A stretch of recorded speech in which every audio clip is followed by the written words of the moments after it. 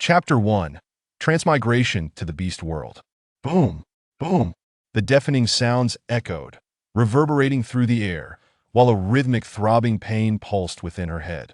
On a dilapidated bed, a once silent little black bear suddenly fluttered her eyelids and slowly opened her eyes just a crack. To her astonishment, beside her lay a plump, fluffy bear, its thunderous snores emanating from its cavernous mouth. A zoo? She had been on a mission. How could she suddenly find herself in a zoo, and so close to a bear? At that moment, whispers commenced around her. I say, dear aunt, this bear, Shio, is truly too large. She's so fat that she nearly crushed her own cub to death, and she still managed to cry herself to sleep. What a calamity! Our bear family has truly faced misfortune. When we allowed Shio to pair with Wu, we thought her sturdy physique would ensure healthy offspring. Yet all 7 she bore turned out to be males.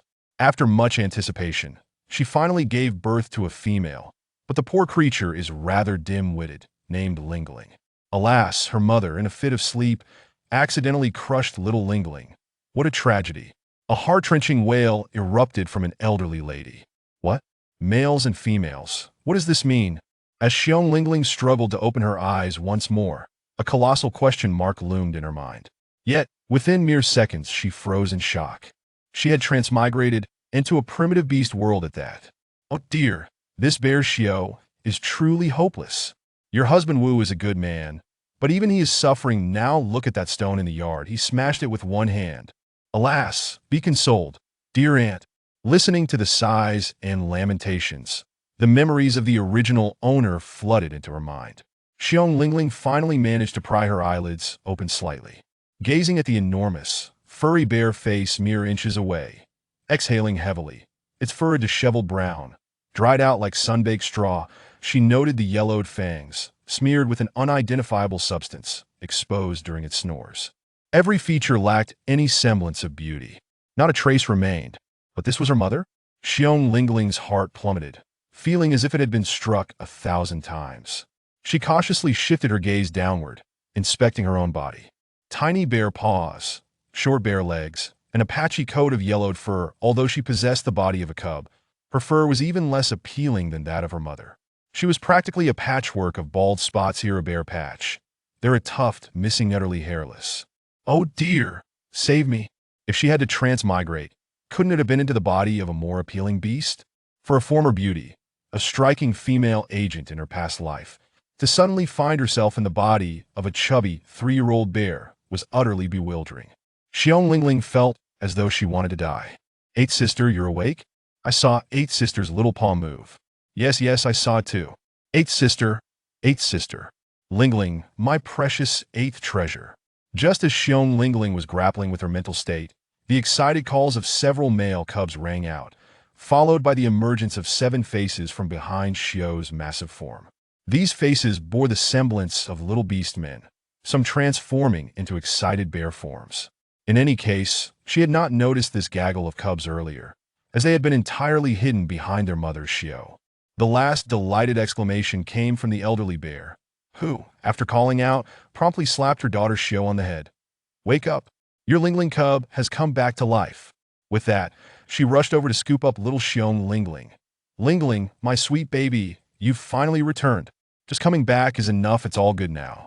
Lingling, awakened by her mother-in-law's slap, Xiao, dazed and confused, clumsily sat up. Upon seeing her daughter's bright eyes open wide, she immediately burst into tears, exclaiming, "Oh, it's my fault." She had forgotten that, previously overwhelmed with grief, she had transformed into a bear and had yet to return to her former self. That wail was earth-shattering, nearly toppling the rickety, thatched roof of their home. Shut up, you embarrassing creature. Quickly, the elderly bear delivered another slap. Art! This time, Xiao dared not cry out again. The latter part of her wail was stifled in her throat, nearly choking on her own saliva. Xiong Lingling observed the scene impassively. Surrounded by a multitude of bears, some pinching her little paws, others tugging at her ears, and one even planting a wet kiss on her forehead, she understood that they genuinely cared for the original owner. For a former orphan female agent, this feeling was peculiar, so strange that she couldn't help but feel a twinge of softness in her heart, wanting to tell them not to worry. Yet, As the words lingered on her tongue, Xiong Lingling held back. She knew that the original bear, Lingling, was quite dim-witted, undoubtedly inheriting her mother Xiao's lack of smarts. No, not just one, but two shortcomings at 3 years old. She still couldn't call her parents. What a pity for the name bestowed upon her by the tribe's chief. Feeling uneasy under the scrutiny of so many beasts, Xiong Lingling chose to close her eyes. Little did she know, a chorus of gasps erupted, along with the elderly bear shaking her vigorously. Lingling, Lingling, Lingling. Grandma, what if Eighth Sister has died again? Shut your mouth. If you keep talking nonsense, Eighth Sister won't die. Woo-woo. Lingling. Xiao held back her tears. The elderly bear quickly extended a paw to check for her granddaughter's breath before relaxing. It's all right, perhaps she just needs a moment to recover. Let her sleep a bit longer. Thus, everyone promptly fell silent, holding their breaths. The elderly bear gently placed her granddaughter back on the bed and, turning to Xiao, delivered a slap. Get outside. Everyone, no one is allowed to disturb Lingling's slumber. Yes, out they went. The 7 brothers hurriedly climbed down from the bed. Xiao, still dazed, stumbled out of the house, her hefty form wobbling as she exited. Once everyone had departed, Xiong Lingling cautiously opened her eyes a crack, surveying the small, shabby thatch hut. The roof had more than one transparent hole, and the walls were merely a few sparsely placed sticks. As for privacy, it was a non-issue. Just lay some banana leaves over the sticks, and that sufficed. As for the bed she had thought she was sleeping on, she now realized it was merely a nest constructed of various dried leaves and grass. Well then, this home was indeed quite shabby. With a slight smirk, Xiong Lingling perked up her ears to listen to the conversations outside. In a ramshackle hut without a door, the banana leaves on the stick walls had holes. Claiming soundproofing in such a place was utterly nonsensical. She could hear every word spoken in the yard clearly. Chapter 2. The Beloved. Xiong Li, you 2 brothers go to the forest and bring your brother back. The villagers say there's a magical herb that can save lives. That's a lie. Hurry up. Xiong Daba, take your 6 younger brothers to the forest edge to gather some firewood, then fetch some water from the river. The elderly bear calmly assigned tasks to everyone. She had 3 sons. Xiong Lingling's father, Xiong Wu, was the eldest, followed by the second son, Xiong Yu, and the third, Xiong Li. Currently, the 3 brothers lived their own lives. But upon hearing that the eldest brother's family was in trouble, Xiong Yu and Xiong Li came to check. Hearing their mother's instructions, they immediately agreed. However, the next statement from their mother left them momentarily speechless. Before you go, whoever among you has meat at home, bring a piece back for Lingling to eat. This poor cub has been weak and sickly since birth, and now she nearly got crushed to death by her mother. It's truly pitiful. Mother. Upon hearing her mother-in-law mention her sorrowful situation, Xiao opened her mouth to argue, but a fierce glare from her mother-in-law silenced her, forcing her to swallow the words she had been about to say. Meanwhile, Xiong Yu and Xiong Li exchanged glances. Meat? Mother, our family has no meat. The second son's wife, Xiong Chui, heard her mother-in-law mention food, and, fearing her husband would find it difficult to speak, quickly interjected. The third son's wife, Xiong Hua, also murmured softly, my family has none either. Everyone shut up. Xiong Yu, Xiong Li, let me ask you this. Whenever your families are in trouble, how many times has your brother Xiong Wu not done his utmost? Whatever he has, he gives without hesitation, never stingy. Just look at your sister-in-law. Even though her appetite is considerable, whenever your families are in need, she willingly goes hungry to support you. Isn't that true? The elderly bear's roar made the daughters-in-law shrink their necks in fear. This was indeed the case. They were too embarrassed to argue their way out. At that moment, the understanding cub, Xiong Daba, worried they would feel awkward, quickly said, second aunt, third aunt, don't worry, once my father returns from the hunt, we'll repay you. Cunning Xiong Chui, however, was still reluctant to be at a disadvantage, so she stubbornly said, repay? With just your 8 little cub stomachs and your mother's insatiable appetite, what will you repay with? Hearing these words, all 7 cubs of the Xiong family simultaneously lowered their heads in shame. Their family truly was too poor. Will you, or won't you? Your elder brother's troubles have only arisen in recent years. If he hadn't been injured and limped, would he ever have needed your help? Madame Xiong, in a fit of rage, bared her claws. Her 2 sons were more useless than the other, and the elder brother had completely forgotten the favors done for them in the past.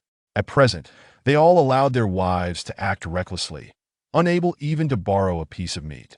They merely stood by, watching their wives bicker with the younger generation. Have they lost all semblance of propriety? She longed to give both daughters-in-law a lesson with a swipe of her claw.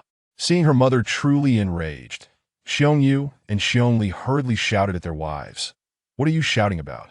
Hurry back home and check things out. If there's meat, bring some back. Yes, do hurry home. Noticing that the males had spoken, the females had no choice but to lower their heads in submission. Thus, the two sisters-in-law begrudgingly turned and made their way home. Meanwhile, the 7 little cubs, displaying their understanding, hurried off to gather firewood at the foot of the mountain. The 7 little ones, a curious mix of human-like and bear-like traits, walked away in a line. Their emaciated silhouettes, clad in tattered animal skins, evoked a pang of sympathy in onlookers. As she watched her grandchildren depart, Madame Xiong's gaze fell upon Xiong Xiu's plump figure, weighing several hundred pounds, igniting a fresh wave of indignation within her. How could she not feel anger? You heartless wretch! Look at how you've raised the cubs. They're a pitiful sight, while you've grown as fat as a pig. Mother, I didn't mean to. Xiong Xiu, on the verge of tears, protested her innocence. Even drinking water made her gain weight. While the cubs could eat meat without any effect, what could she do about it? Enough! I will settle this matter with you later, Madame Xiong declared, unwilling to engage further. Before long, the mother-in-law and daughter-in-law began to tidy up the yard. Though the small courtyard was dilapidated, the recent events had weighed heavily on Xiong Wu, who, in his grief over the loss of his beloved Lingling cub, had smashed the stones that served as seats. Now, the two women had to clear away the debris. At last, a semblance of quiet descended. Lying in her nest, Xiong Lingling twitched her little ears, finding some comfort in the conversation around her. Despite being in a world of beasts, one thing was clear to her. At least her parents, grandparents, and 7 brothers cared for her deeply. Reflecting on her previous life of solitude, she felt overwhelmed by the affection of so many in this new existence. Suddenly, Xiong Lingling felt a flash of white light before her eyes, and to her astonishment, she beheld a small courtyard. This courtyard bore an uncanny resemblance to the Xiong families, its houses in disrepair and the roof precariously tilting. The only difference was the muddy yard, which housed a few livestock, a hen and a rooster leisurely pecking at the dirt for insects, along with 3 tiny yellow ducklings quacking merrily. In one corner stood an apricot tree, towering to human height, adorned with a dozen ripe apricots. A stout yellow cow, weighing several hundred pounds, was tethered to the not-so-thick trunk, while a little lamb stood in the corner, rubbing its short horns against a stone. What a peculiar sight! Gazing at this quintessential rural abode, Xiong Lingling quickly realized, could this be the legendary space? Unable to contain her excitement, she reached for an apricot. To her delight, a fruit indeed materialized in her small paw. Wonderful! Just as she was lamenting her hunger, just as Xiong Lingling was about to pop the apricot into her mouth, the door swung open. It was Madame Xiong, come to check on her granddaughter. Startled, Xiong Lingling quickly diverted her gaze from the space, with no time to hide the apricot, nor did she have a place to conceal it. Is Bao Bao really back to life? Behind Madame Xiong stood a male figure, her grandfather, who still could not believe the miracle. Earlier, he had ventured to the edge of the forest, heart heavy, to seek a burial plot for his granddaughter. To his astonishment, upon encountering his 2 sons, he learned that Lingling had awakened, prompting him to rush back to the village to fetch a veterinarian. Madame Xiong exclaimed, "Indeed, we never anticipated this. Although Bao Bao may not be the brightest, she is indeed fortunate. We didn't expect her to come back to us." The veterinarian, walking behind, spoke gravely. "Let me examine her first." As the words left their lips, all 3 froze. There sat little Bao Bao, not only awake, but looking vibrant and spirited in her nest. "Bao Bao, you truly are awake." Xiong grandfather was instantly overcome with emotion, tears streaming down his face as he stepped forward to embrace his granddaughter. Yet the veterinarian quickly intervened. "Hold on. You can't just let Xiong Xiu's weight bear down on her. I need to check her first." Xiong Xiu, who had just entered the room, stood speechless. The grandmother shot her a glare. The veterinarian approached, gently tugging at Xiong Lingling's tiny paw, lifting her up while placing her hands on her hips, shaking her lightly.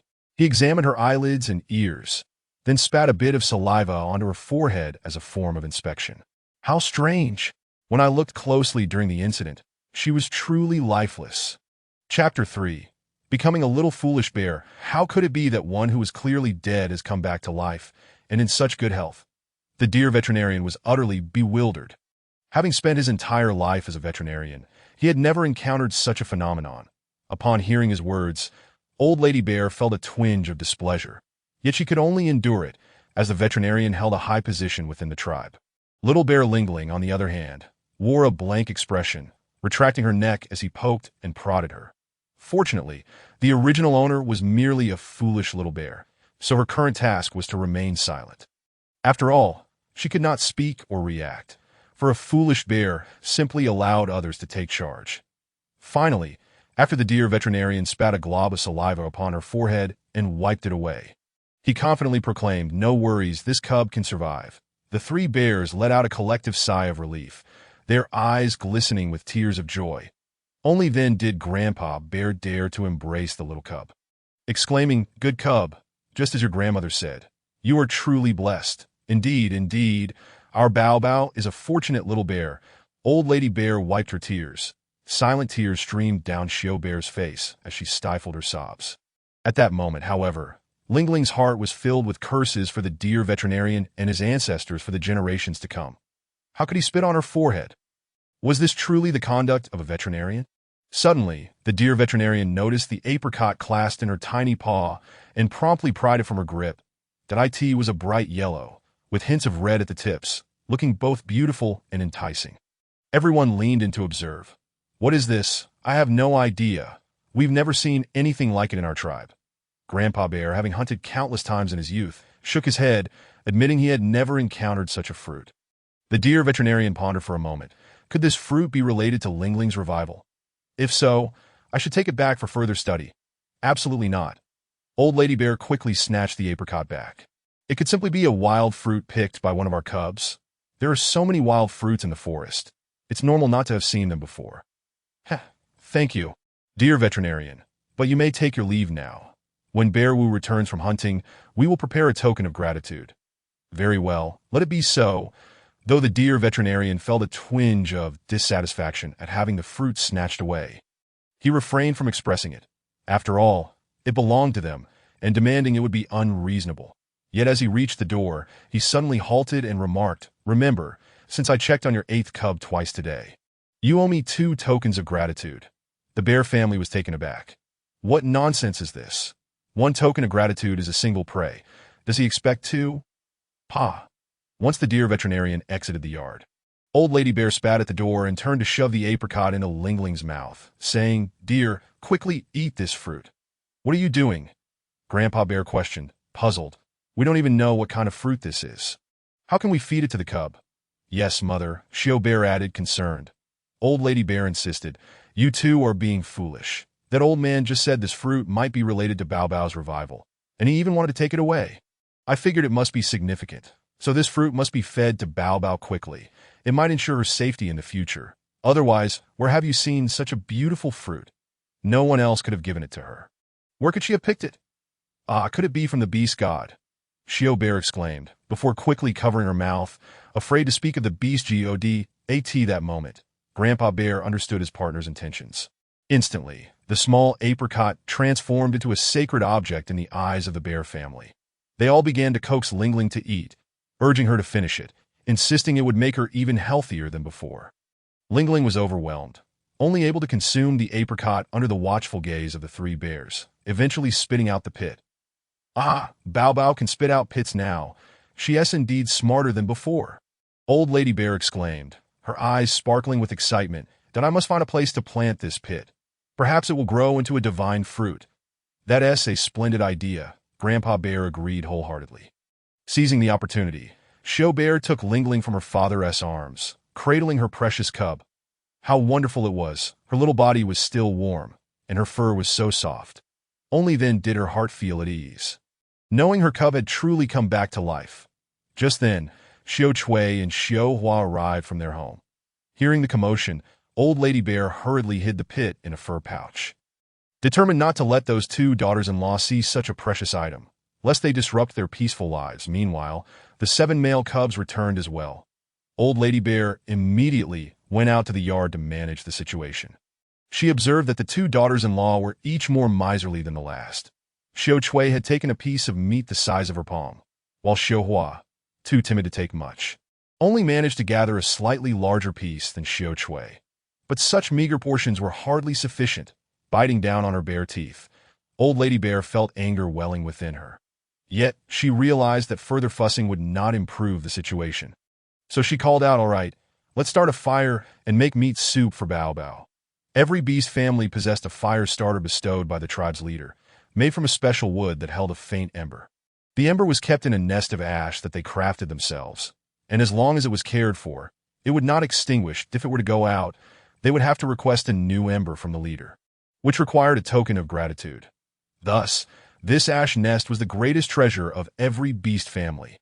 Upon hearing their grandmother's orders, the 7 bear cubs diligently gathered firewood in a corner of the yard, filling a stone basin with water and adding the meat, starting to prepare soup for their sister. Watching from the side, Xiao Chui and Xiao Hua felt pangs of regret. After all, that was their family's meat. Before long, the meat soup was ready, filling the small courtyard with a rich aroma. Even the wolf cubs next door couldn't resist peeking over the fence, asking, "What are you cooking, Big Bear?" Big Bear shot him a glare, ignoring him. "All right, take it in for Bao Bao to eat." Old Lady Bear ladled a stone bowl of meat and soup, her gaze sweeping over the 7 male cubs.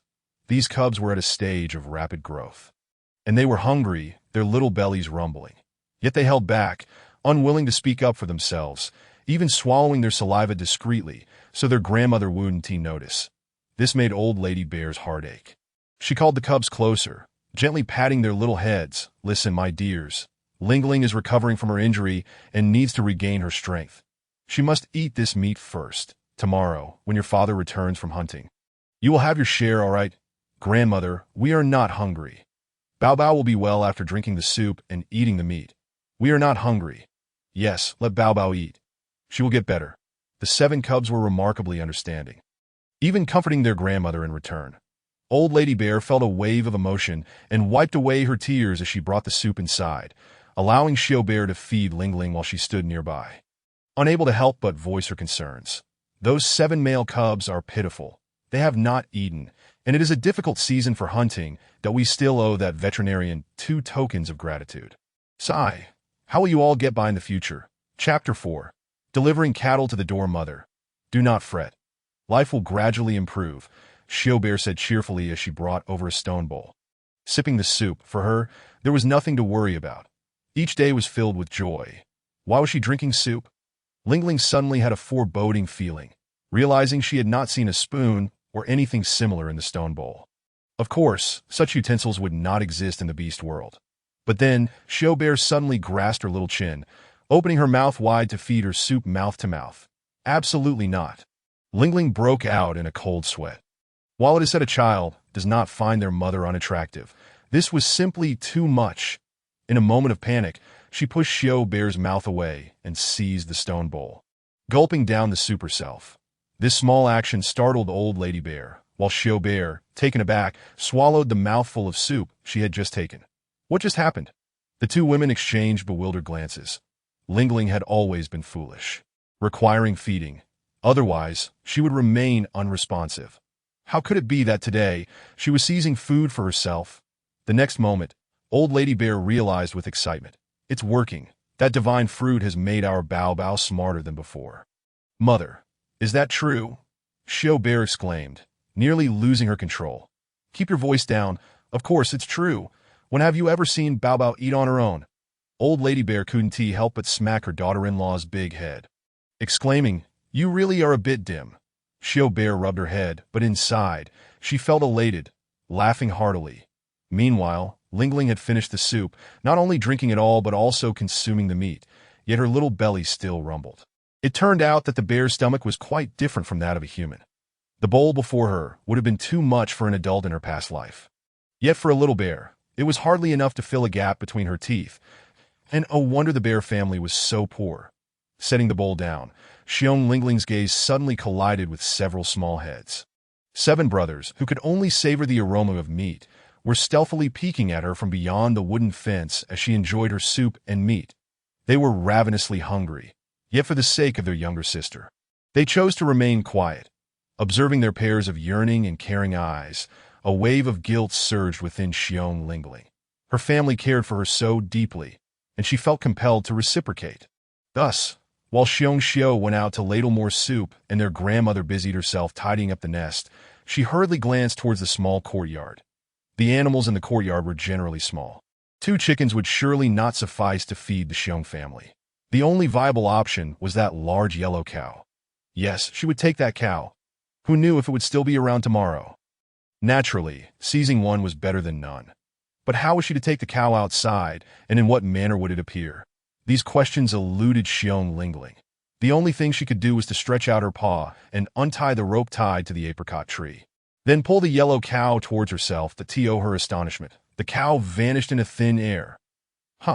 She found herself holding an empty rope. Where did the cow go? Suddenly, a heavy and terrifying sound echoed, reverberating across the tribal ground. And it was coming straight towards them.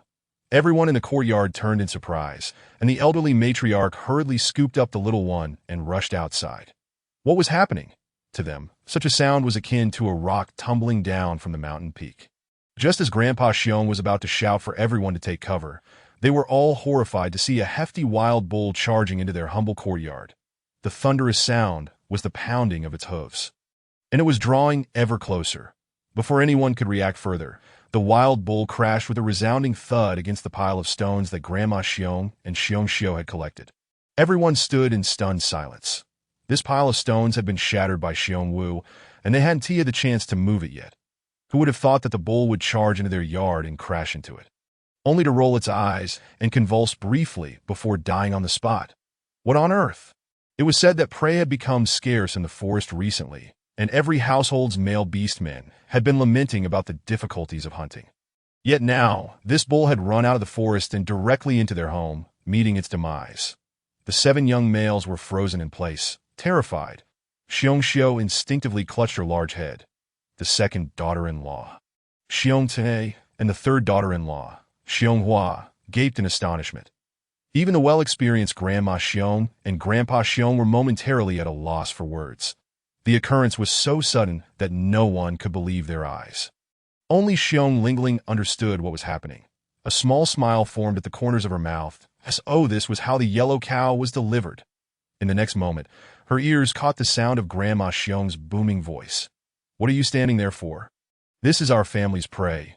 Indeed, anything that entered their yard was rightfully theirs.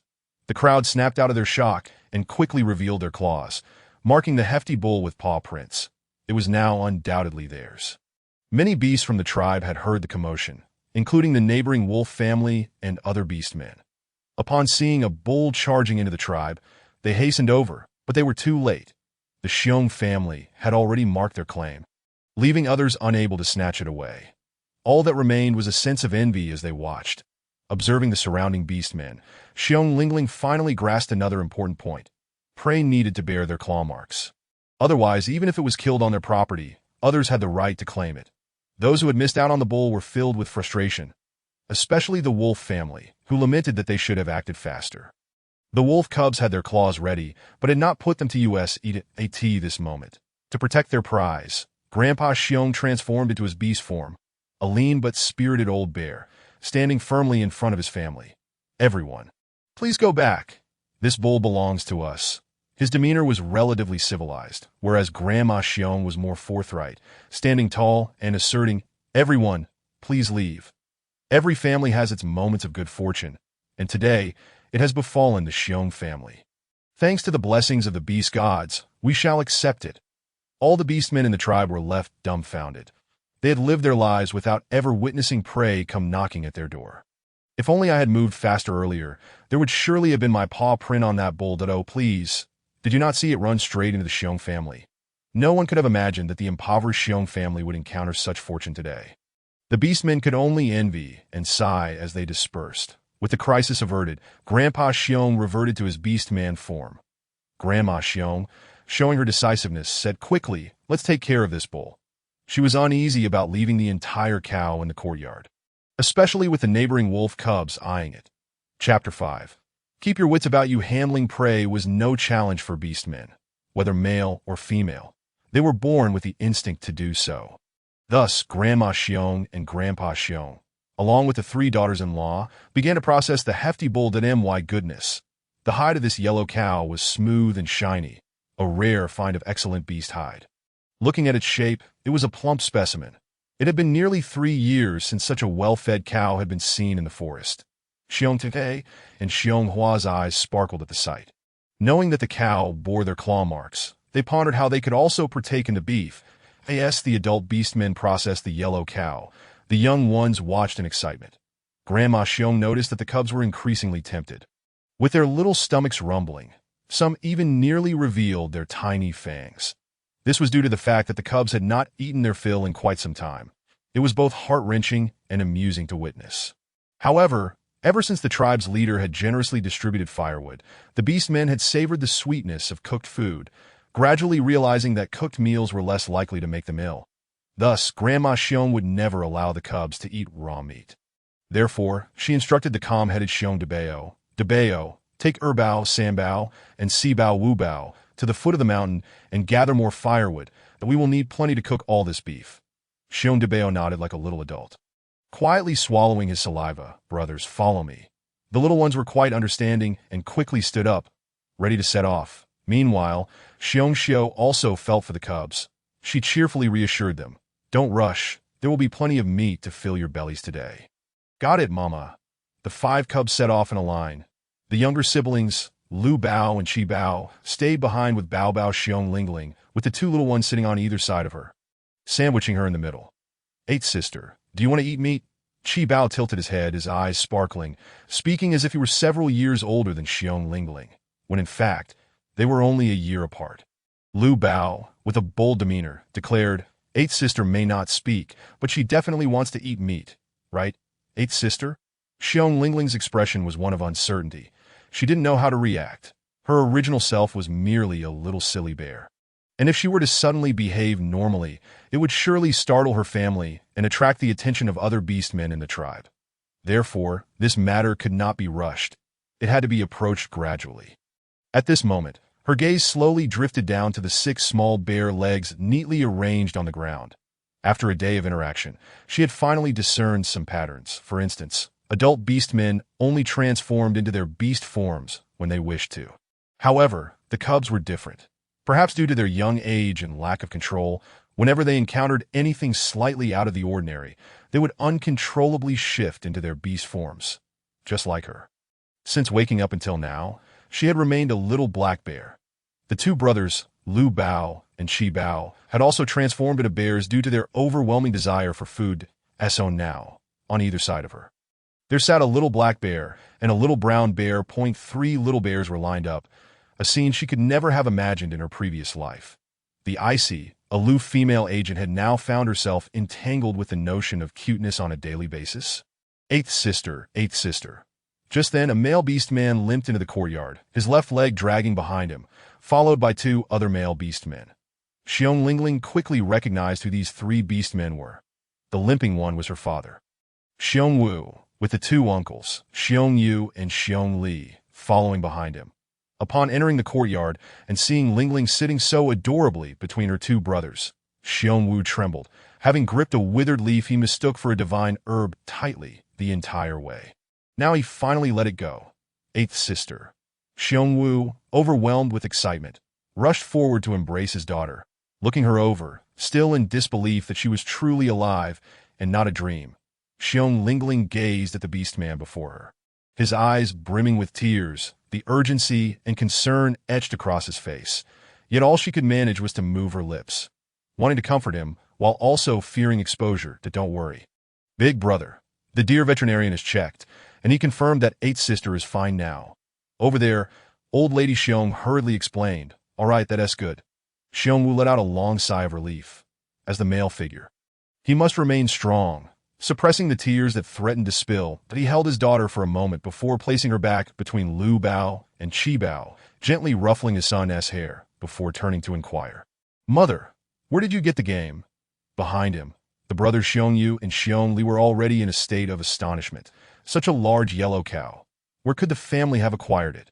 It was then that Xiong animatedly recounted the events that had just transpired, concluding with, "We all contributed. We have paw prints." At that moment, old lady Xiong, who was busy dealing with the cow's head, paused her claws momentarily. Among the daughters-in-law, she knew that the second one was the most astute. Regardless of whether her own family had it or not, she would never miss a chance to benefit from others. The third daughter-in-law, Xianghua, shared this sentiment, but was more adept at keeping her thoughts to herself rather than voicing them. Hearing the daughter-in-law mention that they all left paw prints, Xiongyu and Xiongli felt a private joy. As the eldest brother, Xiongwu naturally did not mind. "Of course, we are family. If there's food, we must share." What is Xiongxiu doing, burying her head in silence? It wasn't that she was reluctant to part with the meat. She intended to share it with her two younger brothers' families. But at that moment, she felt a twinge of guilt and could not bear to look at her own male. Why? It was said that Lingling's cub had been crushed by her. However, enough, the three of you. Stop standing there and lend a hand. Xiongxiu and I will fetch some banana leaves to wrap the meat. Old lady Xiong shot a disapproving glance at Xiongwu. It wasn't favoritism. It was her elder son's tendency to be too generous, allowing others to take advantage that vexed her. At present, the circumstances of the second and third families were far better than their own. On the way to gather banana leaves, old lady Xiong could not help but impart a few words of wisdom to Xiongxiu. "When will you learn to be clever? Like your two sisters-in-law? Don't always let them take advantage of your family." "Mother," Xiongxiu replied with a broad grin on her chubby face, "didn't you say that we are family and should support each other in life?" Old lady Xiong was nearly choked by her daughter-in-law's carefree demeanor. "Fine. It seems that this scale of justice in the Xiong family still requires me, the old woman, to uphold it." Upon returning home with the banana leaves, they found that the large yellow cow had already been nearly processed, that a complete, incredibly soft hide lay spread on the courtyard wall, its fur shimmering with a faint golden hue, evoking envy from the passing beastmen. As for the meat, it had been cut into various sizes. The legs were separated from the ribs, while the entrails formed another pile. Seizing the opportunity while old lady Xiong was away, Xiong Cite and Xiong took it upon themselves to divide the meat into 3 portions.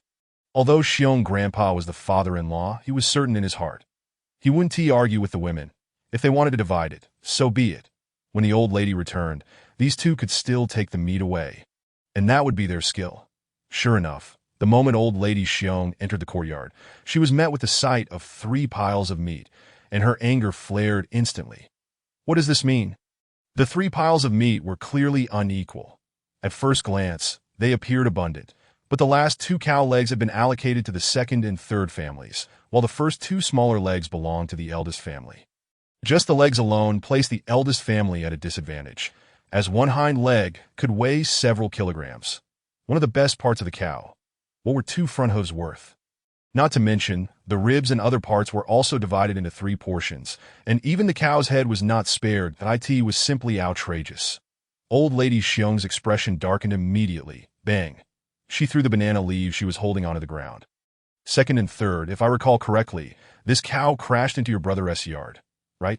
Fine. Since the daughters-in-law didn't raise it, no amount of teaching would help. I might as well turn to my son. Standing to the side, Xiongyu and Xiongli felt guilty about the distribution their wives had made, and upon hearing their mother's remarks, they were at a loss for words. Xiong Tsute, fearing her husband might waver, quickly interjected, "Mother, the big brother has no objections to this meat distribution, that he has no objections because he considers you all family." Old lady Xiong retorted with indignation, startling Xiong, who had intended to interject. "But you cannot be so heartless." The cow stumbled in by itself, and the paw prints were left by your sister-in-law at the forefront. Moreover, the eldest family is in the most difficult situation right now. How can you take advantage of them at this time?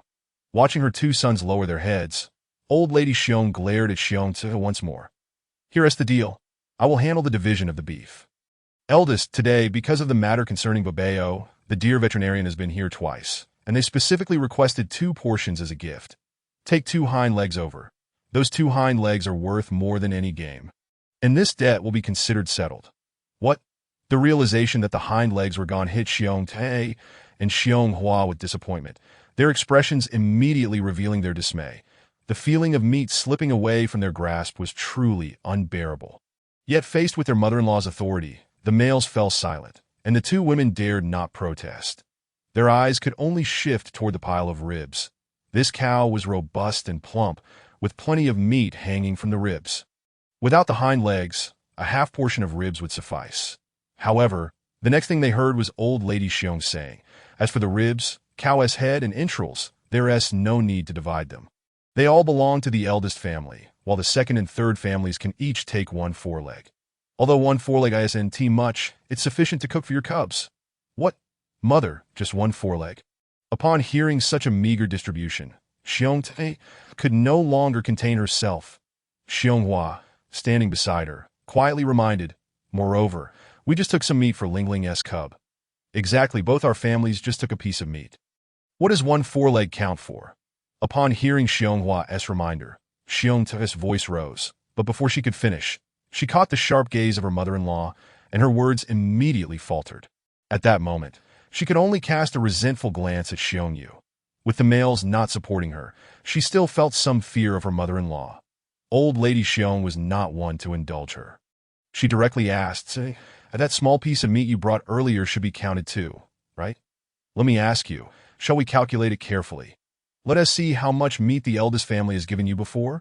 Xiong Te immediately shrank her neck.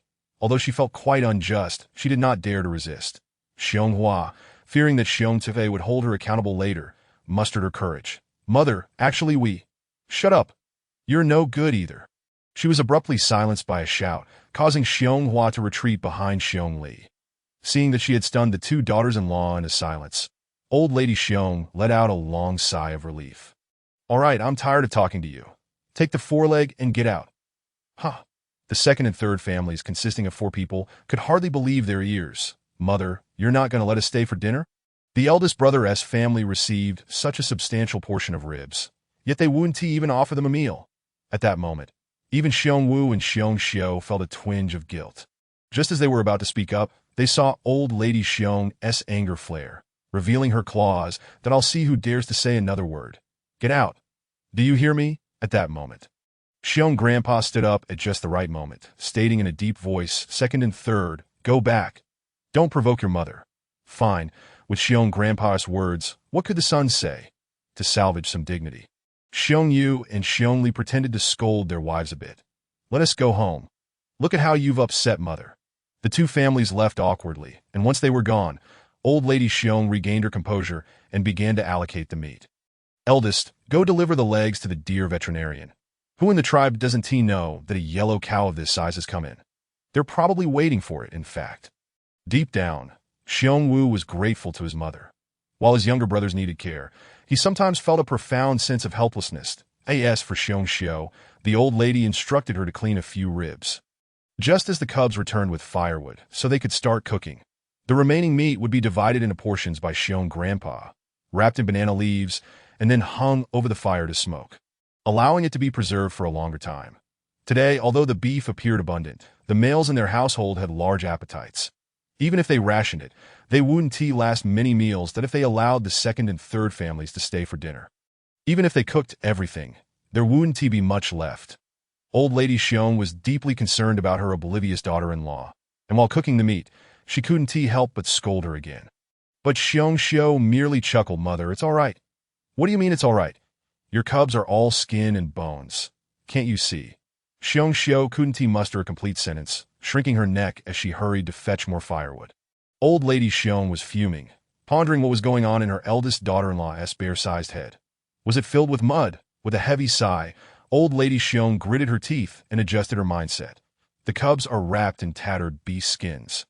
It's rare to have such a good cowhide. You must hurry and tan it to make new beast skin clothes for the cubs if they didn't use that cowhide quickly. Xiong Te and Xiong Hua would surely take notice. This time, Xiong Xiu readily agreed. Understood. Mother, in truth, she had long contemplated the creation of new leather garments for the cubs, for they were clad in tattered rags. And the little beast folk of the tribe shunned their company.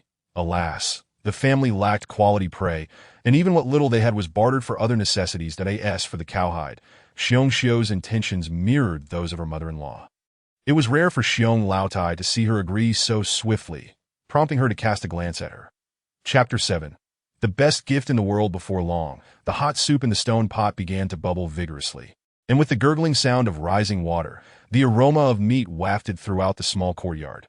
Eighth sister, we shall soon feast on meat. There is no need to rush, Xiong Qibao, his mouth watering, extended his paw to pat Xiong Lingling's little head in a gesture of comfort. Xiong Lingling, her expression darkened, thought to herself, isn't it you who is impatient? Just like her. Qibao was also a small black bear. Unable to restrain his hunger, the little fellow remained in his bear form ever since the appearance of that great yellow cow. Thus, a small black bear had been wandering before Xiong Lingling. Curiously, among the 8 bear cubs in this household, only she and Qibao were black bears. The rest were brown bears. Gazing at the humble stove in one corner of the yard, where the brown figure of her mother bustled about, Xiong Lingling squinted her eyes, realizing that her mother's genes were quite formidable. The cub's fur colors largely resembled that of Xiong Xiu. Qibao, I told you not to pester 8th sister. Now a small brown bear. Lu Bao expressed his discontent with Qibao's incessant chatter. Meanwhile, Xiong Debao, stacking firewood like a little adult, retorted, what are you making noise for? Consequently, Lu Bao and Qibao fell silent, for the authority of their elder brother was indeed overwhelming. On another side, Xiong Erbao and Xiong Sambao were diligently weaving a headband from willow branches, adorned with various wildflowers, which they intended as a gift for 8th sister. Wu Bao sat nearby, observing the scene with a few small flowers in hand. Occasionally helping to arrange the blossoms, Sai Bao, less settled, dashed about the courtyard and the house, suddenly pointing toward the distant road, exclaiming, Father is back! Xiong Wu, limping, traversed the entire tribe to deliver 2 cow legs to the deer veterinarian. Immediately, the cubs swarmed around him, calling, Father! Father! You've returned! Xiong Lingling mused, this household is truly lively. With 1 male cub creating such a commotion, what more with 7? Cradling her fluffy cheeks with her paws, she found herself lost in thought, feeling a slight ache in her head. Though Xiong Wu spoke little, he affectionately patted the cubs' heads, and soon his gaze fell upon the little Lingling cub seated in the corner, a small black bear resting her chin in her paws. Exuding an adorable charm, that he approached with a smile and lifted his daughter, saying, 8th Bao, what are you pondering? Father, we made a flower crown for 8th sister. Father, please place it on 8th sister's head. Erbao and Sambao hurried over with the willow headband, brimming with colorful blossoms, appearing quite lovely. Xiong Wu smiled as he donned the crown upon his daughter's head. The addition of the floral ornament enhanced the already charming visage of the little black bear, making her even more enchanting. Beautiful, beautiful. 8th sister is the most beautiful. Indeed, 8th sister is lovelier than the monkey family's daughter. The 7 brothers gazed at their sister wearing the flower crown, utterly delighted by her adorable demeanor. Observing their joyful expressions, Xiong Lingling, through the memories of the original owner, recalled the past. Throughout her life, her brothers had gifted her various flowers countless times, believing that while they could not provide much for their sister, the only offering they could make was the wildflowers found in the mountains and fields. However, such gifts were more precious than any other. This affection was indeed a rarity in the world.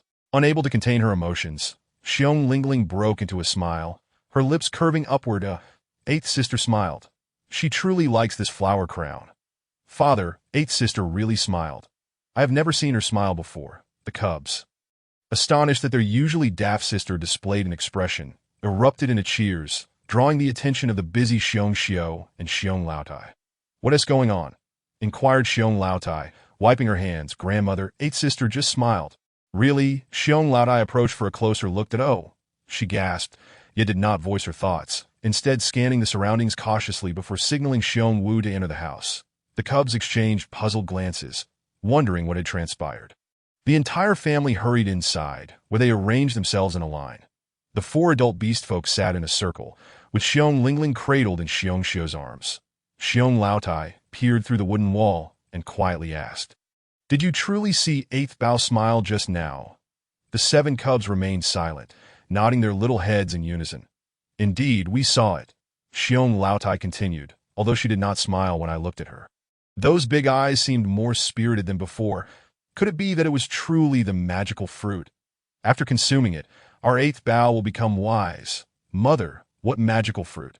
Xiong Wu, unaware of the earlier events, was perplexed as he returned home to attend to the cow. Xiong Laodai recounted the tale of the apricot to him, thus informing the cubs as well. Subsequently, she solemnly produced the apricot pit from her bag. See, this is the seed of that magical fruit. After we finish our meal, I shall find a place to plant it that if eighth bough eats one, she will surely smile, when this seed grows into a tree and bears fruit. Our eighth bough can consume several, becoming as clever as her brothers.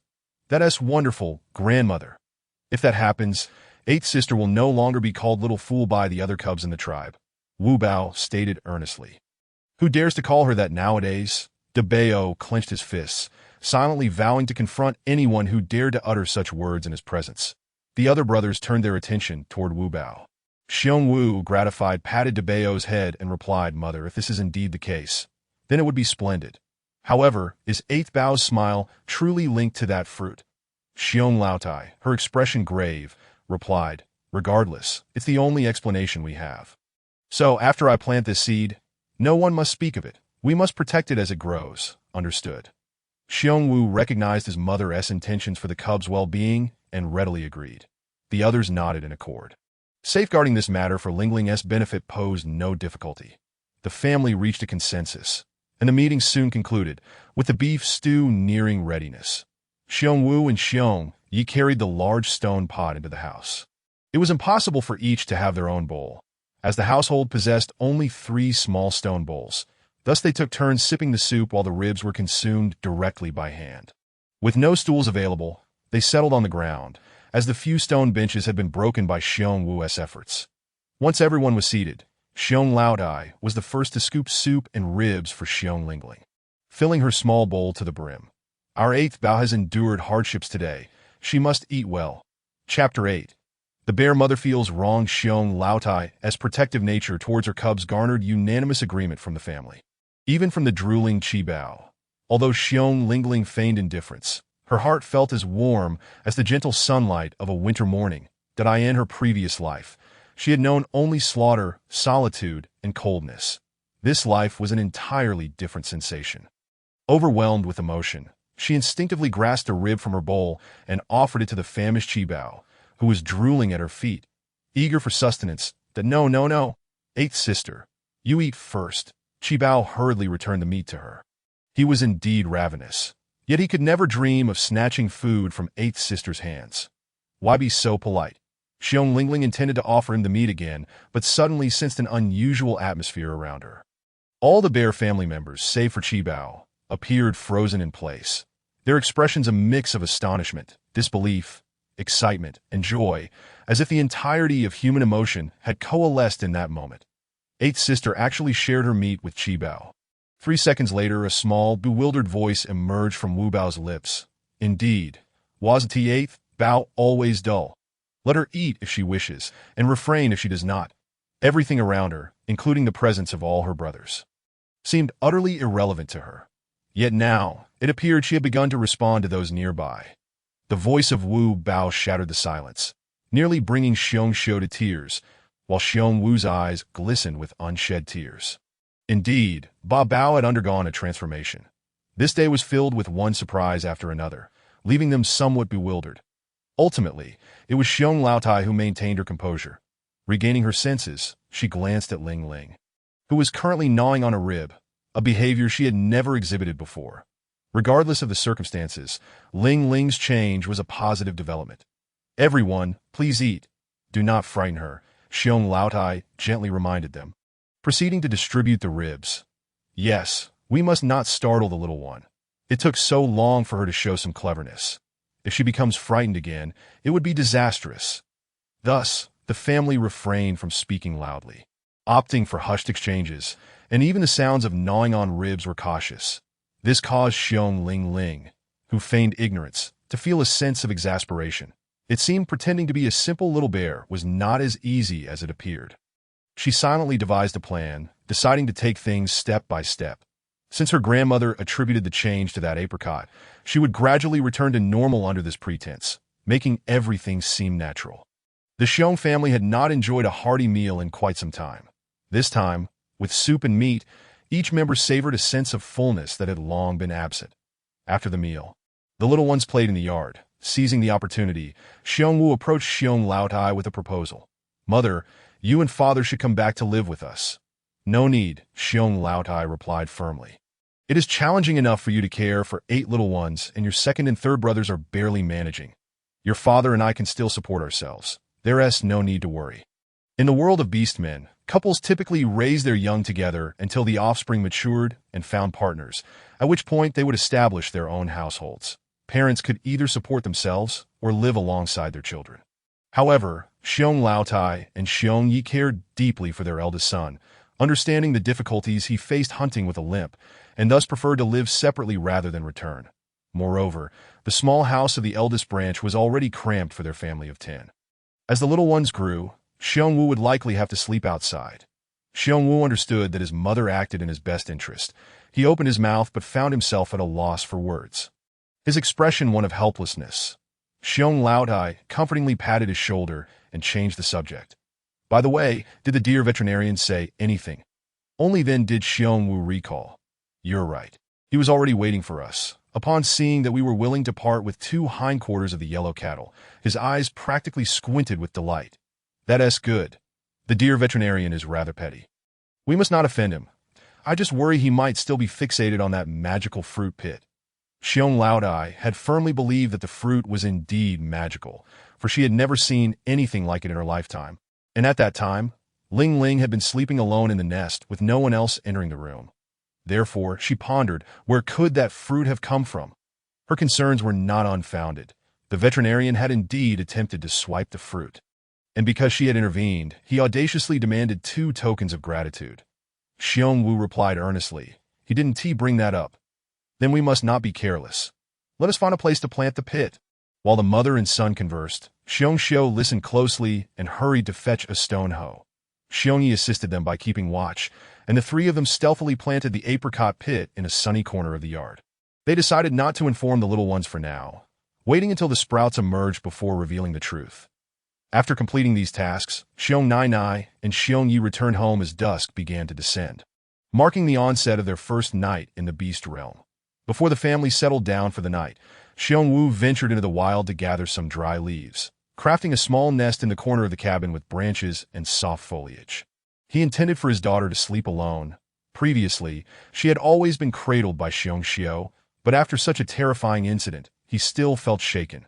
The other little ones curled up together in a large nest made entirely of dry leaves.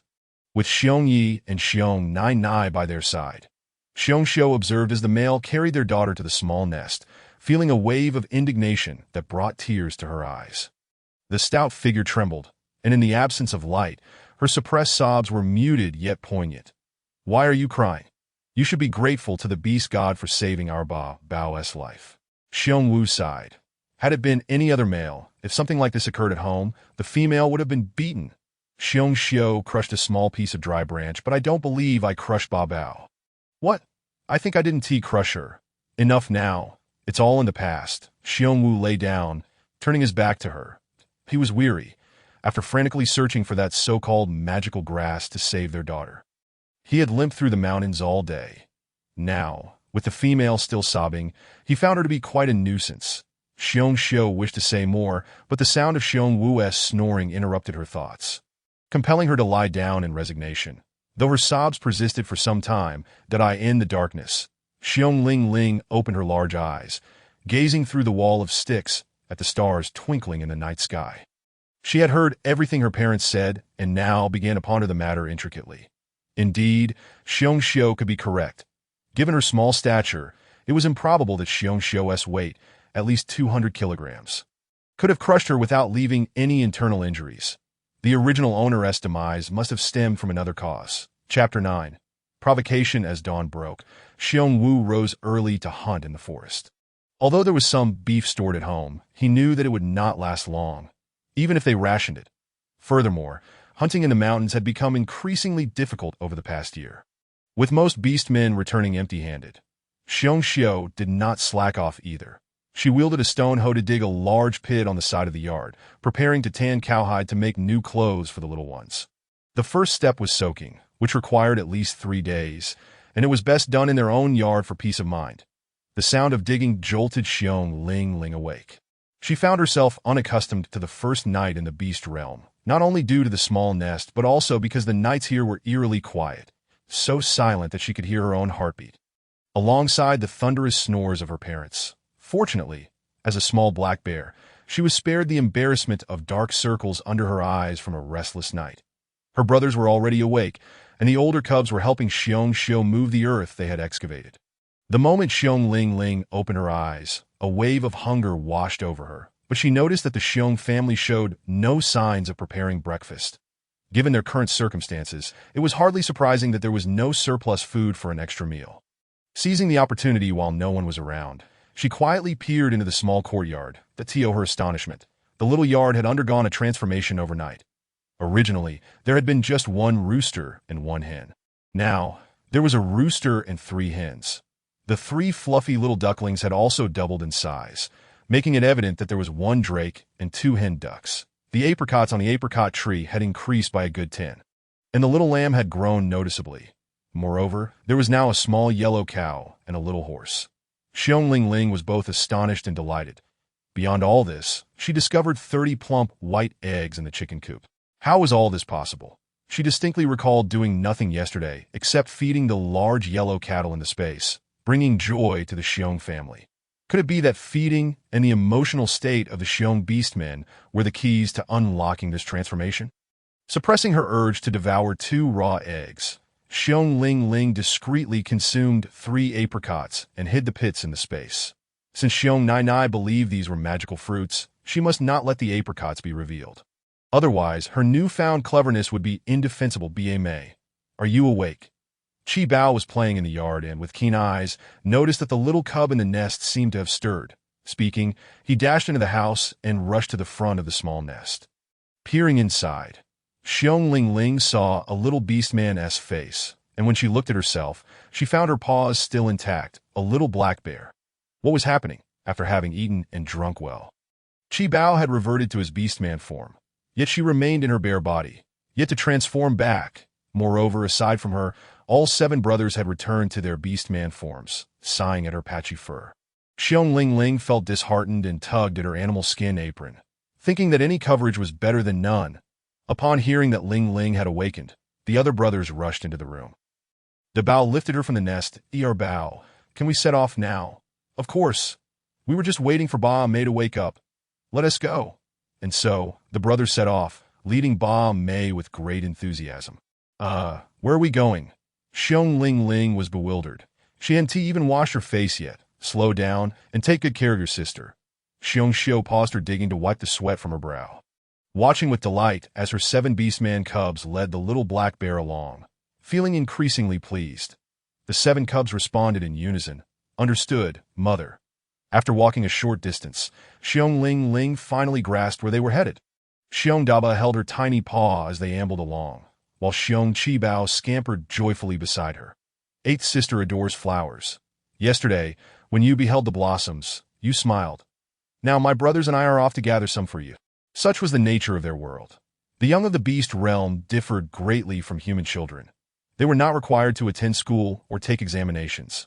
Instead, their lives revolved around a singular pursuit. Upon reaching adulthood, they would learn to hunt and then provide sustenance for their families. For now, the cubs were still too young to venture beyond the dense forest, limited instead to gathering dry twigs at the foot of the mountain and occasionally foraging for suitable wild vegetables and fruits to bring home. The remainder of their time was spent wandering the tribe, akin to humans enjoying a leisurely autumn stroll that as the 8 cubs of the Xiong family made their appearance on the tribal path. They were soon surrounded by other younglings. Some wore pelts, while others had vital parts shielded by banana leaves. The smaller ones dashed about, their bare bodies glistening. Xiong Ling felt as though her eyes might betray her. She silently averted her gaze to her own bare paws. Xiong Daba, was the beef from yesterday delectable? Was it fragrant? How much did you consume? And is there any left? It appeared that these cubs were most concerned with the great yellow cow that had stormed into the Xiong household the previous day. They were likely all very hungry, as they swallowed hard while inquiring. The most audacious among them was Lang Dazai, who had watched as the yellow-headed beast charged into the Xiong home, and he remained indignant. Their residences were mere walls apart. He not only had to witness the Xiong family butchering the meat, but also endure the tantalizing aroma wafting through the air, a torment indeed. Initially, Xiong Daba intended to ignore him, but Lang Dazai's hand pressed against his frail chest. "Hey, I'm talking to you, what gives?" Xiong Erbao immediately retorted loudly, while Xiong Sanbao clenched his teeth. "Lang Dazai, this is our family's affair. Why should it concern you?" Lang Dazai wore a look of scorn. "You merely stumbled upon good fortune. What's so impressive about that, HM?" His last word was clearly aimed at mocking Xiong Lingling, as their family's little foolish bear had become an unspoken joke among the tribe. And Lang Dazai's action seemed to suggest something deliberately. Suddenly, a small figure burst forth from the crowd, leaping determinately with a clenched fist aimed at Lang Dazai's face. "That Si Bao." Xiong Daba quickly intervened. He did not wish to strike Lang Dazai, but with eighth sister present, he feared it might frighten her. This was not the opportune moment. The thwarted Xiong Sibao's eyes flared with fury, his fist tightly clenched. Though he uttered not a word, if released, he would be willing to fight for eighth sister. Xiong Lingling observed all of this, silently grateful and committed to memory. Each of her 7 brothers possessed a unique character. It turned out that although Si Gu appeared to be the mischievous type, he was, in truth, a man of few words yet fierce resolved at still want to hit me. Lang Dazai, seeing that he had not been struck, grew even more arrogant, taunting, "Grow a bit taller, a bit sturdier, and then what can you do with those little arms and legs?" Meanwhile, Daba hurriedly whispered in the struggling Si Bao's ear, "Hold on. Eighth sister cannot be frightened right now." Indeed, eighth sister had only just begun to respond to the outside world. What if she regressed to her former state? This realization struck Si Bao like a thunderclap, though he longed to strike. He managed to calm himself. Chapter 10. The desire to strike Lang the other younglings remained motionless, awaiting their eldest brother's command, yet each fist was tightly clenched in anticipation of a collective rush. Meanwhile, other cubs from the tribe had already retreated a fair distance, eager to observe the commotion. The Xiong cubs frequently clashed with the Lang cubs, and such bouts often resulted in bloodshed. For this reason, both families had sought mediation from the tribal leader. However, today only one Lang cub appeared, while the others were nowhere to be found. Lang Dazai, noticing the Xiong cubs' unusual restraint, assumed it was due to their recent scuffle and raised his mocking tone. "Haha. Xiong cubs, are you afraid to fight? Last time, your father and my father had to go to the leader for mediation, and he said next time, we do need to bring a gift of thanks. What's the matter? Is your family too poor to afford it?" Such a situation was indeed troubling. Xiong father, already hindered by a lame foot, found hunting challenging enough without the added burden of gifts for the leader should they engage in conflict. At this moment, the Xiong cubs wore expressions of astonishment, for their father had never mentioned such matters. Xiong Lingling's small paw tightened anxiously. Now, she too felt the urge to strike Lang Dazai, but the timing was not right. She could not voice her thoughts, nor could she display too much emotion. She could only cling tightly to her elder brother's hand, feigning fear. Daba bent down to lift her up at such a tender age. She had already learned the art of restraint, speaking in a hushed tone, "Brothers, let us gather flowers and ignore him. Look, the Xiong cubs are finally too afraid to provoke us." Lang Dazai, believing himself victorious, burst into laughter. Suddenly, a sharp slap struck his head. "Who the hell dares to hit me?" The wolf cub glared back, only to be met with the stern gaze of Lu Shuyi, the deer healer, who wore a grave expression. "Lang Dazai, have you forgotten what the leader said? Beasts of our tribe must live in harmony and avoid fighting." Indeed, Lang Dazai wilted at the reprimand. His wolf father and mother had warned him of 2 individuals in the tribe one must never provoke, the leader and the deer healer. "Then hurry home." Lu Shi pointed toward the path cutting through the tribe, watching Lang Dazai scurry away. Turning back, he regarded the Xiong brothers with a gentler demeanor. "Daba, are you all right?" Xiong Daba quickly expressed his gratitude. "Thank you, Uncle Lu. We are fine." "That's good to hear." The deer healer reached out to tug at Xiong Lingling's small paw, inquiring, "Has Lingling shown any changes today?" Why did he suddenly ask that? The Xiong cubs immediately grew alert. Grandma had spoken of the mystical fruit. Could it be? Indeed, Lu Shi continued. Yesterday, Lingling held a fruit that no one in the tribe had ever seen before. Which of you brothers picked it for her? And where did you find it?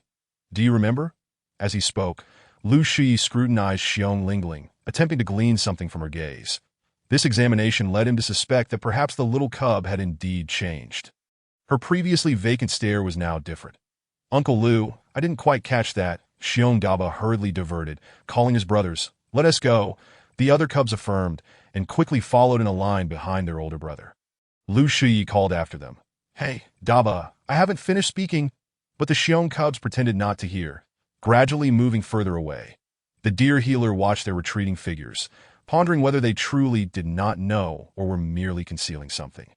The vast, dense forest loomed majestically, with peaks shrouded in deep mist, evoking a sense of dread.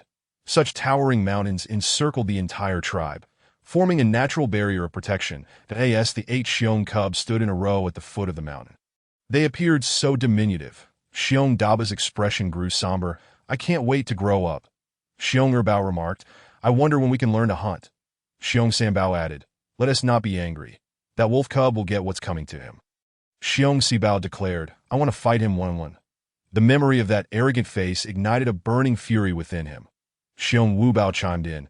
He listens to his brothers. Xiong Lu Bao, ever sharp-tongued, retorted, that wolf cub is ugly. Ugly people tend to cause trouble. Xiong Qibao comforted, 8th sister, don't be afraid. Xiong Lingling, however, was not afraid. She simply worried that today's events, so different from yesterday, might affect the growth of the livestock in their space. If growth slowed, it would mean a lack of food, and without food, who would be happy? Would that not create a vicious cycle? Furthermore, seeing her brothers striving to contribute to their family tugged at her heartstrings. She cast a furtive glance toward the small courtyard in their space. Indeed, from morning until now, there had been no changes among the livestock in the courtyard, and only 30 eggs had been collected, no increase at all. All right, let us gather firewood. Xiong Daba finally calmed his emotions, his small face serious as he declared, You all heard what that wolf cub said. In the future, let us avoid confrontations with him. Our family cannot afford to give a gift to the leader. And we don't want to burden our father. With this decisive statement, the other cubs were left unsure of what to say, so they proceeded to gather firewood as before, just like in times past. Xiong Qibao stayed close to 8th sister while the others joined in the labor. The only difference was that today, every cub wore a glum expression. Xiong Qibao, however, was different. He chattered away as he gathered flowers for 8th sister. When he returned with a few blossoms, he found 8th sister staring intently at a patch of grass, utterly still.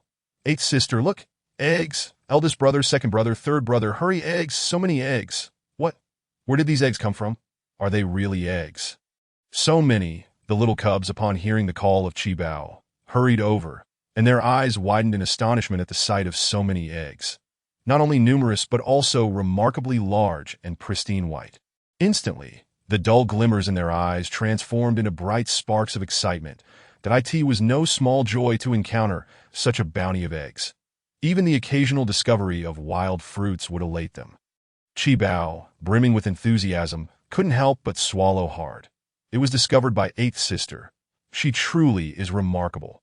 With the beast god watching over her, she is particularly blessed. Indeed, 8th sister is the most fortunate of all the cubs. All the brothers gazed at the little bear cub with expressions filled with affection. Eldest brother, what kind of eggs are these? Wu Bao swallowed hard, having never seen eggs of such size before. Typically, bird eggs and snake eggs were far smaller. Xiong Daba, maintaining his composure, replied, Regardless of what they are, we should gather them first. Indeed, aren't these far superior to those ant larvae? Sambao chuckled, revealing that they had previously feasted on ant larvae. Xiong Lingling felt a pang of sympathy. Before long, the bear cubs had collected all the eggs, placing them on several layers of banana leaves. The responsible Daba and Erbao carried them, while Lingling was entrusted to Sanbao's back. The other cubs shouldered firewood and hurried home to share the news with their mother. Chapter 11. The roadblock beast. To their surprise, as the cubs traversed a low thicket on a hillside, a female figure suddenly leaped out, hands on hips, blocking their path. Xiong Daba, what are you holding? Second ant? The cubs were startled, for Xiong wore a displeased expression. Recently, due to the males returning empty-handed from their hunts in the mountains, many families in the tribe were facing food shortages. To alleviate their plight, the females had taken to foraging for wild vegetables at the foot of the great forest during the day, that a few lucky finds included the occasional rabbit that had strayed from the woods. And some had even begun to dig through dead branches in search of larvae to eat. Xiongte was out scavenging, hoping to find something edible, though her mother-in-law had given her a cow's foreleg yesterday. That was barely enough for her 4 beasts, who could devour it in a single meal. The little bit of dried meat they had was utterly untouchable. Otherwise, they would starve come winter. Noticing that the bear cubs seemed to have discovered something significant and were in a hurry to return home, she stealthily followed them. Indeed, the faces of each bear cub were etched with panic. Xiongte quickly donned a friendly smile. "Daba, what are you holding? Let Second Ant take a look at mushrooms. I must tell you, some mushrooms are poisonous and cannot be eaten. Your mother cannot distinguish between them, so let me help you see if they are safe." "Not at all, Second Ant. What I'm holding are eggs," Daba said cautiously, but Tsude reached out her hand to tug at the banana leaves, and if she pulled too hard, they might fall to their eggs. Second Ant, eggs, Daba, in a state of urgency, had no choice but to confess. "What?" Tsue's expression turned to one of shock as she gently peeled back the banana leaves to inspect the contents that Bao was cradling.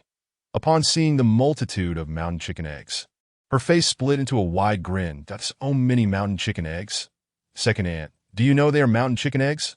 "Of course. Your uncle found some in the mountains before, but they were not this large." Tsue's eyes turned green with envy. She had been scouring the thorny areas at the foot of the mountain since early morning and, to her dismay, had not spotted any of those eggs.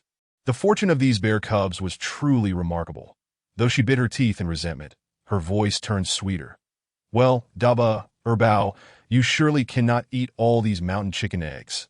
Could you perhaps spare Second Ant half?" Such audacity to demand half right off the bat left the cubs at a loss for words. But the cleverest Bao responded, "Second Ant, we found these mountain chicken eggs thanks to Eighth Sister. Grandma said Eighth Sister is our family's lucky cub. And we must go tell Grandma about this good fortune, that if she agrees to share them, then we will gladly divide them with you." Tsue's expression darkened. That crafty Bao was the most irksome of them all. Always scheming. Would she dare go to the old lady? She would be lucky if she wasn't scolded. Clearing her throat, Tsue relented. All right, Second Ant is not that greedy. How about you give me 4? Such a large request.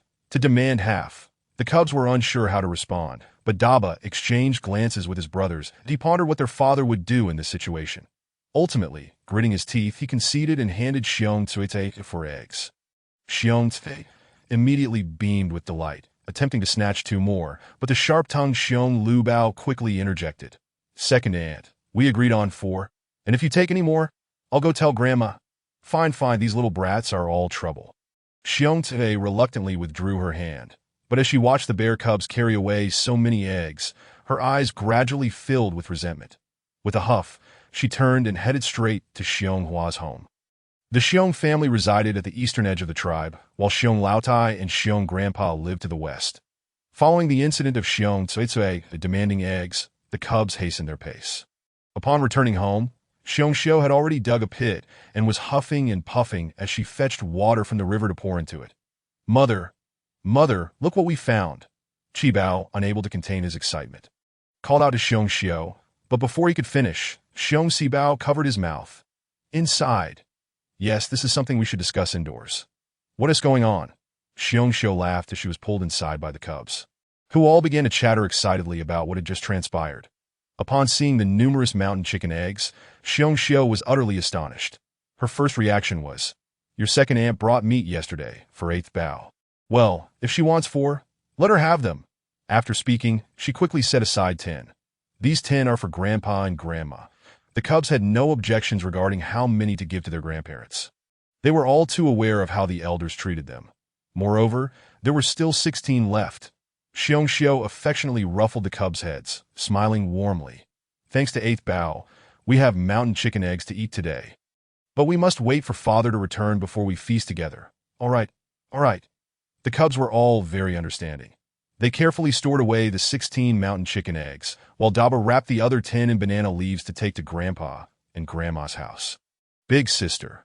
Just as the joy in the Xiong household had not yet faded, Xianghua suddenly burst into the courtyard, her expression grim. Why did your cubs find mountain chicken eggs and only share with Second Aunt's family? The meat I brought yesterday was even bigger than what Second Aunt brought. Ahua. Xiong Xiao, am not adept at navigating these sister-in-law disputes, she stammered at a loss for words that shouldn't a portion be given to our family as well. Yes, Xiong Air, go fetch 4 mountain chicken eggs for Third Aunt. What? Our family is 3 cubs plus me and Xiong Li. Shouldn't we each get 1? So 5 in total. Then let it be 5, Mother. Bao was reluctant to go fetch them, feeling that there would not be many left for their family. The other cubs were anxious, gritting their teeth. However, Xiong Xiao was an honest person. Unable to resist the demand, she went inside and fetched 5 eggs for Xianghua, who then hurried off, satisfied. Yet in the courtyard of the Xiong family, the sound of a wail erupted. Qibao watched helplessly as the eggs were taken by Third Aunt, his heart shattering, especially as his own stomach growled from hunger. When Qibao cried, the other cubs soon followed suit, feeling distressed. Xiong Xiao hurriedly comforted Qibao. It's all right, don't cry, look at your sister. She is so well-behaved, and these eggs were discovered by her. She isn't upset at all. This only made Qibao cry even louder. Xiong Lingling felt utterly speechless. She had witnessed the entire process and was just as distressed, but she felt powerless to express it. Chapter 12. Foolish ones have their blessings. What was happening? To her surprise, Xiong Laotai had returned alongside Xiong Daba. Upon seeing the 10 mountain chicken eggs that Daba had brought, she couldn't bear to keep them all, citing that the old couple ate little. She only kept 2, returning the remaining 8 with Daba. As they entered the courtyard, they were met with the sound of Qibao's wailing that on the way, Xiong Laotai had already heard from Daba about Xiong stopping them for 4 eggs. And now, upon inquiring, she found that Xianghua had come to demand 5, that these 2 troublesome women just wait till I deal with them. Xiong Laotai was instantly filled with rage, dropping the 8 eggs and grabbing a stick to head out. Xiong Xiao quickly held her back. Mother, don't go. Listen to me. Cui and Ahua delivered meat to Lingling yesterday. Giving them a few eggs is merely a return gift. Xiong Laotai glared in anger. Are you foolish? Your own 8 cubs are starving and emaciated, while the families of the 2nd and 3rd have reserves that do you have any at home. You let them take advantage of you. If we're talking about return gifts. Haven't you given enough before? Never mind, Mother. Foolish ones have their blessings. Xiong Xiao harbored a profound fear of her mother-in-law and often found herself at a loss in their exchanges, yet endowed with immense strength. She cheerfully clung to the elderly woman, rendering her unable to move an inch. Xiong Laotai, frustrated by her daughter-in-law's obstinacy, nearly swung the stick in her hand at her, but upon noticing the row of little ones, her heart softened reluctantly. Very well, I shall overlook today's incident, but from tomorrow onward, if the children discover anything, you must consult me first. It seems that for the time being, this household is better managed by me. With your temperament, you simply cannot handle those 2. All right, Mother, as you wish. Hearing her mother-in-law assert control over the household, Xiong Xiao felt an unexpected surge of joy. Meanwhile, outside on the path, Xiong Chui hastened her steps toward them. Upon hearing Xianghua mention the need for 5 mountain chicken eggs, she felt compelled to ensure fairness, as her own family was short 1 and she intended to retrieve it. However, as she approached the small courtyard, the furious shouts of Xiong Laotai reached her ears, prompting her to hide behind a tree and take a peek. She saw the elderly woman wielding a stick, had it not been for Xiong Xiao's tenacious grip. Xiong Chui would have been terrified to approach for the eggs and promptly turned back home. Before departing, Xiong Laotai meticulously counted the eggs, and with the 2 taken by her daughters-in-law, the total came to a remarkable 30. That these eggs were discovered by Lingling, filling her with astonishment. She affectionately embraced Lingling, kissing her little bare forehead. Well done, indeed. Our family's Bao is truly a blessed little one. Turning back to the children and Xiong Xiao, she instructed, in the future, if any unexpected food comes into the house, we must keep it tightly secured. We need not fear thieves stealing, but we must be wary of their covetous glances. There is a significant shortage of food in the tribe, and being the object of envy is not a good thing. The children nodded in unison, responding, understood, Grandma, understood, Mother. Reluctant to miss lunch at her eldest son's home, Xiong Laotai concluded her instructions and headed back. Upon hearing the rumbling of the children's stomachs, Xiongxiu set aside her tasks to prepare a meal. She reheated the leftover beef soup from yesterday and cooked a pot of corn porridge. Although simple, it was sufficient sustenance, with the broth rich in delightful oils, and that was more than enough. In the world of beastmen, the concepts of planting and raising livestock were still rather vague. Even the corn was foraged from the wilds. The notion of consuming what the mountains provided was a new realization for Xiong Lingling after her arrival in this beastly realm. After their meal, she observed the small courtyard once more. Perhaps due to the fluctuating emotions surrounding the eggs, there were none in the chicken coop at present, and the other livestock had yet to grow. However, to her surprise, a few items had appeared in their dilapidated home. A medicine box, a 50-kilogram bag of rice, and some pots and pans.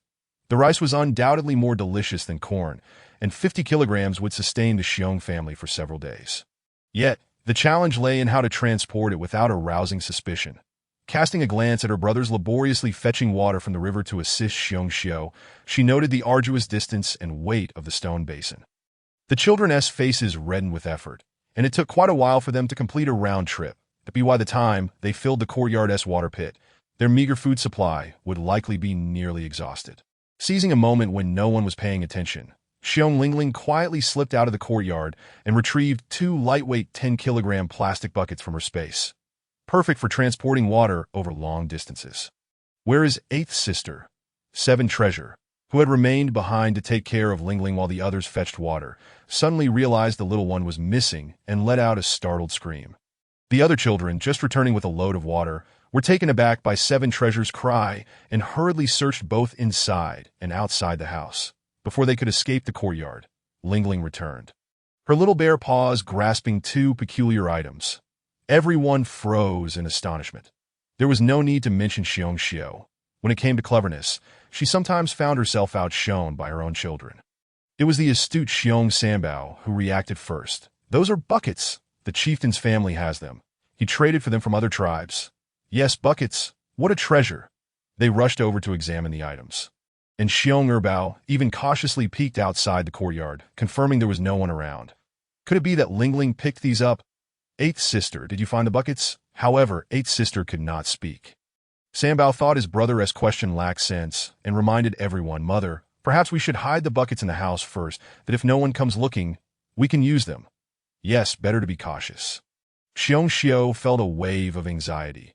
Buckets were not commonplace, and these 2 appeared to be in excellent condition. It truly felt as though buckets had fallen from the sky, leaving everyone bewildered about their intention to set them aside and used. Xiong Lingling's forehead furrowed in frustration as she grasped Sanbao's hand tightly. "What's wrong? 8th sister." Sanbao noticed Lingling seemed to want to say something, an expression of intent that had never manifested before, prompting curiosity from everyone. Finally, she decided not to feign ignorance any longer. Continuing to do so would only lead the Xiong children to exert unnecessary effort.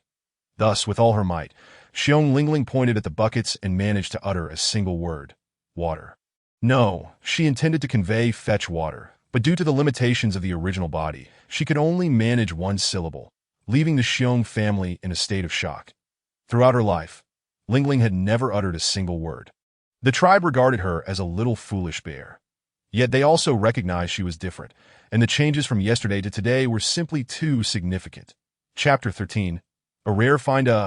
Observing the astonished expressions on her brothers' faces and Xiongxiu's, Lingling felt a surge of apprehension. After all that had transpired in such a short time, she wondered if her eagerness might be misplaced, considering the Xiong family's limited capacity for acceptance. Fortunately, at that moment, the wolf tribe's second child began to shout from the adjacent fence. "Hey, Xiong Debao, did you want to fight with my brother this morning?" This remark successfully captured everyone's attention, particularly Xiongxiu, who was most concerned about her children fighting. She quickly interjected, "Debao, you must not fight." Before Xiong Debao could explain himself, the wolf's second child questioned, "What are you carrying?" gesturing toward the 2 buckets. Immediately, Xiong Debao shifted his response. "Let us go inside. Don't mind him." Indeed, it was not the time to engage with the wolf cub. The Xiong brothers understood that bringing the buckets home was the best course of action, so Xiong Erbao scooped up Lingling while the other brothers hurried inside, with Xiongxiu following closely behind. Once inside, the buckets became less significant. Xiongxiu cupped her daughter's little bare face in her plump hands, gazing into her shiny black eyes and round little nose. Even in her bear form, she was the most adorable little black bear. Bao Bao, did you just speak? Say something else to mother. Her heart raced with excitement, nearly leaping from her throat, and her voice trembled with emotion. Yes, eighth sister, calm mother. Eighth sister, do you want water? Indeed, I also heard eighth sister mention water. Yet to everyone's disappointment, Ling Ling seemed unresponsive at that moment, her little bear face devoid of expression, her eyes reflecting a sense of confusion. Did we miss here? But eighth sister pointed to the buckets. Everyone was bewildered, exchanging glances, unable to decipher Ling Ling's situation. It was Xiongxiu, the mother, who wiped her eyes and reassured children, do not worry. Your grandmother said that after eighth treasure consumed that magical fruit, she would certainly become increasingly intelligent. That it's a small fruit, only this big, so its effects may not be immediately apparent. Now that Bao Bao can feed herself and shows even a hint of awareness, it's already remarkable. Let us not rush her. We must believe that Bao Bao will improve. Yes, eighth sister has the blessing of the beast god. She will surely get better. Xiong Debao's serious little face scanned the group. And remember my words, regardless of what the wolf cubs say. Ignore them. Just then, a female voice suddenly rang out from the courtyard, advancing rapidly and with urgency. Before anyone could react, the figure had reached the door, her wolfish eyes scanning the interior with malicious intent. Clearly, the visitor was not here with good intentions. Earlier, having seen their new buckets, the wolf's second child rushed back to inform their mother, leading to her hasty and noisy intrusion, while she feigned casual conversation. Her true aim was to ascertain the nature of the peculiar items. Indeed, the Xiong children had no time to conceal the buckets, which were now firmly in the sights of Wolf Xiaoli. What is this? As soon as Wolf Xiaoli laid eyes on the buckets, her gaze widened in astonishment. Although they were buckets, they were not made of wood. Their appealing white appearance and the metallic handles were unlike anything she had ever seen in this age where animal bones adorned necks as decorations. This was a rare find indeed. The buckets belonged to my eighth Bao Bao. Xiongxiu, suppressing her smile, rose to her feet. Her plump figure, which typically required her to sidle through doorways, proved advantageous at this moment, effectively blocking the slender wolf Xiaoli from entering. She then instructed, Dabao, Air Bao, summon your younger siblings to fetch water with the buckets. The Xiong family had initially intended to conceal the buckets, planning to retrieve them later if no one came to claim them. However, it appeared there was no longer any need for concealment. In that instant, Xiongxiu felt a surge of good fortune, contemplating that even if someone came looking later, she could simply return the items. The little ones understood their mother's intent.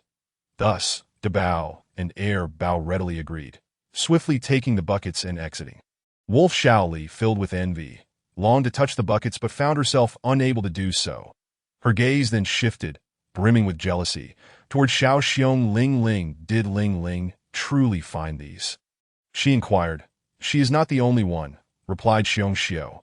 Our Babao is quite clever. Xiongxiu anticipated Wolf Xiaoli's next words, aware that her little ones were nearby. She certainly did not want Babao to overhear. So she swiftly interjected, halting Wolf Xiaoli's comment. Indeed, he.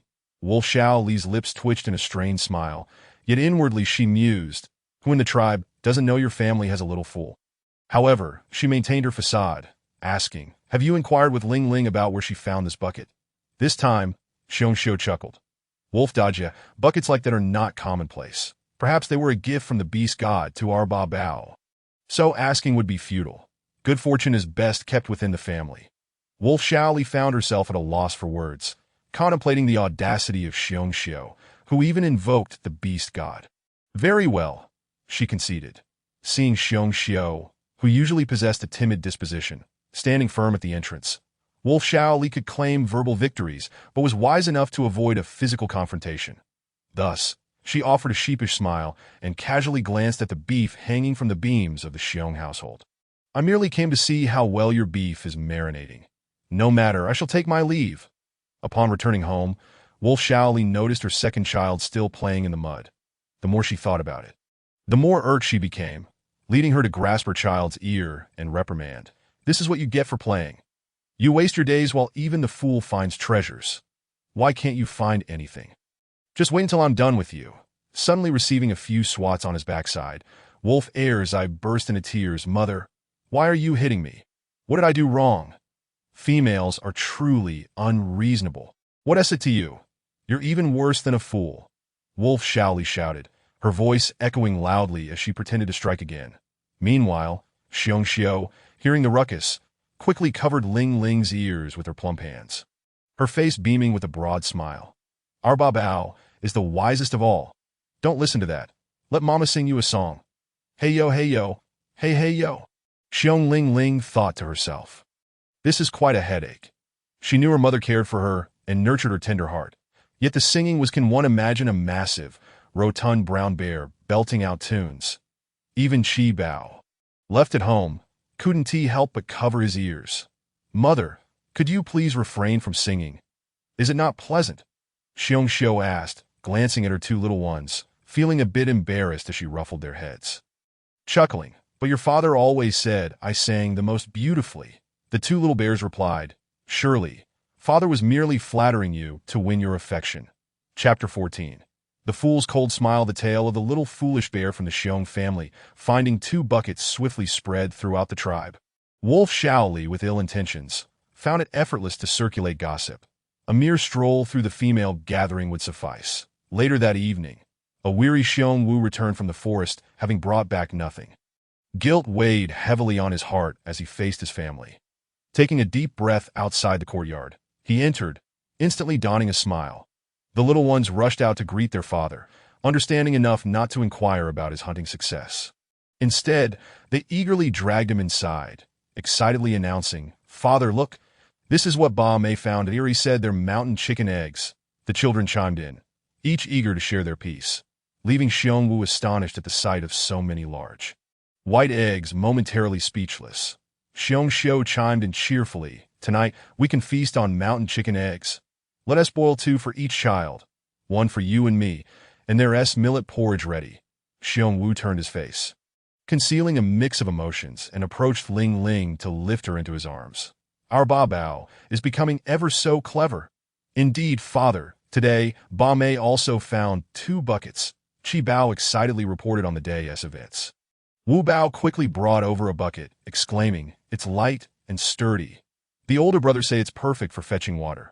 Sam Bao added, if anyone comes looking, we'll simply return it. Xiong Wu accepted one of the buckets, his expression revealing surprise. He had never encountered a bucket of such feel and design. Could it have belonged to a passing beast from another tribe? Initially, he considered not using it, fearing someone might come looking. However, seeing the joy on his children's faces and recalling the cumbersome stone basin they used to fetch water, he reluctantly accepted the situation. That moment, the tribe's horn suddenly sounded. What could it mean? Xiong Xiao looked anxiously at the males. The tribe's horn was not blown lightly. It signaled significant matters or an enemy's approach. Fortunately, Xiong Wu reassured her, it's merely the chief calling everyone to discuss matters tonight. Recently, hunting has been increasingly difficult, and the chief wants us all to brainstorm solutions. These insights had been shared by the chief's eldest son while in the forest. Thus, Xiong Wu remained calm, advising Xiong Xiao, let us boil the eggs, we can head over after dinner. Tribal meetings were significant events for adult beastmen, marked by solemnity. However, for the young ones, it was a delightful affair. The chief would ignite a great bonfire in the center of the tribe, allowing the adult beastmen to confer while the little ones played nearby. For children accustomed to sleeping at sundown, this was undoubtedly an exhilarating night. Ultimately, Xiong Wu, reluctant to consume the fried eggs, transferred one onto a banana leaf and placed it in a Ling Ling's small stone bowl. Understanding the importance of sharing, Ling Ling promptly snatched the egg back and returned it to her father, Ba Bao. Xiong Wu exclaimed, momentarily taken aback. His child even showed concern for him. He intended to offer the egg back to Ling Ling, but Xiong Xiao restrained his hand. It's all right. You eat it, I'll boil more for the children in the morning. You go up the mountain every day. You need to eat something good to stay strong. Xiong Wu felt a pang of sorrow that he couldn't even face his wife, having failed to bring back anything for several days, but if not for the sudden bounty of the fat cow yesterday and the mountain chicken eggs today, what would they have done? Though sometimes he thought his wife was a bit dim, at times she was indeed his pillar of strength, The other children chimed in, "Father, you eat. Father, take mine, eat mine. I can't finish too." Seeing his children's thoughtfulness brought tears to Xiong Wu's eyes as he smiled through the emotions. All right. I'll eat. You all eat your own too. Hurry up before it gets dark." And so, the family enjoyed a simple meal in a warm, loving atmosphere. In contrast, the neighboring wolf family had meat and vegetables, yet quarrels erupted among the three wolf brothers over who had eaten more, causing their mother, Wolf Shaoli, to cry out in distress, while their younger sister, Wolf Sizai, was equally frightened. Ultimately, it was the male wolf, Kei, who intervened, delivering a slap to each, thereby ending the discord. Observing the chaos within their home and hearing the laughter and joy emanating from the Xiong family, Wolf Shaoli felt a surge of resentment. The impoverished Xiong family, she thought, truly had no understanding of what they found so joyous. After darkness fell, a great bonfire blazed in the central area of the tribe. Beastmen from every household gathered, encircling the fire to listen to the chief's address, while the younger ones played freely. The chief's thin, stern face, draped in animal skins and crowned with a wolf skull, conveyed a sense of authority that distinguished him from the others. In truth, the differences between animals like wolves, bears, or lions and beastmen mirrored those between humans and animals, making the chief's attire unsurprising. What was peculiar was that he was a lion beastman. Xiong Ling, holding hands with her brother Chi Bao, perched on a rough-hewn log, observed the chief's face flickering in the firelight, her heart fluttering with apprehension. "Ba Mei, do not fear," Chi Bao whispered, sensing her gaze upon the chief. Xiong Ling turned to Chi Bao. "I'm not afraid," to her surprise. Chi Bao was the most accepting of her changes in the Xiong family. Seeing her bright, expressive eyes looking at him brought joy to Chi Bao's heart. "Bma, you're so adorable." Xiong Ling retorted, "It's your foolishness that caused me to be scolded by Mother today." At that very moment, a low, menacing voice echoed before the two figures. The young wolf, filled with hatred, glared at the two little black bears, especially intensifying his gaze when it fell upon Lingling, his countenance dark and fierce. Yet, in the next second, the wolf cub was taken aback. Something was amiss. In the past, such a glare would have made this little fool weep.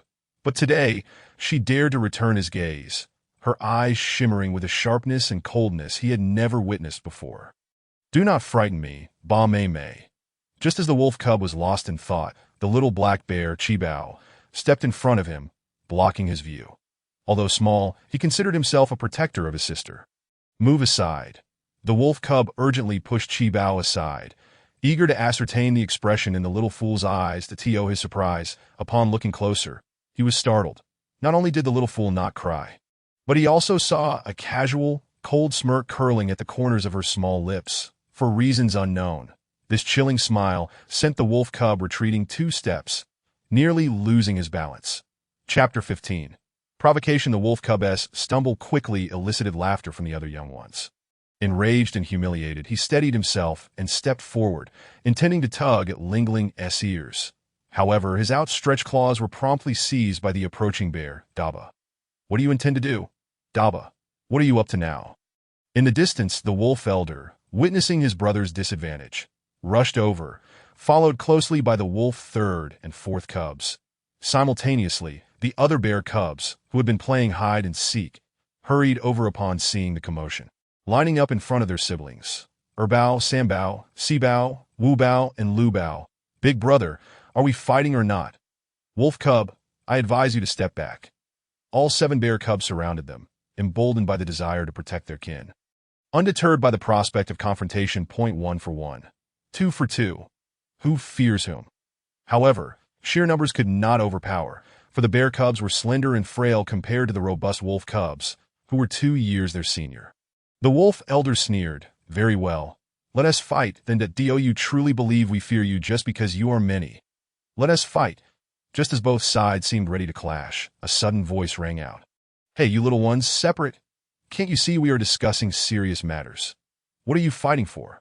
A beastman noticed the brewing tension and shouted. Only then did the others turn to look. Xiong Wu and Lang Kue recognized the discord between the 2 groups. Just days prior, they had intervened before the chief regarding the bear and wolf cubs fighting. They could not afford another incident, especially with no one able to offer a token of gratitude. Thus, Lang Ke glared at his son. Go play elsewhere, and if you fight again, I will punish you. Xiongwu added, Daba, keep a close eye on Bao Bao, that he knew full well that his cub would never instigate trouble. So he refrained from scolding, believing one admonition sufficed. After speaking, both males exchanged glances, deciding to set personal grievances aside to avoid jeopardizing the offering.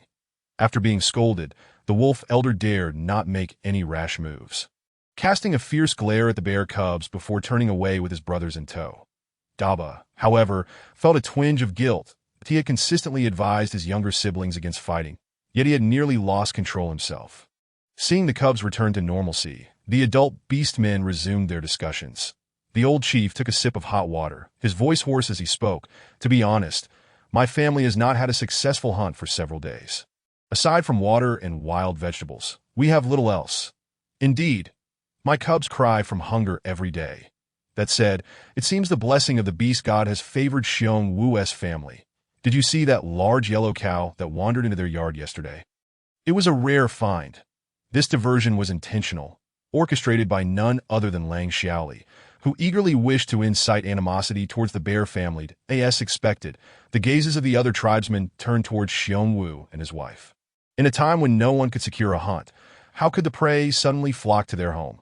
Such fortune could not help but breed envy and resentment. Feeling the unfriendly stares, Xiong Xiu finally grasped her mother-in-law's warning. Unexpected fortune should remain concealed to avoid envy. Yet her tongue faltered. Despite her desire to defend herself, words eluded her. Fortunately, the old matriarch of the bears stood up at this moment. Chief, in our tribe, we have always relied on our own hunts. Just as Lang Xiaoli mentioned, it is indeed the blessing of the beast god that has led to such miraculous occurrences for the Xiong family. If that is the case, then what they have received is rightfully theirs, and others should have no grounds for complaint. Yes, it is the fortune of Xiong Wu's family, and it is not our place to interfere. Now, let us get back to the matter at hand. The chief displayed no signs of displeasure, gesturing for the old matriarch to sit down, and resumed, currently, our hunting is primarily focused on these several barrier mountains. But the prey is scarce. Therefore, I believe we must expand our hunting grounds. The men began to voice their opinions on this matter. Meanwhile, Lang Xiaoli, having failed to instigate discord, felt a pang of frustration. She had not anticipated the chief's indifference to the situation.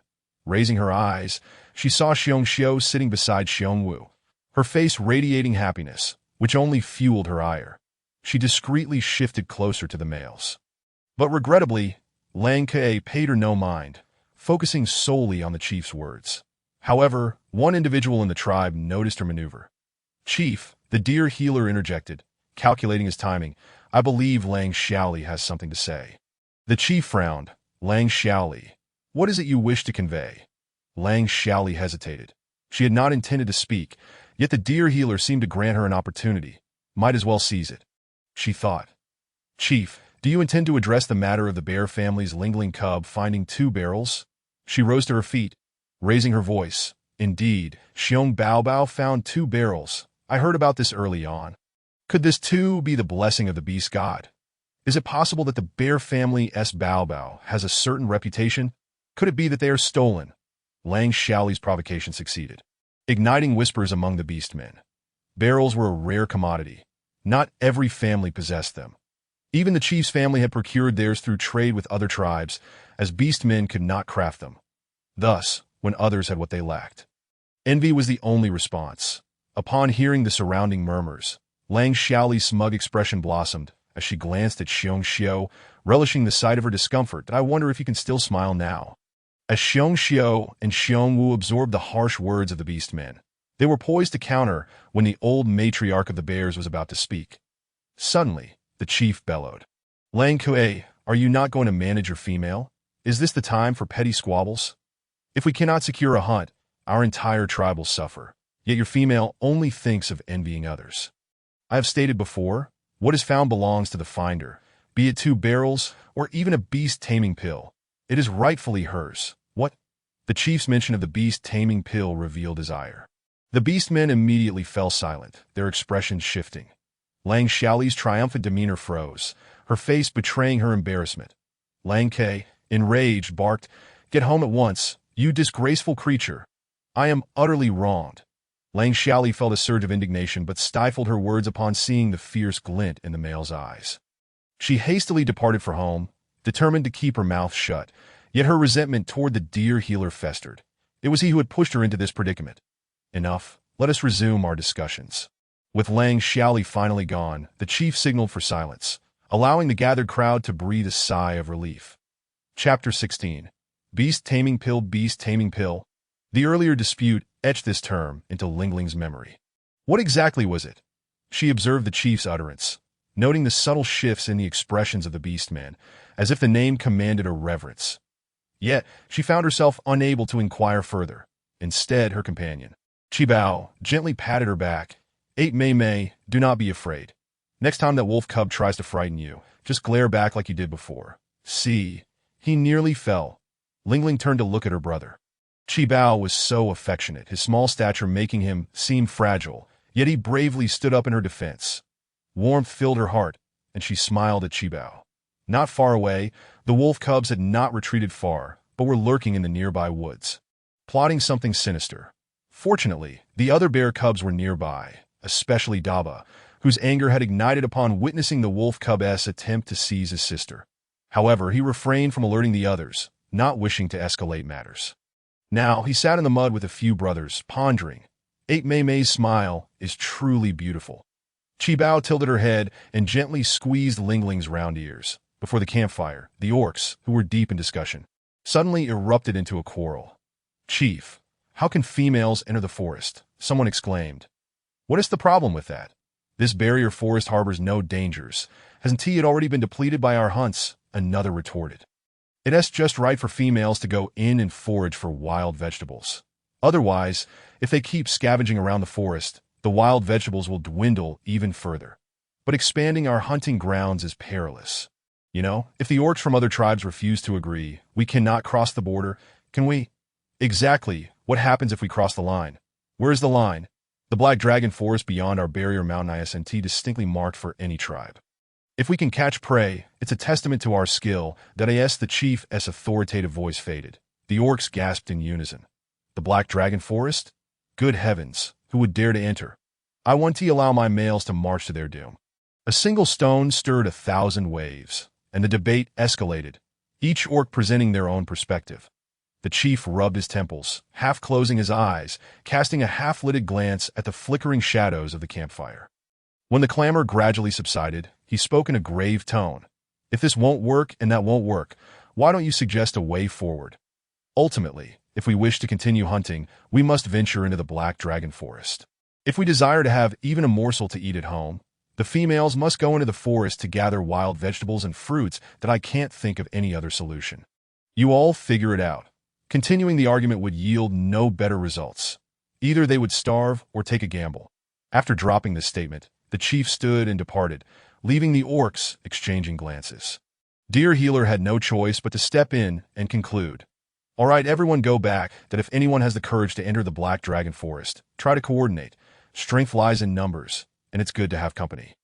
After the meeting adjourned, Old Lady Bear called her second and third sons. Let us go to your elder brother's house. The clan meeting had concluded, but the bear family still needed to hold a small gathering. Xiong Yu and Xiong Li, feeling guilty about the mountain chicken egg incident, had previously avoided sitting with their parents. Now both families felt a twinge of anxiety, fearing Old Lady Bear would demand they part with their winter provisions to support the eldest family. To their surprise, once they entered the house, Old Lady Bear's gaze swept across the faces of her 3 sons before she sighed deeply. Are you 3 going to the Black Dragon Forest? Upon realizing that was the concern, both families silently breathed a sigh of relief. However, regarding the matter of entering the Black Dragon Forest, the brothers hesitated to voice their opinions, while Xiong Tsuhe exclaimed urgently, Mother, entering the Black Dragon Forest is tantamount to seeking death. How can we go? Little Xiong from the third family added. Right, it's best not to go. To their astonishment, old Grandpa Bear unusually agreed. Since our generation, no one has ventured into the Black Dragon Forest. Those who have entered never returned. It's best to avoid it. Agreed, Old Lady Bear echoed, not wishing for her sons to go, and that a mother's heart is always worried for her children. She felt uneasy about any of them going. Just as she was about to express her thoughts, Xiong Wu unexpectedly interrupted her. that I'll go. Xiong Wu's voice was deep and resolute, his gaze unwavering. You can't go, Xiong Xiu exclaimed in alarm, not wanting her male to take such risks. But Xiong Wu merely directed his gaze towards the cubs. I must provide for my cubs. I have to take this risk. Old Lady Bear looked at him with a pained expression. That's unacceptable. Your leg, mother. I can take care of myself. Listen to your mother, old Grandpa Bear said sternly. Turning to his eldest son. Starting tomorrow, your mother and Xiong Xiu will go gather wild vegetables for the cubs' food. We'll take our chances at Barrier Mountain. We can't afford to enter the Black Dragon Forest. Xiong Wu understood that his parents were concerned about his struggle to support the family. Otherwise, his father, at such an age, wouldn't he have to accompany him hunting, that he felt a swirl of emotions within. At that moment, both Xiong Yu and Xiong Li could no longer tolerate the situation. After all, they were brothers. How they usually interacted was one thing, but when facing life-threatening circumstances, they were still bound by blood. Thus, both encouraged. Yes, big brother, listen to father and mother. We are not at that point yet for other matters. They dared not make promises. They had cubs at home and hadn't consulted the females beforehand. If they agreed to something, the females might cause trouble later on. Xiong Wu contemplated for a moment. All right, I want to go to the Black Dragon Forest for now, but father doesn't need to accompany me to the mountain. I can manage. Old Lady Bear shot a glance at her second and third sons. Suddenly, she turned and called for Xiong Xiu to fetch a stone bowl, filling it halfway with water, that I want you three brothers to swear by your blood today that you will always help each other while hunting. Especially in times of danger, brothers must remember their bond. Xiong Wu paused for a moment and nodded. All right, the eldest brother. He would certainly keep his word and would never shy away from any help he could provide. Xiong Li also agreed. Fine. Xiong Yu said nothing, but he was the first to raise his hand, biting his skin to let his blood drip into the stone bowl. After the other two brothers followed suit. They each took a sip. Well, truly worthy of being my mother's good sons. Old Lady Bear felt a surge of emotion as she patted her three sons on the shoulders, now that they were facing the most challenging times. As an elder, there was little she could do. The only thing she could offer was to unite her sons. Watching her three brothers become a bit emotional, Lingling mused. So, this is where the tradition of blood oath originated? Chapter 17. The arrival of the little tiger that night. Lingling found herself restless, her father's somber face lingering in her mind. The Black Dragon Forest must indeed be perilous, yet her father was willing to brave it. Even with a limp, to provide for the cubs that if only she could take more food from her space, then her father would not need to venture into the mountains again. However, it troubled her that the bear family was not foolish. Any sudden increase in provisions would surely raise suspicion, and given their vigilance, they might even hesitate to consume it. While pondering, Lingling took the opportunity to inspect her small courtyard in the space. She noticed that the livestock had grown. Although only a day had passed, their growth was visibly noticeable. Most importantly, the ducks had laid eggs, 30 in total. With eggs comes the logic of taking them. Perhaps a surplus would help the bear family adapt more swiftly. Besides, if it could prevent her father from entering the Black Dragon Forest, what harm could there be? Casting aside her concerns, Lingling promptly took the duck eggs and placed them in the basket that still held some chicken eggs. Then she scooped several bowls of fine, white rice into the stone jar, filling it to the brim before stopping. To her astonishment, she discovered a small creature in her space, a tiny little tiger. Nearly stepped on by her. Was this space beginning to provide game? Had it not been for the distinct king symbol on the little tiger's forehead, she might have mistaken it for a meerkat. Seeing Lingling, the little tiger trotted over, affectionately rubbing against her foot, lacking any semblance of the fierce majesty of the king of beasts, instead appearing utterly adorable. In a moment of fondness, Lingling scooped it up from the space and nestled it in her arms, lying down in her small nest. Unbeknownst to her, she gradually drifted off to sleep. Mother, look here. The next morning, Old Lady Bear intended to wake Xiong Xiu early for a trip into the forest to gather wild vegetables. However, before she could steady herself, her somewhat clueless daughter-in-law pulled her into the house. Xiong Wu was also present. The couple showed Old Lady Bear the basket filled with extra eggs and a jar brimming with fine white rice, which was far superior to millet. Each grain sparkled, looking exquisite even before cooking. Where did these come from? Old Lady Bear was taken aback, her mouth agape in shock. She had never seen such abundance in her lifetime. Her honest son, Xiongwu, explained. They just appeared this morning, out of nowhere. Suddenly, Xiongxiu shrieked again. Enough! Old Lady Bear had yet to digest the news of the rice and duck eggs, and now Xiongxiu was screaming again, truly startling her. Have you lost your mind? No, mother, look. Xiongxiu anxiously pointed to a corner. Look at what? In Bao Bao's nest. This time, not just Old Lady Bear's eyes widened in astonishment. Even Xiongwu looked as if struck by lightning. Their precious daughter Lingling had a little tiger in her nest. Moreover, it seemed the little cub adored the tiger, holding it tightly in her embrace, with the tiger remaining still, its breath rising and falling gently as they slept soundly. The bear family stared at this scene, unable to react for a full 5 seconds, as if their breaths were caught in their chests. Finally, the trio rushed out of the house, panting heavily. After a while, Old Lady Bear managed to regain her composure. She glanced towards the wolf family's direction, ensuring no one was eavesdropping before she whispered, They say those who survive great calamities will have blessings. Our Bao Bao has not perished but returned to life. Surely it's the beast god's blessing bringing fortune. Xiongwu and Xiongxiu eagerly nodded, as they could find no other plausible explanation. Old Lady Bear continued softly. Remember, let the cubs eat whatever we have at home, but it must not be spoken of outside that we understand. Xiongxiu said, Xiongwu Dao. Mother, why don't you and father return to live with us? Even if it's just to set up a nest in the yard, the most important thing is for our family to be together. No need. There's no point in discussing this further. Come on, let's go inside. Upon entering the house and noticing the 30 or so eggs, as well as the full jar of white rice, Xiong Laotai's initial panic transformed into a sudden smile. Eat with peace of mind. No matter what happens, if someone intends to harm you, they wouldn't go through the trouble of using food against you. Indeed, after considering Mother's words from a different perspective, the feeling became much more pleasant. Thinking about the delicious rice the little ones would enjoy today, Xiongxiu's chubby face broke into a grin. However, one concern lingered. Mother, what about the little tiger that Bao Bao is holding? What can be done? Let her keep it. That if anyone asks, just say that Xiongwu brought it back from the mountains while hunting. All right. When Xiong Lingling awoke, she found her 7 brothers gathered around the nest, gazing at her and at the little tiger in her arms. She quickly sat up.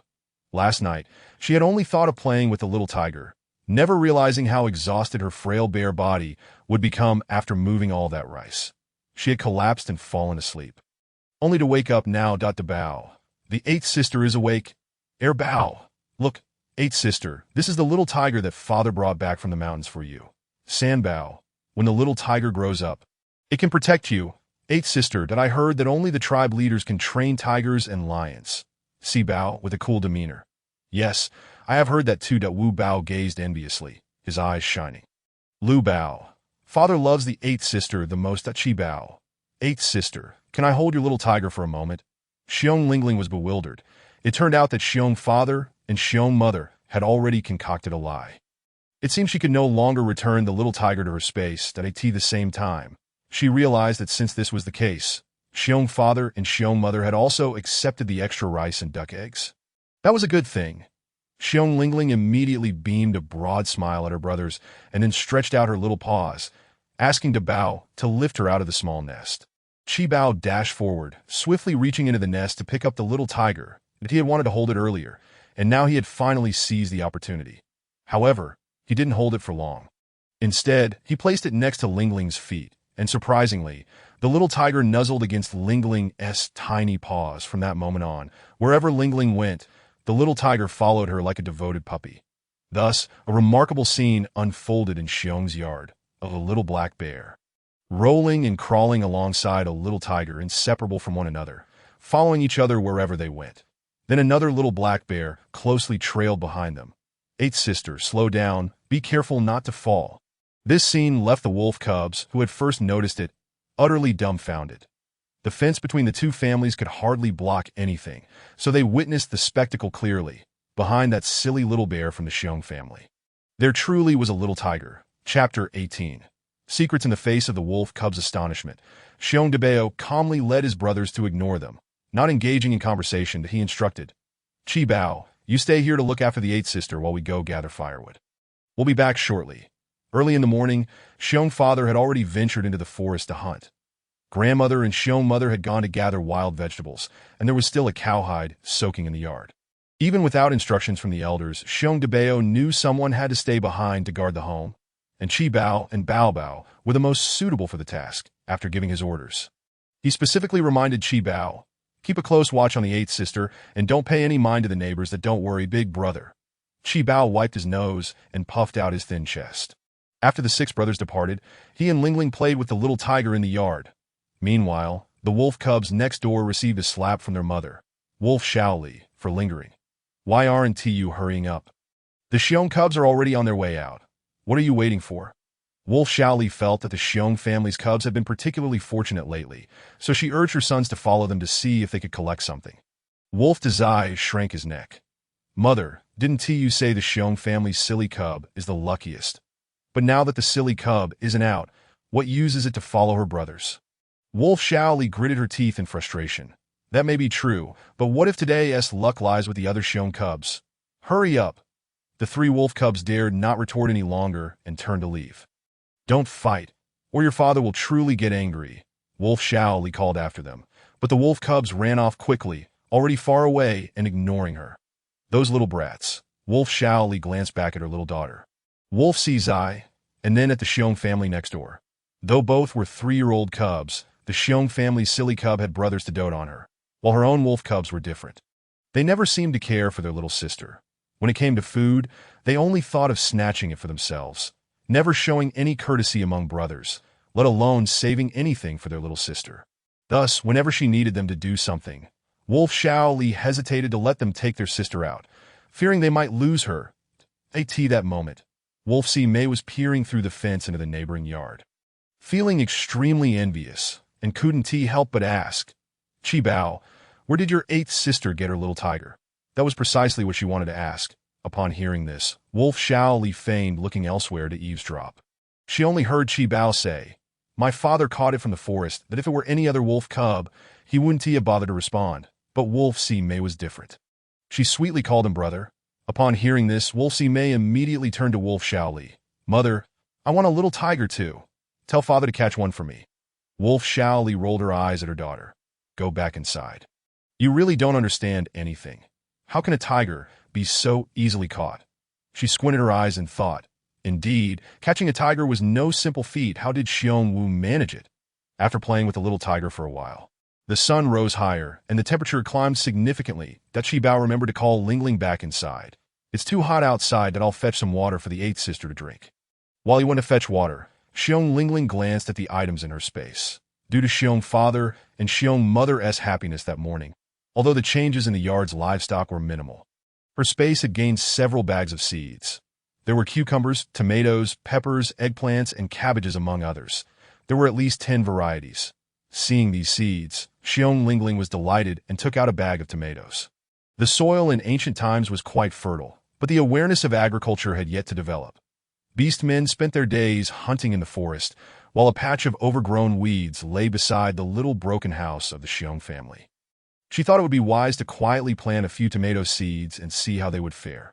"Hey, what's this?" Chi Bao, carrying a stone bowl of water, noticed the strange bag in the eighth sister's hands and couldn't help but take a look. He saw a small tree depicted on it, adorned with several bright red fruits, looking quite tempting. Xiong Ling Ling winked at her brother and raised her paw to her mouth, making a shushing gesture. Surprisingly, Chi Bao understood her meaning. "You're asking me not to tell anyone." "So clever." Xiong Ling Ling immediately nodded. What puzzled her was that Chi Bao didn't react with surprise at her response, but accepted it calmly and quickly aligned himself with her. "All right, I won't say anything." This made things much easier. Xiong Ling Ling beamed at her brother. After drinking water, she took Chi Bao's little hand and walked to the stone hoe. "Give it to me." Initially thinking that since Chi Bao was so accepting, she could attempt to speak to him, she found that when she opened her mouth, only a single word came out. Xiong Ling Ling thought this might be due to the original owner's physical limitations, so she would have to take it slow. That Chi Bao looked at her happily. Grandmother was right. The eighth sister is indeed getting smarter. To avoid startling her, the little guy cleverly refrained from showing surprise and instead followed his sister's lead. Thus, the two little ones stepped out of the yard and went to the patch of grass beside the house, in a corner. They used the stone hoe to dig up a small piece of ground. And then Xiong Lingling, following the instructions from the manual, planted the tomato seeds. Water da-da. I know that. Qibao certainly knew that after planting something, it needed watering, that he hurried back home to fetch a stone basin, watering each little mound where seeds were planted. Once finished, Xiong Lingling only told her brother one word. Wait. All right, wait. The Qibao smiled like a little adult, patting his sister's head at the foot of the protective mountain. Xiong Lao Tai and her daughter-in-law, Xiong Xiao, had worked hard in the forest. They hadn't dared to venture too deep, so they didn't gather many wild vegetables that on their way back, they encountered Xiong Tsuke and Xiong Hua, who hadn't even dared to enter the forest. Although the tribe leader had suggested at the meeting that the females should all go into the forest to gather wild vegetables. As long as there was some food at home, no one was willing to take the risk unless absolutely necessary. Seeing her mother-in-law accompany Xiong Xiao into the forest, Xiong Te felt a surge of jealousy. Mother, why didn't you call us when you and the eldest sister went into the forest? We wanted to go gather wild vegetables too. Although the wild vegetables they foraged were scarce. The mere thought of having gathered nothing herself, coupled with the sight of so many females idling by the forest's edge, left her heart in a state of discontent. Old Lady Xiong let out a cold huff. Chui chui. Ahua, I ask you both, was last night at home rather tumultuous? Xiong Chui Chui and Xiong Hua were momentarily taken aback. Their homes were conjoined, sharing a wall, and any disturbance in either household was as clear as day. Yet, they were taken aback that this matter had even reached their mother-in-law's ears. Last night, upon returning to Xiong Wu's home for a small meeting, old Lady Xiong had summoned her 3 sons to swear an oath of brotherhood, hoping that, as times grew increasingly difficult, they would not forget the bond of kinship. However, upon returning home, Xiong Chui Chui had immediately quarreled with Xiong Yu, claiming that he had sworn an oath without her consent, disregarding her position as his wife. Chapter 19. A conscientious daughter-in-law Xiong Chui Chui's outburst was akin to a tempest, shattering pots and pans. Meanwhile, Xiong Hua joined in the fray, albeit with hushed curses and loud crashes. In any case, the commotion from the 2 wives reached old Lady Xiong's ears, and she was fuming. At that moment, these 2 dared to approach her. With a stern expression, old Lady Xiong glared at them, as daughters-in-law. Instead of mediating harmony among your men and brothers, you 2 instigate discord. That if you think of yourselves as clever, let me pose a question. If the day comes when neither of your families has food to eat, who will come to your aid? Speak up. In all these years, during your times of hardship, who besides Xiong Wu and Xiong Xiao has ever lent you a hand? Mother, I meant no harm, that I only argued with the males because swearing such an oath at this time seems ominous. Xiong Chui Chui hastily conjured an excuse, knowing she couldn't confess that she simply didn't want her own male to fight for others. Xiong Hua, ever the opportunist, adept at navigating social situations, quickly chimed in. Mother, I was wrong. That I in the past, big brother and sister-in-law, have indeed helped our family many times, that I shall never forget their kindness. The reason for my quarrel with the males is actually quite similar to that of second sister-in-law. Xiong Chui Chui looked at the tearful Xiong Hua in astonishment. This female could indeed cry on cue. Very well, if this continues, we shall lose face as a family, that I shan't speak further. But I hope you both will act with a clear conscience in the future. As the ruckus unfolded, the nearby females, who were idling about, perked up their ears to eavesdrop. Old Lady Xiong could only endure in silence and return home. Mother, can you call us along when you enter the forest tomorrow? Xiong Chui Chui quickly inquired. Old Lady Xiong turned to look at her, sighing. The forest is treacherous and dense. It is already quite challenging for these old bones of mine to climb the mountain. If you truly care, you 2 should invite your sister-in-law. Having the 3 of us together is safer. Both of them were taken aback, but the next moment, Xiong Chui Chui cheerfully responded. All right, sister-in-law, shall we enter the forest together tomorrow morning? Very well. I shall await your arrival, Xiong Xiao replied with a grin. After the mother-in-law and daughter-in-law had walked some distance, Xiong Hua asked in confusion, Sister-in-law, if mother does not enter the forest, can sister-in-law manage? Of course she can. In truth, what use is mother? She has never been into the forest. However, sister-in-law, Xiong Chui Chui thought to herself, setting aside other matters, just Xiong Xiao's physique standing beside them would serve as a free guardian. Had it not been for their mother-in-law's suggestion for the 3 of them to enter together, she would not have considered this. Xiong Hua, being quite astute, soon grasped her sister-in-law's intention and quickly wiped her tears, exclaiming, "What a splendid idea!" Xiong Chui shot her a sidelong glance, mockingly retorting, "When it comes to ideas, none can compare to yours. You can cry on command, right? Wasn't that how you captured Xiong Li's heart?" Second sister-in-law, don't speak carelessly. Xiong Hua's face instantly flushed crimson. When old lady Xiong and Xiong Xiu returned home, the 6 little ones sent to gather firewood had yet to return. Looking at their 2 little cubs, Chi Bao had transformed into a small black bear, while Ba Bao remained a mere black bear cub, both covered in dirt from head to toe. The little bear cubs had turned into muddy monkeys. Old lady Xiong observed, a mix of amusement and sorrow filling her heart. With the adults away, the 2 little ones had fallen asleep at the doorstep. Ling Ling held a small tiger in her arms. "Mother, I'll boil some water for the little ones to wash up," Xiong Xiu remarked, her heart swelling at the sight of her adorable cubs. Generally, the cubs could bathe in the river, but for these 2 little ones, fearing they might fall ill, it was better to take extra care and prepare some hot water. After boiling the water, she roused the cubs from their slumber. Still in a daze, Xiong Ling Ling didn't realize what was happening as Xiong Xiu swiftly removed her little animal skin dress and placed her into the stone basin. With deft hands, she splashed water over her from head to toe, scrubbing the dirt from her fur, followed by washing her tiny feet. All done. Finally, she was cleaned up, and next came Chi Bao, stripped bare and similarly dunked into the basin of water. Once the 2 little ones were washed and dried, they donned their old animal skins once more. Old lady Xiong then chided, "You should have made clothing for the cubs from tanned cowhide without delay. Look at what they're wearing now." "I know, Mother." While Mother was dressing the cubs, Xiong Xiu wrapped a piece of smoked beef in banana leaves and packed 3 bowls of rice, quietly placing these items into her mother-in-law's backpack. Such a wonderful mother-in-law, yet she hesitated to live with them due to the small size of their home. As the eldest daughter-in-law, Xiong Xiu felt a twinge of guilt for the wild vegetables. Old lady Xiong had divided 2/3 for her, but when she attempted to take more, Xiong Xiu's chubby hand stopped her. "No need, Mother. I plan to go up the mountain to forage again tomorrow. What I have is sufficient." "Then it is settled. Be cautious when you enter the mountains tomorrow." As old lady Xiong departed, she stealthily glanced at the spot where the fairy fruit was planted, noticing a lack of activity. She sighed and hurried home. Upon returning and unpacking the wild vegetables, she discovered the 2 parcels wrapped in banana leaves. Old lady Xiong was instantly flooded with mixed emotions, despite her eldest daughter-in-law sometimes appearing rather foolish. When it came to matters of the heart, she was the most genuine. Old man Xiong squinted and chuckled. "You, always speaking well of others behind their backs, yet your words are often sharp in person." "Well, I must speak up. If I don't point out a few things, how will Xiong Xiu stand a chance against those 2? Old lady Xiong unwrapped the banana leaves, exclaiming in delight, "Oh, old man, come and see what kind of grain this is. It resembles millet, but is far superior." Old man Xiong stepped closer, his face lighting up with joy as he tasted a grain, savoring the rich flavor in his mouth.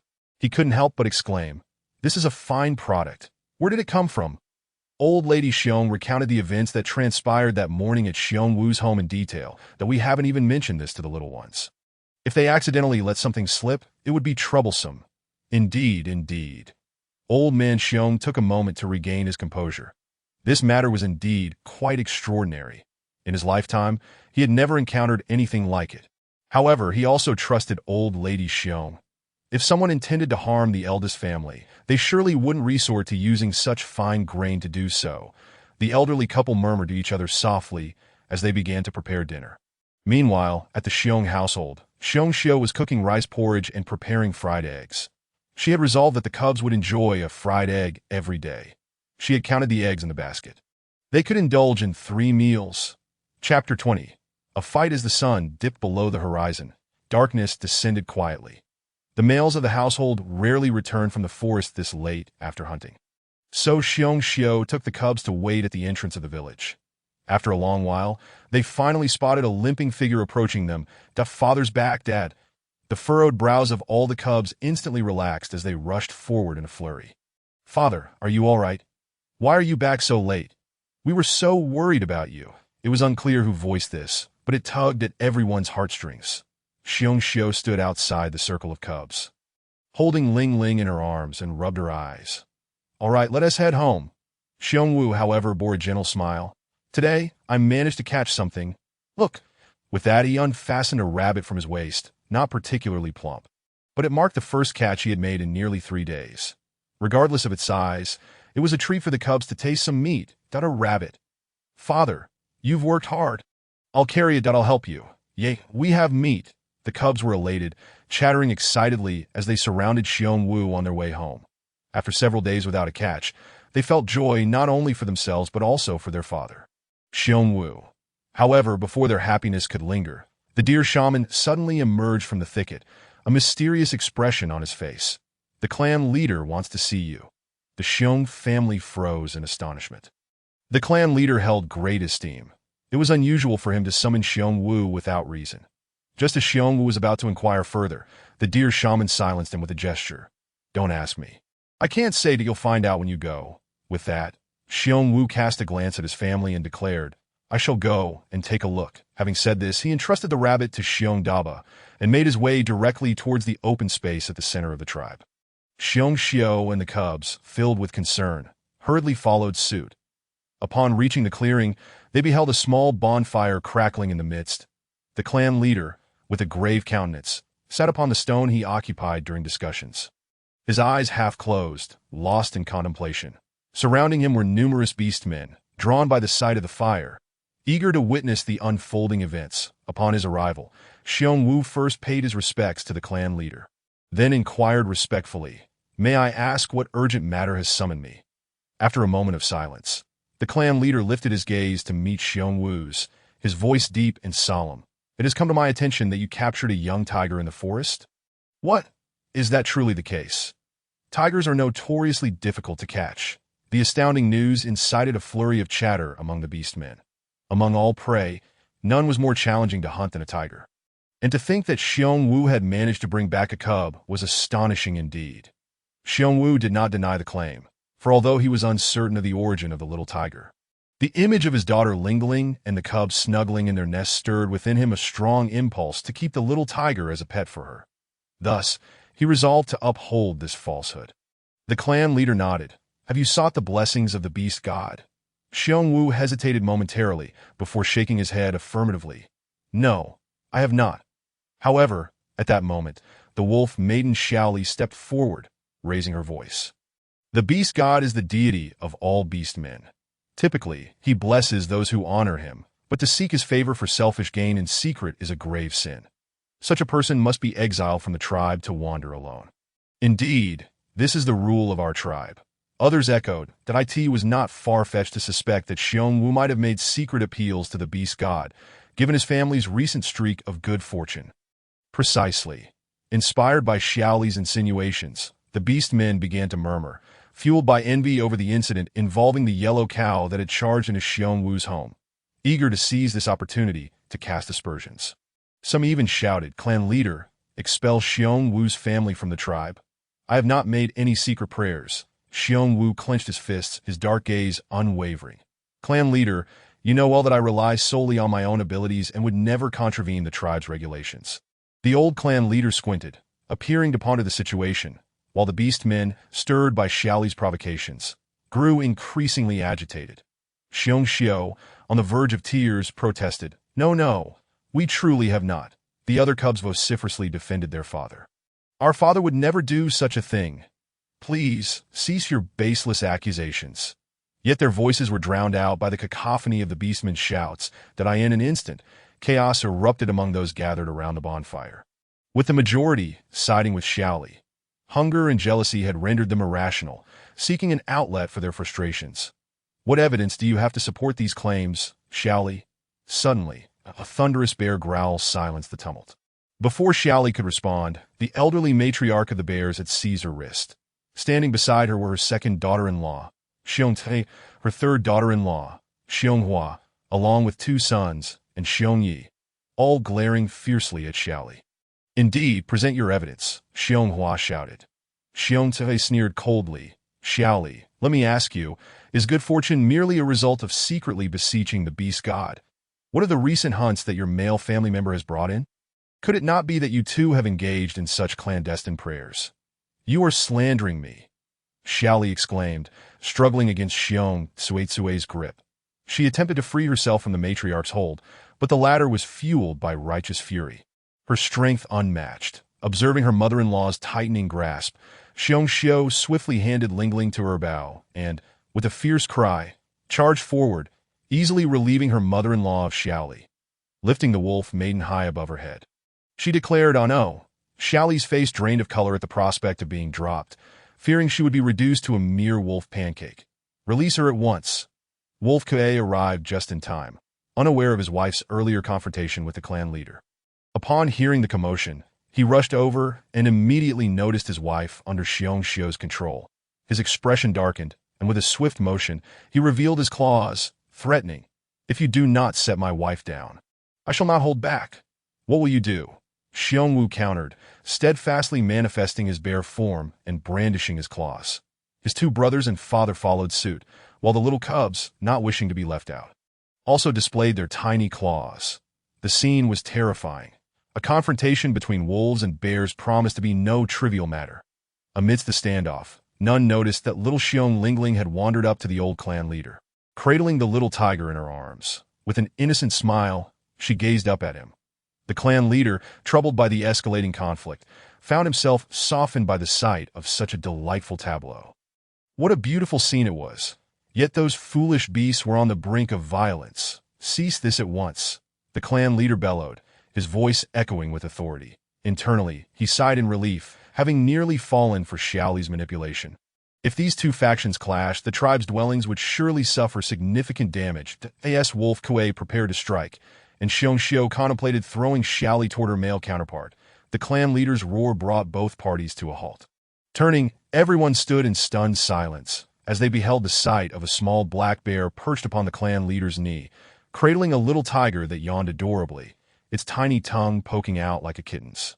The clan leader chuckled heartily. "Who says Lingling is foolish? I find her quite clever." The assembled warriors, poised for battle, were momentarily bewildered, particularly Xiaoli, who, released from Xiong Xiu's grasp, nearly stumbled as her legs had turned to jelly from fear. Wolf Kuei rushed to support her as she regained her footing. Meanwhile, the other bear family members, having heard the clan leader affirm Lingling's intelligence, felt immense gratitude, their faces lighting up with smiles of relief.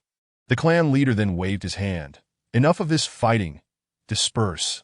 Xiong Wu, it is clear that your daughter has brought home a little tiger, which is a stroke of luck and blessing that we must not hurl baseless accusations out of jealousy. Instead, let us conserve our energy for hunting tomorrow." The beastmen murmured in agreement, realizing that the spectacle had dissipated as for Xiaoli. She was left dumbfounded. Her efforts to incite conflict had been thwarted by the unexpected appearance of the little bear. The clan leader, known for his keen interest in the growth of the tribe's young, had not only acknowledged little Lingling, but had also defended her. It seemed her machinations had come to naught.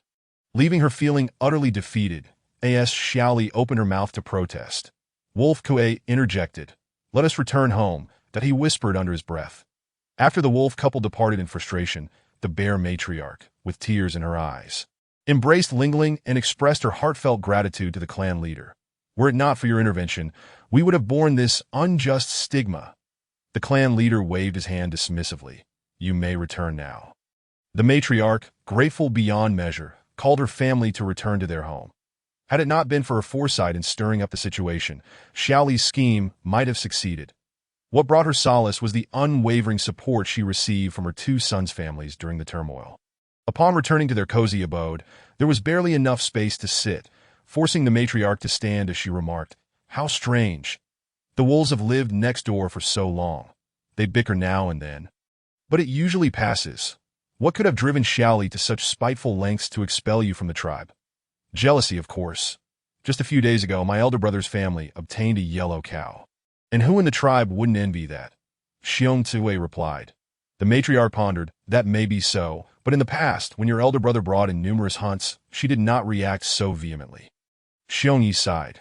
"In any case, we must remain vigilant against the wolves, especially since you two families live so closely." "Understood, father." Xiong Wu nodded with concern. Xiong Yu and Xiong Li voiced their opinions, regardless of Xiaoli's intentions.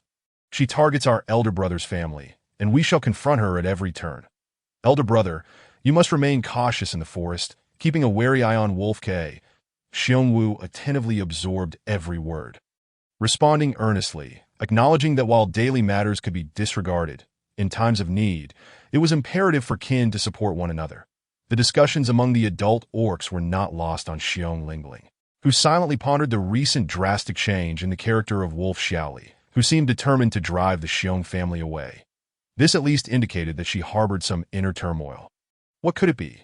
Xiong Lingling narrowed her dark, glistening eyes, contemplating whether the original owner's demise might be linked to Wolf Xiaoli's unease. Just then, Xiong Te caught a whiff of the delightful aroma of rice porridge. In truth, she had sensed it upon entering the house, but had refrained from mentioning it until now that its porridge. Xiong Xiao suddenly remembered that they had yet to eat, with such fine rice at home. She had prepared the porridge early, and the wild vegetables she and her mother-in-law had gathered in the forest that morning were also cooked, enriched with a bit of beef fat. The few pieces of smoked beef, however, were to be reserved for winter. Nonetheless, the vegetables sautéed in the melted beef fat were exceptionally fragrant, and adding 2 eggs elevated the flavor to an entirely different level. The white rice porridge had elicited praises from the little ones at lunch. Porridge? How could millet porridge be so fragrant? Xiong Te, quick with both her words and actions, lifted the banana leaf lid of the pot, revealing a large cauldron of porridge made from exquisite white rice, causing the 4 of them to display expressions of astonishment. They had never encountered such fine rice before. Xiong Te exclaimed, nearly squealing, but was halted by the elder matriarch. With a sigh, the elder instructed, Xiao, go fetch a bowl for your second and third brothers. There's no more to spare. Xiong Xiao had been planning to express gratitude to the 2 families for their earlier kindness. But upon hearing her mother-in-law's words, she cheerfully set about preparing, filling bowls with rice wrapped in banana leaves. This is for your family. Ahua, this is for yours. Are you truly willing to give so much? Both Xiong Te and Xiong Ahua found it hard to believe. Moreover, having never seen such fine white rice before, they were curious about its origin and how it ended up in their elder brother's rice jar. A barrage of questions loomed, and without answers, they feared they would not sleep soundly tonight. Xiong Te was about to speak when the elder matriarch interjected. Enough, I know what you wish to ask. She cast a stern gaze upon her. Do not pry too much. Just accept it. This is the finest white rice. Take it home and cook it well for the little ones. As for the rest, if I tell you not to inquire, then do not ask, and be sure not to let other orcs see it. With the elder's mysterious demeanor, Xiong Te and Xiong Aha could only nod in compliance, refraining from further questioning. The elder's insistence on secrecy stemmed from the abruptness of events. She had yet to formulate a proper explanation. After concluding her speech, she added, It's getting late. Everyone should return home. Once the second and third families joyfully departed, the elder matriarch turned to Xiong Xiao, saying, You need not explain the matter of the rice to them. If they have questions, they may come to me. Understood, mother, Xiong Xiao replied, quickly urging her in-laws. Today, Awu hunted a rabbit. Stay and share a meal with us. The elder couple wanted to decline, but the little ones clung to them, unwilling to let them leave. Very well, let us stay and dine together. Chapter 22. A character seeking trouble. The porridge made from the white rice was indeed fragrant, a delightful revelation for the Xiong family, who had subsisted primarily on game and wild vegetables. Xiong Xiao had yet to cook the rice she had set aside for the elder and grandfather. They were taken aback by its exquisite flavor. That we are fortunate indeed. Even Xiong Grandpa, usually reticent, was smiling. Indeed, our family is blessed, Xiong Grandma remarked, observing the children enjoying their meal. Feeling a sense of contentment that in such trying times, ensuring the children had a full belly was a blessing, as their safety and growth were of utmost importance. Meanwhile, Xiong Wu expressed his surprise. The taste of good food truly stands apart. Xiong Xiao cheerfully added a bit more to Lingling's bowl. That's right. The little ones were astonished when they first tasted it at lunch. I suggest to Xiao that you take a piece of meat to the stonemason in exchange for a few more bowls tomorrow. It's becoming increasingly difficult to hunt, and a small piece of meat should suffice for 10 bowls. Look at how the little ones struggle with their leaf bowls. It's quite inconvenient for drinking porridge. Xiong Grandma was contemplating the household finances that in the past they had avoided such exchanges, living day by day. The meager game brought back by Xiong Wu was barely enough for the family's sustenance, leaving no surplus to barter for stone bowls. Now that the little ones were growing, living so frugally was increasingly painful to witness. Xiong Xiao, sometimes careless, had not considered these matters, thinking merely that if something was usable, it sufficed. However, seeing the leaf bowls leaking soup, she agreed with her mother-in-law. "Very well, I shall go and trade tomorrow.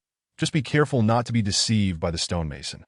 Xiong Grandma warned, still unconvinced. Xiong Sanbao quickly assured, "Do not worry, Grandma. I will go with Mother Dada." "You little clever one," the elder matriarch chuckled, playfully pinching Sanbao's nose before turning to pat Lingling's little head, as the small tiger lay at her feet, licking the porridge from the leaves. This warm scene within the Xiong family was, to Wolf Xiaoli, akin to a thorn in her eye and a splinter in her flesh. Her resentment simmered as she ground her wolf teeth. Upon returning home, Wolf Kuei inquired what had transpired, prompting Wolf Xiaoli to share the tale of the foolish little bear and her small tiger. At that moment, Wolf Kuei was seething with frustration. After returning from hunting in the mountains with only 2 wild chickens, he entered a cold house with no meal prepared. Meanwhile, the females of the household had busied themselves with gossiping to the tribe leader, sowing discord. Observing Wolf Xiaoli animatedly recounting her grievances, Wolf Kuei suppressed the urge to strike her, his voice heavy with displeasure. "You should focus on cooking instead." Wolf Xiaoli suddenly fell silent, realizing the grim expression on her mate's face. However, after all her fussing, she had yet to light the fire, and feeling a sudden pang of guilt, she quickly instructed the wolf cubs, "Hurry and clean those 2 wild chickens. That's not acceptable." Wolf Kuei retorted coldly, "Hunting has become increasingly difficult. We cannot feast on a day's catch. From now on, we must preserve the hunted game for winter." "What?" the 3 wolf cubs exclaimed in unison. "Then what will we eat?" "Wild vegetables and millet porridge." "But, father..." They had just seen Wolf Father return with 2 wild chickens, their mouths watering at the thought of a meal, yet now they were being told they would not feast. Even Wolf Xiaoli was taken aback by her mate's sudden declaration. Seeing the pleading gazes of the cubs, she proposed, "How about today, Were you not out gathering wild vegetables today?" Before she could finish, Wolf Kuei turned to glare at her. "You are always meddling in others' affairs. What about your own family's needs?" I went to gather, but there wasn't much." Wolf Xiaoli shrank back, frightened. In the past, she would have argued back, but tonight, she had failed to accomplish her task. Moreover, her mate had just returned from a taxing hunt, his anger seeking an outlet, so she opted for silence. Fearing reprimand, she hastily added, "Though the wild vegetables are few, we have millet. You should rest. I will call you when it's ready." Wolf Kuei, finally conceding, went to rest with a stern face. The wolf cubs, disappointed, drooped their heads. They all relished meat, and that meager offering of wild vegetables and millet porridge was hardly appetizing. As Wolf Mother tended to the fire, the 3 cubs lined up at the fence, eyeing the flickering light from the neighboring home. Wolf Third Cub swallowed hard. "If only we could snatch some of that beef from next door." Wolf Second Cub replied, "I've been thinking the same. But their home is always guarded." Wolf Eldest Cub cast a glance at his younger siblings. "Who cares? It's just Chi Bao and that foolish little bear." Indeed, though the Xiong family has guards, it's merely Chi Bao and that foolish little bear. Those 2 little cubs are no match for us. What is there to fear? Exchanging knowing glances, the 3 brothers silently devised a wicked plan. Back at the Xiong household, after Xiong Grandma and Grandpa returned home, Xiong Xiao urged the little ones to bed. She carried Lingling and the little tiger one by one into their cozy nook. The little tiger was particularly clingy. It insisted on being held while resting in the same nest. Xiong Lingling, having never experienced the joys of pet ownership in her previous life, finally understood the warmth it brought. As though her heart were melting, with her eyes closed, feigning slumber, Xiong Lingling reflected on the day's events. It seemed that extracting items from her space could no longer be done so ostentatiously. Aside from food, all other items, especially those absent from the tribe, required her utmost caution. Meanwhile, Xiong Xiao confided in Xiong Wu, "I cannot fathom what is happening. It has been 3 days, and Bai Bao still cannot revert to her orc form. I fear she may remain this way." Xiong Wu reassured her, "That will not be the case. Bai Bao is merely still young and lacks control." Xiong Xiao replied thoughtfully, "That makes sense, but I worry there may be underlying reasons. Rest assured it will be fine." As the last word fell, the sound of Xiong Wu's snoring erupted. He was simply exhausted, having spent each day hunting in the mountains, a relentless cycle, upon hearing the male snoring. Xiong Xiu opened her mouth but had to swallow her words.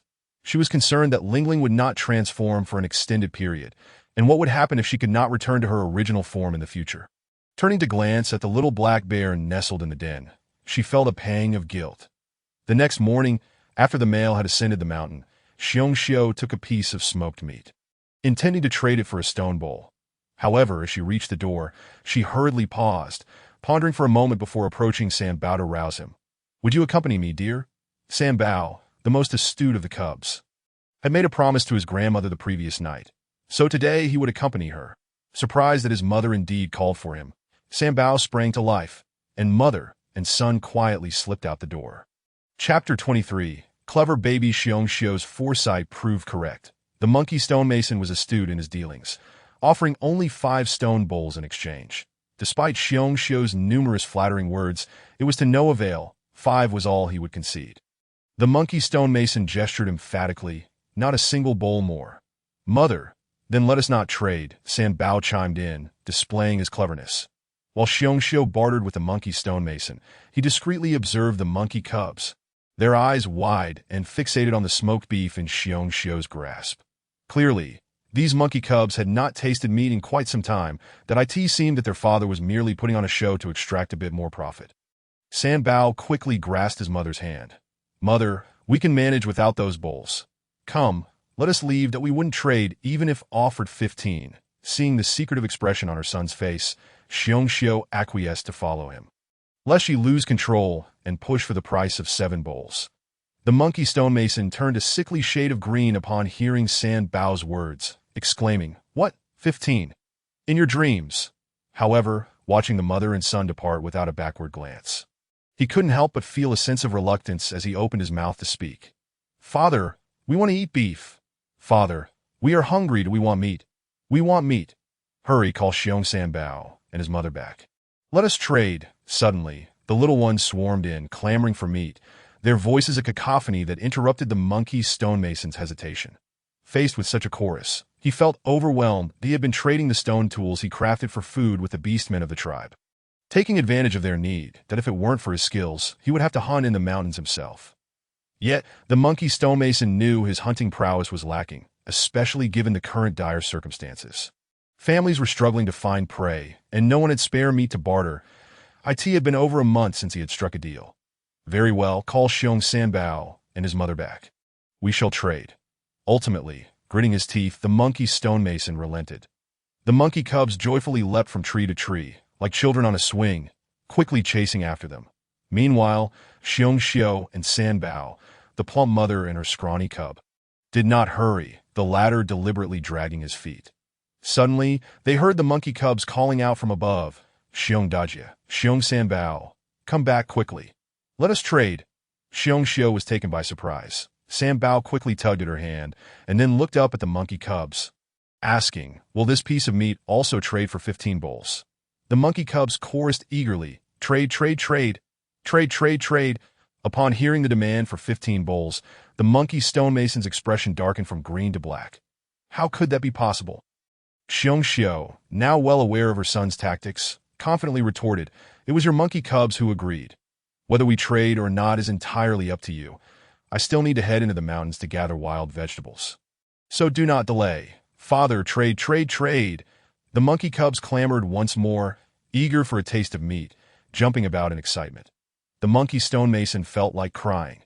These extravagant little ones, having learned from the previous day's lesson.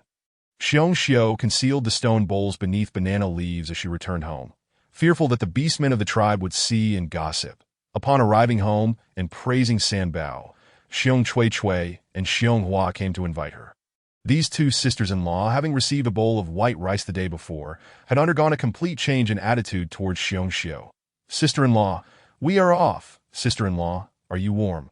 Xiong Xiu chuckled. "Well then, let us set off." Meanwhile, the little cubs began to stir awake. Life in the world of the beast men lacked excitement. Each day was a repetition of the same tasks. Foraging for food, eating, and sleeping. As a row of cubs rubbed their eyes. which sufficed as washing their faces. Xiong Daba prepared to lead his brothers up the mountain to gather firewood, while Xiong Qibao continued to watch over the home and care for Ba Bao and Lingling. In truth, Qibao relished this duty, for whenever the others were away, Lingling would speak to him. Although she only uttered a single word, her demeanor towards him as her older brother was distinctly different. Qibao, take good care of Ba Mimi. After giving this instruction, Daba and his companions set off. When Xiong Lingling awoke from her yawn, she found Qibao peering at her from beside the den, while the little tiger stretched lazily in her embrace. This daily routine was becoming a bit mundane for her. "Be a Mimi. You are awake." Upon seeing her rouse, Qibao's face lit up with a broad smile. After enjoying white rice porridge yesterday, Ba Mimi looked particularly spirited today. Xiong Lingling returned his smile, sat up, climbed out of the den, and made her way directly to the water buckets. Ever since they had acquired the pair of buckets, the bear cubs had taken to storing a bucket of water, fearing that one day the river would run dry. How could such a large river possibly disappear overnight? Lingling found it perplexing, yet she appreciated having a bucket of water. At least she could fetch some in a stone basin to wash the little bear's face. Qibao observed Lingling's actions in bewilderment as she squatted there, splashing water on her face, then taking some to swish in her mouth before spitting it out. This. Suddenly, Lingling beckoned to him with her tiny paw. Though Qibao was unsure why, he felt compelled to approach her, only to find her splashing a handful of water on his face, nearly leaving him gasping for breath. She filled another bowl of water, urging him to mimic her actions, swished the water in his mouth, and then spit it out. The entire process left Qibao feeling both amused and bewildered. Yet he sensed that if he did not comply, Ba Mimi would be displeased. After they finished washing, Lingling pointed at the stone basin, conveying her need to carry it. Unable to express a second word, she was relieved that her older brother understood. He swiftly picked up the basin and followed Lingling outside to the barren land beside the yard to check on the seeds they had planted. This was something Lingling did not need to instruct him on. Qibao instantly understood what she meant and hurriedly poured the water he had used to wash his face onto the small mounds of soil. Meanwhile, Xiong Lingling stood to the side, furrowing her brow in disappointment. Why had nothing sprouted yet? It had already been 2 days since they planted the seeds. She had thought that the seeds taken from the space would be special, expecting them to sprout and grow in a short time. But the outcome was somewhat disheartening. To that moment, several silhouettes stealthily entered through the yard gate and quietly made their way into the bear family's dwelling. Lingling caught a glimpse out of the corner of her eye and realized someone had entered the house. "Wait." She quickly placed her tiny paw on her brother's shoulder, signaling him to be still. Qibao scratched his head. "Are you telling me to wait?" Lingling nodded, gesturing for him to turn away from the yard as she swiftly returned to the house. Chapter 24. Catching thieves. Lingling had barely taken a few steps when she spotted 3 wolf cubs through a gap in the dilapidated wall. Such audacity. They were heading straight for the smoked beef hanging over the fire pit, which was meant to sustain the bear family through the winter. What to do? Lingling, drawing on her past life as an operative, excelled at adapting to circumstances. She contemplated 2 strategies, either to confront them directly and subdue them. But clearly, given her current small stature, that was not feasible. Thus, she opted for the second approach. Moving quietly, she closed the windows and doors, securing the latch. Then, feigning panic, she rushed to call for her brother. "Home thieves!" Qibao jumped up, ready to dash into the house. Lingling quickly restrained him, pointing towards the direction of the tribe. "Call out!" Right. Qibao instantly grasped her intent and began to shout towards the tribe. "Thieves have broken into the bear house. Thieves have broken into Xiong Wu's home. Come quickly, catch the thieves." The tribe was nestled in a valley surrounded by mountains, amplifying the echoes of his voice. Soon, every household heard the alarm. Thievery was the most despised crime in their community, and all beastmen who had not ventured into the mountains seized whatever they could find, stone spears, tree forks, and rocks, to respond to the call. "Catch the thieves! Where are they? Not a single one must escape." In no time, a massive throng of beastmen surged into the bear family's yard. Young and old, male and female, even the imposing clan leader arrived, eager to discover who had the audacity to intrude. Xiong Qibao. "Where are the thieves?" In the house. Xiong Qibao's heart raced wildly, a sensation both alarming and thrilling that he clutched Lingling's tiny paw tightly, offering her comfort. "Don't be afraid, Ba Mei Mei, don't be afraid." Xiong Lingling, meanwhile, was preoccupied with propping herself up as the wolf cubs, intent on retrieving the smoked beef, suddenly sensed that something was amiss. They had been so engrossed in their task that they now realized the gravity of their situation. Wolf Senzai trembled as he spoke. "Elder brother, did I just hear someone mention catching a thief? Surely they cannot be referring to us?" Wolf Erzai echoed. "I heard it too." Holding 2 pieces of smoked beef, Wolf Dazai approached the wall crack and peered outside, his expression turning to one of shock. They were cornered. "Listen up. If we open the door, you thieves inside must come out quietly. We won't hesitate to charge in and take action." Outside, the chief's authoritative voice resonated, calm yet filled with an overwhelming sense of pressure. "What do we do, brother? Think of something quickly." Wolf Erzai and Wolf Sanzai were utterly terrified. Though they often boasted, they had never dared to steal from anyone. How could they be so unfortunate on their first attempt? Wolf Dazai, pale as a ghost, lamented. "What can I do? Hurry up and come out. Do you hear? If you don't, we'll be forced to charge in and deal with you ourselves." The clamor outside grew louder. A fervent mob. The 3 wolf cubs could hardly withstand the mounting pressure. Finally steadying his trembling voice, Wolf Dazai declared, "It's all right. Let us set the beef down and head out. When father returns tonight, he can discuss this with the chief, and all will be well." "Really?" The 2 wolf cubs felt a slight relief. "Why would I lie to you?" Wolf Dazai, with little recourse but to fabricate assurances, sought to instill courage in his younger siblings for their shared confrontation. Creak! The vigilant beast men outside finally heard the door open, and 3 figures emerged at the entrance. Wolf cubs. Who would have thought they were the thieves? Indeed, vigilance is essential. One can never be too cautious of neighboring tribes. The chief, his expression darkening, raised his hand. Silencing the murmurs of the crowd, he inquired sternly, "Wolf Dazai, what were you doing inside? Speak the truth. For if you do not, the penalties of our clan's laws will be severe." The mention of punishment. Wolf Dazai shuddered. Just as he opened his mouth, Wolf Sanzai suddenly kneeled, crying out, "We just wanted to steal some smoked beef from the bear family." Thus, the truth was laid bare, and the beast men regarded them with scorn. The chief waved his hand. "Take them away for confinement. We will discuss this further when Wolf Kuei and his mate return." Several males stepped forward, leading the 3 wolf cubs away. Resistance was out of the question. They were too frightened, barely able to stand. Only then did the beast men notice the 2 bear cubs.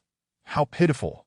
"Qibao, you must be frightened that, oh dear, Lingling looks so forlorn. Rest assured, the chief will advocate for your family." Xiong Qibao, gripping Lingling's hand tightly, nodded resolutely. "Grandfather Chief, we trust you, ahem." The chief cleared his throat. "Qibao, Lingling, do not be afraid.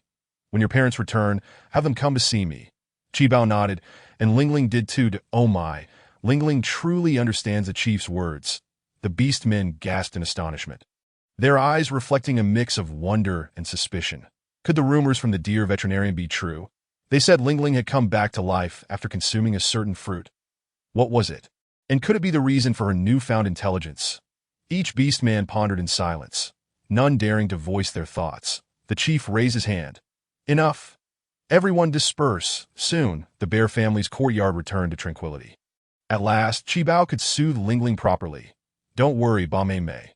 Let us go inside. I'll get you some water. Are you hungry?" Xiong Lingling blinked her large eyes. "Starving." The bear family abstained from breakfast to conserve food. And she, having the stomach of a small bear, awoke each morning with hunger pangs. Yet with everyone fasting, what could she do? Just as the 2 little ones were about to head indoors, Lingling spotted a figure lurking behind the courtyard's partition. Filled with trepidation, it was Wolf Si Mei. She had witnessed her brothers being captured by the tribe's members and was now trembling with fear. Recalling her memories of Wolf Si Mei, Lingling knew she bore no ill will toward her. The 3 wolf brothers often called her Little Fool, but Wolf Si Mei was different. Having never encountered such a situation before, and with the adults absent from home, she wiped her tears quietly, wishing to ask Qibao what to do. Yet, she understood that her brothers had stolen from Qibao's family, in that moment of uncertainty. Sensing someone was watching her, Wolf Si Mei lifted her tearful gaze. Chapter 25. Vulnerabilities. Before her stood a small black bear, its curious expression evident as it tilted its head in intrigue. Wolf Si Mei was momentarily taken aback. She knew the bear family had only 3 black bears. Their father, Qibao, and the little one Lingling. But Lingling had always seemed rather dim-witted, unresponsive to her surroundings. Now, however, she approached and looked directly at her. "Wolf Si Mei," Qibao said, "is Lingling all right?" "She's fine. Our little Ba Mei Mei is quite clever." "By the way, Wolf Si Mei, are you crying?" Qibao, ever the caring older brother, not only praised his sister, but also showed concern for others. Wolf Si Mei lowered her head. "My brothers did wrong by trying to steal your family's beef. But they won't be punished, will they?" Qibao found himself at a loss. He had never faced such a dilemma before. Scratching his head, he replied, "I truly don't know." "What if they are punished?" Wolf Si Mei burst into tears. "Qibao, can you accompany me to find my mother?" Cheong Qibao glanced at Lingling, uncertain of what to do. However, upon seeing Lingling shake her head, he immediately said, "We cannot go." Wolf Si Mei noticed Lingling's refusal and felt even more astonished. Hearing that they couldn't accompany her only deepened her sorrow, and she angrily ran back home, slamming the door behind her, refusing to acknowledge them any further. How childish! Lingling rolled her eyes at the little cub's antics. Pulling Qibao back inside, "Water. All right, just wait and I'll get it for you." While pouring water, Qibao reflected, "Wolf Si Mei is quite pitiful. She must have been terrified earlier." Sigh. Lingling sighed. The bear cubs were too soft-hearted, a fatal flaw indeed. After finishing their water, Lingling surveyed the space. Qibao was eavesdropping against the wooden wall, listening intently to Wolf Si Mei's cries, which had not ceased, his little face contorted with concern. Lingling, however, paid him no mind. She lay in her cozy nook, examining the courtyard. She noticed that the cattle, sheep, and horses had grown considerably, though they were not yet close to maturity. Each day, their growth was visibly apparent. The 3 hens had laid eggs again, totaling around 20, while the ducks had taken a break. It seemed the hens and ducks alternated their laying schedules. Additionally, the apricots on the tree had ripened, their yellow hue promising juiciness, leaving her salivating. Lingling plucked one and popped it into her mouth, glancing back at her worried brother. With only a handful of apricots, and after grandmother designated them as divine fruits, she dared not take more. Lingling entered the house to inspect the pantry, discovering several packs of snacks, chocolate, fruit candies, and some bags of beef jerky. Plain flavor, reminiscent of treats meant for a young tiger. While Qibao was distracted, she slyly grabbed a pack of beef jerky and a bag of fruit candies. "Brother," Qibao rushed over. "What is it?" "Ba Mei Mei, do you want more water?" Hunger, the only thing she could think of, rendered her unable to voice her needs. Lingling produced the beef jerky and fruit candies. Tearing off a piece for her brother, a piece for the little tiger, and keeping one for herself, she also shared half of the 20 candies with him.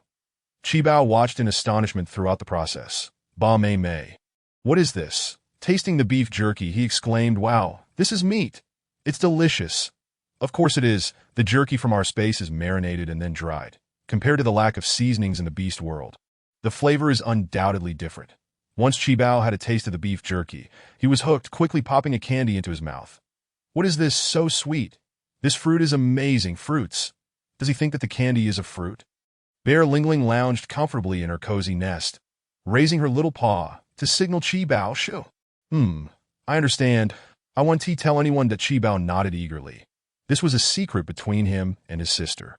Ba Mei. Next door, Wolf fourth sister, upon hearing them mention food, immediately ceased her sobbing and rushed to peek over the wall. Although she was unaware of what they were consuming, the mere thought of it made her yearn so much that she burst into tears once more. "Brother Qibao, I want to eat too. Could you spare me a little? Then I shall give you a piece of fruit." Qibao surprisingly agreed without hesitation, driven by the guilt of not being able to assist earlier. Imitating Lingling's manner, he unwrapped the candy and went to the yard-s fence to hand it to Wolf fourth sister. When Bear Lingling was alone in the room, she noticed that the candy wrapper Qibao had discarded on the floor had swiftly vanished. Perhaps it was because it did not belong to this world. This was quite convenient. It spared her the trouble of tidying up. When Wolf fourth sister tasted that piece of candy, she felt as though she might melt entirely. For her, it was the most exquisite flavor in existence, one she had never experienced before. At home, her parents tended to favor their sons, leaving her with considerably less food than her brothers. Brother Qibao. "What kind of fruit is this?" Just a single piece of candy revitalized Wolf fourth sister, bringing a smile to her face. That Qibao finally felt relieved and, with a serious expression, instructed her. Don't ask. Just know there's food, and remember, you mustn't tell anyone that I know, you can rest assured. Wolf fourth sister replied sweetly. Inside the room, Bear Lingling overheard the conversation between the two little ones, and she felt no concern. After all, the thoughts of the little ones were remarkably simple. If there was food, they surely wouldn't spill the secret. After finishing the piece of beef jerky, the little tiger nestled in her arms and fell asleep. She herself also felt full and began to feel drowsy, especially since the snoring of Bear Father and Bear Mother at night was nothing short of thunderous. For her, it could be aptly described as a roaring tempest. When Chi Bao returned to the room, he found both Lingling and the little tiger sound asleep, but he sat alone in the nest, enjoying the beef jerky and candy, truly relishing the moment that he indulged. He too succumbed to slumber, utterly oblivious to the candy wrappers on the floor silently disappearing. Chapter 26. The malicious beast. Meanwhile, the three bear sisters-in-law, after venturing into the forest, were fortunate enough to discover a flat, open area where lush green grass flourished and a plethora of wild vegetables thrived. The trio joyously began to dig, each carrying a small basket, tossing their harvest inside. After a flurry of activity, each filled their basket to the brim. Come, let us sit down and rest. Berta wiped the sweat from her forehead. Although the forest was deep and the sunlight barely penetrated through the branches, it was still exceedingly hot and rather exhausting. Bear Xiao and Bear Hua also sat down to take a breather. It was a rare occasion for the three sisters-in-law to engage in such a calm and friendly conversation. Elder sister-in-law, where did you get that white rice you gave us yesterday? Can you share a bit of information? Without hesitation, Berta broached the subject, her face alight with anticipation, hoping to glean some insight from the others. After all, that rice was truly exceptional. Upon returning home the previous night, she had cooked a handful into a simple porridge, and the entire family had relished the taste, unable to bear leaving any remnants behind. Seeing Bear Xiao's troubled expression, Bear Hua inquired, "Did you trade with another tribe?" "Indeed, I've heard some tribes are quite affluent. They possess things we lack." Berta knew she wouldn't extract any information from their mother-in-law.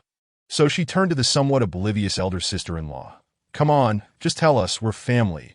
Good things should be shared, right?" Bear Xiao, forcing a smile, replied, "I truly don't know where it came from. If you don't believe me, you can ask Mother. Yes, if we could ask Mother. That's why we're asking you. But I really don't know. Elder sister-in-law, you still don't consider us family." Bear Tsute and Bear Hua felt utterly disappointed. They hadn't expected the dim-witted elder sister-in-law to be so tight-lipped. Just then, a vine suddenly fell from above, precisely ensnaring Bear Hua's shoulder. The three of them initially thought it was merely a vine that had dropped from above. After all, the forest was not like a small grove, with countless towering trees and vines intertwining. However, when Bear Hua slowly reached out to grasp it, the vine unexpectedly tightened, binding her completely to. Bear Hua gasped in shock, and before the others could react, she had already fallen to the ground. It turned out someone was controlling the other end of the vine. This was no accident, but a deliberate act. Bear Xiao and Bear Te were momentarily frozen in fear, but upon seeing Bear Hua being dragged forward, they quickly rushed over. Bear Te held Bear Hua tightly, while Bear Xiao waved her hefty hand to grab the vine. The assailants seemed to sense they had met their match and pulled even harder, causing the vine to stretch taut. "Ahua! Ahua! Are you all right?" Bear Tizue cried out in alarm, hastily attempting to untie her, but the vine was pulled too tightly for her to free Bear Hu at this point. Bear Hua was so frightened that she could scarcely think. Repeatedly crying, "Second sister-in-law, save me, please save me, don't be afraid. Let us pull back together." Bear Tata shouted back, "Elder sister-in-law, pull with all your might. Otherwise, Bear Hua will be taken away." Roar Bear Xiao, who was wrestling with the opponent, immediately roared in anger, determined not to allow her sister-in-law to be taken away. After her roar, she transformed into a bear form, a massive brown bear of substantial size and strength, gritting her teeth. She pulled with all her might, managing to snap the vine in two. "Oh dear, I never expected this female to be so strong." It seemed today as efforts were in vain. They retreated, from not far off in the forest. A few frustrated male roars echoed, followed by their footsteps fading into the distance. Meanwhile, Bear Teve hurriedly untied the vine from Bear Hua. "Get up quickly. Stop crying." Bear Xiao also returned to her human form. "Ahua, are you all right?" Bear Hua wiped her tears. Let us leave quickly. They had all heard those male voices. They were clearly not from their tribe, and it was baffling why they had hidden nearby to ensnare Bear Hua. For now, the most pressing matter was to exit the forest.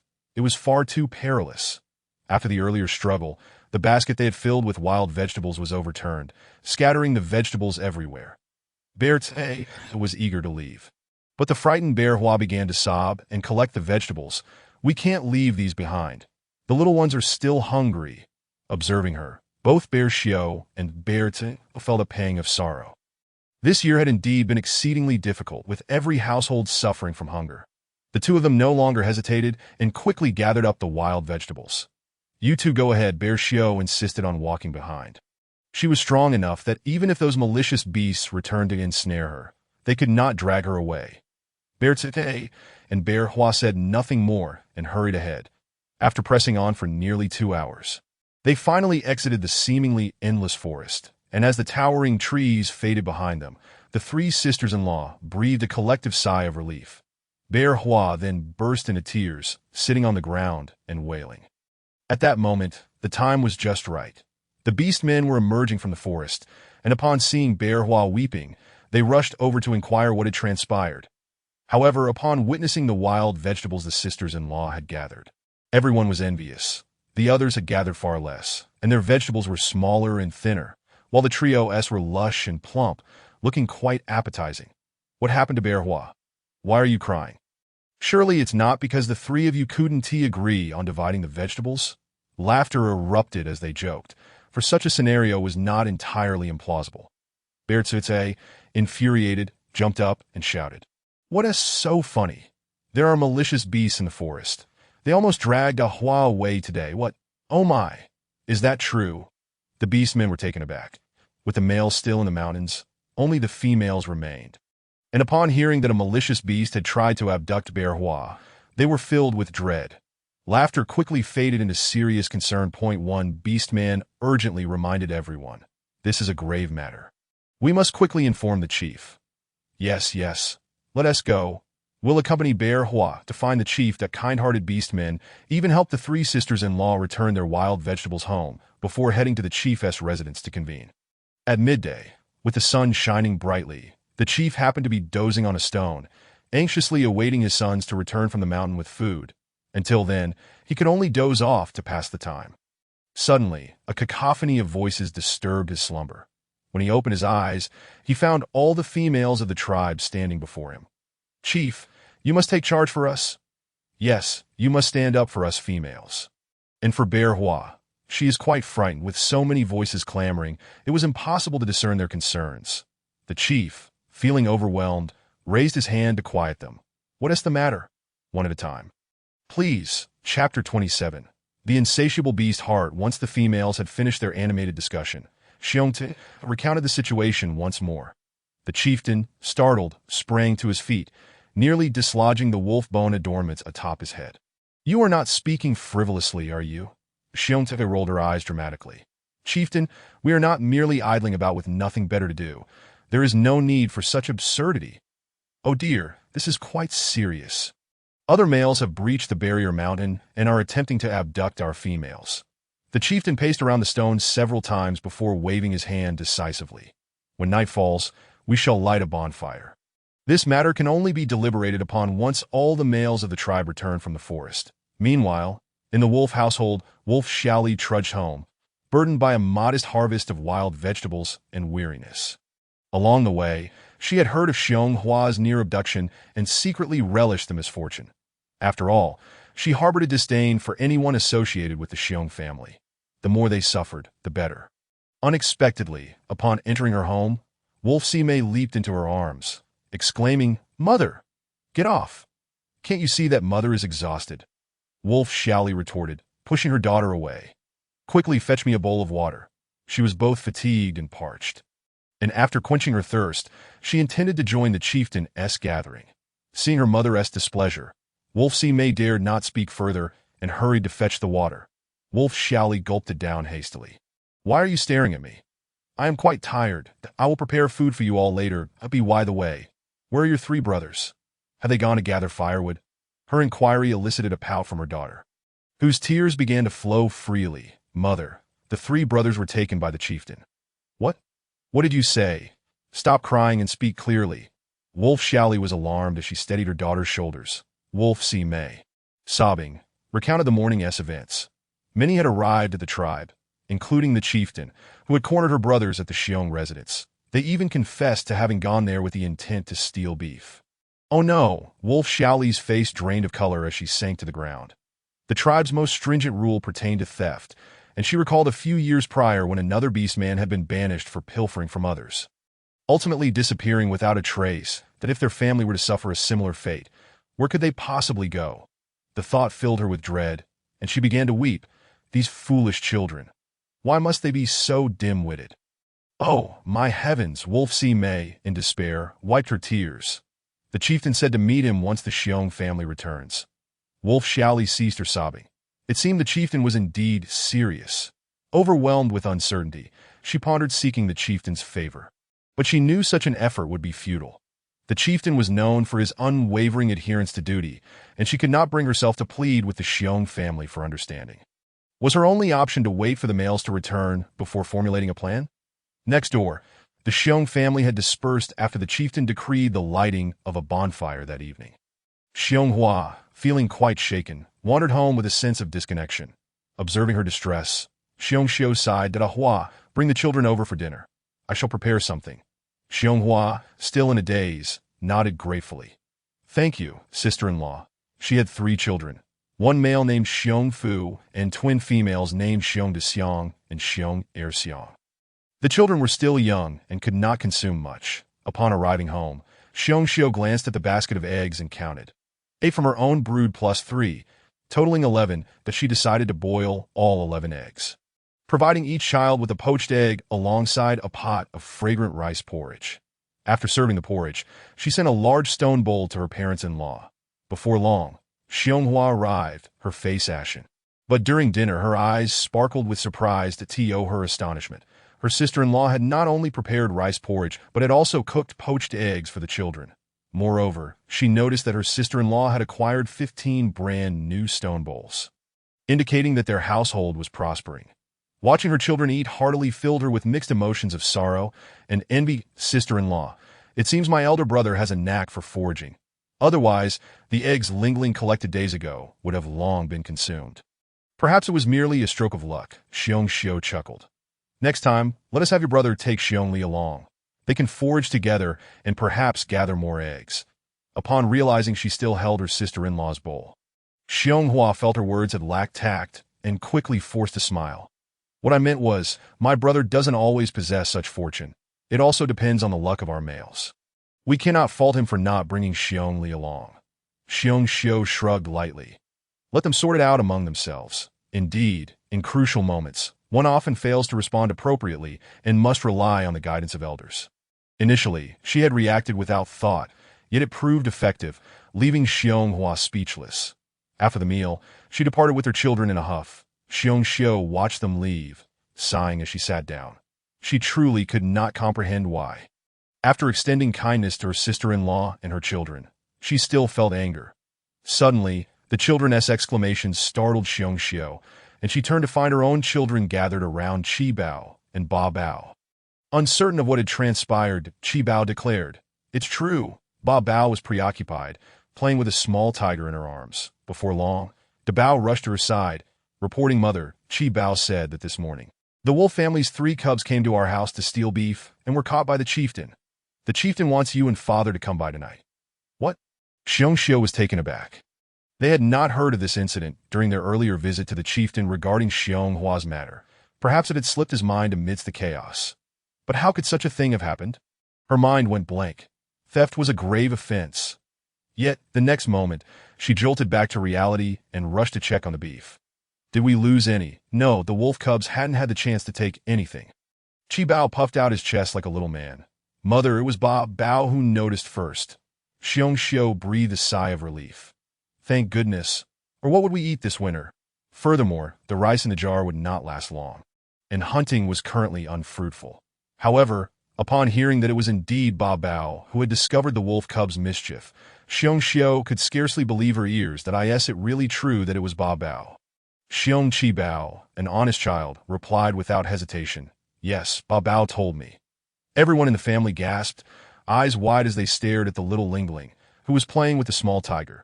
They all knew that Lingling had become more clever than before.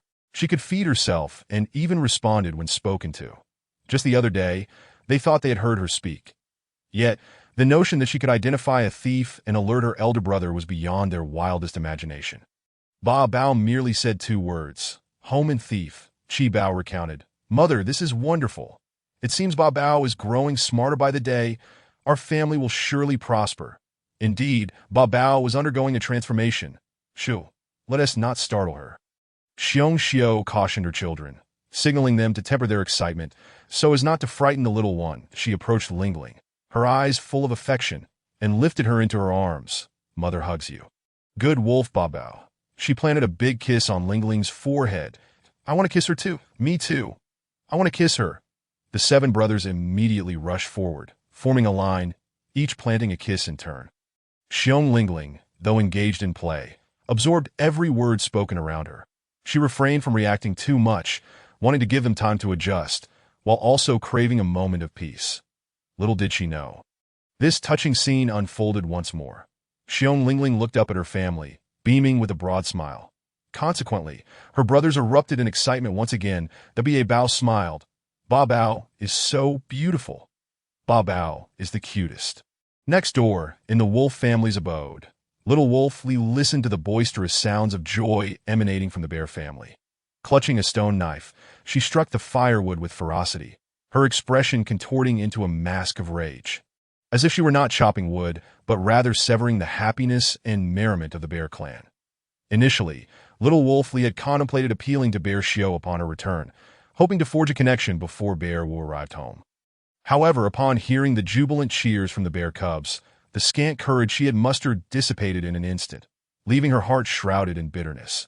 Little Wolf C, observing her mother's wrathful demeanor, cowered in the corner, too frightened to move, while they had yet to have their lunch. The enticing aroma of food wafting from the bear household made little Wolf C's mouth water. As evening approached, a blazing bonfire was kindled in the clearing at the center of the tribe. Little Wolfly stood at the tribe's entrance, her eyes swollen and red, waiting for the males to return. After a day filled with anxiety and tears, she had neither the humility to seek forgiveness from the bears nor the courage to speak favorably to the chieftain. She was so apprehensive that she dared not venture outside. Fearing the scornful glances of the tribe's females from a distance, Wolf Kuei spotted a female and noticed the bonfire ablaze in the tribe. He hurriedly approached, inquiring, "Is something amiss in the tribe?" Little Wolfly quickly urged him to keep his voice down, saying, "Let us discuss this at home," observing the anxious expression on the female's face. Wolf Kuei fell silent, his demeanor turning grave. Having caught nothing that day, his spirits were already low, and now they sank even further. Upon entering their dwelling, little Wolfly divulged the news that their 3 sons had ventured next door to pilfer some beef. Wolf Kuei's countenance darkened immediately. "Where are those good-for-nothing brats?" he exclaimed, turning to seize a hefty round log, thick as his arm, contemplating the dire consequences should he strike his offspring with it. Little Wolfly desperately clutched his arm, imploring, "Please calm down and listen to me. The cubs have been captured by the chieftain and his men. I haven't dared to inquire further." "Captured?" Wolf Kuei paused momentarily, his expression turning ashen. "How can we possibly remain in the tribe after this? These 3 rascals are your doing. You've raised them at home all day. What have you taught them?" In a fit of anger, he flung little Wolfly aside, his frustration boiling over as he smashed the log to the ground. Lamenting how he could possibly face the tribe again. Taken aback by his sudden action, little Wolfly stumbled and fell, the impact causing stars to dance before her eyes, and a ringing filled her ears. "Mother!" Little Wolf C rushed over to assist her, but little Wolfly struggled to regain her composure, feeling dizzy and unable to rise. Defiantly, she raised her hand to shield her head, arguing with Wolf K. "What do you mean I raised them? Haven't you taught them anything? If nothing had happened, it would be one thing, but now that it has, you shift the blame onto me. Besides, they may have erred, but they are still your offspring. What do you intend to do with that log? Kill them? Do you think that would restore your honor?" Wolf Kuei's face turned pale, his hand weakly lifting as he contemplated her words. Though he was seething with rage, He realized the futility of his anger. Could he truly resort to violence? Witnessing her parents argue, little Wolf C could no longer contain her tears and softly pleaded. "Father, mother, please stop fighting. The tribe has already lit the bonfire. We should quickly think of a way to rescue our brothers." Rescue them? Wolf Kuei's vision dimmed. Earlier, he had felt hunger, but now all he felt was anger. "We will do as the chieftain commands. I have no other options." Little Wolfly cried out in despair. "How callous you are!" Meanwhile, next door, Bearwood just returned home, sipping hot porridge from a bowl. His wife had exchanged 15 bowls that morning, and with the help of Sambao, they were engaged in conversation. Despite this, he could not help but inquire, what has happened with the Wolf family at that moment? Chi Bao approached quietly to inform him of the day's events. Bear Wu's face turned to one of shock that there not enough meat. He noticed his wife and cubs shaking their heads, which offered him some relief.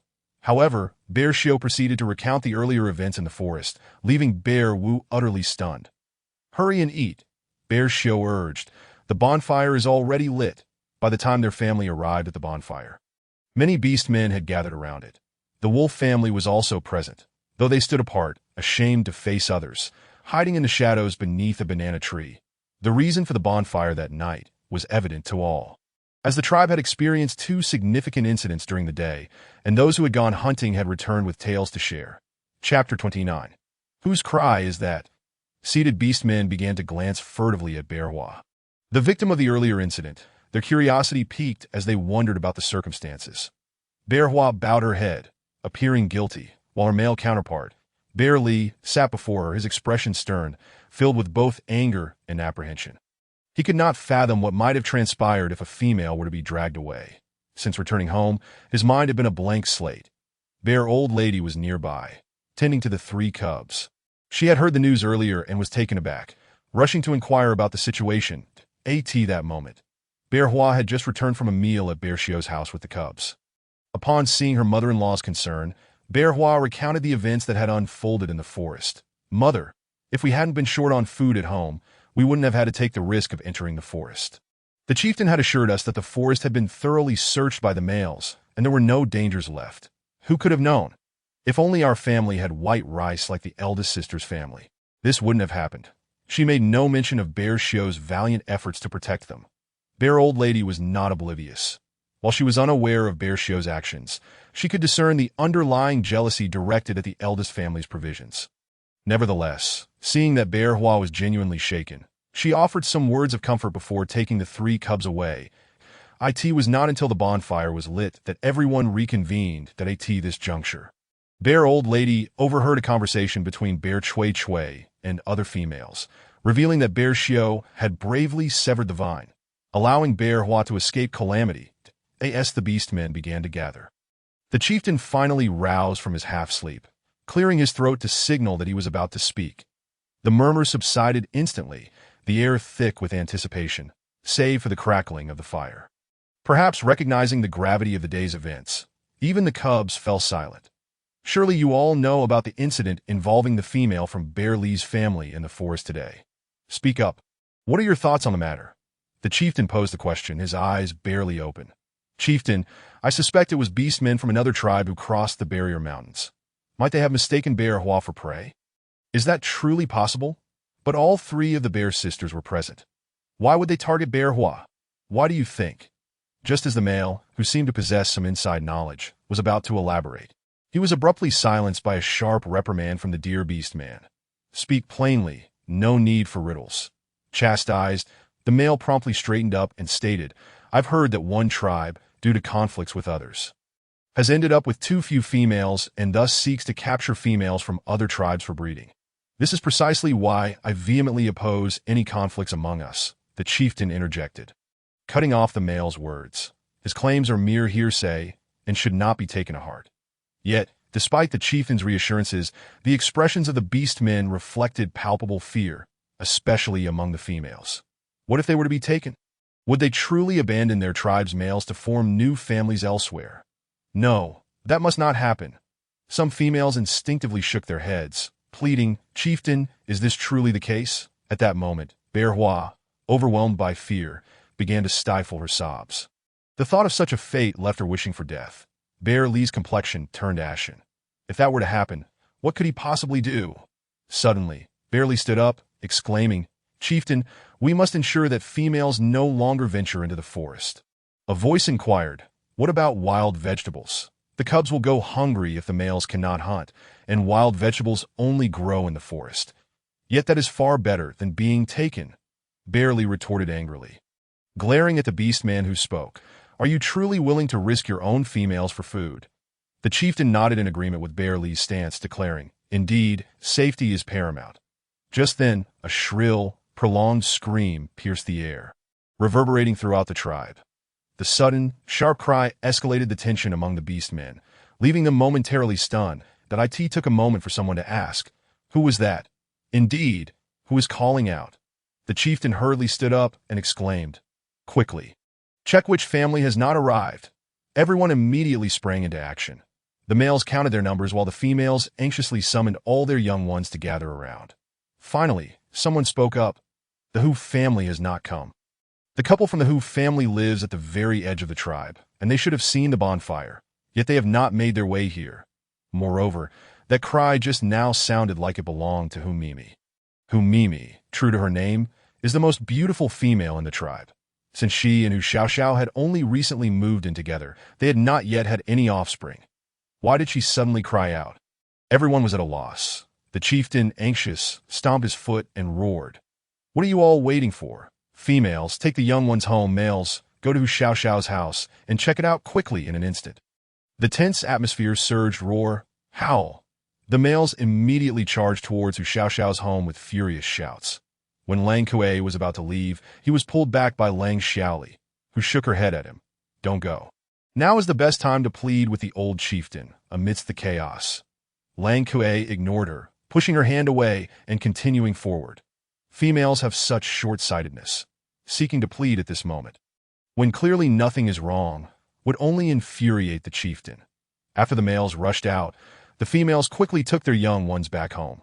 Granny Xiong observed the situation and saw that Xiong Hua was already trembling in fear. It was impossible to let her go home alone with 3 cubs. She hurriedly grabbed Xiong Hua. "Go to your sister-in-law's house, and you too." She looked at Xiong Chui. At this moment, Xiong Tete was also shaking while holding 2 cubs. And she quickly nodded.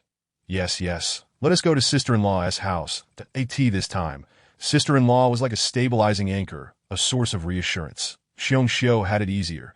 She picked up Lingling cub and led the other 7 cubs, holding hands as they made their way home.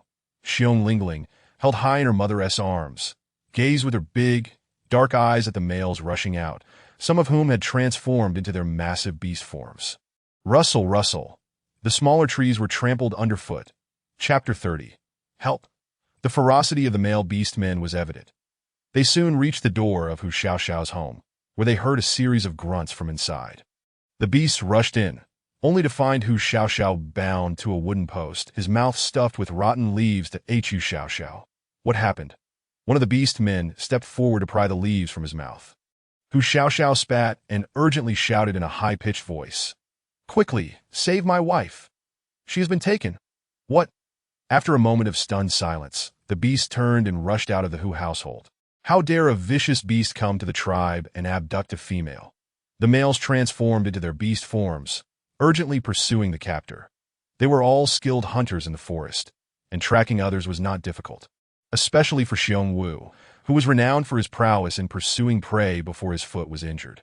Holding a torch to examine the ground closely, Xiong Wu pointed to the west. There. The beast had no objections and immediately dashed off in that direction. Less than 2 miles out, they once again heard Hu Mimi's cries. Help! Help! The beast carrying Hu Mimi had heard the frantic footsteps behind him and angrily punched her in the stomach. Shut up! Ull lead them to me, and I'll take your life. Hu Mimi spat, hurling saliva onto his face. The vicious beast, frantic, had no choice but to knock Hu Mimi unconscious with a punch. However, at that moment, the rustling of leaves grew louder in his ears, indicating that countless beastmen were closing in, filled with overwhelming fury. This one do. I must save myself. He decided to abandon her. His companion trembled in fear at the thunderous footsteps approaching from behind. The vicious beast's courage nearly shattered, and he hastily threw Mimi to the ground. With the burden lifted, he was able to run much faster. Darting forward several meters, suddenly, they heard the cry. "We found her! Hu Xiaoxiao's wife is here." The beasts rushed to surround her. Someone glanced and assessed. "She is still alive." Lang Ke immediately said, "Keep pursuing." The males, seeing Mimi bound tightly, couldn't help but think of their own females, and the flames of fury in their chests burned even brighter. Xiongwu quickly reminded everyone, "If we go any further, we'll leave the boundary. This area belongs to the barrier mountain range, and nightfall makes hunting in the forest disadvantageous for us that we must retreat." That I concur with Xiongwu's assessment. Yes, we can only return. Several beastmen immediately agreed with Xiongwu that I in the darkness. Lang Ke clenched his fists in silence, that he had his own motives for pursuing. If he could catch the vicious beast tonight, it might rectify the mistakes his son had made. But now, Xiongwu was urging everyone to retreat, and after his words, most of the group seemed inclined to withdraw. Lang Ke chose not to say more. If that was the case, they would return to the tribe together. Some beastmen helped to untie Mimi, pinching her nose, and soon the strong-browed, big-eyed female awoke to find numerous males staring at her. Mimi's first reaction was to scream, then sit up clutching her chest. "You all? Mimi, you were abducted, and we are the ones who saved you." One beastman reminded her, that is how it is that Mimi finally relaxed her grip, ready to say something when her mate, Hu Xiaoxiao, stumbled in. Breathless, pushing through the crowd of beasts, Mimi, Xiaoxiao sobbed. Upon seeing her mate, Mimi cried out and leaped into his arms, both of them tightly embracing one another, weeping in relief and joy. Now that Hu Xiaoxiao was here, the males no longer needed to deliberate about who would carry Mimi. Phew, what a great relief! Back at the tribe, the Hu couple recounted the events to the chieftain. That it turned out they had also seen the bonfire and intended to join the meeting. But unexpectedly, Hu Xiaoxiao was struck from behind, knocked unconscious, and bound. When he awoke, he saw two male beastmen tying up his wife. That Mimi could only let out one scream before being slapped and hurriedly taken away. "You mean they were after Mimi?" The chieftain's eyes widened in shock. "Yes, otherwise they would have attacked me first. Did you see what they looked like?" "It was too dark to see clearly," Hu Xiaoxiao sniffed, "but I saw they were wearing wooden masks on their faces." The chieftain exclaimed, "If they were after Mimi, could it be related to what happened to Xianghua during the day?" Regardless of whether the rumors are true, their selective targeting of only females is difficult to explain. "Chieftain, what should we do now? If we venture back into the forest to hunt, who will protect the young ones at home? We are uneasy." "Yes, my female is not strong. She cannot protect the young ones at all. My family has not only cubs but also elderly parents, making it even harder. Therefore, the most important thing we should do is capture those vicious beasts. Yet, just now in the forest, even though we clearly felt we were not far from them, Xiongwu insisted on urging everyone to return to the tribe."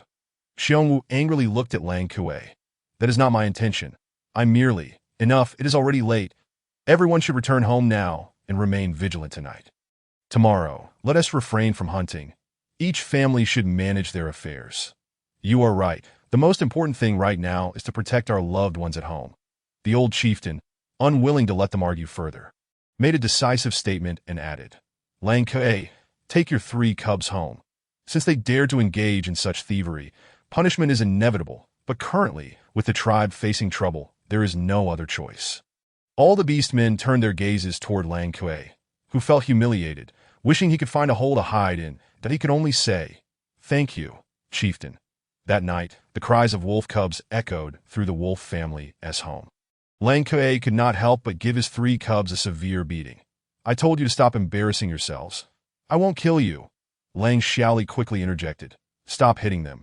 If you keep going, you'll beat them to death. I want to kill them." Lang Ke struck Wolf the cub again. "Father, I want to do it again." Wolf the cub regretted it immensely, realizing he hadn't even tasted any flesh or blood, and would rather not have dared to steal. Wolf Air Cub and Wolfson Cub cried so hard they couldn't speak coherently. Wolfsie May hid in a corner, sobbing. The household was in chaos, lacking any semblance of safety. Finally, Wolf Xiaoli ran over and stood in front of her son, crying out, "Go ahead, beat me too. Whether they pity you or mock you, the cubs all know they did wrong. And you still want to stop. Go ahead, beat me to death." The stick raised by Lang Kui came crashing down to the ground. He turned his head in anger, casting a glance towards the direction of the Xiong family. Chapter 31. Raising livestock. As they ventured into the mountains for hunting, the family at home held on to a glimmer of hope. However, with the turmoil erupting within the tribe, the males ceased to enter the forest, while the females devoted themselves entirely to nurturing their young at home. Consequently, many families were compelled to resort to their winter provisions. Fortunately, the Xiong family was an exception. One morning, Xiong Xiu awoke to find an abundance of white rice in the jar and a basket brimming with eggs, at least 50. By her count, startled, she quickly covered her mouth and called for the males to witness this marvel. The couple stood in a state of bewilderment, pondering their fortune.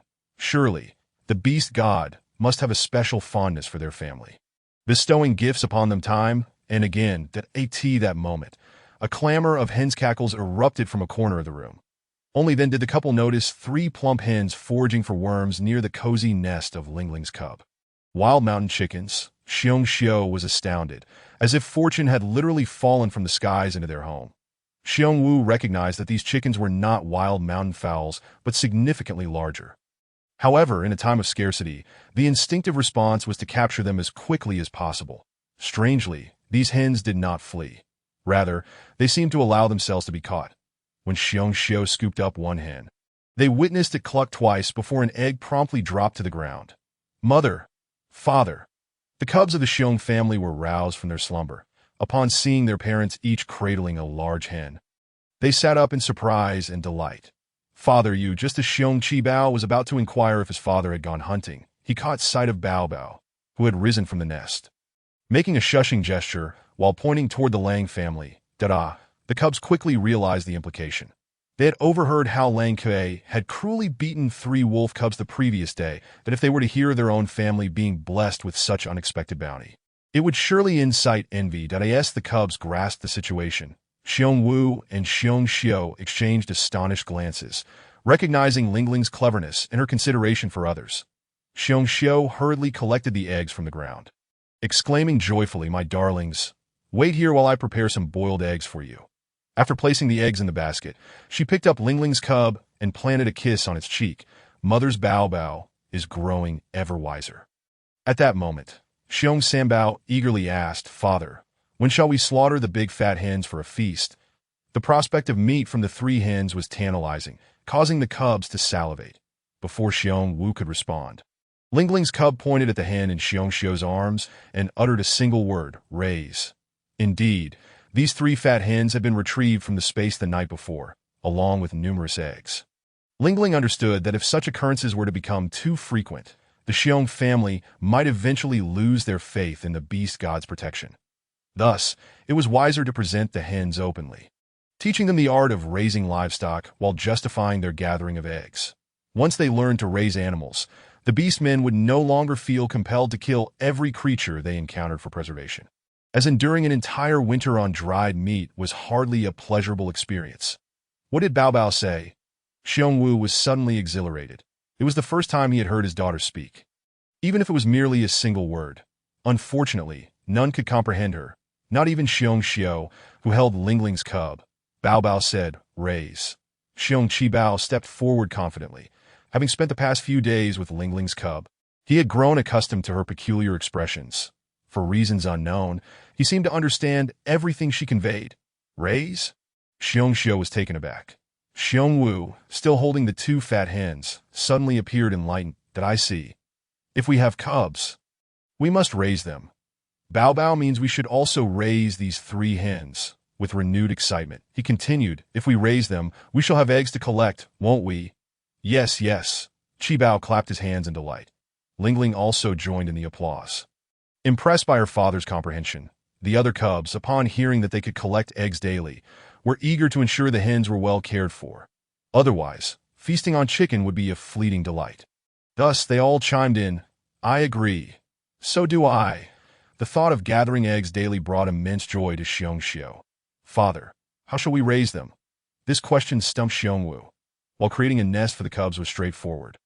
Hens, with their wings, would not remain obediently in a coop that if they were to fly away, it would be a regretful affair. "Let me think. For now, let your mother prepare a meal. After we eat, We shall venture into the grasslands to find worms to feed the hens." "All right," the cubs replied, filled with excitement. Ultimately, Xiongwu fashioned a crooked cage from vines. Though it looked rather unappealing, it would suffice to contain the hens. To his surprise, the 3 hens remained rooted in place, continuing to feast on worms without any intention of fleeing. Xiongxiu beamed with delight as she lined the cage with soft, dry leaves and gently placed the hens inside to avoid inciting discomfort among the Lang family and the tribe. They decided to keep the cage indoors. After attending to these matters, Xiongwu climbed to the roof to mend leaks. This season was prone to sudden rain, and the roof of their home was in a state of disrepair. While it could withstand sunny days, rain would result in leaks. Xiongxiu pondered for a moment before cheerfully beckoning to Bao. "Take Bao with you, and go fetch your grandparents for dinner." Typically, when Xiongwu returned from a hunt, he would share his bounty with his parents. However, as his luck dwindled, the elderly couple had become reluctant to accept their offerings, often subsisting on wild vegetables. Uncertain if they had consumed the eggs given days prior, or if Xiong Laotai had been saving the bowl of rice, Xiongxiu believed it crucial to share their newfound abundance with the elders. Understanding her intentions, Xiong Dabao nodded and called for Bao.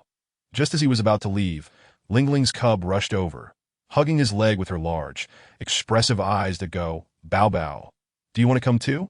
Lingling nodded eagerly. Due to the original owner's naivety, Lingling was blissfully unaware of her grandparents' location.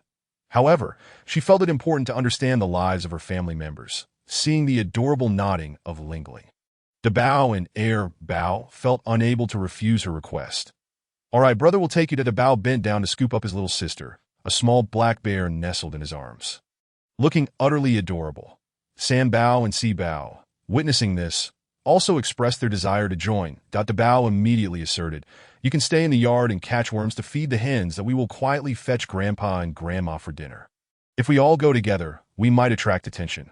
Chapter 32. The little shack. Upon hearing their brother's words, Sam Bao and Si Bao ceased their playful antics. Though these cubs could be mischievous at times, they were rational when it came to serious matters. Along the way, Lingling gently petted the head of the little tiger in her arms. The little tiger licked her hand, emitting soft, low growls. "Brother, do you think Bao Bao's tiger has grown a bit?" Bao, captivated by the little tiger's sounds, observed as they walked. Bao glanced down. "It does seem a bit bigger.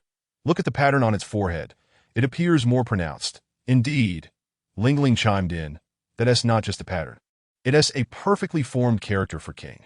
She had also noticed the little tiger's growth, marveling at how just 3 days had passed since she had brought it from the space, that if it grew as quickly as the other creatures from the space, it would be a fully grown, majestic tiger in less than a month. As they walked, they encountered male beast men assigned by the chief to patrol. Upon seeing the little tiger in Lingling's arms, they all cast envious glances. "Brother Xiong is truly fortunate. He managed to find a little tiger. Indeed, my cub keeps pestering me, expressing a desire for a little tiger like Lingling's. Not so easily obtained." The beast men continued their chatter as they walked away, while Dabao and Bao exchanged glances, a faint smile creeping onto their lips. Since Xiong Wu had injured his foot, the beastmen of the tribe had increasingly looked down upon their family. Moreover, due to Lingling's unique situation, some had even spread rumors, claiming her condition was contagious, causing the tribe's young ones to shy away from playing with the Xiong cubs. Now, however, with Lingling's little tiger, in the day they had unexpectedly encountered a large yellow cow. Envy had reigned among the beastmen, and even the cubs regarded them with newfound respect. Grandpa and Grandma. At long last, they arrived at their destination, where, in a corner at the edge of the tribe, stood a dwelling nestled against a small hillside. 4 wooden pillars, as thick as a wrist, supported a structure with 3 sides completely exposed to the elements, the roof fashioned from a haphazard arrangement of dried twigs and leaves. Such a dwelling, one could hardly call it a house. It was little more than a makeshift shelter, vulnerable to even the slightest gust of wind, let alone the downpour of rain. Yet, astonishingly, 2 elderly individuals resided there, prompting Xiong Lingling to reflect that, by comparison, the dilapidated abode of the Xiong family could be deemed a mansion. It was no wonder that Xiong Wu and Xiong Xiu had repeatedly suggested that the elders return to live with them. What could this possibly be called? At best, it resembled a temporary shack. However, the few pots and bowls within were meticulously arranged by Grandma Xiong, who, despite the harsh conditions, endeavored to cultivate a positive outlook on life. While Xiong Lingling felt a pang of sympathy for them, she could not help but admire their optimism. Yet one must consider that in this world dominated by beasts, trees were abundant. Had the creatures made proper use of the plentiful timber, they would not have constructed such a dwelling at that moment. Grandma Xiong noticed her grandchildren and, filled with joy, set aside her task to embrace Lingling tightly, chuckling as she remarked, "What has become of this little one? After all these days, she still hasn't reverted to her beastly form." Grandpa Xiong, who was neatly stacking firewood, smiled and replied, "Why the rush? Our Lingling simply enjoys it this way."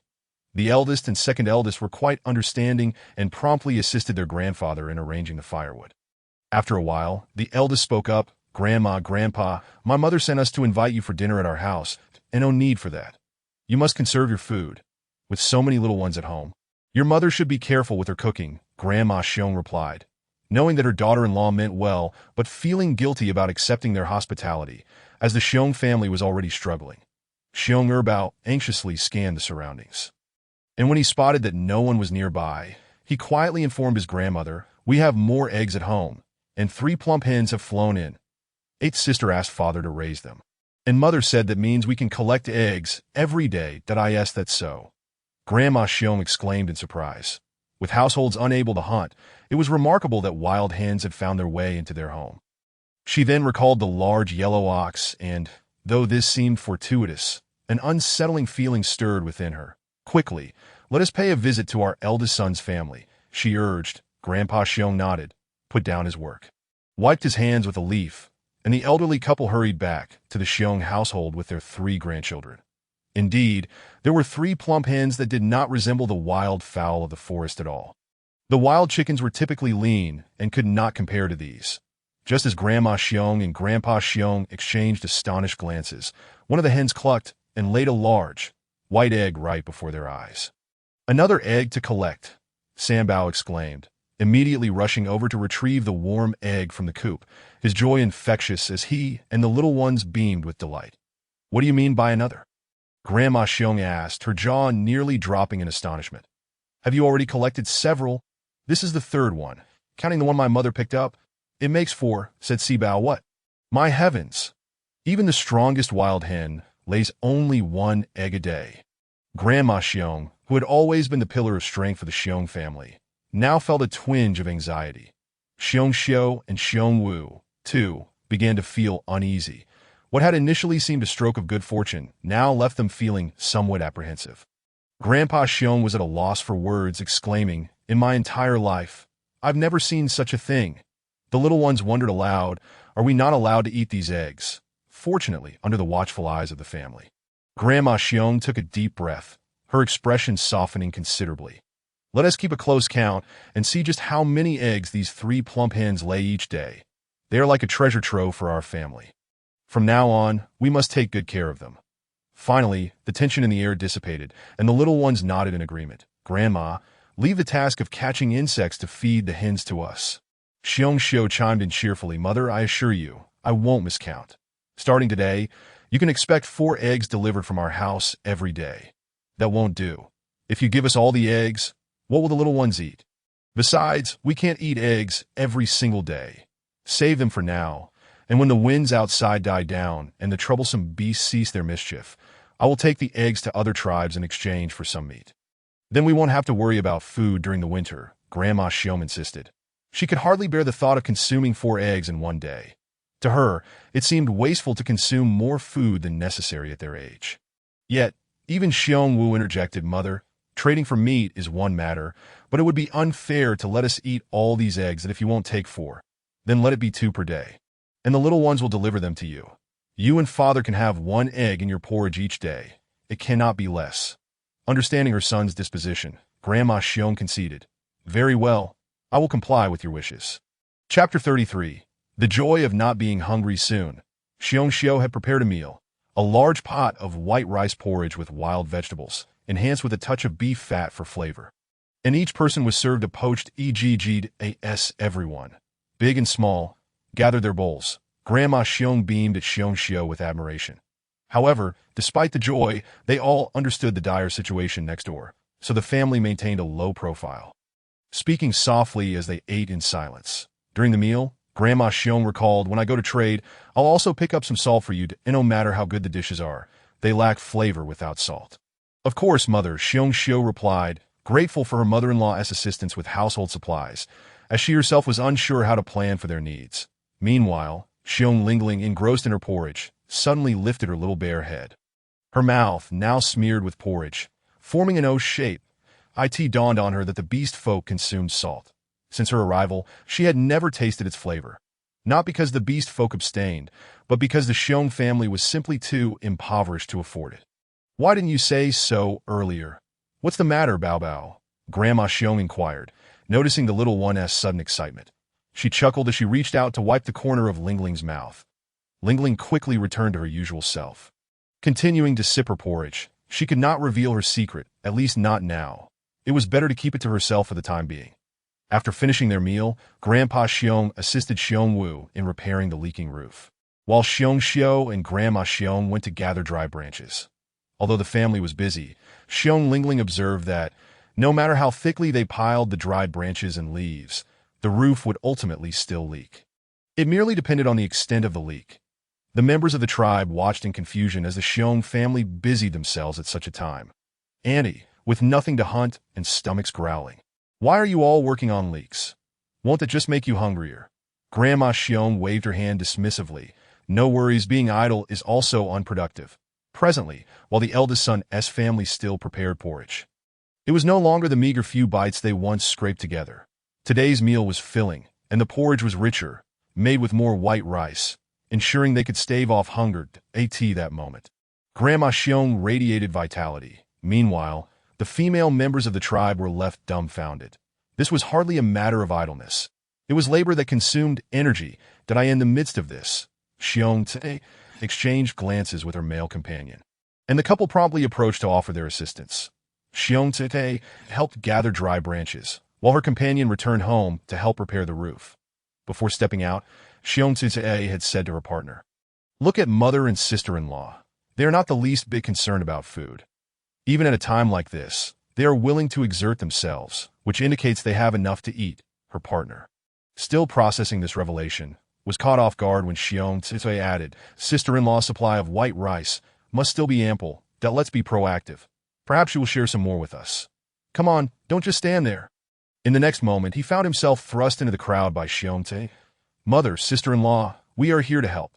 Xiong Xiu had no real thoughts on the matter. If anything, she felt a twinge of discomfort at inconveniencing others. "How can we?" she began, but was promptly interrupted by Grandma Xiong, who asserted, "We must lend a hand. This is your elder brother's family." Thus, all the adult beast folk of the Xiong family became engrossed in their tasks, while the little ones busied themselves catching insects around the house. The tribe members hardly paid attention to the children's activities, as they rarely stirred or spoke unless necessary, for that too would expend energy. Seizing the opportunity when no one was watching, Xiong Lingling scampered to a patch of weeds beside the house, followed closely by her little tiger companion, who wagged his tail eagerly. Upon reaching their destination, Xiong Lingling's face lit up with delight. The tomato seeds she had planted with Qi Bao had sprouted overnight, and the seedlings had grown to the height of chopsticks. Clearly, the items brought from her space were extraordinary. "Bao Bao, what are you doing?" Suddenly, a familiar voice resonated from behind. Grandmother's. It turned out that as old lady Xiong returned with dry branches, she discovered everyone engrossed in catching bugs, oblivious to Lingling's little escapade to the side. Although Lingling seemed to have grown considerably wiser of late, old lady Xiong remained deeply concerned. She could not allow the little one to wander off alone. What if she were to inadvertently encounter a malicious beast? Hastily she approached, intending to scoop up the little cub, only to find her intently gazing at a few saplings. Upon hearing her call, Lingling turned around and pointed at the seedlings, exclaiming, "Good." Was she implying those were good things? Old lady Xiong, filled with delight, knelt down to embrace the cub, softly inquiring, to her surprise. The little bear nodded seriously in response. Instantly, old lady Xiong's heart brimmed with joy. "All right then, grandmother shall encircle them with branches." After all, this plot of land was unclaimed, situated right in front of the Xiong family home, certainly part of the Xiong estate. Moreover, the beast men had little inclination towards land ownership. They merely sought shelter. rarely considering agriculture. Bear Lingling nodded at her grandmother. Okay, now, little one, you even mimic grandmother's tone. Old Lady Xiong chuckled, unable to resist kissing the cub's tiny paw. Subsequently, she indeed fetched some vines and inserted a few sticks, fashioning a circle and weaving the vines to enclose the tomato seedlings that I in the beast realm. Whoever enclosed an area claimed it as theirs, and there was no one to contest it. Finally, she felt at ease. Bear Lingling sat quietly in the corner, clutching a small tiger while watching her brothers catch bugs. She had no issue with everything else, but when it came to bugs, she had harbored a fear since her previous life. No one is perfect. Just then, Chi Bao approached, holding a leaf, revealing the writhing contents within. Look, Bame, isn't brother amazing? I caught so many bugs. Following closely, Lu Gu opened his leaf. I have just as many. Wu Gu si Gu. And Sanga chimed in. I caught a fair share too, so did I. Bear Lingling's fur bristled, resembling a little black bear that had just been electrocuted. She's done for. Who will save her? Oh dear, stop teasing, little ones. Lingling clearly looks frightened. Xiong Chui Chui, noticing the situation, rushed over and scooped the little cub in her arms that I in her dazed state. Bear Lingling instinctively clutched Xiong Chui Chui's arm, seeking a semblance of security. All 7 brothers stood frozen in shock. They had not anticipated that Lingling feared bugs, for they distinctly remembered that the former Lingling delighted in playing with them, eagerly reaching out to capture any type she fancied. Xiong Chui Chui's eyes darted as she declared, All right, I will take Lingling back inside to rest. You mustn't scare her any further. The 7 brothers, now filled with concern, had been overly cautious, fearing they might frighten Ba Mei. Chapter 34. Dividing grain to muffle voices. Now that Ba Mei was afraid of bugs, they must remember this and ensure she was never frightened again. Watching Auntie carry Lingling into the house, Dabao felt a twinge of guilt as he instructed his brothers. Everyone nodded silently, and Shi Bao said sadly, Brother, I want to go in and check on Ba Mei. Let her take her time, Air Bao advised. Thus, everyone fell silent, their hearts heavy with regret that it had taken so long for Lingling to become somewhat clever. They hoped she had not been scared back into foolishness. Meanwhile, unbeknownst to the cubs, once inside, Xiong Chui Chui placed Bear Lingling in a little nest and ignored her. Meanwhile, she eagerly rummaged through all the containers in the room. So many eggs and an entire jar of white rice, which was enough to astonish her. When she spotted the 3 plump hens, her eyes nearly popped out in shock. All the panda Linglings observed this, and she frowned, in front of her little cub. Her second aunt's greedy expression was utterly unmasked. Suddenly, old Lady Xiong's voice rang out. Dabao, Air Bao. What is the matter? The cubs, feeling guilty, fell silent, no longer playfully catching bugs. Soon, the old lady noticed, Oh, where is Ba Bao? Si Bao pointed towards the house. Air Annie took her inside to rest. Xiong Chui Chui is in the house. Old Lady Xiong gritted her teeth, taking a deep breath. She knew her second daughter-in-law too well. How could she be so kind as to take Lingling into rest? What was Xiong Chui Chui's true motive? She could easily guess, upon hearing her mother-in-law's voice. Xiong Chui Chui trembled and hurriedly ran over to embrace Lingling. Then, someone pushed the door open and entered. What are you doing? Mother. I brought Ba Bao in because she was frightened by those little cubs catching bugs. And it's a bit hot outside. Did I ask that so? Old Lady Xiong approached with a stern expression, directly taking the cub from her arms. Bear Lingling breathed a sigh of relief. Being held by her second aunt had merely made her a prop. Grandmother's embrace offered far more security that I will take care of Ba Bao. Weren't you supposed to help? Old Lady Xiong said, holding Lingling in one arm while pulling the door open with the other. Quickly, go help your elder aunt. She wanted to see if Xiong Chui Chui had even a shred of honesty in her words. Xiong Chui Chui shuffled awkwardly, taking a few small steps, then stomped her foot and turned around. Oh, Mother, I know you will scold me, but even if you scold me, I must say, Brother's family has so much white rice and so many eggs, plus 3 big hens. There is absolutely no worry about food. But our family is so poor we are even rationing winter provisions. Mother, can you please tell us the truth? Where did Brother's family get all that white rice and these eggs? Surely they didn't just pick them up in the forest. Such good fortune doesn't exist. So you've thoroughly rummaged through their home, have you? Old Lady Xiong's eyes blazed. Xiong Chui Chui's face turned crimson as she defensively muttered. I was just curious. Enough. Stop pretending to be innocent. That I need to discuss this with Lauda and a Xiao before deciding whether to inform you. Now, hurry and go back to work, old lady Xiong pondered. Her second daughter-in-law was already aware of the situation in Lao Da's household, that if she didn't offer her a sweet deal, her mouth might very well spill the beans. Yet if it came to a point of starvation, Lao Da's family would certainly not withhold food. After all, for the sake of those cubs, they could not let them go hungry. Upon hearing that their mother-in-law was considering this matter, Xiong Chui beamed with joy. Mother, then we are relying on you and brother to negotiate. It felt as though they had already reached an agreement, as if her family would receive half the grain. Old lady Xiong shook her head in exasperation. Subsequently, Xiong Chui worked particularly hard, fearing that a moment of laziness would alter her mother-in-law's decision.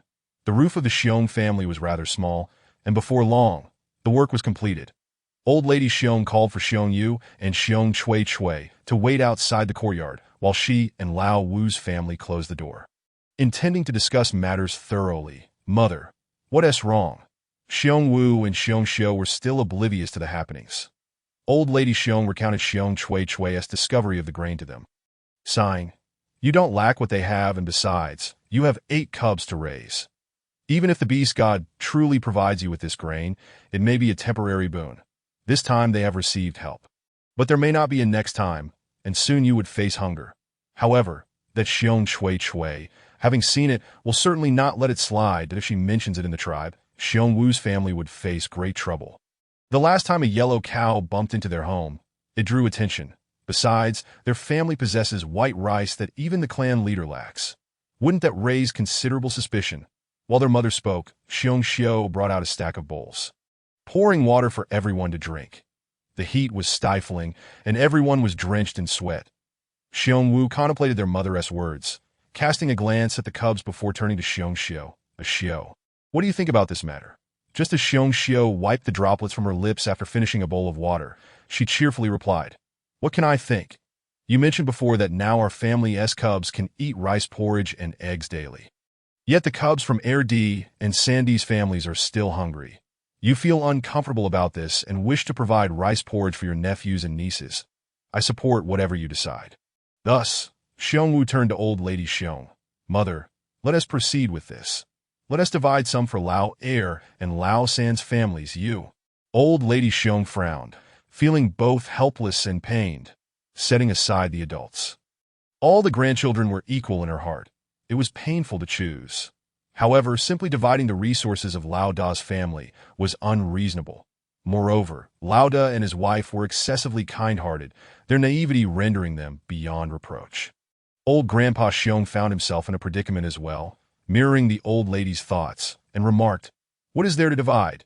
You have more cubs, while Ling Ling and Chi Bao are so few. They wouldn't last long if starved. Besides, this is the beast god's blessing upon you, and you have the right not to share. But it is uncomfortable for us to see Lao Air and Lao San's families starving too. Enough, enough! Didn't the grain jar increase again last night? Just give Lao Air and Lao San each 2 bowls and 10 eggs per family. This still wouldn't silence that Xiong Chui's mouth. I refuse to recognize Xiong Yu as my son. Ultimately, old lady Xiong made a decisive statement. She instructed Dabao to bring in Xiong Chui and her husband, addressing them solemnly. Where did your elder brother's food come from? Do not inquire. Even if you do ask, they will not reveal it. After finishing her words, she reiterated how much each family would receive, upon hearing that they would receive 2 bowls of white rice. Xiong Yu smiled contentedly and said, Thank you, mother, no need to thank me. If you must express gratitude, direct it towards your elder brother. Chapter 35. A mixed meal. Wait a moment. Xiong Yu began, but was swiftly pushed aside by Xiong Chui, who raised her voice. Mother, surely not. With so much rice and so many eggs in elder brother's household, how could we only receive 2 bowls? The final notes of her voice, however, dwindled under the stern gaze of old lady Xiong. Yet she felt compelled to finish her statement. Xiong Yu shot her a glare. Why couldn't his wife be more content? Old lady Xiong directly inquired, Do you want it or not? If you do not, I shall return it. I will personally deliver it to Xiong Li's family. But there are no buts. What your elder brother offers is a gesture of kindness, and what he withholds is his right. Since you find it insufficient, then do not take it. Let me tell you, Xiong Chui, were it not for the sake of the children, I would not even allow the eldest to give you these 2 bowls." Seeing her mother-in-law's unwavering stance, Xiong Chui felt somewhat deflated. She sought assistance from Xiong Yu, hoping for him to speak up, but he merely smiled ingratiatingly. "Mother, pay her no heed. You are absolutely right. Whatever elder brother gives us is a matter of goodwill. With this grain, the children will be able to enjoy several meals." "Ha! Thank you, elder brother and sister-in-law." "Mother, let it be." Xiong Wu did not wish to prolong the argument. He took the grain from the old lady's hands, nodded at Xiong Yu, signaling him to leave quickly. Xiong Yu hurriedly took his wife by the hand and departed. This left old lady Xiong fuming, and she turned to mutter, "Ungrateful wretches that it's nothing, mother. Chui has that kind of temperament," Xiong Xiu cheerfully said, helping the elderly lady to sit down, gesturing for the children. "Come, children, keep your grandmother company while I prepare dinner. Everyone is tired after a long day and has yet to eat." The children rushed to old lady Xiong, chattering away, and soon a smile graced her face. That on the other side, Xiong Chui walked along, grinding her teeth in frustration. "It's so unfair. Now the old lady is clearly favoring the eldest family, neither telling us where that white rice came from nor distributing it fairly. To be quiet." Xiong Yu thought to cover her mouth, anxious that other beasts might overhear, but he gritted his teeth in exasperation. "And what if they do overhear? Just because we lack it, they shouldn't have any either. Are you foolish? If something were to happen to elder brother's family, do you think we could escape unscathed? We are all one family. No one can extricate themselves from this. So according to your reasoning, we must simply endure." Xiong Yu felt his wife lacked wisdom, replying, "Do you not understand the concept of gradual accumulation? Once we finish this, we can ask for more. We can directly request it from elder brother and sister-in-law. They are soft-hearted and will certainly oblige. You nearly did not receive even these 2 bowls today. Let me tell you, I bear the brunt of the hardships when we go hunting in the forest. Do you think it is easy work?" Xiong Chui was momentarily silenced. She had not expected her mate to use such reasoning against her. Hunting was indeed no simple task, especially now that everyone was forbidden from hunting.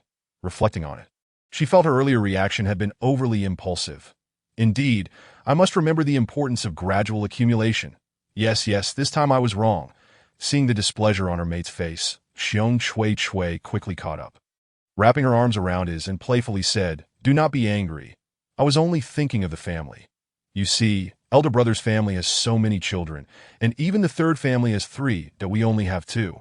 We must eat well to have the strength to bear more children. Wouldn't you agree?" Xiong Yu sighed, finding the role of a male to be challenging. "Oh dear," Xiong Chui suddenly exclaimed, startling Xiong Yu, who had just relaxed.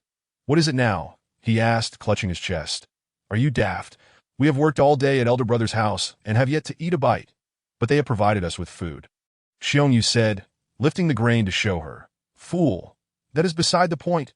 Quickly, let us return to gather the children and then go to elder brother's house for a meal."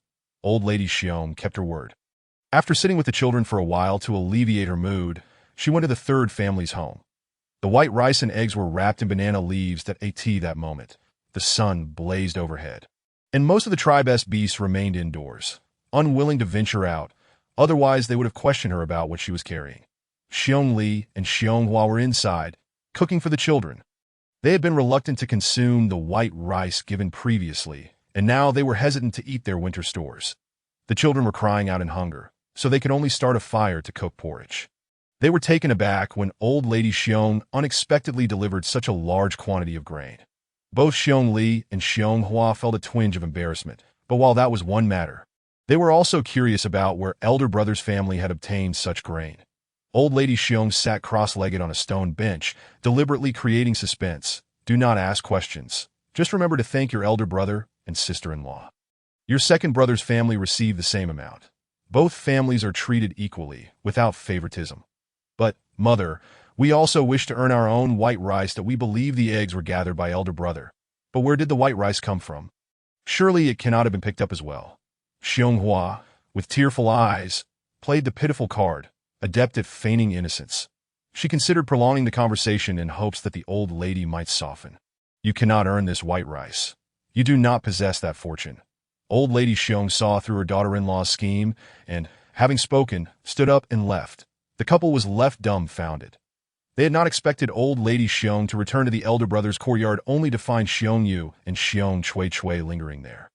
And not just the two of them, but they had also brought along their two children, Xiong Chong and Xiong Yu.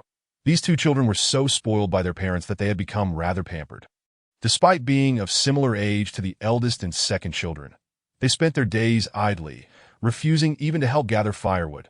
Upon hearing they were going to their uncle's house for a meal, they had been somewhat reluctant. They disliked their uncle's family for being poor and were also afraid of catching the silly illness of Ling Ling. So for them to enter Xiong's home was indeed a rare occurrence. Nevertheless, despite their dispositions, the two children still respected their grandmother's authority. They hurriedly called out to her. Seeing their grandchildren, old lady Xiong relented slightly. Before she could inquire about Xiong Chui and Xiong Yu's situation, Xiong Chui quickly approached. Mother, I thought it over on the way back. It was my fault. Elder brother and sister-in-law have treated us so well. I was ungrateful. The more I thought about it at home, the more unsettled I became. Today, I must apologize to you, to father, and to elder brother and sister-in-law. Humph. Old lady Xiong scoffed, thinking that if the couple wanted to apologize, they should have left the children behind. Did they think she was oblivious to their intentions? Sure enough, Xiong Chui sheepishly added, well, sister-in-law suggested that since we worked all day, we should stay for dinner, so we decided to stay. Chapter 36. Almost a fight fine. Then let us eat. In front of Xiong Chong and Xiong Yu, old lady Xiong chose to grant her daughter-in-law some grace. Xiong Chui's face lit up with a smile. Thank you, mother. Soon, Xiong Xiu had also prepared the meal. With the roof repairs completed, the couple felt that everyone had contributed, so they generously cooked a large pot of porridge, supplemented with scrambled eggs with wild vegetables, smoked beef, and a big bowl of wild soybeans, sod ed, and beef fat. Seeing that they could afford to feast on such an array of dishes in these times, Xiong Chui felt a surge of happiness, relieved that she had decided to return to apologize. Although Xiong Chong and Xiong Yu still harbored disdain for their uncle's family, their spirits lifted when they saw their aunt Xiong Xiu bringing out a stack of bowls. At least they wouldn't have to eat off banana leaves. Moreover, with so many eggs in today's meal, smiles spread across their faces. Only old lady Xiong remained displeased. She was angry at Xiong Xiu for not managing the household well, and even more so at Xiong Chui for her ungratefulness. Turning to the little Ling Ling, who was focused on drinking porridge, she noted that this white rice porridge seemed to suit her taste. Xiu, you must save some of the white rice. Bao Bao loves drinking it. And she is the thinnest among us. She needs to drink more. Yes, I understand, mother. Xiong Xiu hurriedly offered Ling Ling a piece of egg. The other brothers also tried to share their bowls with her. But Ling Ling swiftly shielded her bowl, shaking her head. No, she could not eat that much. And if her brothers did not eat, she would not agree. Bao Bao is truly considerate. Old lady Xiong felt both pained and touched. Smiling gently as she patted her little bear's head, addressing the other children, you all eat. Bao Bao cares for you. This scene left Xiong Yu's family of four utterly astonished. Hey, mother, when did Ling Ling learn to speak? Though it was only a single word, they heard it distinctly that I have always said that our Bao Bao is not foolish. In fact, she's a little treasure. Old lady Xiong's gentle smile was reserved only for Ling Ling, while she ignored her son and daughter-in-law entirely. Curious, Xiong Yu wanted to ask something more, but was silenced by Xiong Chui as nudged to his knee. Unexpectedly, after the meal, Xiong Chong boldly stated, Uncle, I want to take Ling Ling's little tiger home to play for a few days. What? The entire family turned in surprise to look at him. How could this child be so bold as to ask? Now, all the members of the tribe envy Ling Ling for having a little tiger, fully aware of her deep affection for it. Wherever she goes, she carries it along, never venturing out alone. Xiong Wu has always been accommodating. Yet in this matter, he did not hesitate to assert, that won't do. The little tiger is Bai Bao's pet and cannot be separated from her dad. Xiong Chong immediately turned to his parents with a pitiful expression, blinking his eyes as if on the verge of tears, that I just want to borrow it for a couple of days to play with. I promise to return it, observing their son's woeful countenance. Xiong Yu and Xiong Te felt a pang of sympathy. However, even with the most lenient elder brother disapproving, they found themselves powerless. Xiong Yu rolled her eyes and approached Ling Ling with a coaxing tone, asking, Ling Ling, could your little tiger be lent to cousin and cousin sister for a couple of days? Don't worry, I will make sure to bring you something delicious in return. Ling Ling raised her gaze to her cousin. And in the depths of her dark eyes, one could sense a swirling contemplation that it was evident that she was not genuinely swayed, but rather felt as though she was negotiating with a simpleton. As long as the phrase delicious food was invoked, success was assured. Yet, she deemed it unnecessary to engage in a lengthy discussion with Xiongyu. A single action sufficed. The little bear, with its short arms, tightened its embrace around the little tiger, its eyes reflecting a worried, pitiful expression. The 7 elder brothers witnessed Ling Ling's reaction and nearly clenched their fists. Someone was quicker than them. Xiong Laotai stepped forward to shield Ling Ling Xiongyu. Xiong Chong, it's not that Grandma is scolding you, but you are both old enough to know better than to rush Bai Bao's pet. She is merely 3 years old. Surely, you cannot be less sensible than her. Listen well. No one is allowed to take Bai Bao's little tiger away unless she consents herself. Otherwise, if anyone dares to try, I shall spank them until they blossom. Xiongyu was taken aback and hurried back to her parents. Among all the Xiong family members, they feared Grandma the most. She was a woman of her word, capable of turning her words into actions. Yet the thought of Grandma favoring that little foolish bear left them feeling quite disgruntled. At that moment, the horn of the tribe suddenly sounded. It was the daytime signal calling everyone together. The sound was intermittent, suggesting that the poor chieftain had not had his fill. The horn interrupted the earlier commotion, and no one dared to say more. They hurriedly tidied up, closed the door, and rushed to gather in the open area of the tribe. As luck would have it, they encountered the wolf family upon exiting. The 3 wolf cubs, limping due to being beaten by Lang Kuei, glared fiercely at the Xiong family cubs. The adult beastmen's reactions were no better. Lang Kuei shot Xiongwu a piercing glare, while Wolf Shaoli snorted disdainfully. Despite the fact that their cubs had acted wrongly, they seemed to feel an unjust grievance. Though Xiongwu had a good temper, it was only towards his family. The wolf family meant little to him, and he felt a surge of anger rising, but was restrained by his wife beside him. Forget it. Xiongxiu shook her head anxiously. She hoped for nothing more than the safety and healthy growth of her family and children, and had never let herself be bothered by grievances or disdain. Seeing his wife's demeanor, Xiongwu suppressed his anger. However, Xiongyu, Xiong Laotai, and others were keenly aware, their own tempers flaring. Matters within the Xiong family should be resolved privately, and they would not allow outsiders to bully them. Not only Xiongyu, but even Xiong Tse, typically sharp-tongued, couldn't help but coldly snort at Wolf Shaoli. Wolf Shaoli glared back at her. Xiong Tse. What is the matter? Is it permissible for you to snort at others, but not for others to return the favor? Xiong Tse stepped forward, puffing her chest out, unafraid. Wolf Shaoli nearly cursed in frustration. She noticed that all members of the Xiong family stood resolutely by Xiong Tse's side. Young and old alike showed no sign of fear. The wolf cubs emitted low growls, while the Xiong cubs were equally defiant. Howling and roaring, just as a brawl seemed imminent, the second horn sounded to Hu Xiao Xiao and whom Mimi happened to be passing by. Upon seeing the tense standoff, they realized that the wolf and Xiong families were on the brink of conflict. Hey, please don't. Hu Xiao Xiao hurriedly dashed forward to position himself between the 2 families, donning a smile on both sides. Wolf brother, Xiong brother, let us hasten along. The tribe is currently in turmoil, and the chieftain has urgently summoned everyone. Otherwise, why would there be 2 horn sounds? Right. Let us go, let us not delay. Chapter 37. The Black Mountain Tribe. In truth, neither the wolf nor the Xiong family had any intention of fighting, particularly the wolf family. The matter concerning the 3 wolf cubs hung like a sword over their heads. Lang Kuei did not wish to stir up trouble at such a critical juncture. Hu Xiao Xiao's timely appearance eased the tension, prompting Lang Kuei to snort and call for his family. Let us go. The wolf cubs were taken aback, having thought a fight was inevitable. Wolf Shaoli, still unwilling to back down, opened her mouth to retort but was silenced by a warning glance from the males. After the wolf family departed, Hu Xiao Xiao smiled politely. Xiong brother, thank you and wolf brother for saving Mimi yesterday. Indeed, had it not been for Xiong brother and wolf brother, I would have, upon recalling the incident where she nearly fell victim to a vicious beast, whom Mimi's eyes welled with tears. The ordeal had frightened her so severely that she had not slept a wink the previous night, and now her spirit seemed notably diminished. Xiongwu, who had just been brimming with anger at the thought of protecting his family, suddenly felt a wave of embarrassment. Not at all. Yesterday, all the males of the village came together to help rescue your wife, that I understand, but had it not been for you and Wolf Brother leading the charge, those vile beasts might not have been deterred.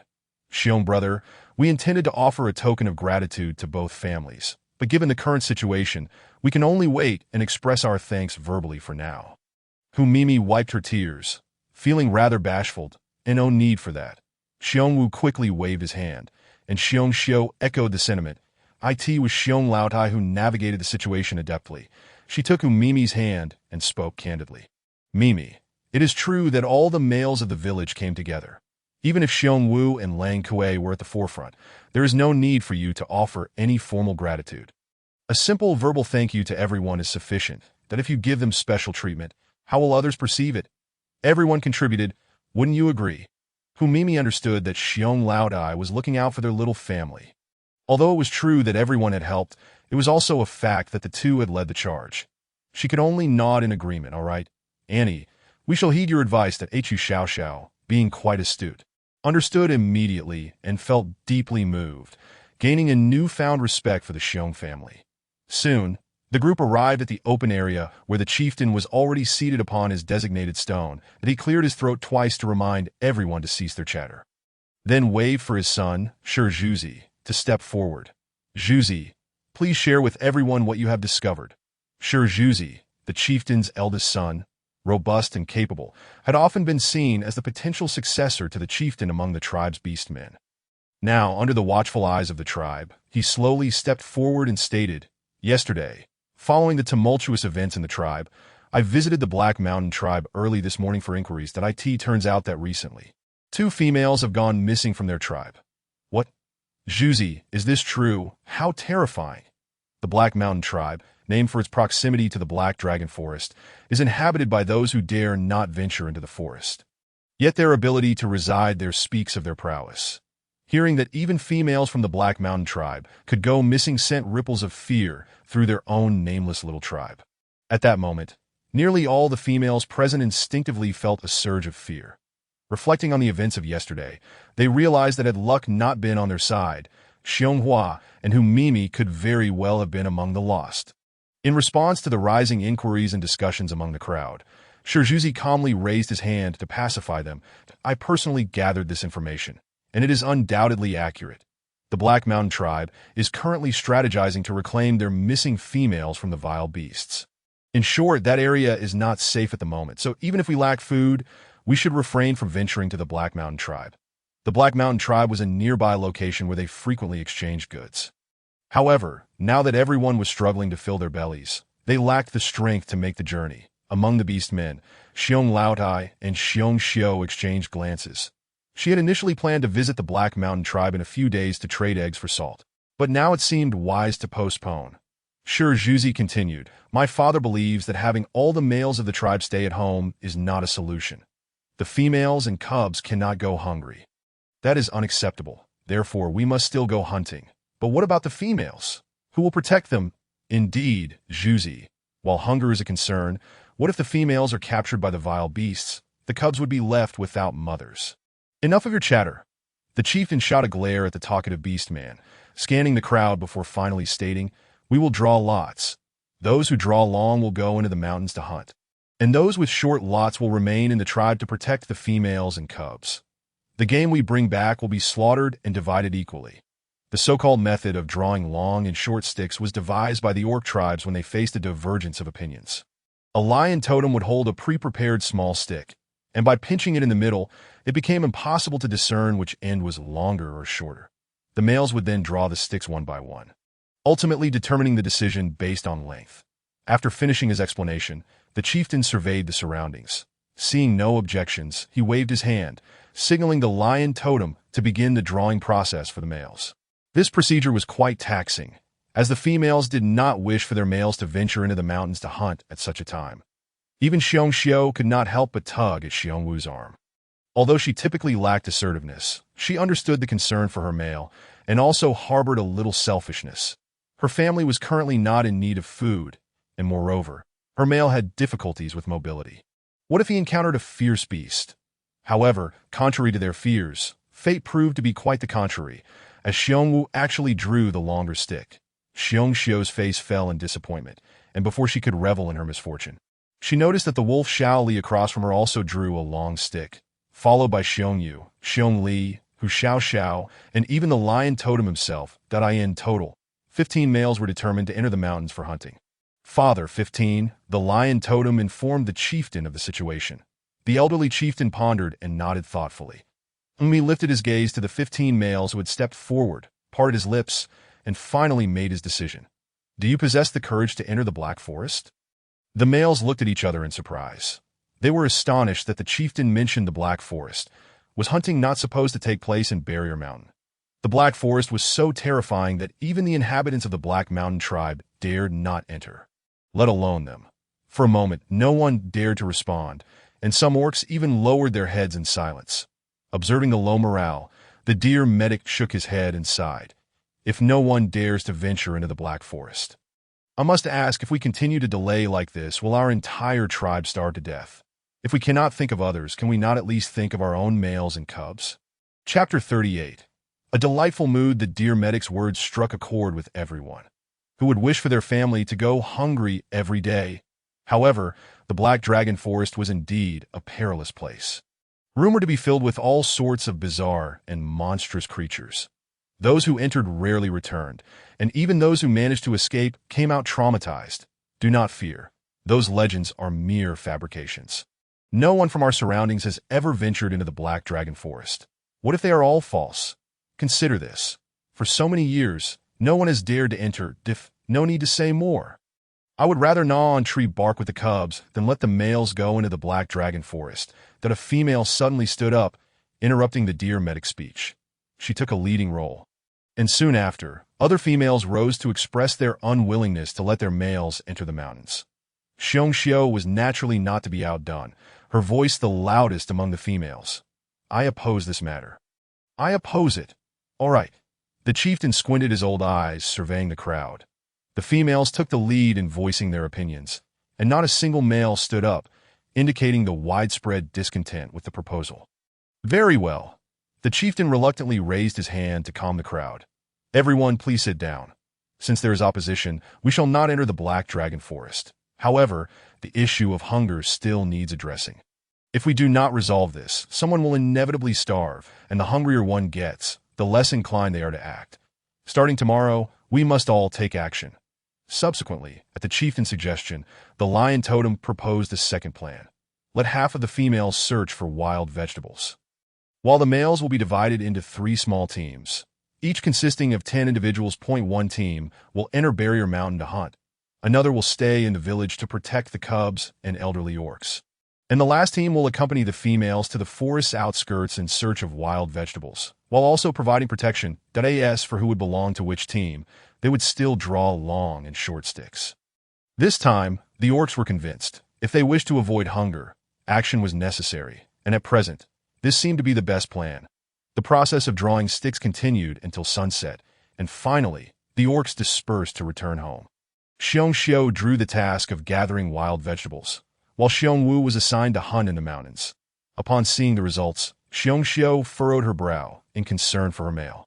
Deeply worried that he might be harmed by a fierce beast during the hunt, as for herself, she thought it would merely involve gathering wild vegetables, and with 10 male orcs protecting her, there was no need for fear. Due to their advanced age, Grandma Xiong and Grandpa Xiong did not need to draw sticks. Both could remain in the tribe. Nevertheless, Grandma Xiong, being strong-willed, insisted, I have good limbs and strength. I can go with them to gather wild vegetables, while the old man can stay with the males to protect the cubs. The chieftain did not insist further. Their bodies were indeed robust. So he nodded thoughtfully. Very well. You may decide for yourselves. Remaining in the tribe were Xianghua and Hu Mei, who had been frightened the previous day and chose to stay behind to care for the cubs. After returning home, Xiongxiu hurriedly prepared a simple meal while there was still some light. After eating, the whole family went to bed. She worried that Xiongwu would lack strength and stamina for the mountain journey. So the next morning, she rose early to prepare a bowl of porridge for him. In the ancient beast era, there was no custom of having breakfast. The orcs would rise early to work. And if they got hungry on the way to the mountains, They would rely on their own skills to find some wild fruits or hunt small animals to roast and eat. Xiongwu glanced back at the sleeping cubs, then at the bowl of porridge, reluctant to eat. You must eat. You are the pillar of this family and cannot falter. Xiongxiu placed the bowl in his hands, insisting he drink it before leaving. With his wife's good intentions and Hu Xiao already outside urging him on, Xiongwu had no choice but to hurriedly finish the porridge before heading out. Afterward, Xiongxiu called the cubs to wake up, giving them a few instructions before she also set off with a basket to join the team gathering wild vegetables. Inside the house, only the cubs remained, rubbing their sleepy eyes. Following the chieftain's new regulations from the previous night, for safety, the cubs could no longer venture into the low woods to gather firewood and were restricted to wandering around the tribe. This did not affect the Xiong family's cubs much. Their plan was to gather insects to feed the hens and water the small saplings that Grandma had enclosed with vines, the eldest. Second and third cubs were the quickest to react, immediately thinking of the hens and racing to the chicken coop. Upon a glance, they could hardly contain their laughter.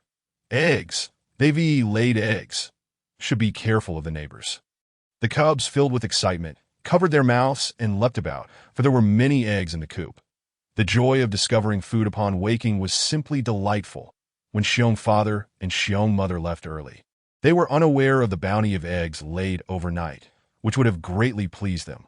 Once the cubs regained their composure, they formed a circle, with the steady eldest carefully taking each egg out and placing them in a large stone basin. Counting as he went, 20 eggs in total. Eighth sister, we have 20 more eggs. The loquacious seventh cub hurried off to quietly tell Ling Ling, who was still lying in her nest. Xiong Ling Ling lazily cast a glance at him. Oh. Although she was currently just a small bear cub, she still found it difficult to adapt to the lifestyle of rising with the sun and resting at sunset, especially with Xiong father and Xiong mother's loud snoring at night. Thus, she wished to sleep a little longer, closing her eyes again to know she was not idle.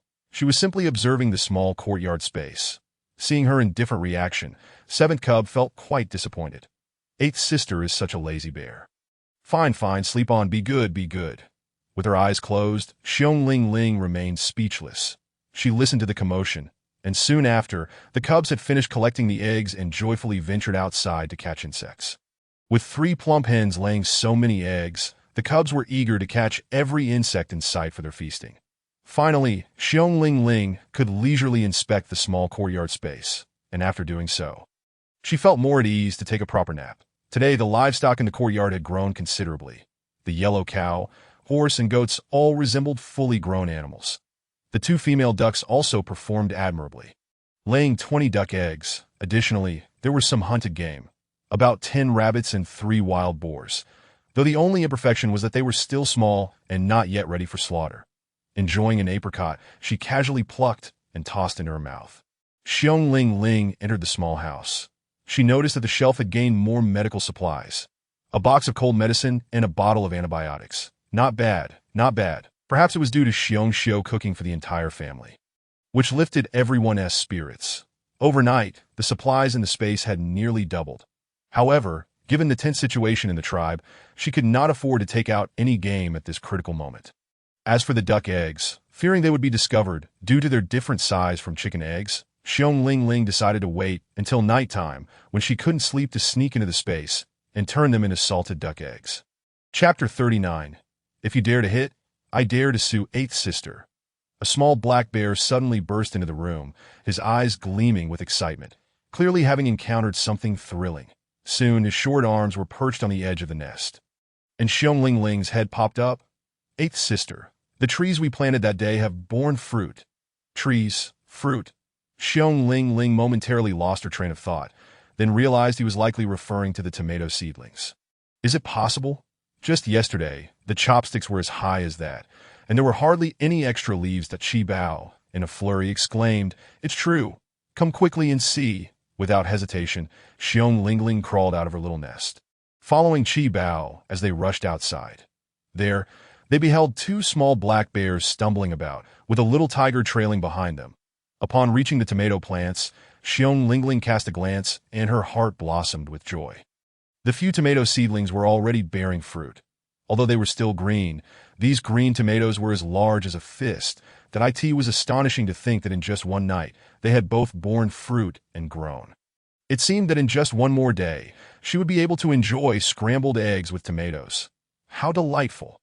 The smile on Xiong Lingling's face was impossible to conceal. Her brothers, observing the scene, stifled their laughter, realizing that Lingling had taken a particular liking to these peculiar fruits. They could see her happiness radiating. However, they were cautious not to laugh too loudly, fearing it might startle the little cub. At that moment, from beyond the fence separating them from the wolf's den, 3 wolf cubs were watching them with ill intent, curious about what the bear cubs were hiding behind the barrier. Unfortunately, there was a tribal rule stating that any land cultivated by a beast man belonged to them, and if anyone else trespassed, it would be deemed theft. Therefore, although the wolf cubs were intrigued, they dared not overstep their bounds. Yet they couldn't bear to see the bear cubs so elated. If they didn't stir up some trouble, they would feel stifled themselves. "Hey!" The eldest wolf cub growled unfriendly. "Xiong Sibao, come over here," the second wolf cub chimed in. "Brother, stop calling him. He wouldn't dare." "Right, Xiong Sibao is a coward," sneered the third wolf cub. Their collective jeering aimed at provoking Xiong Sibao, whose impulsive nature often led him to initiate fights. The wolf cubs were deliberately trying to incite his temper. Sure enough, Xiong Sibao clenched his teeth and raised his fists, shouting back, "You're the cowards. Sibao, don't fall for it." The Bao and Air Bao quickly restrained him. Sam Bao raised an eyebrow and coldly laughed. "Fourth brother, ignore them. Who was it that cried for their mother just yesterday?" The sharp-tongued Lu Bao added. The wolf leader nearly turned them into pig heads. The wolf cubs felt humiliated. They had been thoroughly beaten by their father the previous day and were still limping about. The taunts from Xiong San Bao and Xiong Lu Bao felt like salt in their wounds. The other 2 wolf cubs turned to find sticks, declaring, "Bear cubs, listen up, since the adults from both families are absent. Let us have a fight, and when the adults return, no one is allowed to tell." "Brother, no." Wolf Si Mei, hiding nearby, timidly protested. She did not wish for her brothers to fight the bear brothers. In her eyes, the bear brothers were not bad at all. But before she could say more, she was met with a fierce glare from the eldest wolf cub. "Go back inside."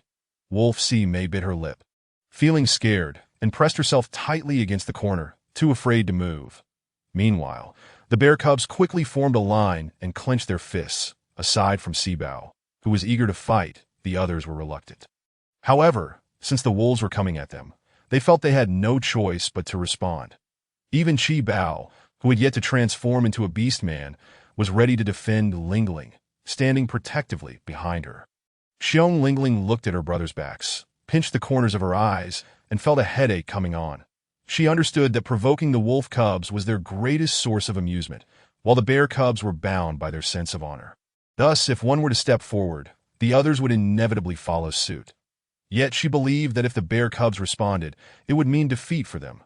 Furthermore, she wished to avoid any injury to her brothers. Although Si Bao was fierce, the others lacked the same fierce determination to truly hurt their opponents, which often resulted in injuries during fights. With these thoughts swirling in her mind, Xiong Lingling took a few determined steps forward. Standing in front of her brothers, "Eighth sister, step back. Quickly, return to the house." The bear cubs were startled. They could not allow Lingling to be hurt. "I will tell." Suddenly, Lingling, with a fierce expression, pointed at the wolf cubs and indicated the direction of the tribe. Everyone was taken aback. The wolf cubs were equally stunned. It was the first time they had heard the little silly bear speak. "Hey, did you all hear that?" The little fool seems to have said tell. "What does that mean? You want to report us?" mocked the third wolf cub. Xiong Lingling broke free from her brother's grasp and stepped forward with determination, nodding her head. She pointed insistently towards the tribe, specifically the chief's house.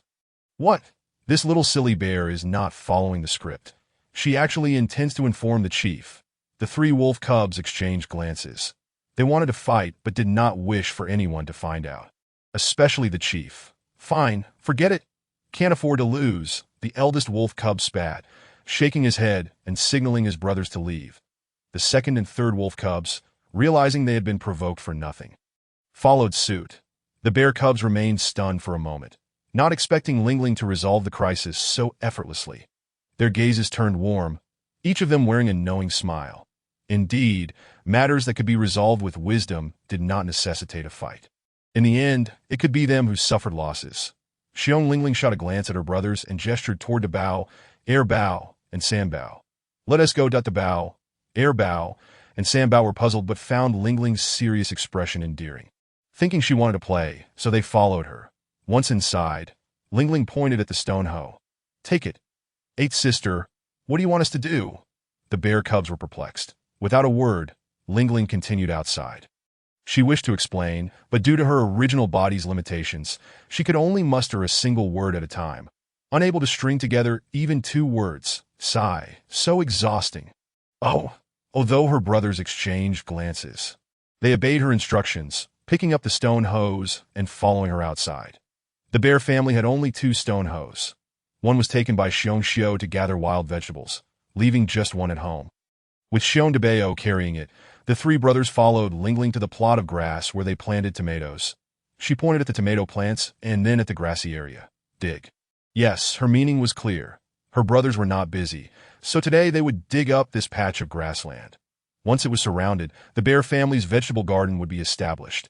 Eighth sister wants you to dig. She wants to plant those little trees. Chi Bao, who couldn't stand Lingling's dismissive attitude any longer, hurried over to translate. Upon seeing Lingling, he felt a surge of inspiration, even if she only spoke a single word. He grasped the general idea, so that's how it is. Then let us dig. Xiong Debao and the others were also curious about those peculiar fruits. They had heard Chi Bao say it was Lingling who wanted to plant them, and they didn't question where the seeds came from. They were simply indulging their sister, willing to do whatever she desired, whether it was true or not. However, with such a large area to dig, how long would it take with just 1 hoe per cub? Simbao cleverly suggested, I'll go borrow from Uncle Air and Uncle San. They must have some hoes left. Brother, I'll try borrowing from others too. After all, Sibao, Wubao, and Lubao can all help dig together. Xiong Debo nodded in agreement. Hurry back and be careful on the way. Before long, Sanbao and Airbao returned, each having borrowed 2 hoes. Now from Debao to Wubao. Each had a hoe, while Lubao, without one, was tasked with helping Chi Bao catch insects. Lingling, however, sat under the tree, propping her chin on her hands, watching her brothers dig in a neat row. This scene filled her with a sense of what it meant to be blessed with many children. Look, with so many male cubs in the bear family, once they got to work, their strength was undeniable. When they grew into adult beast men and ventured into the forest to hunt, the sight would be quite impressive. Just thinking about it made her smile. Xiong Lingling felt fortunate to have crossed over to the bear family. It truly felt like a rare blessing. The 5 cubs worked quickly, in less than an hour. The patch of land beside the house was completely turned over. Xiong Lingling promptly took out the seeds from her space, 1 packet of tomatoes, 1 packet of cabbage, and 1 packet of climbing loofah, and decided to plant these for now. She was uncertain if the season was right or whether these seeds would sprout. After all, in her past life, she had never gardened, and now she could only feel her way through the process. How to plant. The bear cubs were dumbfounded by the numerous seed packets, especially at the sight of the colorful packaging, hardly believing their eyes.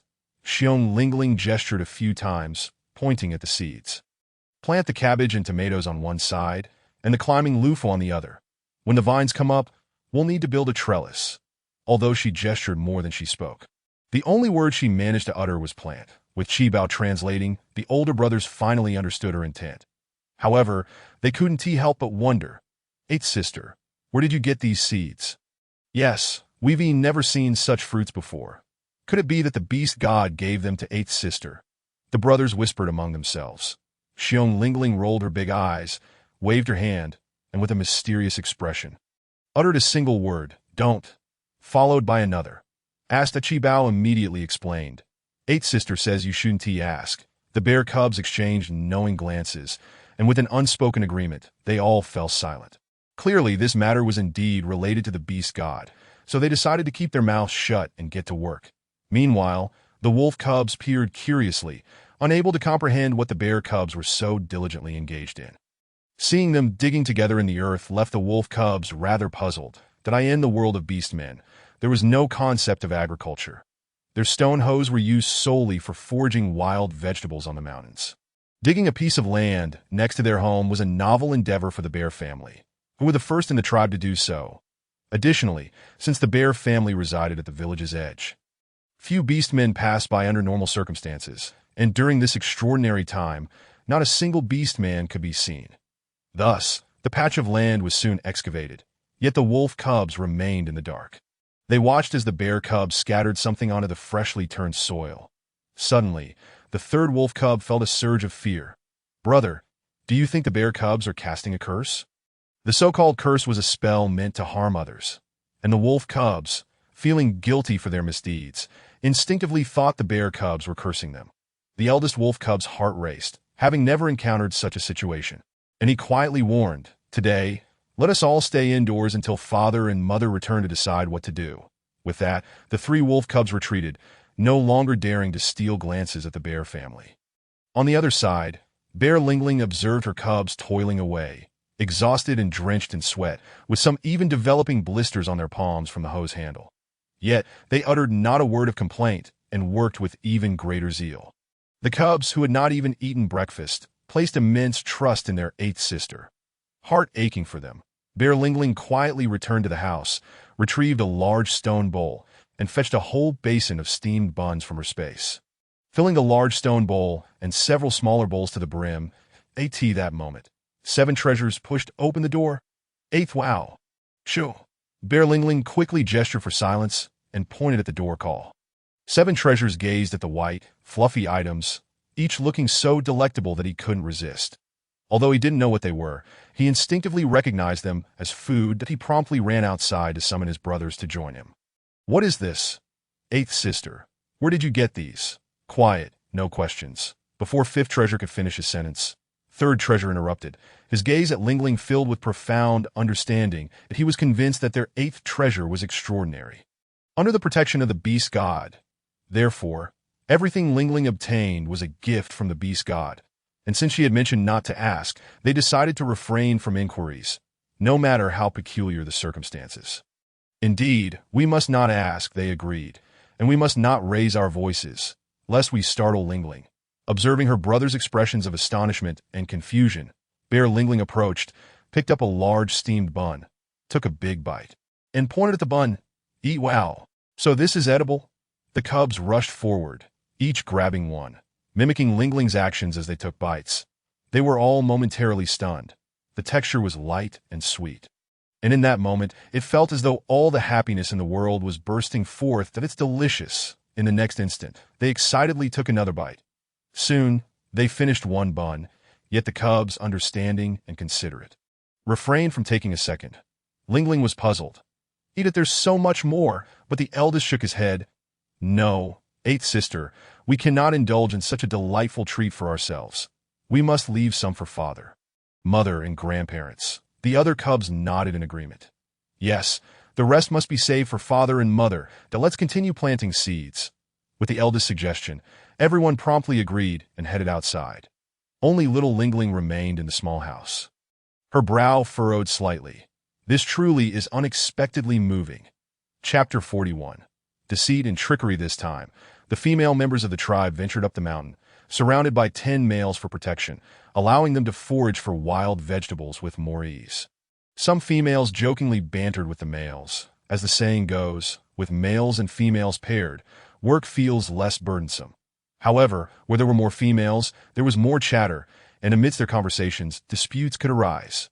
Bear Shio was different. She neither engaged in their trivial gossip nor flirted with the males, steadfastly focused on her task of gathering wild vegetables. "Sister-in-law, are you foolish? Everyone else is conserving energy. Why are you working so hard?" Seeing the large and honest sister-in-law, Bear Chui frowned. Bear Shio paused. "Aren't we here to gather wild vegetables?" "Yes, but this isn't for ourselves. It's for the entire tribe. Do you understand?" The distinction between foraging for oneself and for the tribe became evident as Bear Shio glanced at the other females, who chatted a bit before digging for a while, merely passing the time. Realizing the situation, Bear Chui chuckled nonchalantly. "No matter, let's gather our share." Bear Chui was utterly speechless. Yet, she was astute, glancing at the males. She trusted the sense of security that her sister-in-law provided. To be honest, some males in the tribe might not even be able to best Bear Shio in strength. Hence, for her own safety, she decided to stick closely to Bear Shio. Not far away, Old Bear observed everything, unable to resist standing up and walking over. You all know the current situation in the tribe, that it's a rare opportunity to venture up the mountain. Let's take it seriously. What we gather today, we may not have the chance to do so tomorrow. The more we gather, the more each family will receive. The less we gather, the less we share. Do you really need me to explain this? As a senior elder in the tribe, even at her age, Old Bear still contributed by foraging for wild vegetables. Her few words made the indifferent males and females feel embarrassed. Everyone hurriedly dispersed, each finding a patch of land to dig earnestly. Meanwhile, in the depths of the forest, behind a few towering trees, a pair of fierce eyes peered through the leaves that it seemed that their tribe was in need of food. And with 10 males providing protection, it would be unwise to strike. Big brother, I just remembered the reason we failed that day was because of that one. Yes, that one, the plump female bear. Her strength is terrifying.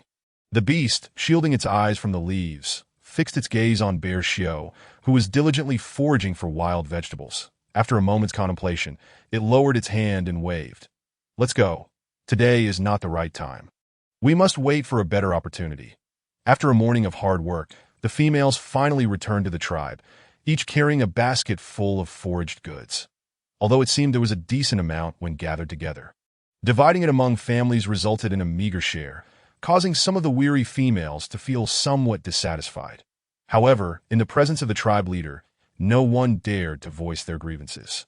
If anyone felt absolutely no resentment, it was Bear Shio. Though somewhat simple-minded, she maintained an optimistic outlook on everything, never burdened by worries.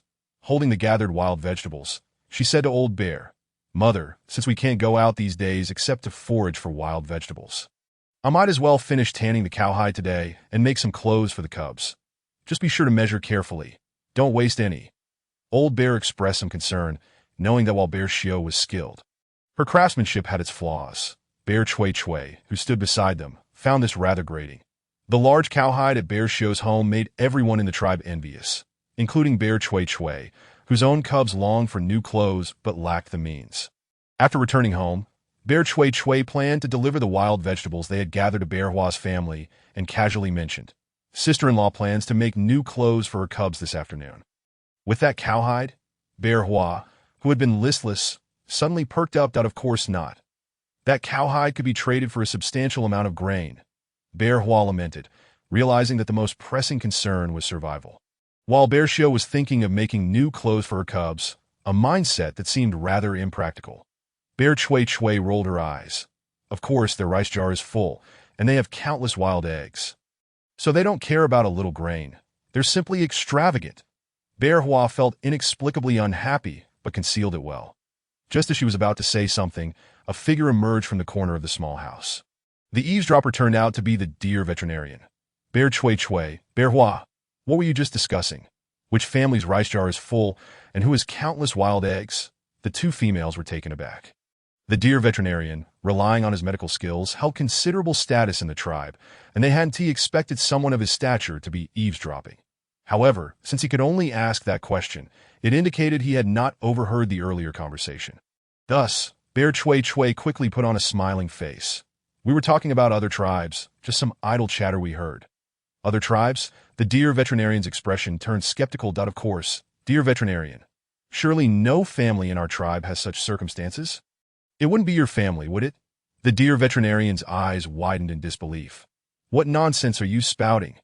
Just then, Third Treasure approached, carrying 2 hoes as he walked down the slope. Upon getting closer, he politely greeted the deer veterinarian before addressing the 2 ants. "I'm here to return these hoes to you. This morning, when Xiong Sanbao and Xiong Sibao came to borrow a hoe, Xiong Hua was also present. She inquired what these 2 little ones intended to do with it, to which they replied it was for catching bugs. Xiong Tsuete was unaware of their actual purpose but knew it was best not to pry. Especially since the deer veterinarian had yet to leave, it was wiser to avoid unnecessary trouble. Little did she know, the deer veterinarian intrusively asked, "Sanbao, aren't your parents away? Just you little ones at home. What do you need a hoe for?" If this had been anyone else, they might have stumbled over their words, but Sanbao was quite clever. He lifted his gaze and chirped, "We're playing a game." "What game?" The deer veterinarian continued to press. Xiong Tse promptly snatched the hoe from Sanbao's hands and feigned anger, saying, "What game can you play with a hoe? If you break it, just wait until I give you a good beating." With that, Sambao made a face and retorted, "Fine, we're leaving." With those words, he turned and dashed away. The deer veterinarian, left without an answer, turned back, intending to inquire with the Xiong family's daughters-in-law, but they had already retreated into their respective homes.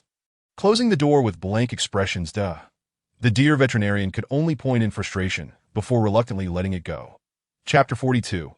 Wits against the veterinarian. On the way home, Xiong Sambao pondered how fortunate it was that his second aunt had helped him evade the deer veterinarian's scrutiny. Ever since the last visit when the deer vet treated Ling Ling's illness, he seemed to harbor a curiosity about their family. Grandma had warned them never to mention the surplus of white rice and eggs outside, especially in front of the deer veterinarian. Upon returning home, he found Xiong Mama staring blankly at 10 large white buns that had just arrived with the wild vegetables. "What is this? Where did it come from?" Xiong Xiao thought they were mushrooms.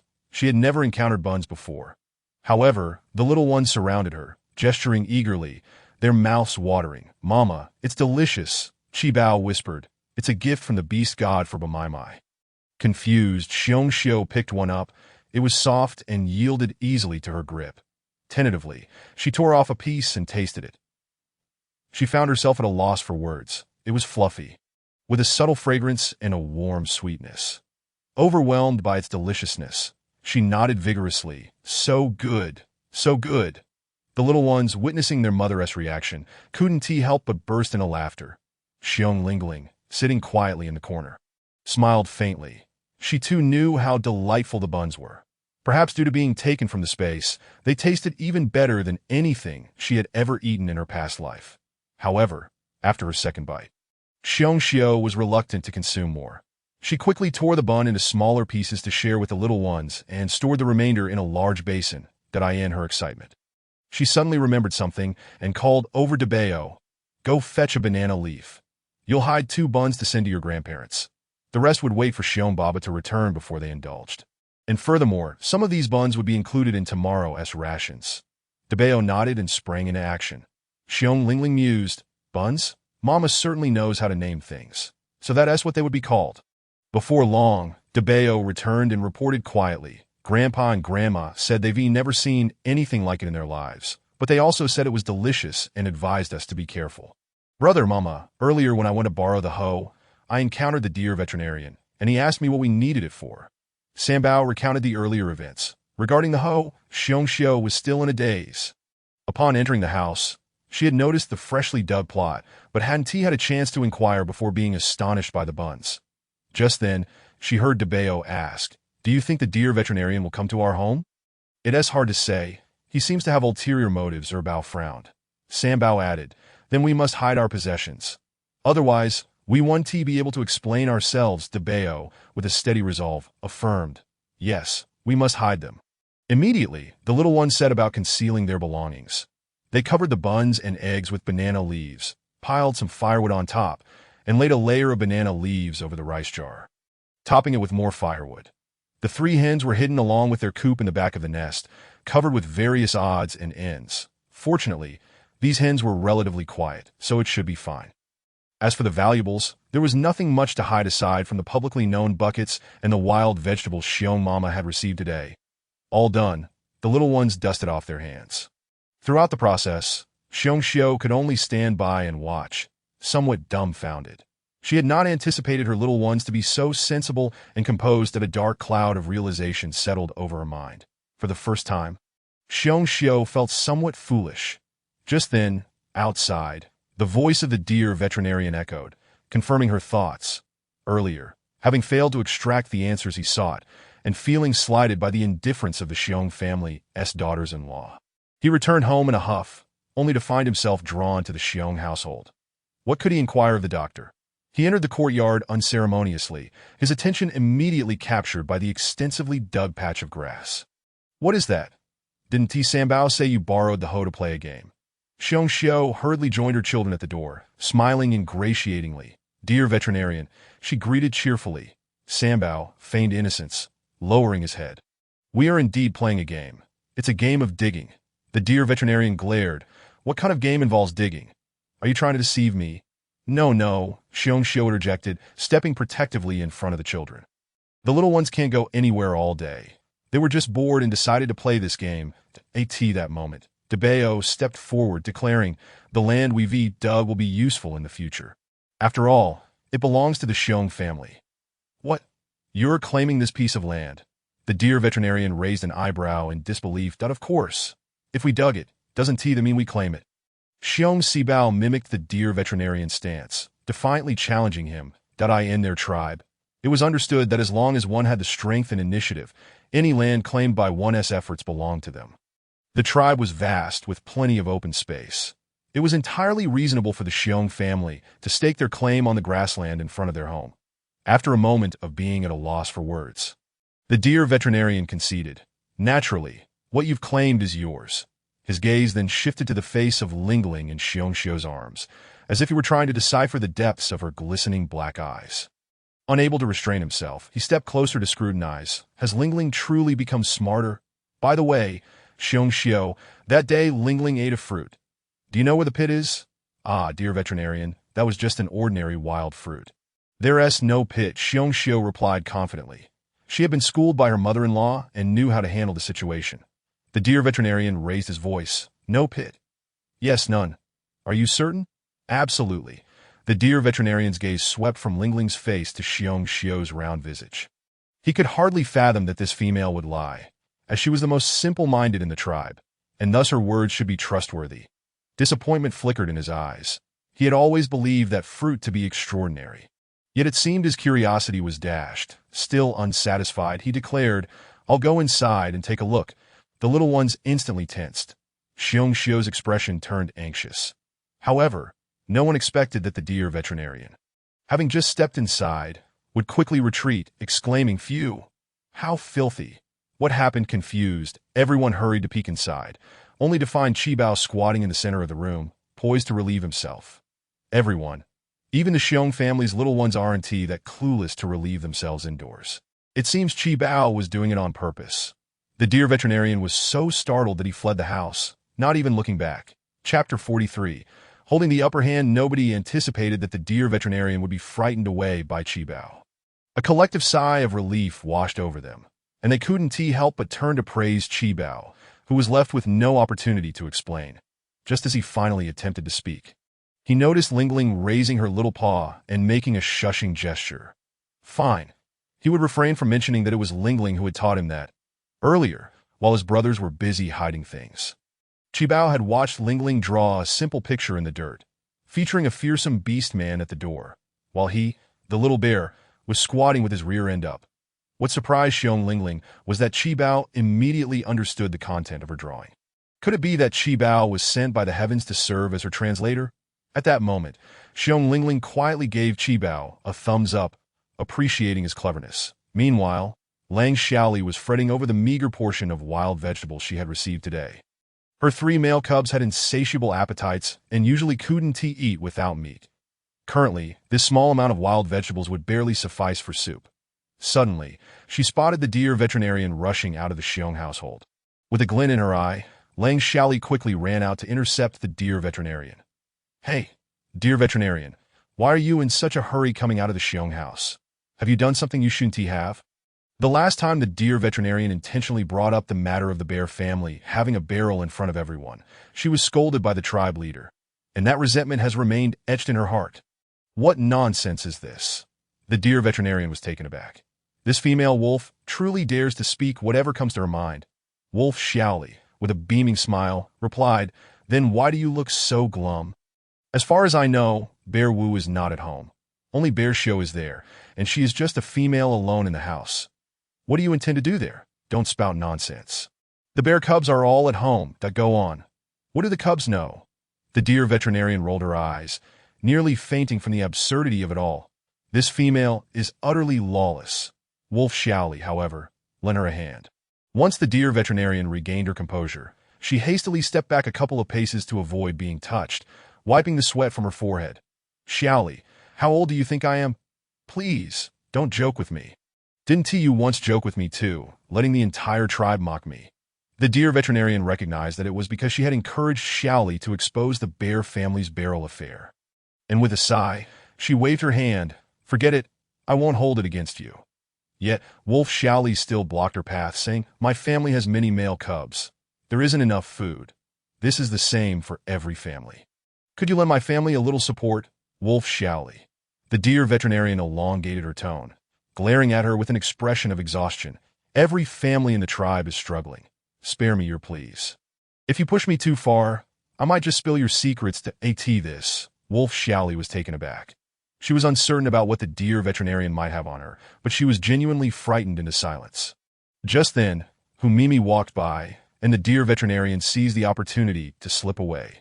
"Sister Xiaoli," Humimi stopped to speak with her, due to the fact that Wolf Ka had saved her. She felt grateful towards their family, and a smile naturally brightened her face. However, Humimi's smile was particularly enviable, especially to Wolf Xiaoli, who had always been wary of this tribe's most beautiful female, fearing that her males might be charmed away. Although she felt a gnawing jealousy, she managed to say, "Oh, it's Mimi. Where are you headed?" "I'm going to collect the distributed wild vegetables," because she had been startled. Humimi hadn't gone up the mountain to gather wild vegetables. She had only stepped out after hearing her neighbors say that food was being distributed. Wolf Xiaoli chuckled. "Then hurry along. Although food is being shared, it's not much at any household. And oh worries, you all have worked hard. Go on, go." Wolf Xiaoli leaned against the fence, watching Humimi walk away. This female not only possessed a beautiful face, but also had a figure that was simply exquisite, ample where it should be and slender where needed. One couldn't help but wonder if Hu Xiao had burned incense in a past life to be able to claim such a lovely mate from another tribe. Remembering how the males in the tribe had covertly admired Humimi, Wolf Xiaoli felt a twinge of discomfort. She fancied herself a beauty once, but after giving birth to 4 cubs and being busy day in and day out, her figure had faded and her looks had deteriorated. Now, even the males in her own household hardly glanced her way. Oh no, it wasn't that they didn't look at her. They were even reluctant to mate. Sighing, Wolf Xiaoli decided to return home to prepare wild vegetables. As dusk approached, the males who had gone hunting in the Shield Mountain finally returned to the tribe. From a distance, a line of tall males trudged along the mountain path, their heads bowed, each looking utterly dejected and drained. In the dim light, a palpable heaviness enveloped them, rendering them silent. The tribe leader stood at the forefront, watching the approaching males, his expression darkening as he waved his hand. "The males are tired. The females of each household should hurry home and prepare hot water for them to soak their feet and relieve their fatigue." In the ancient beast era, bathing and foot soaking were unheard of. But this tribe leader had come up with the idea of soaking feet in hot water, which was quite progressive. This notion had occurred to him one day when he accidentally poured hot water on his feet. Thereafter, it became a remedy for fatigue within the tribe. Otherwise, the beastmen would have had no idea to use hot water, as they only ever used cold water regardless of the season. The females naturally understood the leader's intentions. And the cubs in the tribe were also quite sensible. They all understood that not catching any game was a common plight, and without further ado, they went to fetch their males and head home. Just as the females approached their males, leading Wolf K took 3 rabbits from his back and handed them to the leader, his voice low. "This is all we have in the entire tribe." 3 rabbits were hardly enough. Even 30 wound tea sufficed for sharing. The leader trembled slightly as he held the rabbits, his emotions complex, and he was hungry. "Juzi, what is the situation in the mountains?" Unable to restrain himself, he asked heavily. Lion Juzi in the group stepped forward to report. "Father, the forest remains eerily quiet, just as it has in recent days. Not a single prey in sight. To catch these 3 rabbits is already considered fortunate." "Did you encounter any ferocious beasts?" "No, thankfully." The leader cast a sharp gaze over the males. "All right, everyone has worked hard. These 3 rabbits will be hung at my home, and once they are cured into jerky, we will cut them into small pieces for distribution. Now, everyone go home." The bear cubs then rushed towards Bear Wu, bombarding him with questions. They cared little about whether any game had been caught. Their only concern was whether their father had been hurt. Bear Wu affectionately patted their heads, effortlessly cradling Lingling cub in his arms. He glanced back at the hunched figure of the tribe leader walking away, feeling a mix of emotions. Chapter 44. A Time for Prosperity. I can't shake the feeling that the sudden absence of prey on Shield Mountain is not as simple as it seems. After Bear Wu returned home, he ate a rice dumpling, drank a bowl of wild vegetable soup, and had a fried egg. This amount of food wasn't particularly substantial for a male, and he was even quite intrigued by the rice dumpling. However, once he settled down, Bear Wu sighed and voiced his concerns. Shield Mountain is vast, and generations of the tribe have relied on it for hunting. Yet just a month ago, the prey began to dwindle. As if they had collectively vanished, Bear Xiao, feeling sympathetic, placed another rice dumpling in his bowl. Eat a bit more. It's all right, the cubs have all eaten, and there is plenty left. Only when she saw the male helplessly continuing to eat did she beam again. What else could it be? Could it be that the beast men from other tribes secretly came and hunted all the prey? That's impossible. Exactly. The couple exchanged thoughts on the situation at Shield Mountain, feeling helpless, before turning to glance at their cubs, who were nestled together, sleeping soundly. Even Lingling Cub was hugging a little tiger, breathing softly. Bear Wu looked at his wife, then at Lingling Cub, chewing on the rice dumpling, and couldn't he help but think that his daughter, Lingling Cub, was unlike the other cubs. She had not only become clever, but had also received an abundance of blessings from the beast god. By the way, have the seeds we planted sprouted? Recalling what his wife had told him about the events at home, he remembered how the cubs had dug a patch of land under Lingling's direction and planted seeds, regardless of what they were. It was remarkable that a 3-year-old bear cub knew to plant things, especially considering that Lingling Cub had not been a typical cub in the past. Bear Xiao shook her head. I check on them every day. But no. That's strange. That it was odd that the divine fruits planted by the 4 adult beast men showed no signs of sprouting, while the little tree planted by Lingling Cub with the 7 treasures had borne fruit, which, though unknown, appeared quite enticing. Bear Wu paused in his eating. Regardless of what the 8 treasures yield, I'll insist that they are wild fruits I found in the mountains. You tell the other cubs tomorrow. Rest assured, the cubs are even smarter than I am. Speaking of which, Bear Xiao also informed the male about the deer veterinarian's sudden visit to their home earlier that day. She felt that the cubs were right. The deer veterinarian seemed to have taken issue with their family lately. After hearing this, Bear Wu was resolute. This must be related to that divine fruit. He wanted it that day, but mother didn't give it to him. We need to be cautious of him from now on, Bear Xiao nodded. Having spent the morning gathering wild vegetables, they all returned home in the afternoon. With some free time, she decided to cut the yellow cowhide. The pieces were just enough to make small waistcoats for the 8 cubs, and the only one needing a bit more material was Lingling, as she was a female and shouldn't be running around bare-chested. So, Bear Xiao crafted a small apron for her. The animal hide looked particularly lovely when worn, and one might even say it had a hint of fashion. The next morning, when Bear Lingling donned it, she couldn't help but wish for a mirror to admire herself. Dad, as soon as Xiong Xiao stepped out, she suddenly pushed the door open again and dashed back inside. The crisp morning sunlight streamed down, illuminating her large head, as if she were enveloped in a golden aura, accentuating her robust and imposing figure. Due to the lack of a successful hunt the previous day, the clan leader altered the orders, instructing both males and females to ascend the mountain to forage for wild vegetables. With no meat to consume, wild greens would suffice, for anything was better than enduring hunger. For this reason, Xiongwu unusually lingered in the den for a while. The other cubs had yet to awaken, while the first to rise, Ling Ling, was busy trying on her little dress. That moment, she turned her head in astonishment to see Xiong Mu blocking the doorway. Xiong Xiao appeared on the verge of fainting from excitement, fearful that her exclamations might be too loud. Noticing Ling Ling's gaze upon her, she struggled to suppress her volume, her voice trembling. Bow bow. Do not be afraid. Your mother is simply overjoyed. Nothing is amiss. Yet, in her state, claiming that nothing was wrong was clearly a fabrication to amuse the 3-year-old. Nevertheless, Xiong Ling Ling dutifully turned back to continue examining her dress, her ears attentively catching every word exchanged between her parents. What happened? Did you scare Bao Bao? Yesterday, the seeds the cubs planted have sprouted. What?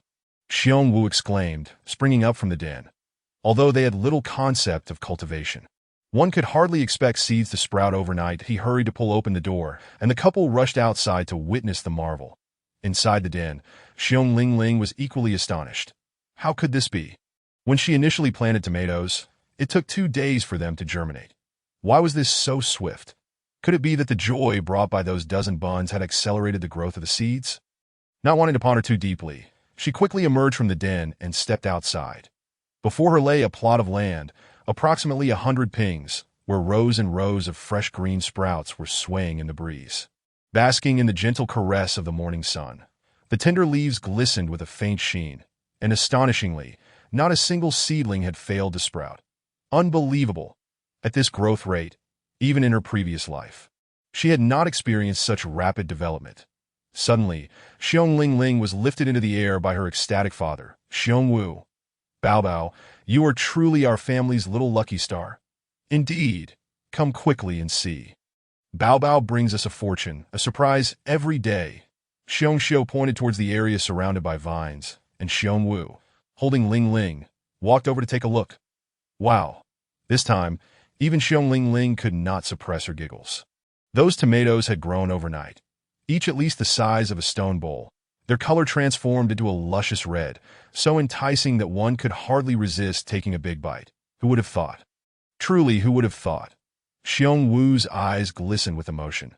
In the past, who would have dared to dream of plucking wild fruit from our own yard? It's all thanks to Bao Bao. The couple's hearts brimmed with excitement, a sentiment only they could comprehend. Over the past 2 years, Xiong Wu had endured countless hardships to provide for his family, climbing the mountain despite his disability. While Xiong Xiu could only understand the anxiety she felt whenever he set off. Just then, the voice of old lady Xiong interrupted their moment of tranquility. It turned out that she had been waiting in the tribe the previous evening for her sons to return. During that time, little Chi Bao had inadvertently shared the news about the digging earlier that day. Early this morning, she hurried over to take a look, only to be met with the sight of vibrant, thriving sprouts, which startled her greatly. Mother, this is from yesterday that I see. Let us discuss this inside. Old Lady Xiong promptly halted Xiong Xiu with a glance, ushering the family into the house for a discussion. However, before entering, she glanced at the little trees and was taken aback to see their fruits plump and red, causing her to gasp once more. Chapter 45. The little divine beast, I have lived to this age, and I have never encountered a situation like this. Upon entering the house, Old Lady Xiong remained unsettled. Xiong Xiu quickly helped her to a seat. Mother, just as she was pondering what comforting words to say, the cubs suddenly exclaimed in surprise and delight, Mother, Father, Grandma, come quickly and see. The little ones pointed towards the chicken coop, and the 3 adult beastmen turned their heads to behold the astonishing sight within. A cluster of large, white chicken eggs. The 3 stood there dumbfounded. Sitting to the side, Xiong Ling silently curled her lips in a smile. Those 3 plump hens were indeed impressive. Be quiet, be quiet. Old Lady Xiong finally regained her composure and hurried to the chicken coop. Counting approximately 30 eggs, she carefully took them out, allowing Xiong Xiu to store them in a large stone basin for safekeeping. Once everything was settled, she anxiously sat back down on a wooden stump. Her gaze filled with concern as she looked at Ling. Dear, Xiu, our Ling might be what? The couple simultaneously turned their anxious gazes towards her. Yet, Old Lady Xiong's lips twitched. And after a moment of contemplation, she finally spoke. She might be a little divine beast, that a little divine beast. Mother, are you suggesting that the beast god Xiong Xiu nearly blurted it out? But she caught herself, thinking it absurd to claim her child was a divine being. How could that possibly be? What a ridiculous notion. Old Lady Xiong, well aware of her daughter-in-law's near slip, shot her a look before continuing. The beast god is the supreme deity, revered by all races and tribes. However, a divine beast refers to a creature with special abilities that I believe our Bao Bao miraculously survived that calamity because the beast god took pity on her, protecting her and allowing her to transform into a divine beast. Xiong Wu grasped the implication. I knew it. We haven't done any great good deeds. Why would the beast god bestow so many blessings upon us? Meanwhile, Xiong Xiu was still processing her mother-in-law's words, struggling to comprehend their meaning. Old Lady Xiong nodded.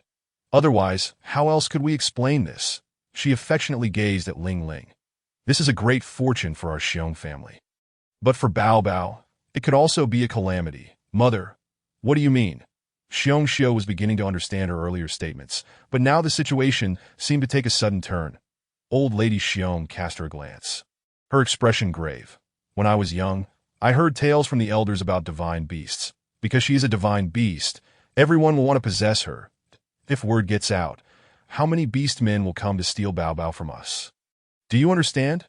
Ah, Xiong Xiu felt her legs weaken, taking a large step back in alarm. No, no, her Bao Bao must not be taken away. Xiong Wu's complexion also turned pale at once. The 7 cubs, upon hearing their grandmother's words, felt their earlier joy at acquiring 30 eggs dissipate in an instant. Grandma, we do not wish for Bao Mei to be a divine beast. Grandma, we are not afraid of going hungry. The eldest, the most composed, declared, listen carefully. We cannot let a single word about Bao Mei slip out. The cubs nodded through their tears. Old Lady Xiong tenderly patted their little heads. The fact that Bao Bao is a divine beast is indeed a great blessing. But there are too many greedy people. This matter is beyond Bao Bao's control. Our duty is to protect her, to in the future, if anyone asks about the things in our home, like those little trees outside. We must say they are seeds your father brought back from the forest, though we must never mention Bao Bao. This way, others will merely suspect that the beast god is looking after us, without delving deeper, thus safeguarding Bao Bao. The entire Xiong family nodded in agreement. Grandma's words made sense, and from now on, the cubs would refrain from boasting about how clever Bao Mei had become. Once the discussion concluded, everyone turned to look at Ling Ling, who was twirling a withered stalk around her fingertips, blissfully unaware of her identity as a divine beast, that a divine beast. In truth, Xiong Ling Ling's heart was already bursting with joy. Wasn't he this wonderful? With the Xiong family embracing this idea, she could freely take things from her space without the need for stealth. Old Lady Xiong sighed, gazing at Xiong Wu and Xiong Xiu, among all my 3 sons and their wives. You two are the most honest and simple-minded. Who would have thought that saying fools have their blessings would ring true here? Who would believe that your little foolish bear is actually a divine beast? Xiong Wu and Xiong Xiu exchanged helpless smiles, filled with both joy and worry as they looked at Ling Ling. Remember, from now on, you cannot speak the truth in front of the 2nd and 3rd families. Their mouths cannot be trusted. Old Lady Xiong reiterated a few more instructions, and as it grew late, with everyone needing to head up the mountain to forage for wild vegetables, she hurried back home.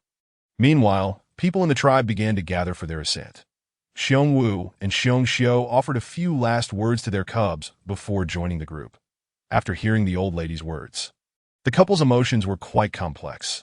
They hardly paid attention to the conversations around them until Hu Xiao called out to Xiong Wu. Ah, Brother Xiong, are you all right? You look a bit pale.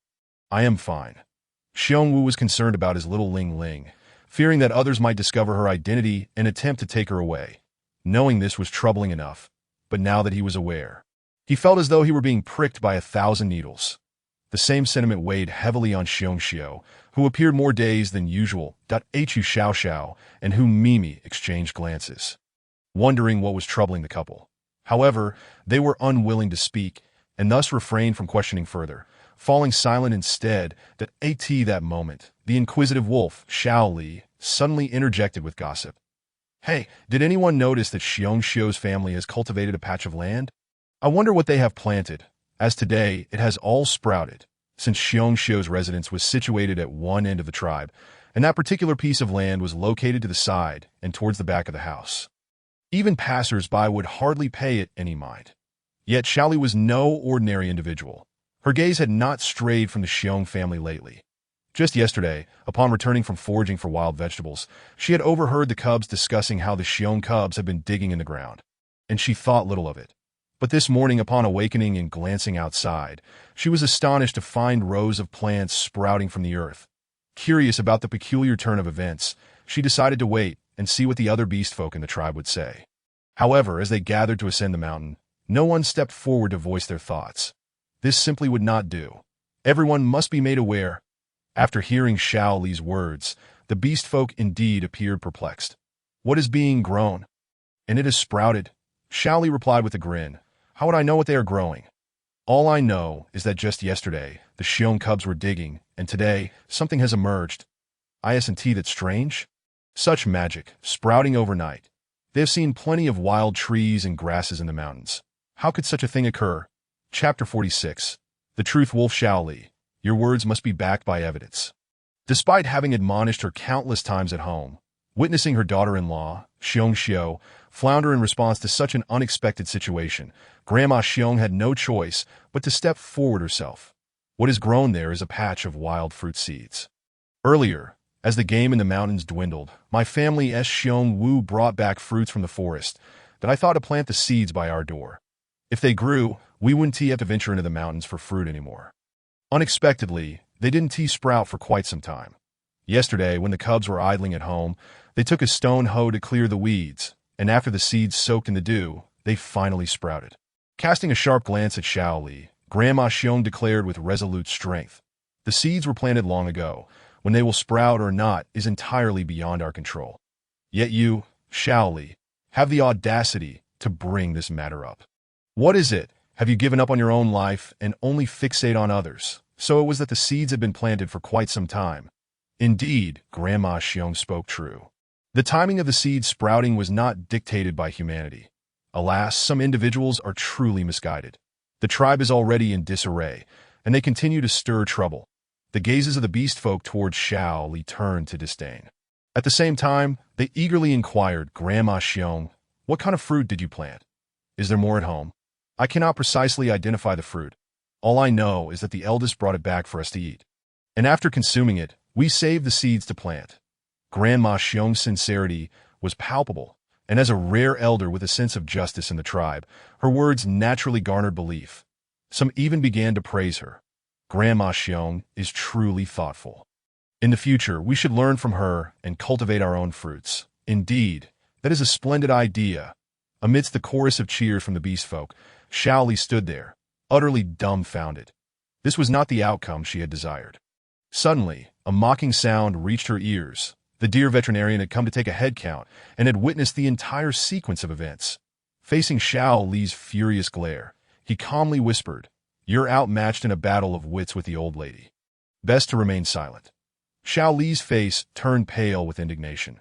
Meanwhile, the beast folk were surrounding the Xiong family, asking a myriad of questions. Shaoli's arm tensed, and turning around, she saw Wolf Kuei, though he had arrived late. He had stood in the small grove, listening intently to the unfolding events. With a hint of anger, he pulled his wife aside, saying, "You must refrain from provoking trouble." Shaoli stared at him incredulously. "How am I provoking trouble? Are you siding with the Xiong family?" "I am not siding with them, but your actions are foolish that if this continues, we will have no place left in the tribe. We must deal with the Xiong family's troubles gradually. For now, the matter of the wolf cubs stealing has yet to be resolved. You best lower your head and act with humility." Shaoli was taken aback. Yes, she had erred once more. Why could she never control herself? The reason was known only to her. Confronted with Wolf Kuei's lack of understanding, she finally could not hold back. Her lips trembling and tears welling in her eyes. "But I am afraid." "Afraid of what?" Wolf Kuei tightened his grip on her AT that moment. The deer veterinarian called from a distance. "The wolves are to depart. You all go ahead," Wolf Kuei responded, turning back to stare intently at his wife. Shaoli's lips quivered as large teardrops fell, unable to withstand the turmoil within her heart. "That day, it was I who accidentally caused the death of Xiong Lingling." "What? What did you say?" Like a bolt from the blue, Wolf Kuei's claws tightened in distress, nearly harming Xiaoel. It turned out that on that day, the Xiong cubs had quarreled with the wolf cubs once more. The wolf cubs had called Xiong Lingling a little fool, prompting the Xiong cubs to rush out in a frenzy. All the cubs from both families had dashed outside, leaving only the dim-witted Xiong Lingling behind, who sought her brother but could not find her way. Clumsily wandering outside, she was unaware of the path to take. Coincidentally, Shaoli stood by the road, watching the distant cubs with rage boiling within her. With 7 cubs from the Xiong family and only 3 from hers, she felt a surge of frustration. Turning back, she spotted Lingling's goofy smile, and, for reasons inexplicable, she kicked her in a fit of anger. Recalling that scene, Shaoli trembled uncontrollably. She dared to commit all sorts of misdeeds, yet she never anticipated that she would resort to such an act. At that moment, Lingling fell headlong into a nearby ditch, which contained stones, and she likely bumped her head. Shaoli was taken aback and rushed to pick her up, only to discover that she had already lost her breath. Reflecting on that day, driven by a moment's impulse as if possessed, Shaoli's face turned as pale as a sheet, her voice choked with emotion. "I truly did not mean to. How could I ever harm a cub?" Wolf Kuei's expression shifted to one of stark pallor, his hand instinctively retracting, more filled with rage and disbelief. His thoughts mirrored Xiao Li's. No matter how fierce or wicked, one would never harm a cub. Yet Xiao Li had done so, resulting in the cub's demise. No, wait. Wolf Kuei quickly adjusted Xiao Li's shoulders, but the beast folk in the tribe all say that Xiong Xiu crushed Lingling. Xiao Li felt too guilty to meet his gaze. After the incident, I was terrified and happened to hear Xiong Xiu snoring in her den, so you took Lingling and placed her in Xiong Xiu's den? Yes. Wolf Kuei was momentarily stunned before realizing. But Lingling survived. Indeed, at that time, I had examined her closely, and she was truly lifeless. Otherwise, I would not have dared to risk taking her to Xiong Xiu's den. Yet, she later miraculously came back to life. The tribe says it is due to the deer veterinarian's exceptional skills, but does that old scoundrel truly possess such medical prowess? Then, the incident with the yellow cow colliding with the Xiong family occurred. What happened next? The more she thought, the more terrified she became. What if Lingling truly had the blessing of the beast deity? If the Xiong family continued to reside next door to us, would calamity eventually befall us? Thus, it became clear why Xiao Li had persistently stirred trouble with the Xiong family. She had ulterior motives. Wolf Kuei frowned at her. So you wish to drive the Xiong family out of the tribe? Xiao Li had given up justifying herself, stating plainly, the matter of Lingling hangs over me like a sword. As long as the Xiong family does not leave, I will never find peace. Have you lost your mind? If the beast deity truly protects them, then our actions would only compound our guilt. What else can I do? Xiao Li was on the verge of madness with anxiety. Wolf Kuei grasped her hand once more, his voice softening considerably. Listen to me. Forget this matter. I end the future. Be more subdued in your actions. Chapter 47. A soothing bath in the river. What else could Xiao Li do? After holding on her secret for so long, she finally spoke out. Regardless of Wolf Kuei's words now, she felt a renewed sense of resolve. All right. With reddened eyes, a subtle nod was given, for the days ahead were long, and everything would unfold in due course. After the couple from the Wolf family departed, a figure in the nearby grove also turned to leave. Almost all the males and females of the tribe had ascended the mountain today. Even Xiong Hua and Hu Mei felt embarrassed to remain at home, reassured by the presence of so many males around them. However, foraging for wild vegetables had become increasingly arduous, with so many orcs relying solely on wild greens. Even an abundance of them would scarcely suffice for a few days, not to mention the necessity of seeking them out. Ultimately, in a state of desperation, the villagers convened, with Lion Juzi taking the lead, and they decided to shift their efforts deeper into the forest, lest the entire tribe face hunger come tomorrow. The forest, lush and verdant, naturally offered more favorable conditions for foraging than its periphery. The male orcs patrolled the surroundings, instilling a profound sense of security among the female orcs, who thus dug with renewed vigor. Meanwhile, Hu Xiaoxiao dared not divert his gaze from his wife for even a moment. Wherever Hu Mei ventured, his eyes would follow. On the other side, the three sisters-in-law from the Xiong family were diligently foraging together, with the elderly matriarch Xiong also contributing her efforts. Surprisingly, during this time, a sense of camaraderie blossomed among them. As the adult orcs busily foraged in the forest, the cubs of the tribe were causing quite a ruckus, without parental supervision and with the grandparents unable to manage them. The little ones gleefully dashed about the village. Occasionally, a few monkey cubs would dash past in the trees, while a proud lion cub strolled by the roadside, and even the 4 wolf cubs from the wolf family had ventured out to play. On the outskirts of the village flowed a winding river, perpetually crystal clear throughout the seasons. Today, however, due to a prolonged absence of rain, the river had diminished by more than half, yet it had become the perfect playground for the cubs. Some cubs stacked pebbles to form a small enclosure, intending to catch little fish, while others simply splashed about in the water, relishing the refreshing sensation of bathing. Among all, it was the cubs from the Xiong family who exhibited the most industriousness. The scorching heat compelled them to remain active. Xiong Debiat led a few of the older cubs to fetch water from the river to irrigate their patch of land, for the saplings sprouting there, planted by the little divine beast Lingling, could not be allowed to wither under the sun. "Hey, Xiong Dabayat, come play in the water," called out the cubs splashing in the river. "What are you doing fetching water?" "Xiong Erbao," they taunted, observing the brothers laboring under the sun, beads of sweat glistening on their foreheads. Previously, the cubs of the tribe would not associate with those from the Xiong family, but ever since Lingling acquired a little tiger as a pet, everything had changed. Now, each cub wished to endear themselves to the brothers from the Xiong family, hoping for a chance to play with the little tiger. Xiong Dabayat, squatting by the riverbank, splashed water on his face. No, you all play first. Xiong Erbao and Xiong Sambao mirrored their elder brother's actions. The wolf cubs, lounging in the nearby water, could not help but roll their eyes, muttering under their breath, "What a show-off." After the three bear cubs returned home with their water, Xiong Sambao, in a moment of impulsiveness, revealed to everyone that the tribe's cubs were playing in the river, causing an uproar among the brothers, who were eager to join in the fun. Even Xiong Lingling could not resist running over to tug at Dabayat's cloak, her eyes pleading that "It's so hot. Besides, I'm just a little bear. This fur makes it unbearable in the heat, as if it were winter." "Little sister, you cannot go," Xiong Dabayat said, his heart aching for her, yet more concerned about potential dangers. "What if a beast comes?" "Be obedient. None of your brothers are allowed to go either." "Humph." Xiong Lingling, disappointed, pouted, turning away and ignoring her older brothers. The others felt helpless but truly could not allow her to venture out. They too decided against going. All for Lingling's sake.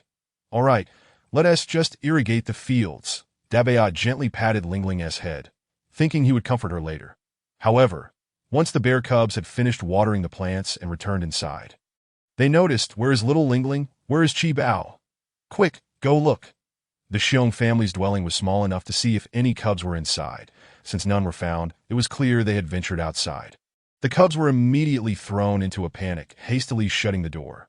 Following Sanbao's reminder, they rushed towards the riverbank. Meanwhile, at the river, Lingling held on to Chi Bao's little hand. "Let us go in." The water level had dropped to about half, posing no danger, appearing exceptionally clear and surely refreshing to bathe in. Chi Bao nodded, and the siblings stepped into the water, squatting on a smooth pebble. "Oh my, this feels delightful," Lingling exclaimed, watching as her little paws immersed in the water. "Released so dirty," she lamented, disliking her own state. Given that orcs did not have the habit of bathing, since arriving in this beastly world, Xiong Xiu had only given her one bath, merely soaking her feet, and no wonder her fur had so many bald patches. She rubbed her paws, washing them, while Chi Bao beside her squinted in enjoyment, only to then realize something was amiss. Looking up, they noticed all the cubs from the tribe were watching them. Some gazed at the little tiger on the shore, which had grown significantly since its younger days, now weighing around 10 kilograms, far from the small cub it once was. One could only imagine, if it were to unleash its strength now, how easily it could topple the smaller cubs. Thus, the expressions of the tribe's cubs were quite complex. They were astonished at how quickly the tiger had grown and felt a tinge of reverence towards Lingling. Chi Bao felt a bit anxious, unsure why the other cubs had fallen silent. Lingling, on the other hand, felt a bit overwhelmed to in the entire river. Only she and Chi Bao were clad in garments, while the other orc cubs were completely unclothed, both male and female alike. Oh dear, what a sight! Fortunately, she was actually an adult, her mind set steady as a mountain. Just then, Xiong Dabayat and the others arrived, shouting, "Lingling, get up! Chi Bao, what a reckless child you are!" Upon seeing Lingling in the water, the cubs rushed in as if they were dumplings being dropped into boiling water, all hurrying to embrace her. However, just as Dabayat attempted to lift Lingling, she was squirming vigorously. Xiong Erbao quickly restrained his anxious brother. "Brother, the water deep. Besides, Lingling and Chi Bao are already soaked. On such a hot day, it is truly uncomfortable for them to stay indoors. Why not join them for a bit?" Xiong Sambao chimed in. "Brother, just listen to Erbao this once. It's fine, don't be so tense." Chapter 48. A windfall from the heavens. Upon hearing his younger brother's counsel, Xiong Dabayat's tense demeanor eased slightly, that he surveyed the area, noticing all the tribe's cubs were watching them, and indeed, the water was not deep. Looking at Lingling, who was refusing to leave, he realized that Erbao and Sambao had a point. Seeing the eager faces of the other bear cubs, Dabayat sighed. "All right, let them enjoy a bit longer. We'll join in too, but we must return when I say so." "Thank you, brother." The cubs all beamed, saying nothing more as they plopped down into the water. Refreshing and cool, delighted to be back in the water, Lingling winked at Qibao. See, I knew my brothers wouldn't truly be harsh with us. Even if they scold us, they would never be cruel. Before long, the previously tense expression on Dabayat's face transformed into a smile that on such a hot day, being able to soak in the water was indeed a comfort. Just then, a group of monkey cubs dashed over, splashing into the water, their inherent playfulness creating a flurry of droplets. The other cubs immediately protested. Monkey cubs, can you be a bit gentler? Oomph, no way. The monkey cubs not only refused to apologize but splashed water back at the others. Oh, is this a water battle? The cubs instantly retaliated, initially targeting the monkeys, but soon devolving into chaos as they splashed each other in a frenzy. Even the bear cubs joined in, and soon the entire tribe of cubs was frolicking. Their laughter and playful shouts echoing far and wide, that I in such a lively atmosphere. Lingling chose not to join the fray. Instead, she quietly sat to the side, observing Qibao as he splashed water, taking the opportunity to sneak a glance at her surroundings. That night, when Xiong father and Xiong mother's snoring kept her awake, she had taken the chance to sneak into her space, preparing a large jar of salted duck eggs with white wine and fine salt, sealing it tightly. This method of soaking was something she had inadvertently learned from a significant figure in her previous life. Little did she expect that this bit of practical knowledge would prove useful in the beastly realm. Within her space, the livestock were thriving, particularly the rabbits and 3 wild boars, which were growing remarkably fast. To her surprise, a small fish pond had appeared in one corner of the yard. Despite its modest size, the water was crystal clear and teeming with a bounty of carp. What is this? Yesterday, those fish were no larger than the palm of one's hand, yet today they have grown to the length of a small cub's arm. The abundance of ingredients in this space ensures that the bear family can be well fed without any difficulty. Moreover, now that old Lady Bear has come to believe she is a small divine beast, it becomes entirely reasonable for her to find opportunities to bring items out to her home. However, it seems one cannot solely consider the bear family at this moment. Lingling, the bear, is contemplating the long-term that in the ancient world of beasts, the trust among beast men and their ability to form a tribe across generations is no small feat.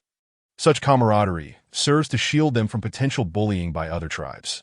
Yet, the tribe is consistently unable to catch prey, and should the day come when the beastmen's morale wanes, and they begin to consider aligning with other tribes, survival would be impossible for just a handful of families, let alone solely the bear family. Thus, regarding the matter of satiating their hunger, she may need to lend a hand to the tribe. Ah, what? Just as the little ones were engrossed in their play, the aloof lion cub suddenly let out a shriek. Something had bumped against his foot, causing him to stumble and nearly fall dead that moment. As he looked down, the lion cub saw ripples on the water forming a large circle, beneath which a massive carp was swishing its tail leisurely, blowing bubbles. Fish? The lion cub exclaimed in shock, abandoning his half-bent posture and diving forward to pin down the large carp, that he quickly stood up while embracing it. The carp, startled, thrashed its tail vigorously, splashing water all over him, yet he refused to let go, his face breaking into a wide smile, a rare sight for the usually serious cub. Fish? It is indeed a fish. The other little ones were momentarily stunned, ceasing their splashing and gazing at the lion cub with envy. They had not eaten meat for several days, and the thought of fresh fish was tantalizing. However, this frozen moment of silence lasted only 2 seconds before everyone began to peer into the river in search of more fish. I hope I can catch one too. Wow, there's a fish over there. Here too. Suddenly, the once clear stream, where only pebbles were visible, teemed with large carp, each one swimming slowly with their plump bodies. Their languid demeanor seemed to beckon the little ones. Come and catch us. It's exhausting to swim. In an instant, the air was filled with the excited shouts of the little ones. You catch one? I'll catch one. As they neared their goal, Lingling casually tossed the fishing net back into the space. Her heart brimmed with delight. Although she had nonchalantly fished some out of her space and thrown them into the river, she had not anticipated that those fish would grow twice their size in the blink of an eye upon their transfer. Thus, by the time the little ones caught them, they had already become quite plump on this side. Daba and the other cubs were in a frenzy, each catching one, their fishing methods swift and precise. The fish were just the right size, too small for the little cubs to hold alone, while the bigger cubs helped. Consequently, each one ended up with their own fish, Even the cubs from the tribe managed the same. 2 was simply too much to handle, for the carp were large and strong, making it impossible to wrestle with them. As it appeared, they had nearly caught all the carp in the river. Lingling leisurely picked up the large carp that had been swimming by her feet the entire time. So heavy. The original owner found it quite challenging to lift with her small arms. So she called back for assistance. "Brother, Sister 8, I'm here to help you. Don't be afraid." Sister 8, a voice like a little kitten rang out. Yet to the 7 brothers, it sounded like an alarm bell. The bear cubs rushed towards Lingling almost in unison, assisting one another until Daba managed to lift Lingling's carp as well. The 2 fish were no light weights, and his face turned red from the effort. Just then, all the carp in the river had been caught, and the little ones fell into silence, exchanging glances with one another. Goodness, is there divine protection from the beast god? It turned out that all the cubs in the tribe, regardless of size, managed to catch 1 fish each. For instance, the wolf cubs with their 4 siblings each caught 1 fish, and so forth. They silently cast envious glances towards the bear family, who had a total of 8 cubs. That made for 8 fish. Not to mention, the little tiger on the shore had somehow managed to catch 1 as well. Goodness, a total of 9 large, plump carp. What a windfall. Chapter 49. Today is a day of celebration, though envy lingered. The cubs were thoroughly satisfied with their sizable catch. Despite the beastmen's hearty appetites, with such large fish and some wild vegetables, every household was destined for a hearty meal this evening. The bear cubs were especially jubilant, with the larger ones helping the smaller ones carry the fish. The smaller cubs, 7 and 6, each supported Lingling as they ascended the bank. The first to reach the shore, Seabao, instructed Wubao to keep an eye on the large fish he had placed on the ground, while he hurried to retrieve the carp that the little tiger had pinned down. The journey back home from the river was quite lengthy, prompting Daba to call for Erbao to make a quick trip back home for the 2 buckets they had. Once Erbao dashed off, the lion cub began directing the other cubs to return home. True to his lineage, the grandson of the lion clan leader, he remained calm and composed after returning home. "We'll keep the fish in a large basin until your parents come back to make a decision." The cubs responded affirmatively. Soon, Erbao returned with 2 buckets to the riverbank, with 9 fish in total. Weighing perhaps 30 or 40 pounds, they could not all fit in the buckets. Hence, Lubao and Wubao each carried 1, while Chibao accompanied Lingling, and Daba and Erbao took 1 bucket each. In this manner, the cubs spent quite a long time returning home. Fortunately, the water pit that Shio had used to soak cowhide was still there, allowing the cubs to dump all the fish into it. They then drained the water from their family's water tank, and the 4 largest cubs made 2 trips to the river to fetch water, finally managing to keep the large carp alive. Meanwhile, the wolf cubs next door were equally busy. For every household, today was a windfall, and past grievances were forgot. In the words of the wolf cub, let us call a temporary truce with them. Subsequently, the 4th wolf sister shamelessly borrowed buckets from the bear family. Daba generously lent her the buckets. "Just be careful not to break them. Otherwise, you'll have to compensate." The 4th wolf sister assured him earnestly. "Don't worry, Daba Ji, I'll keep a close eye on them."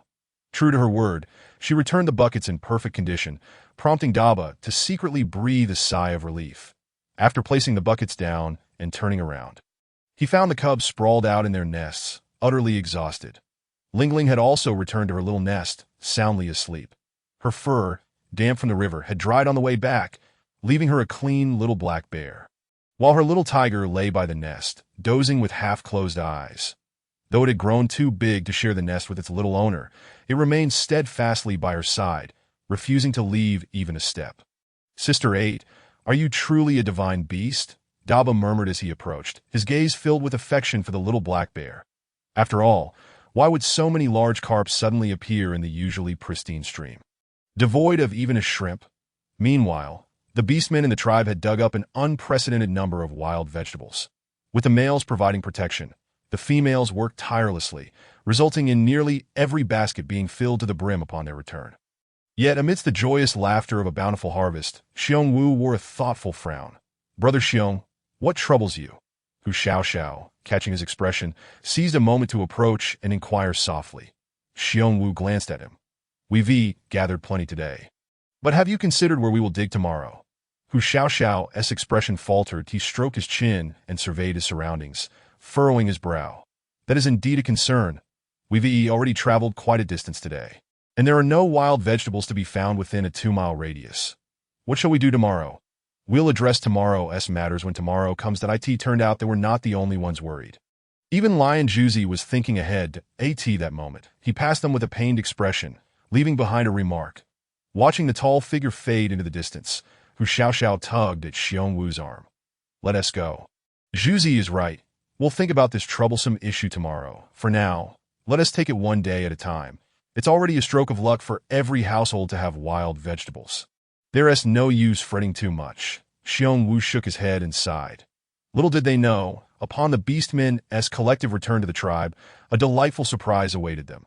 Each family's cub rushed in excitement to share with their parents. Father, Mother, we caught a fish. A huge, enormous fish. The Beastmen were momentarily taken aback. Fish?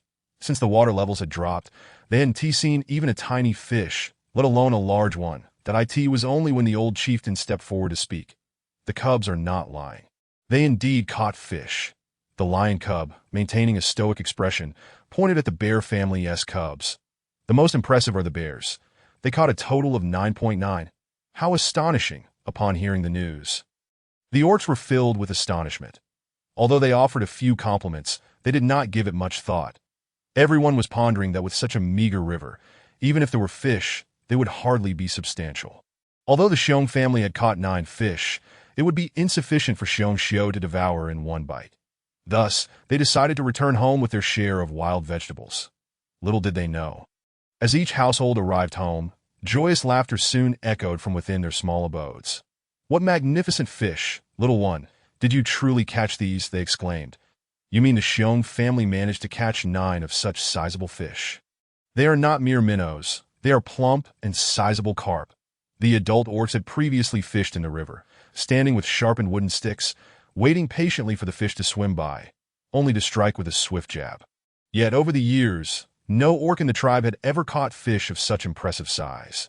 These plump, large carp were, to the tribe's orcs, akin to a timely gift from the heavens. Thank the beast god for his benevolence. The beast god has finally shown mercy. The orcs erupted in jubilant cheers, their voices rising in a harmonious chorus. Meanwhile, the families of Xiong Yu and Xiong Li, who had already returned home, were hurriedly making their way to the residence of the eldest. Xiong Wu, in the courtyard of the Xiong family. Xiong Wu and Xiong Xiu were being dragged by the little ones to the pit to see the fish. The elderly couple, along with 4 adult orcs, stood in astonishment, their jaws nearly dropping to the ground. So many fish. Each one is so robust it seems unbelievable. With such a small river, how could such large fish possibly thrive here? They wondered. Perplexed at the sight before them, the little ones, amused by the expressions on their elders' faces, burst into laughter. After a moment, Xiong Laotai suddenly exchanged a swift glance with her son, Xiong Wu. Something seemed amiss, likely related to the little divine beast at home.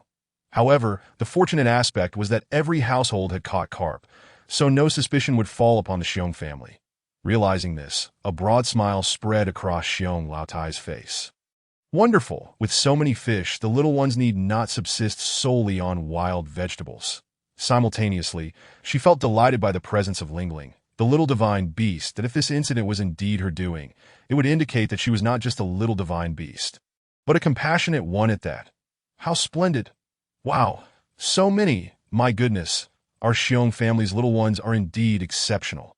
Just as Xiong Laodai and the others were beginning to accept the reality before them, 2 shrill cries erupted from behind, particularly the exaggerated scream of Xiong, which nearly sent chills down their spines. As the noise subsided, the crowd pressed in beside Xiong Laotai, their eyes wide as they gazed at the large carp in the pit, unabashedly swallowing their saliva. Mother, your eldest little one has caught so many fish. No other family in our tribe has as many as his. Xiong Yu, noticing the elderly woman's grim expression, quickly sought to appease her with flattering words. Xiong Tsuetsue's laughter was so infectious that her eyes nearly disappeared. Indeed, the envy of the other orcs is palpable. What brings you here? Xiong Laodai shot a disapproving glance at the 4 of them. With every family celebrating their catch, their presence at this moment was clearly insincere. That was better left unasked. But upon inquiry, Xiong Hua turned away, her lips pouting, and tears began to stream down her cheeks. Her expression one of utter grievance. "Mother, our family has no fish." Xiongyu chimed in, "Mother, we have none either." "Why is that?" Xiong Laotai questioned, bewildered. "Every household has fish. Why do you not?" As she spoke, Xiongte subtly pinched her daughter's arm. Xiongyu immediately played along, bursting into tears. "Grandmother, haven't there been ferocious beasts in the tribe recently? My parents were worried for our safety when they left this morning, instructing us to stay indoors. But if we didn't go outside, how could we reach the river and catch any fish?" Xiong Laodai and the others were rendered speechless. Xiong wiping her tears, added, "My sister-in-law was only concerned for the little one's safety, which is why she acted this way. Our family has refrained from letting the little ones play by the river, fearing for their safety. Had I known there were so many fish today, I would have ensured they caught a couple." Indeed, the little ones from their household were quite young, and their parents often locked the doors when they were away, which Xiong Laotai understood. Desperate measures. Indeed, she thought. However, upon hearing the suggestion of letting the little ones risk themselves, Xiong Laodai felt it inappropriate that if you have nothing to say, say less. Yet the reality was that each family had their own reasons for not catching fish. Who could be blamed? Xiong Laodai then huffed, "I see. You didn't catch fish, and now you seek to benefit from your elder brother's bounty. Yet there are others in the tribe who also failed to catch fish, such as the Hu family. They both went into the mountains to gather wild vegetables for the tribe and did not catch any fish.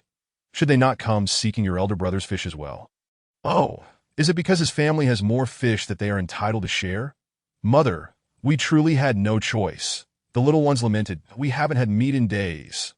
Xiong Yu and Xiong Li wore expressions of grievance. But no matter their excuses, Xiong Laotai remained resolute.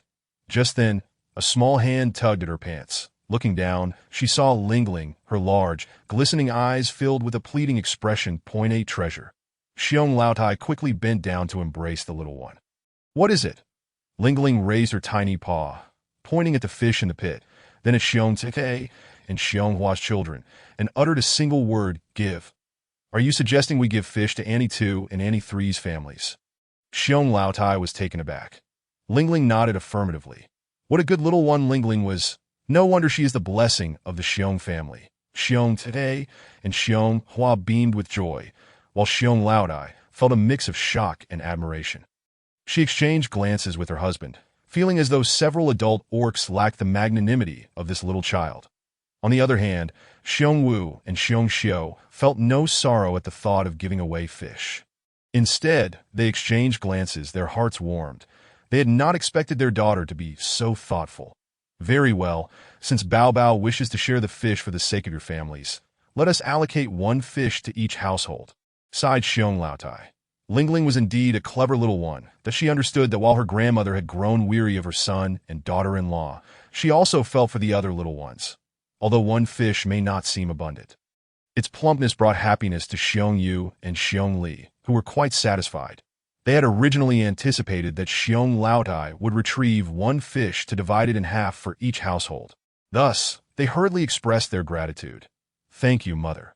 "Thank you, Mother, do not thank me. Thank Bao Bao." In truth, Lingling had her own intentions.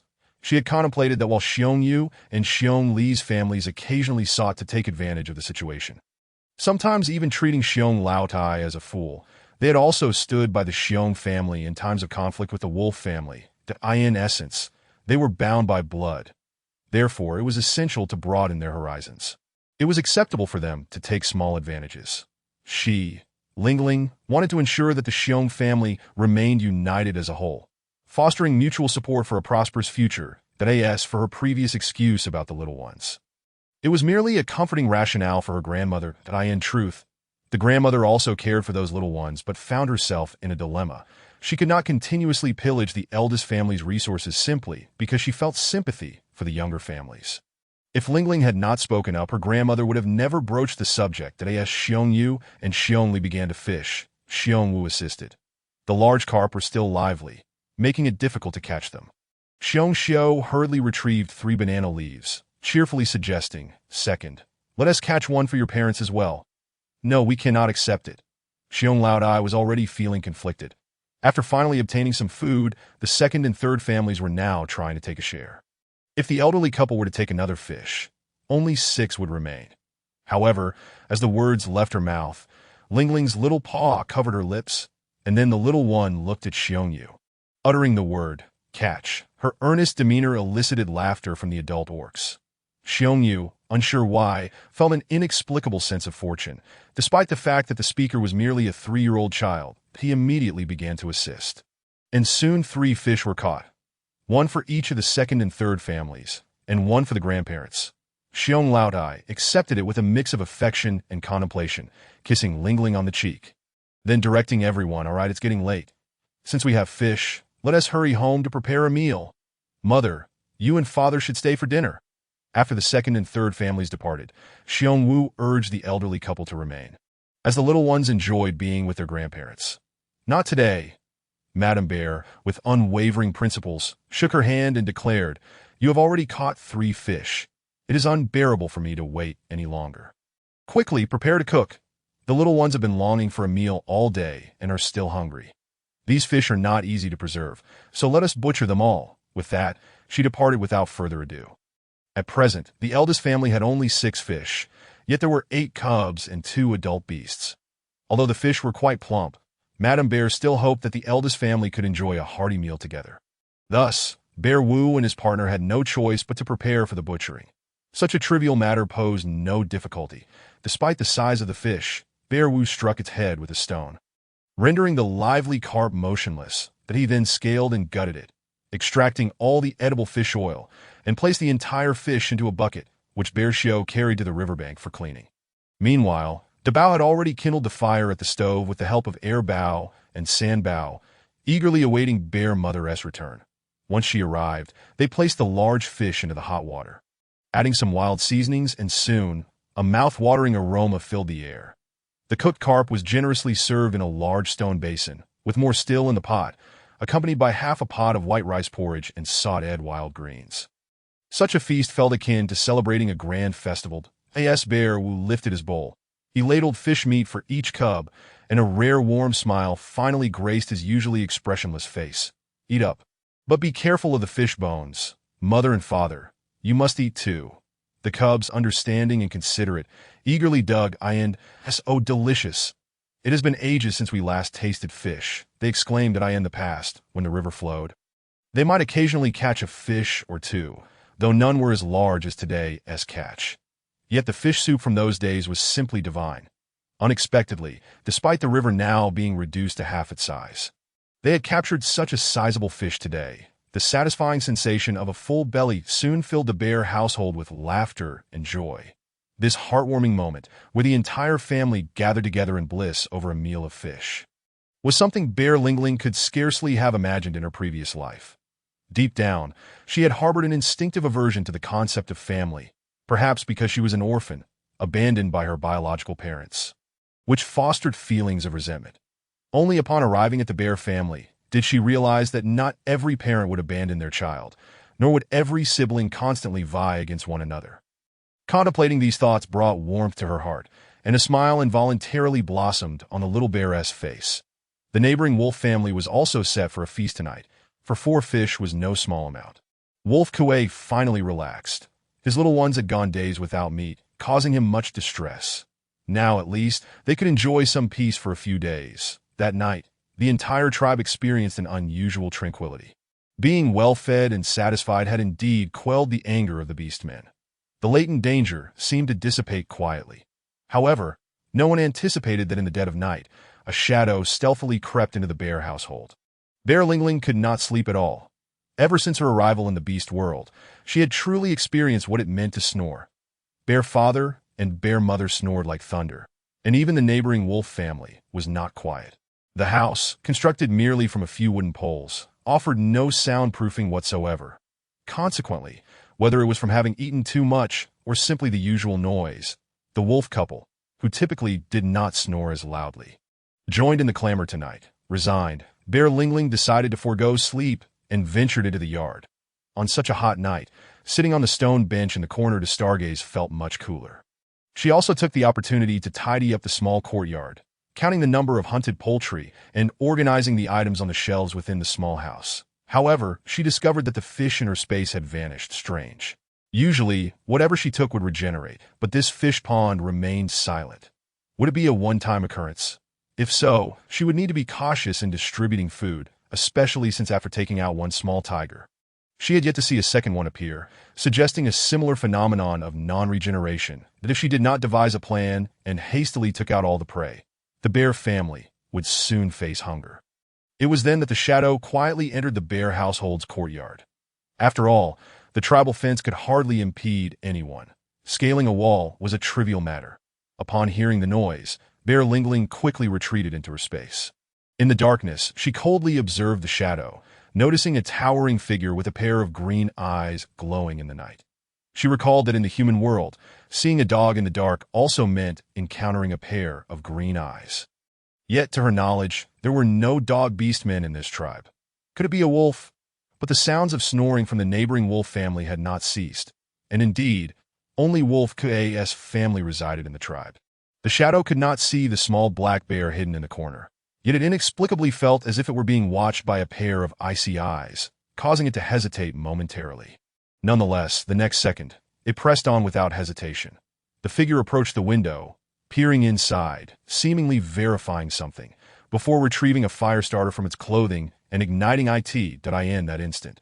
Bear Lingling clearly discerned the figure's appearance. It wore a mask made of wood, revealing only its green eyes. She recalled that the beast who had abducted Fox Mimi a few nights prior had donned a similar mask. But what was this creature doing at the bear household? Lighting a fire? She could not allow it to ignite anything. The dry weather posed a significant risk, and a single spark could spell disaster for their humble abode. In a panic, Bear Lingling quickly summoned the small tiger from her space. The clever little creature seemed to sense its master's intention, leaping towards the beast with great vigor. The beast, sensing something rush towards it, instinctively turned to look, only to be met by a tiger no taller than its knee. A tiger? A fleeting thought crossed its mind, swiftly followed by a wave of fear. Regardless of how formidable a beast man might be, the instinctive fear of encountering a tiger or lion would prevail. Thus, disregarding the potential fire, it hastily raised its leg to kick the small tiger. The little tiger let out a fierce roar, biting onto the beastman's waist, proving itself to be the king of beasts. Unafraid in the slightest, simultaneously, Bear Lingling mustered all her strength to scream, "Ah, what is that noise?" Wolf K's voice echoed from the neighboring yard that he had rushed out upon hearing Lingling's scream. Albeit a moment too late, only catching sight of a shadow fleeing with something on its back, that it was fortunate that the wolf family had not taken advantage of the situation. Bear Wu could only respond curtly, "There's a beast." With that, he hurriedly dashed out of the courtyard in pursuit. The audacity of the beast to reappear in the tribe, let alone invade their home, ignited a furious blaze within him, especially since that beast had frightened his precious daughter Lingling. Upon hearing the word beast, Wolf Kue's expression shifted, and without uttering another word, he transformed into his beast form and sprinted out of the yard. Wolf Xiaoli, terrified, called out from behind, "Father, don't go," but in the blink of an eye, the males had vanished from view. She glanced around and quickly turned back to the house, securing the door latch. Meanwhile, Bear Xiao cradled Lingling and the small tiger back into their home. Once inside, she reverted to her beast form, anxiously asking, "Ate treasure, are you all right? Did you get hurt? Nod or shake your head for me." Filled with apprehension, she too felt anger brewing within her, that if not for the need to protect the cubs inside, she might have dashed out in pursuit of the beast herself. She could feel Bear Mother's body trembling slightly, not from fear, but from concern for her daughter. Bear Lingling experienced a profound sense of care she had never felt before, causing her eyes to well up. She shook her small bear head. "I'm fine," upon hearing her cub was unharmed. Bear Xiao felt a weight lift off her heart. Yet for some reason, tears still streamed down her cheeks, warm and laden with emotion, falling onto Lingling's forehead. Bear Lingling could not help but feel a pang of sympathy for her kind-hearted mother. So she lifted her small paw and gently wiped away the tears, struggling to muster the words, "Don't cry." Alas, her attempt at comfort only deepened Bear Mother's emotional turmoil. The cubs were her lifeblood, and losing even one was unthinkable. Had they delayed a moment longer, Treasure would have realizing this. She suddenly burst into tears, her wails echoing loudly enough to awaken the 7 cubs who had been sleeping soundly. "Mother, what is wrong, Mother?" What happened? The cubs, ever considerate, rushed to inquire after Bear Mother, who hastily gathered them all into her embrace, continuing to sob. Tears streamed down her face, rendering her unable to articulate a single coherent sentence. Xiong Lingling was overwhelmed, as on the other side, Xiong Wu frantically pursued the fleeing figure for 10 miles, only to witness it dart directly into the edge of the black dragon forest. Yet he would not relent. Any malevolent beast that dared to threaten his cherished Xiong cubs would not be spared. Xiong Wu's path was abruptly obstructed by the timely arrival of Lang Kuei. Have you lost your mind? If you venture in there, it's straight into the black dragon forest. To be wide day, the forest appeared ominous and foreboding, but under the cover of night, it seemed even more unfathomable, as if terrifying unknown monsters lurked within, poised to pounce upon any beast man that dared enter. Furious, Xiong Wu retorted, "Step aside. Those vile beasts nearly abducted Bao Bao. I will see to it that they pay with their lives today." What? Lang Kuei's body jolted.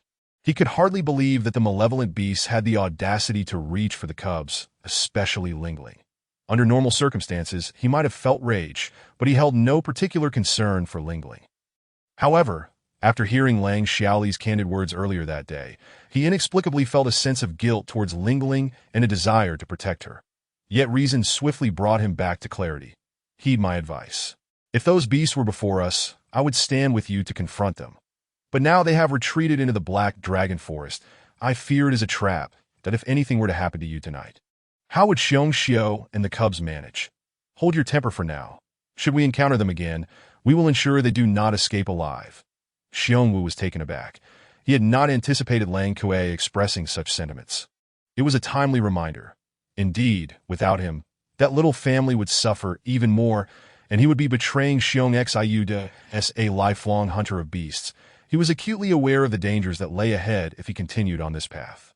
With a resentful glance towards the black forest, he reluctantly nodded. Among males, there was no need for excessive words.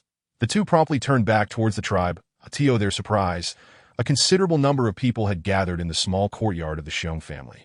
The wailing of Xiong Xiao was no trivial matter.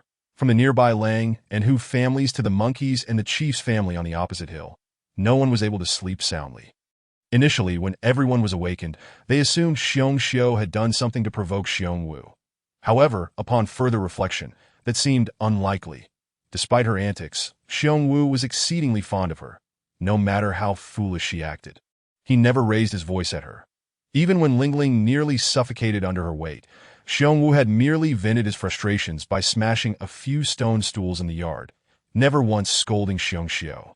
Moreover, now that they were awake, gossiping was inevitable.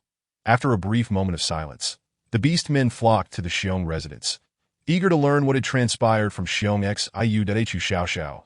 With keen eyes, even found a small stone tube that the vile beast had used to carry embers. How terrifying! The malevolent beasts actually sought to capture the cubs. They had initially thought they could enjoy a few peaceful days, only to find themselves in such dire circumstances. What should we do? Chief! Suddenly, the beast men were in an uproar. They had not anticipated the situation was so grave, with malevolent beasts encroaching upon the tribe. This was the nightmare of every beast man. Conversely, the ember-carrying tube that Hu Xiaoxiao had found was dismissed. They assumed it must have been dropped by a beast man in their hasty retreat. Held in the embrace of his mother, Xiong Lingling observed the crowd of beast men with a heavy heart. As they approached to comfort Xiong Xiao, patting her head in consolation, she understood all too well that the malevolent beasts were not targeting her. Rather, they intended to incinerate the Xiong family. Yet with her limited vocabulary, she feared she could not convey this truth effectively. The chief furrowed his brow, suddenly struck by a thought, his eyes widening. If that is the case, what are you all doing standing around? Hurry home and keep a close watch on your own cubs. Yes, yes. The beast men finally grasped the urgency. They had been so preoccupied with the commotion that they had left their cubs unattended at home. In a frenzy, they turned to rush back outside, nearly colliding with Xiong Wu and Lang Kuei as they returned. Everyone paused momentarily. The chief, recognizing them, quickly inquired, "Did you capture the malevolent beasts?" Lang Kuei replied, "No, they fled towards the black dragon forest. It was too dark, and we feared danger, so we did not pursue them, but that's wise. The chief nodded. We cannot afford to lose a single beastman, whether adult or cub. Remember, when faced with malevolent beasts, if you can fight, do so. If not, prioritize your survival. Chapter 53. No forgiveness. The chief was indeed the steadfast anchor of the tribe. As soon as he spoke, order was restored. The females returned home to care for the cubs and elders, while the males remained to convene. Xiong Wu approached Xiong Xiao. There was no need for further words between them. Their exchanged glances provided reassurance. He took Lingling into his arms, anxiously kissing her forehead before handing her back to Xiong Xiao. You take the cubs and rest in the house for now. Xiong Laotai and Xiong Grandpa arrived. Wiping their tears as they entered the home, in the courtyard, the tribe's males gazed at the ember-carrying stone vessel that Hu Xiao had handed to the chief. This is not how we carry embers in our tribe. The chief pondered for a moment. Monkey Mason, come over here and examine this vessel. Do you recognize it? In the primitive beast world, there were countless tribes, each with its own unique customs. Nearly every tribe had its own mason and veterinarian, ensuring they had access to basic beast materials. Due to the diversity of the masons, the stone vessels crafted in each tribe often varied. For instance, their tribe's ember-carrying vessel was crafted with more finesse than this one. The monkey mason stepped forward to inspect it closely, clicking his tongue. I saw a vessel like this when I visited the Black Mountain tribe. However, the beastman claimed he had traded for it with a wandering beastman. I have not seen it elsewhere. Could it be that those two malevolent beasts were wandering beastmen? If that were the case, it would be even more challenging to track them down. The beastmen erupted in speculation. No, this won't do. The chief's brow furrowed. These malevolent beasts have not only harassed our tribe multiple times, but they specifically target females and cubs. Such behavior is utterly unforgivable, but we must find them and ensure they learn a lesson. Chief, I will head to the Black Mountain tribe tomorrow, Xiong Wu immediately declared, still seething with anger. He could only find solace by capturing the ones who nearly abducted Lingling. The chief regarded him for a moment before shaking his head. You cannot go. Why not? The purpose of going to the Black Mountain tribe is to gather information about those malevolent beasts, though we must not alert them to our presence. Your arrival would surely raise their suspicions. Only those with a keen eye should undertake this task. The chief's reasoning was sound, leaving Xiong Wu at a loss for words. Then I will assign the monkey mason and the deer veterinarian to go. The chief stated, turning to them. Does that sound agreeable? Both the monkey mason and the deer veterinarian nodded in agreement. The increasingly difficult circumstances in the tribe provided them with a valid reason to assess the situation at the Black Mountain tribe. Once the plan was established, the chief dismissed the beastmen to return to their homes. Until the two appointed beastmen returned, the tribe remained on high alert, prioritizing the protection of their cubs. Xiong Wu opened the door to his home and recounted the meeting's discussions. By this time, the cubs had fallen asleep, utterly exhausted from the evening's turmoil. Xiong Lingling lay in her small nest, wide awake, listening intently to her parents' conversation. After hearing her son's account, Xiong Grandpa and Xiong Laodai remained silent, agreeing that the chief's proposal was a prudent one, that although the monkey mason was somewhat impulsive, the deer veterinarian was meticulous, ensuring stability in their approach. You two should calm yourselves and get some rest. Don't wear yourselves out, Xiong Laotai advised as she departed. Deep down, she harbored suspicions about whether the malevolent beast had targeted Lingling specifically, perhaps seeking to abduct her due to her status as a divine beast. Yet, upon reflection, she dismissed such a notion. The only ones who believed Lingling to be a divine beast were the members of their own family, and they had kept that secret well guarded to avoid burdening her son and daughter-in-law with further worries.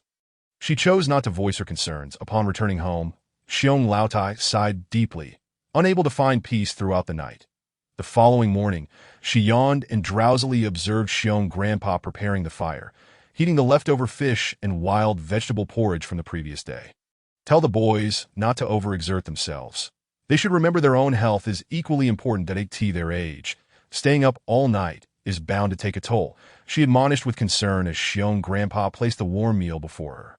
I can't shake this feeling. Xiong Laodai finally admitted to her partner, do you think the malevolent beasts were after Bao Bao last night? Xiong Grandpa's expression grew serious. No, that matter is known only to our family.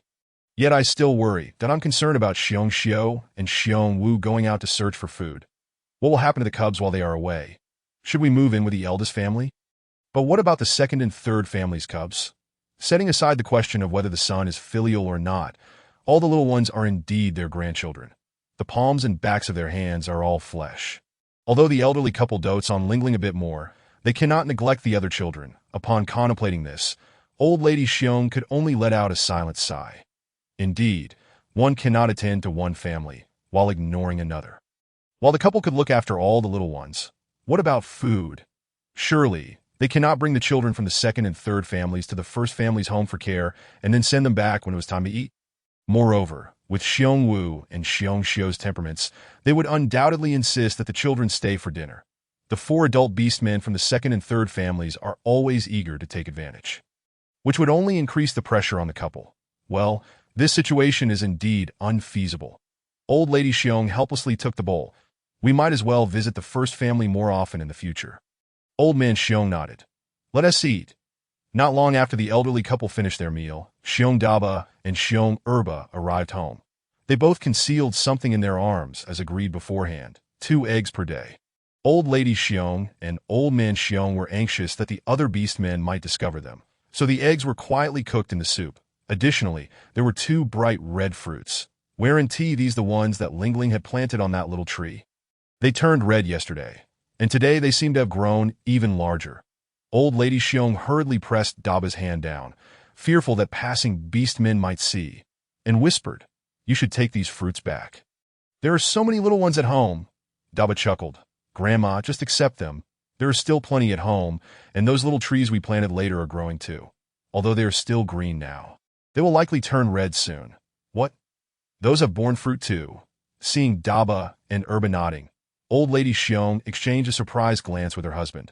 These red fruits looked delicious, and if the other little trees also bore fruit, that would be splendid news. However, it also raised concerns, as the speed of their maturation might soon raise suspicions among the beastmen in the tribe. Daba, you should tell your father and mother in a moment of urgency. Old lady Xiong came up with an idea, whispering to Xiong Daba. The little one nodded. Got it, Grandma. Chapter 54. Blame my soft heart. Not long after Xiong Daba and Xiong Erba returned home, Xiong Wu visited the Lion Clan leader's house, that he entered with a somewhat nervous expression, but emerged with a faint smile on his lips. The clan leader agreed. We will surround the fence in the next couple of days. Upon returning home, Xiong Wu announced the good news, and the entire family was instantly filled with joy as they began to prepare, gathering stone knives and stone hoes. This was old lady Xiong's idea. The little trees planted in the empty space in front of the house were now bearing fruit, which was a good thing, but they must not allow the beastmen to see the changes daily. Thus, she asked Daba to inform Xiong Wu to request the clan leader to enclose that area. In truth, the matter of enclosing the land would not face much opposition from the Lion Clan leader. As the tribe was quite large but had few beastmen, it would be beneficial to manage the enclosed area. Moreover, Xiong Wu's reasoning was irrefutable. Ferocious beasts dared to enter their home precisely because the area adjacent to the empty space was left unprotected. If it were enclosed, the outcome would undoubtedly be different. Well, that is settled then. The Xiong couple, relying on their strength, had gathered quite a bit of firewood in the east corner of the yard. Some of the wood was suitable for making a fence, and they would simply need to chop more in the small forest.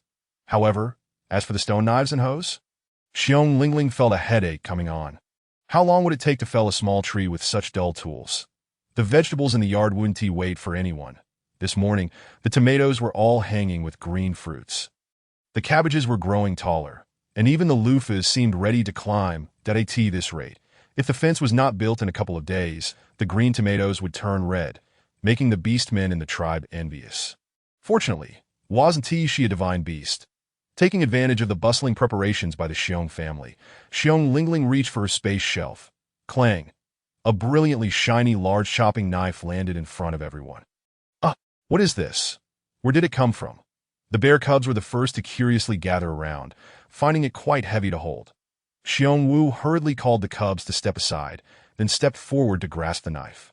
It was sharp and imposing, something he had never seen before, yet it bore some resemblance to a stone knife. With astonished gazes directed towards Lingling, who sat in the corner, when their eyes met, Xiong Wu saw the little one gently nodding at him. Could it be that his suspicions were correct? Xiong Wu quickly instructed Daba to fetch a piece of firewood, then gripped the knife's handle and struck down. The stick, which would have taken a long time to chop with a stone knife, was effortlessly split in two. Yes, it turned out this was indeed a knife, and a fine one at that. How wonderful! For the first time, Xiong Wu grinned from ear to ear. Xiong Xiao and the cubs, after their initial astonishment, were also overjoyed that the entire tribe, their family alone, possessed such a knife. However, no one questioned where the knife came from. They all tacitly understood. Amidst the joy, Xiong Xiao whispered, "When we take it out to chop trees later, we must keep it hidden. We can't let others see that, of course." Xiong Wu tightened his grip on the handle, with another plan forming in his mind. With this sharp chopping knife at home, he would ensure that those ferocious beasts would not return. With the arrival of this knife, plans changed. Initially, he intended to tidy up the pile of firewood at home. But now Xiong Wu would let Xiong Xiao lead the cubs in organizing usable firewood while he went alone to the small forest to fell a few trees, trying to time his use of the knife for when the beast men were less likely to be outdoors. Soon, the little courtyard was bustling with activity. The bear cubs were very diligent, none of them slacking off. The only one who didn't need to work was, of course, Xiong Lingling, sitting in a cool corner. She cradled a bright red tomato that Xiong Xiao had picked for her before she started working, smiling as she gently pinched her little bare ears. Our little treasure must eat well and grow plump. Xiong Lingling thought to herself.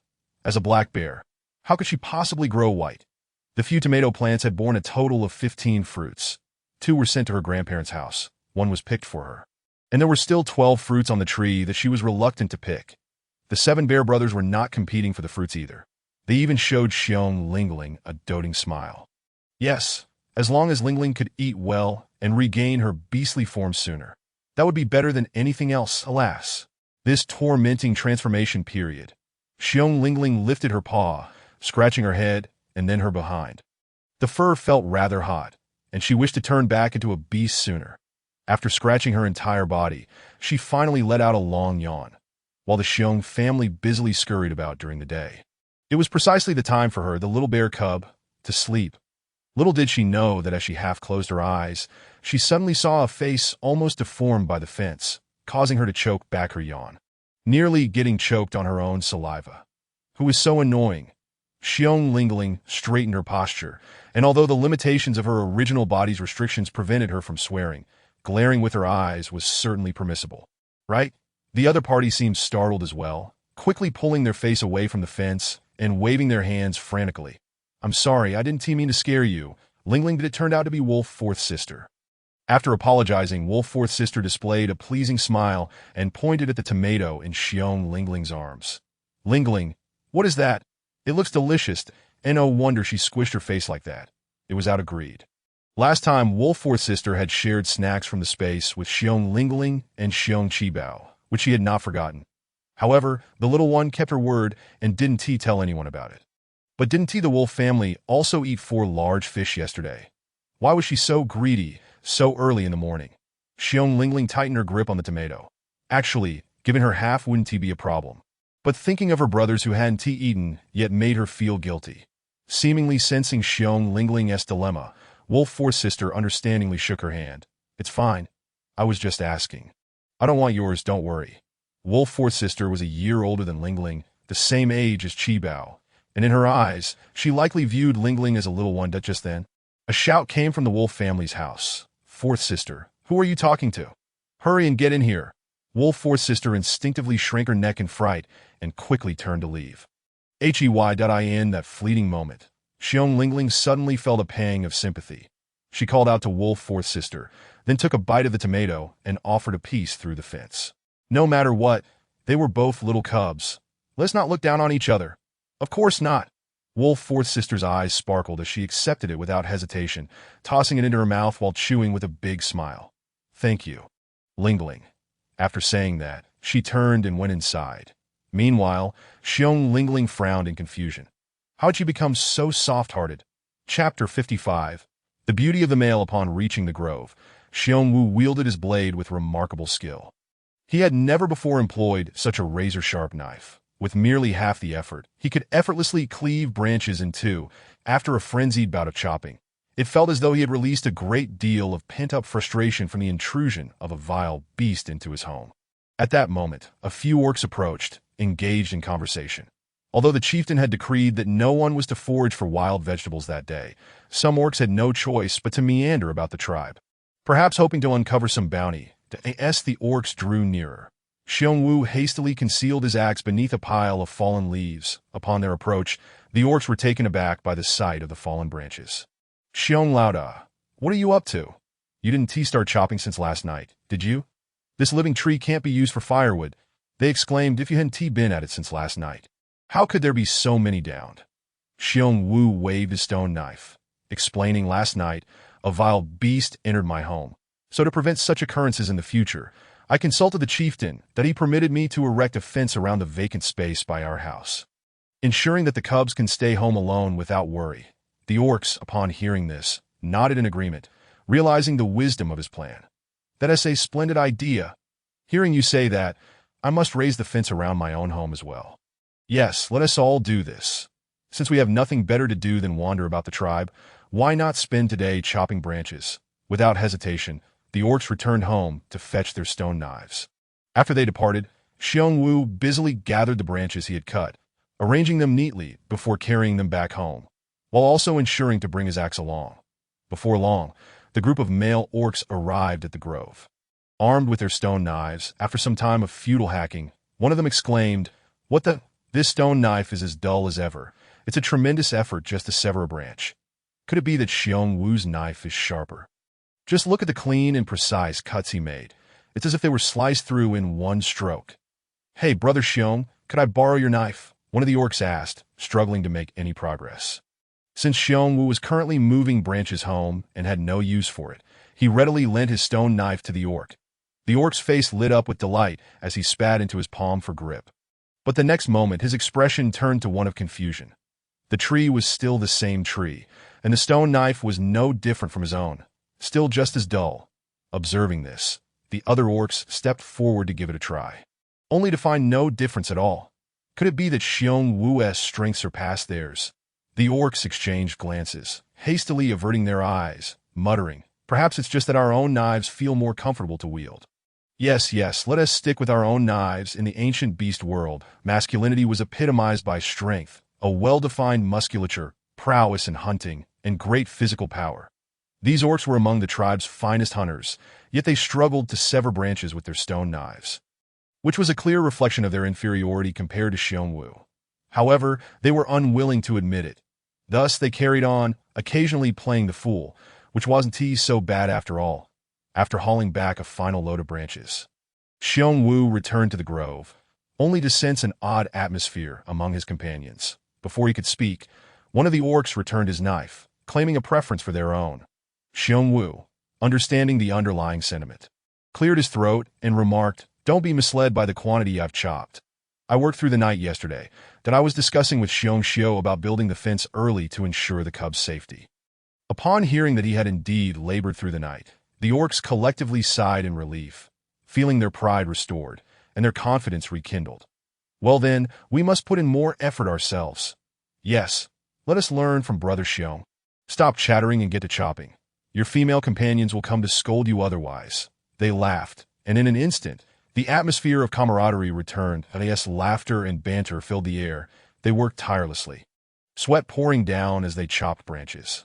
After Xiongwu completed his final trip bringing branches home, he set about cutting them neatly, ensuring each measured 2 meters in height. This way, they would effectively deter any beasts while also concealing the fruits in the ground from prying eyes. However, upon organizing everything, he realized he was still short a few branches. Unconcerned, he refrained from chopping more. With only the dull stone knife at his disposal, which would waste time without yielding much, he decided it was better to focus on constructing the fence. Completing whatever he could, and returning to chop more branches after dark, Xiongxiu returned with 3 bamboo stalks, each 5 meters long. Her strength was remarkable, allowing her to carry all 3 without issue. After cutting the bamboo into smaller pieces and stripping away the inner pith, she was left with green bamboo skin, soaked in water. This would be used to weave the fence, flexible yet sturdy. Meanwhile, Xiongwu dug a shallow trench around the vegetable patch, ensuring that once the fence was erected and the soil replaced, it would remain stable. The task of constructing the fence fell to Xiongwu, as he had been a skilled weaver of fences in his youth. Now, his expertise was put to good US for Xiong Laotai. She was too elderly to contribute much. Sensing that mealtime was approaching, she focused on tending to the fire and preparing the meal. The cubs gathered around their grandmother, eager to assist, with some fetching branches for their grandfather and others helping their grandmother with water. "Where's Bao Bao?" Xiong Laodai inquired of Qi Bao. Having noticed Ling Ling had been asleep in her nest since her arrival and still had not emerged, Qi Bao pouted. "Ba Mei is still sleeping." "Ah, she has been asleep for so long. I hope she is not feeling unwell," Xiong Laotai said anxiously, quickly setting down her bucket and entering the house. After wiping her hands, she placed her palm against Ling Ling's forehead, confirming she was indeed asleep. "Let her rest. I'll call her when it's time for dinner." Ling Ling enjoyed a deep slumber. She felt a gentle touch on her forehead, but could not open her eyes. This was the nature of a lazy sleep. The longer one slept, the more difficult it became to awaken. Moreover, she had not slept at all the previous night and was merely catching up on rest. Hearing Xiong Laotai's footsteps receding, a small voice sighed from beside her nest. "Ba Mei, oh Ba Mei, when will you wake up? You really can sleep. Did you get scared by the beast last night? And couldn't he sleep well?" All right, just sleep on. Qi Bao, don't disturb Ba Mei," came a voice as Lu Bao entered the house for water, admonishing him. Qi Bao rolled his eyes. "Yes, I know."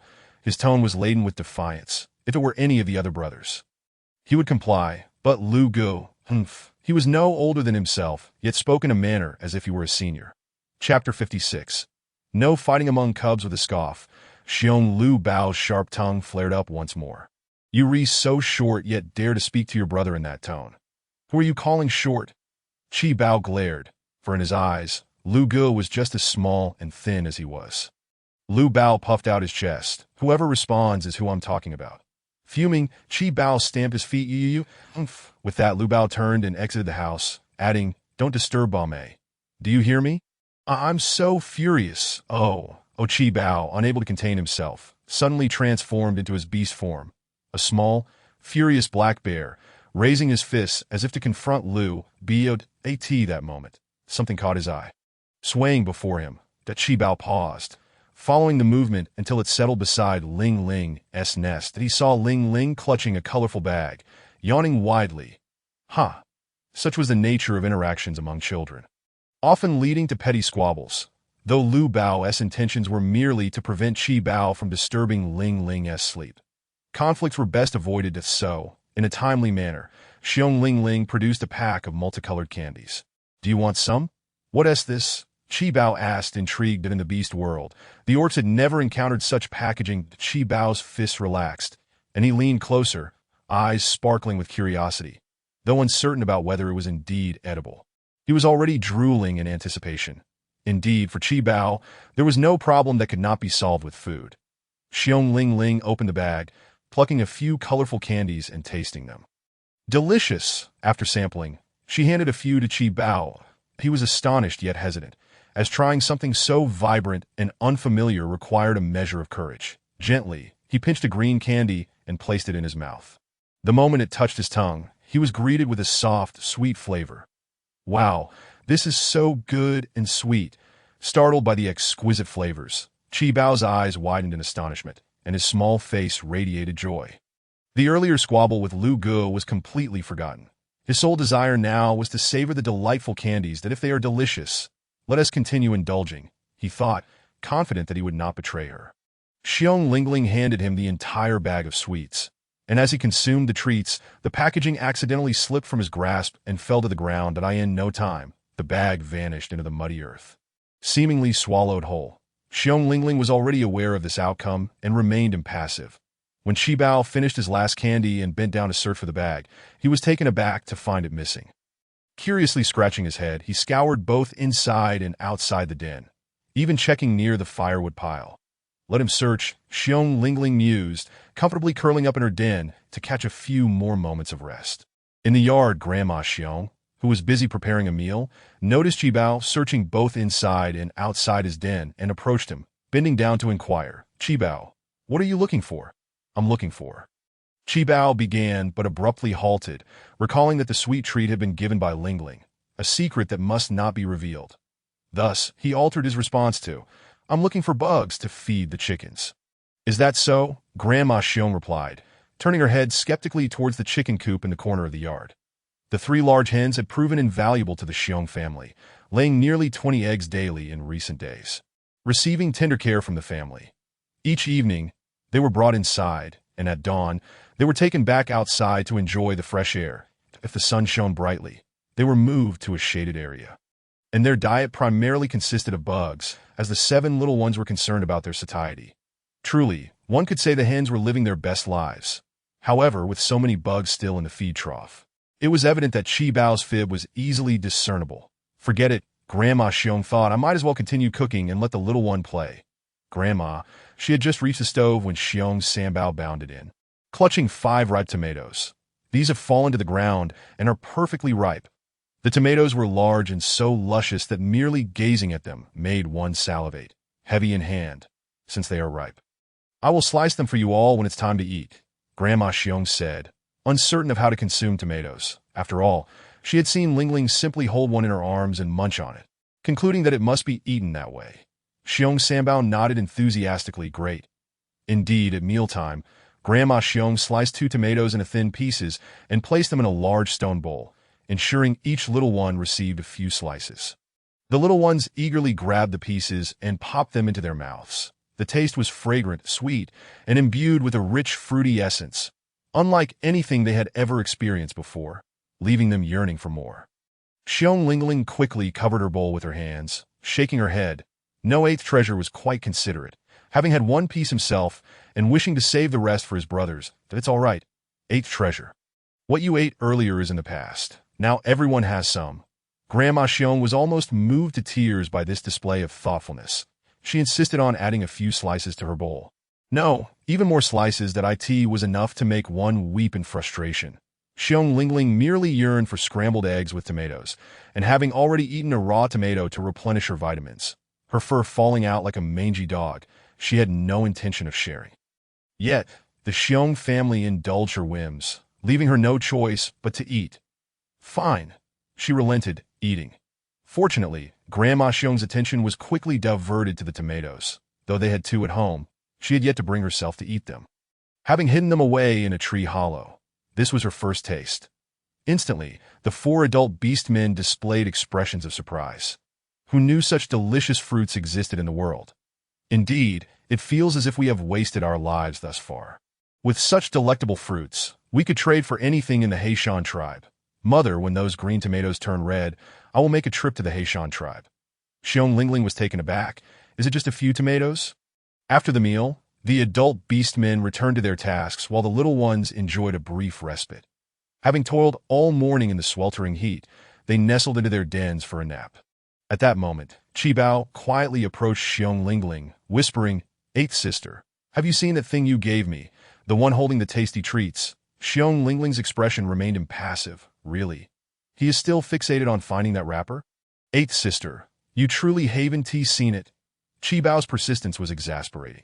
Thankfully, De Bao awoke and interjected, Qi Bao, let 8th sister rest. Instantly silenced, Qi Bao's demeanor shifted entirely in the presence of his elder brother, who commanded respect, evoking genuine admiration. Yet he felt utterly wronged.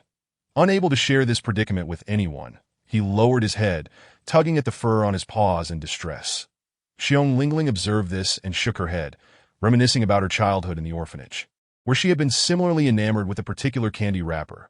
Back then, obedience was paramount, and one would receive only a single piece after several days of good behavior. Yet, that wrapper had truly existed. In Qi Bao's case, however, even if he held the wrapper firmly in his hand, it could still vanish without a trace, for that wrapper did not belong to this world. Evening fell. The monkey mason and the deer veterinarian, dispatched by the tribe leader to the Haishan tribe, returned. The beast men watched them enter the tribe with glum expressions, and despite their inquiries, they remained silent, heading straight to the tribe leader's home. What happened?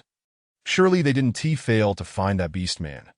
The sight of their demeanor made the beastman's heart sink.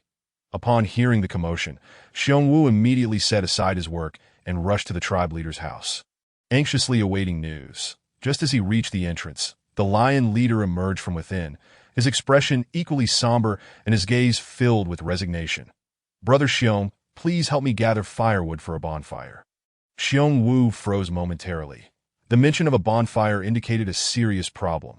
His heart plummeted. Soon, all the tribe's beast men, young and old, gathered around the bonfire, forming a large circle. Unlike any other day, the adult beast men were eerily silent.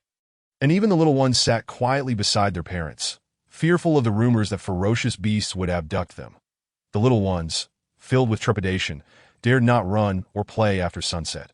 After a long pause, the lion leader trudged heavily to face the crowd, laboriously climbing onto a stone to sit, his movement slow as if he had aged several years in an instant that he weakly gestured, "Dear veterinarian, please inform everyone about the current situation in the Haishan tribe." The dear veterinarian's expression had never been so taut. His elongated face bore a drawn look. His thick lips quivered slightly before he managed to utter, "We did not find that beast man, and the situation in the Haishan tribe is even worse than ours." "What? That can't be true." The beast men were incredulous, beginning to murmur among themselves. "Surely you jest? The Haishan tribe is the most prosperous in the vicinity, boasting far more male beast men than we do. How could they be in disarray?" "Monkey Mason, is your information reliable?" someone questioned openly. The Monkey Mason appeared despondent. "The dear veterinarian and I personally visited and witnessed the situation firsthand. Do you think we would wish for anything less? If the Haishan tribe thrived, we could barter for food with their furs. But now they are barely managing on their own. Oh heavens!" The beast men were left stunned, unsure of how to react. Perhaps the Monkey Mason's words could be doubted, but the dear veterinarian, a figure of authority, would never lie. Thus, their gazes shifted back to the dear veterinarian, their silent anticipation for a definitive answer palpable. The Monkey Mason did not lie. "This is the truth. Days ago, the Haishan tribe was attacked by ferocious beasts. Their homes suffered immense damage. The beasts set fire to their dwellings, abducted several females, and killed a few males who attempted to pursue them. This revelation, the beast men's eyes widened in terror, while the females nearly choked on their fear. It was too horrifying. The memory of that night when the beasts invaded the tribe to abduct Mimi was fresh in their minds. Many males had rushed out to save her. Had they known the danger that awaited, they would have never allowed it. Even Mimi herself instinctively tightened her grip on Hu Xiaoxiao's hand. Her concern for his safety outweighed her own. "Fear not, I will continue to protect you," Hu Xiaoxiao assured, patting her hand gently. Mimi's eyes glistened with unshed tears. "If something were to happen to you, I would not be able to survive either. Do you understand?" Both individuals harbored a sense of melancholy, having only recently entered the bonds of matrimony. Their auspicious days had yet to truly commence when the menacing beasts arrived.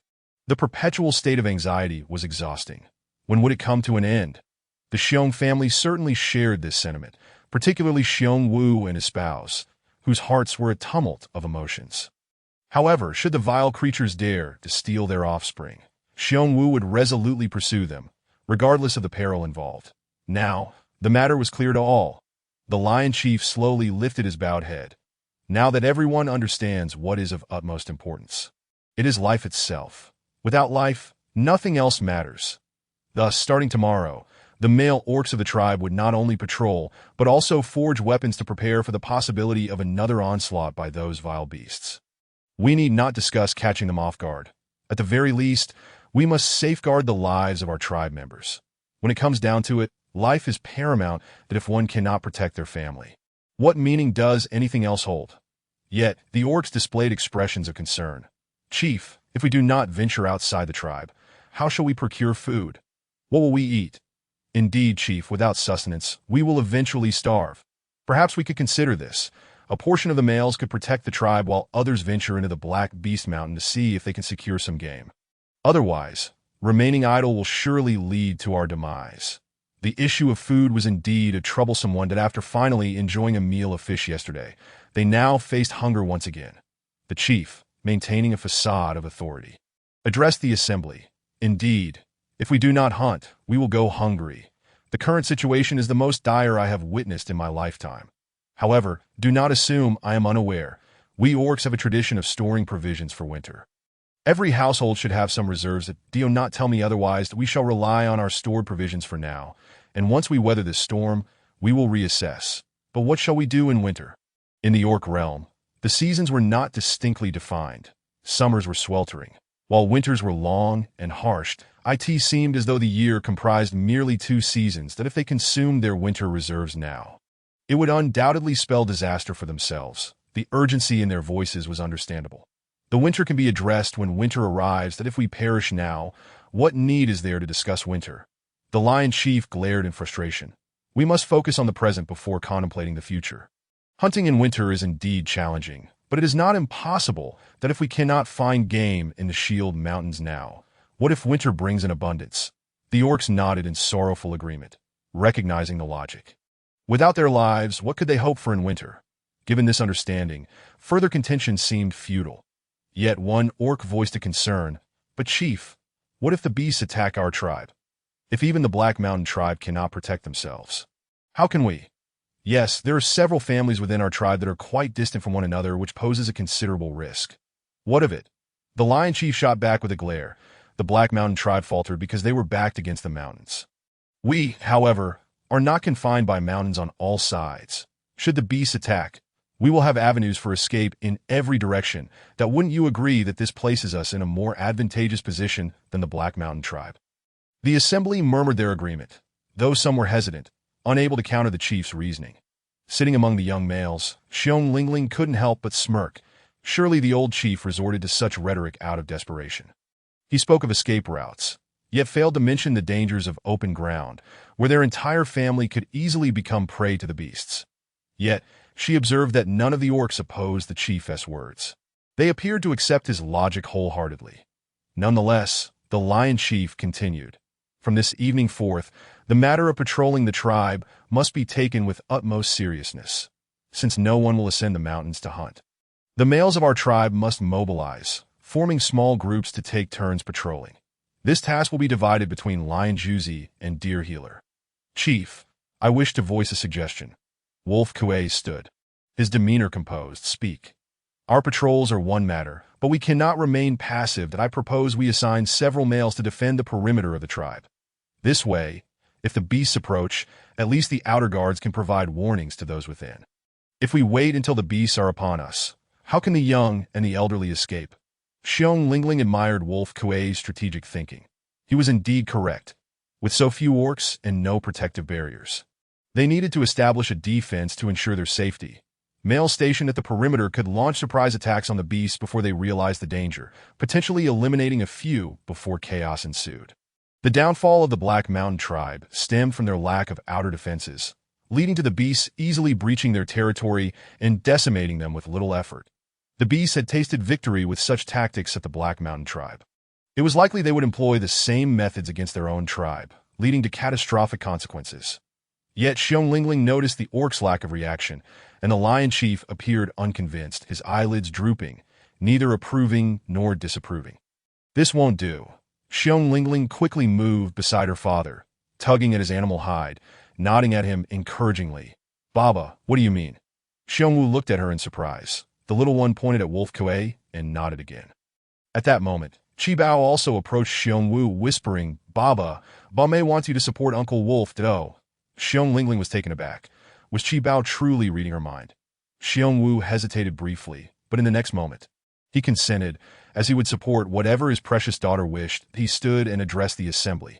Chief, I endorse Wolf Kuei's proposal. The orcs turned their gazes towards Xiongwu in unison.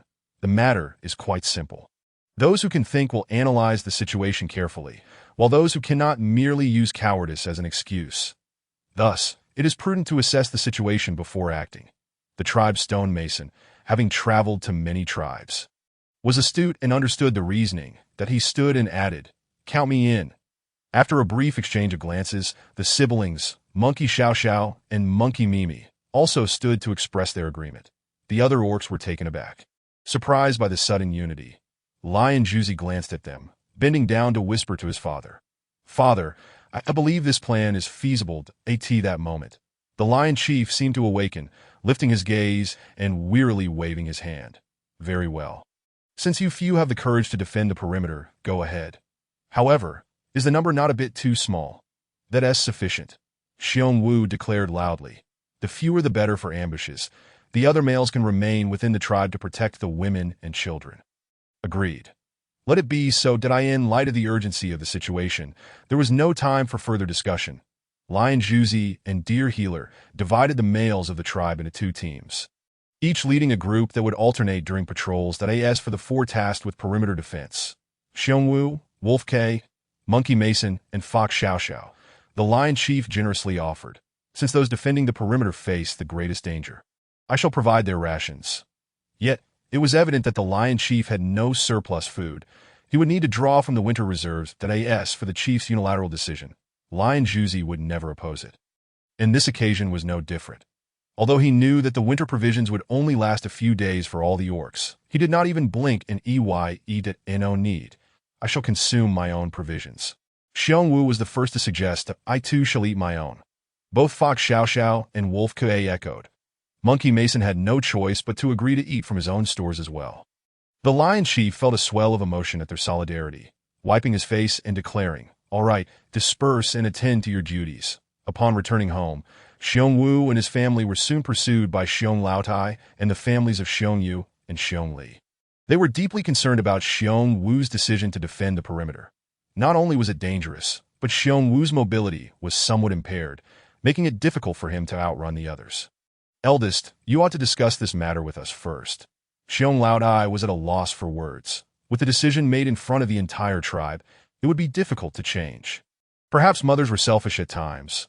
Her voice trembled with emotion. There are many capable males in the tribe who excel at hunting. How can they all stand by and watch you take the lead? It is quite heartless. Indeed, brother, perhaps we should approach the chief and request a different arrangement.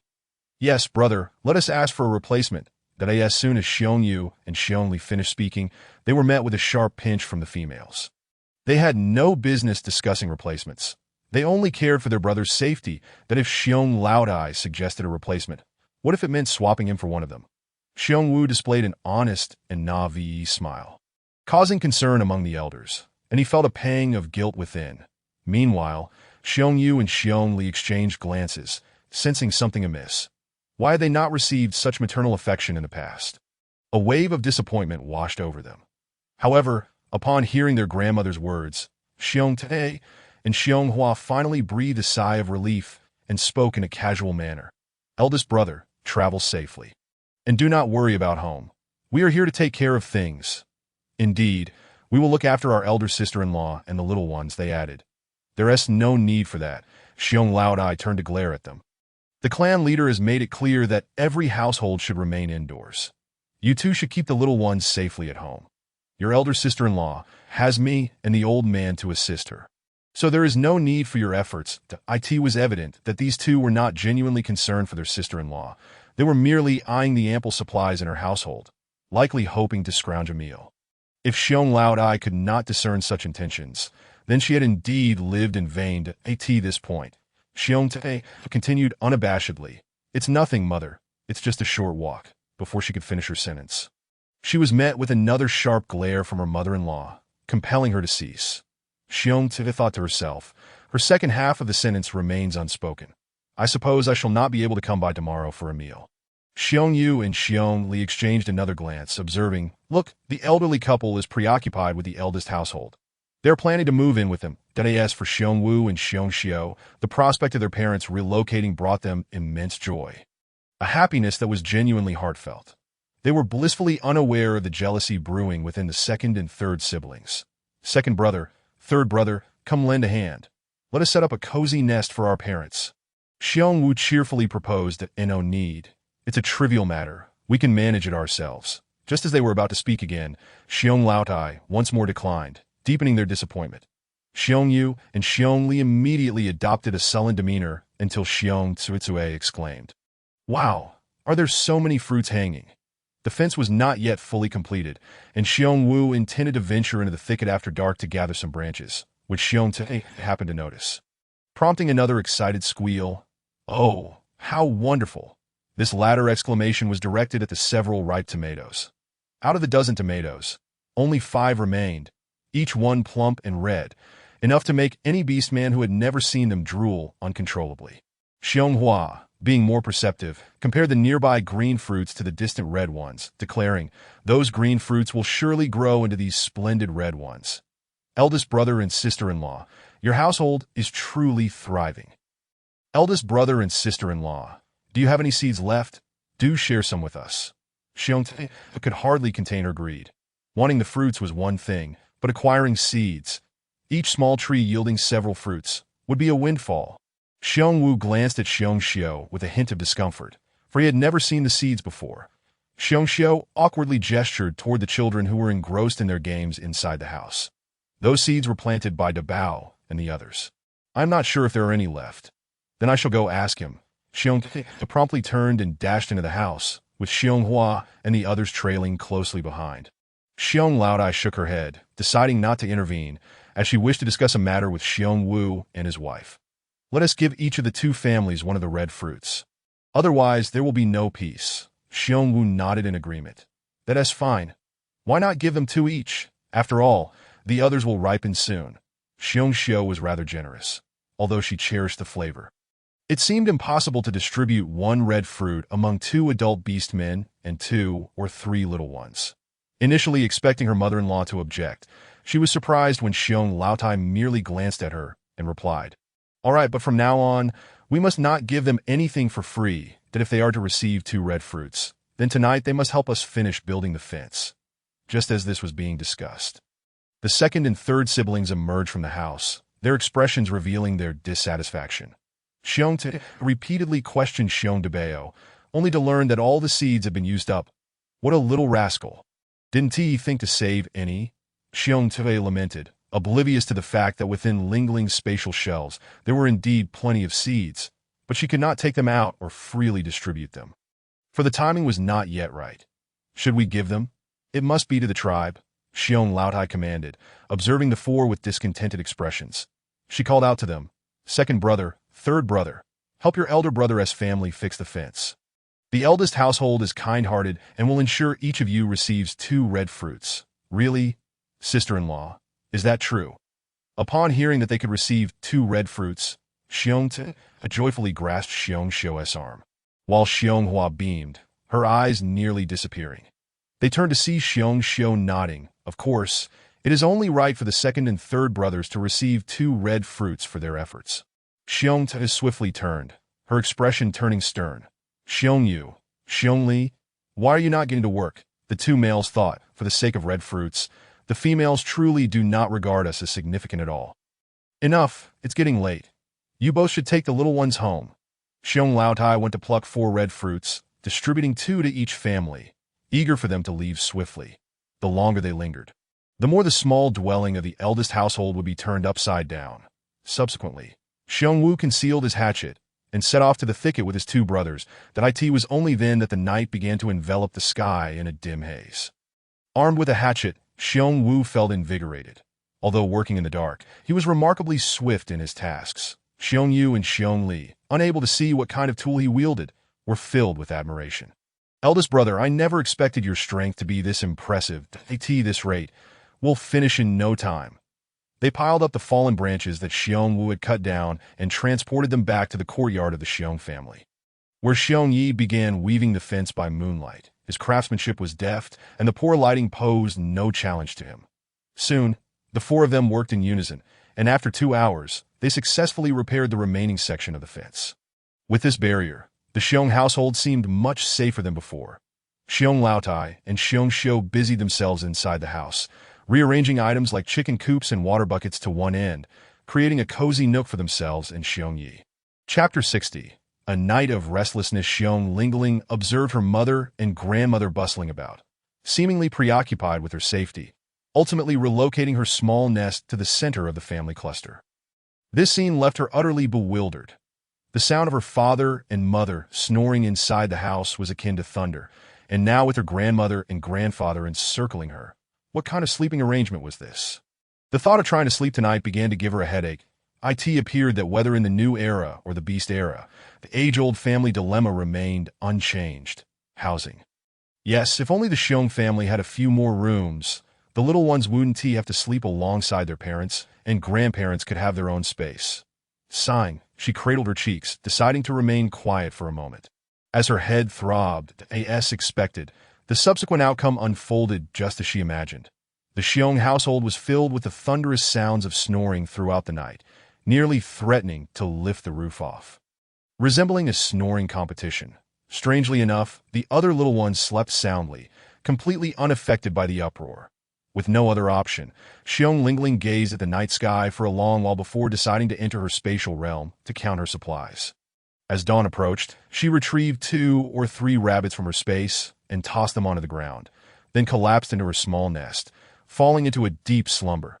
The abundance of rabbits in her space was astonishing. She had not anticipated that these creatures could also reproduce within her realm.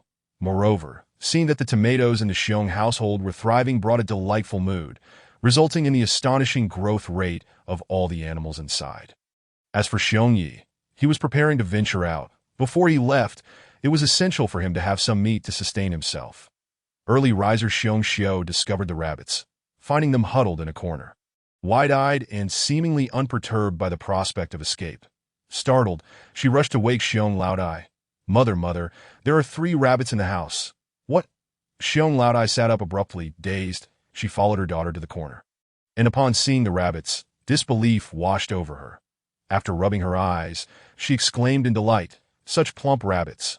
Ah Xiao, since the beast god has provided us with prey, we must not waste it. Quickly prepare one for your eldest brother. He must not go hungry while venturing out." "Understood, mother." Knowing that the males were heading out to undertake such perilous tasks filled Xiong Xiao's heart with reluctance and worry that it was only upon her mother-in-law's reminder that she snapped back to reality. Indeed, although she could not assist in any substantial way, preparing some food was feasible. Without hesitation, she seized one rabbit, swiftly breaking its neck, and then skinned it, the soft white fur feeling remarkably plush. She contemplated curing the hide to save for winter, intending to craft little collars for the little ones. The other 2 rabbits, witnessing this scene, wore confused expressions. "Good thing we don't have any thoughts. Let us just enjoy the show." When Xiong Wu awoke to the enticing aroma of rabbit meat simmering in a pot, and then glanced at the 2 hefty rabbits nestled in the corner, his third gaze fell upon his precious daughter. "Lingling, eat up while it's hot. Your mother made this especially for you." Xiong Xiao ladled a generous bowl of food before him, eagerly hoping that the male would indulge and fill his belly, as if by doing so, he would be shielded from the harm of those savage beasts. Xiong Wu remarked, "What are you saying? With elders and young ones at home, how could I possibly eat alone? Besides, I could not possibly consume this much. Please fetch me a bowl of the rice porridge that was left uneaten from yesterday, and perhaps some rabbit meat to accompany it. The rest should be saved for your parents and the little ones. You should eat some as well." Xiong Xiao's expression soured slightly as she opened her mouth to protest, wishing to convey that the family should not be a priority at this moment. Yet, she was well aware of the male's temperament, which often favored the elderly or the young. She suppressed her words and heated the previous day's rice porridge. Bringing it forth, Xiong Wu scooped a spoonful of rabbit soup and added a few pieces of meat, savoring the meal. "We couldn't even afford this before, could we?" He noticed his earnest wife pouting and made this remark deliberately. Indeed, Xiong Xiao nodded. "Our family situation then is incomparable to now." "Exactly. Now that life has improved, why would you worry about future provisions? Is it the fear of not being able to outrun those vile beasts?" Xiong Xiao lifted her face in surprise. How did he know what was on her mind? Xiong Wu chuckled, patting the large knife hanging at his waist. "With this knife, do I need to fear them?" The sheath for the stone knife at home was just right. Xiong Wu bound the handle with a piece of tattered beast hide, and with the sheath's protection, the orcs could hardly discern that his knife was any different from theirs. "Oh yes, we indeed have such a remarkable knife at home." Finally, Xiong Xiao felt a wave of reassurance wash over her. "I believe you will return safely. Then please prepare more rice porridge, so that when your parents wake, they can enjoy a warm meal." Rest assured. The couple's whispered conversation fell on the ears of old lady Xiong, who had just risen to check on the 3 rabbits. As time was still early, Xiong Xiao insisted on handling everything herself, urging her to return to bed. Eventually, old lady Xiong lay back down, but sleep eluded her. She had intended to give the young couple some space for sweet whispers come morning, but hearing her eldest son consider their welfare filled her heart with warmth, mingled with a multitude of emotions. Not long after Xiong Wu departed, both old lady Xiong and old man Xiong were up. Followed by the little ones, the entire family gathered in a circle, with old lady Xiong serving porridge and meat, ensuring each child received their fair share. Naturally, Lingling's portion was doubled, which Xiong Xiu had already set aside. To avoid waking Lingling, the family savored their meal quietly, their lips glistening with grease, stifling cheers of praise. Instead, a chorus of soft snoring emanated from the little nest. The children suppressed their laughter, with the Bao scratching his head. I sleep soundly every night. But I never realized that Lingling snores too. Old lady Xiong playfully tapped his forehead. Silly child, have you ever heard of a bear that doesn't snore? The family couldn't help but chuckle silently. After their meal, the children continued to catch insects in the yard to feed the chickens, while the older ones ventured a few meters away to gather grass for the rabbits. Everyone's bellies were round and full, especially relishing the fragrant rabbit meat, lifting their spirits considerably. Meanwhile, Xiong Xiu, along with her in-laws, deliberated on the state of their vegetable patch. Overnight, the green fruits had developed a faint blush of red, and the unknown young trees had begun to bear fruit, albeit elongated rather than round. The cabbages had grown significantly, taking up considerable space and hiding the elongated fruits beneath their leaves. Chapter 61. Surprises within the house. It's likely that these elongated fruits are climbing plants. We need to provide them with a support structure. After much observation, old lady Xiong reached this conclusion. Isn't it the same reasoning as those climbing fruit trees in the forest? Xiong Xiu replied cheerfully. All right, mother, you and father rest first, and I will go cut some small branches to build a trellis. Using a stone knife to cut the poles for the fence was quite difficult, but cutting small branches posed no significant challenge. Moreover, if she couldn't wield the knife, Xiong Xiu could easily break a few. Old lady Xiong understood her daughter-in-law's strength and knew that only she could handle this task, so she nodded in agreement. Then hurry back. Sure. However, just as Xiong Xiu stepped outside the courtyard, she was halted by the patrolling male orcs, led by Shi Zhuzi, who kindly advised her. Sister Xiong, during these tumultuous times, it would be best if you refrained from wandering. If a beast were to enter the tribe, we wouldn't have the manpower to protect you. That I don't need your protection. I assure you. Without much thought, Xiong Xiu attempted to move forward, only to be blocked by the deer healer, who turned to Shi Zhuzi with a smile. You all go ahead. I need to speak with the Xiu for a moment. All right, we can't meddle too much anyway. They continued on their way. Yet, what did the deer healer want with her? Xiong Xiu held no favorable impression of him ever since he had indirectly inquired about the divine fruit. Just the sight of him irked her. Nonetheless, she bore with it, recognizing his elevated status within the tribe. Yet Xiong Xiu was Xiong Xiu. She lacked subtlety and bore her emotions plainly, unable to hide her feelings. What is the matter, Xiu? Every household in the tribe is confined and cannot venture outside. Why do you insist on going out? This violates the chief's orders, and Shi Zhuzi is merely concerned for you. I am not. Xiong Xiu's eyes widened in protest. Her displeasure had nothing to do with this matter. What do you mean you are not? Just look at your face. The deer healer scrutinized her from head to toe, a look of disdain evident in his eyes. Every household is starving, yet you seem to have gained weight. What delectable food have you been enjoying at home? I heard your family planted some fruits. Have they borne any? None at all. Xiong Xiu jumped at the sudden inquiry. The deer healer was indeed the cleverest in the tribe, having deduced that their family was eating well. As for the red fruits, she could not clarify in a moment, so she quickly stated, since I have violated the rules, I shall return home. With that, she turned on her heel, leaving the deer healer with a mocking smirk. Upon returning home, Xiong Xiu recounted the earlier encounter to her in-laws, exhaling deeply as she patted her chest. Mother, I have a feeling that the deer healer will eventually cause trouble. That scoundrel has never had good intentions. Don't forget, in the past, any family with good meat had a share with him, just like with Lingling's matter. He came twice and offered little help, yet demanded 2 portions as a gift. Thinking back to those 2 ox legs, old lady Xiong felt a pang of regret. Had it not been for the deer healer's influential position within the tribe, she would never have been so generous. Suddenly, old man Xiong, who had been silently listening to the conversation between the mother and daughter-in-law, raised his head. It seems we must prepare early and not allow that scoundrel to take advantage. Meanwhile, the deer healer, having caught up with the group, indeed began scheming. After chatting with Shi Zhuzi for a while, he feigned a concerned expression.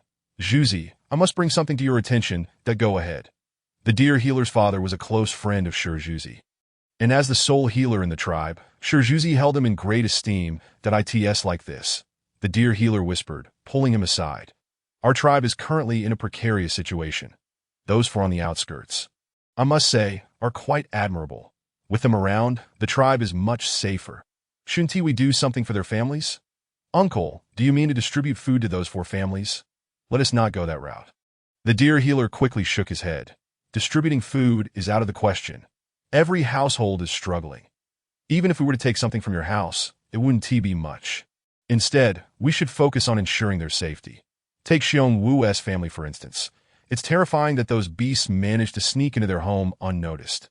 Indeed, thankfully the little ones are safe. Uncle, do you have any ideas?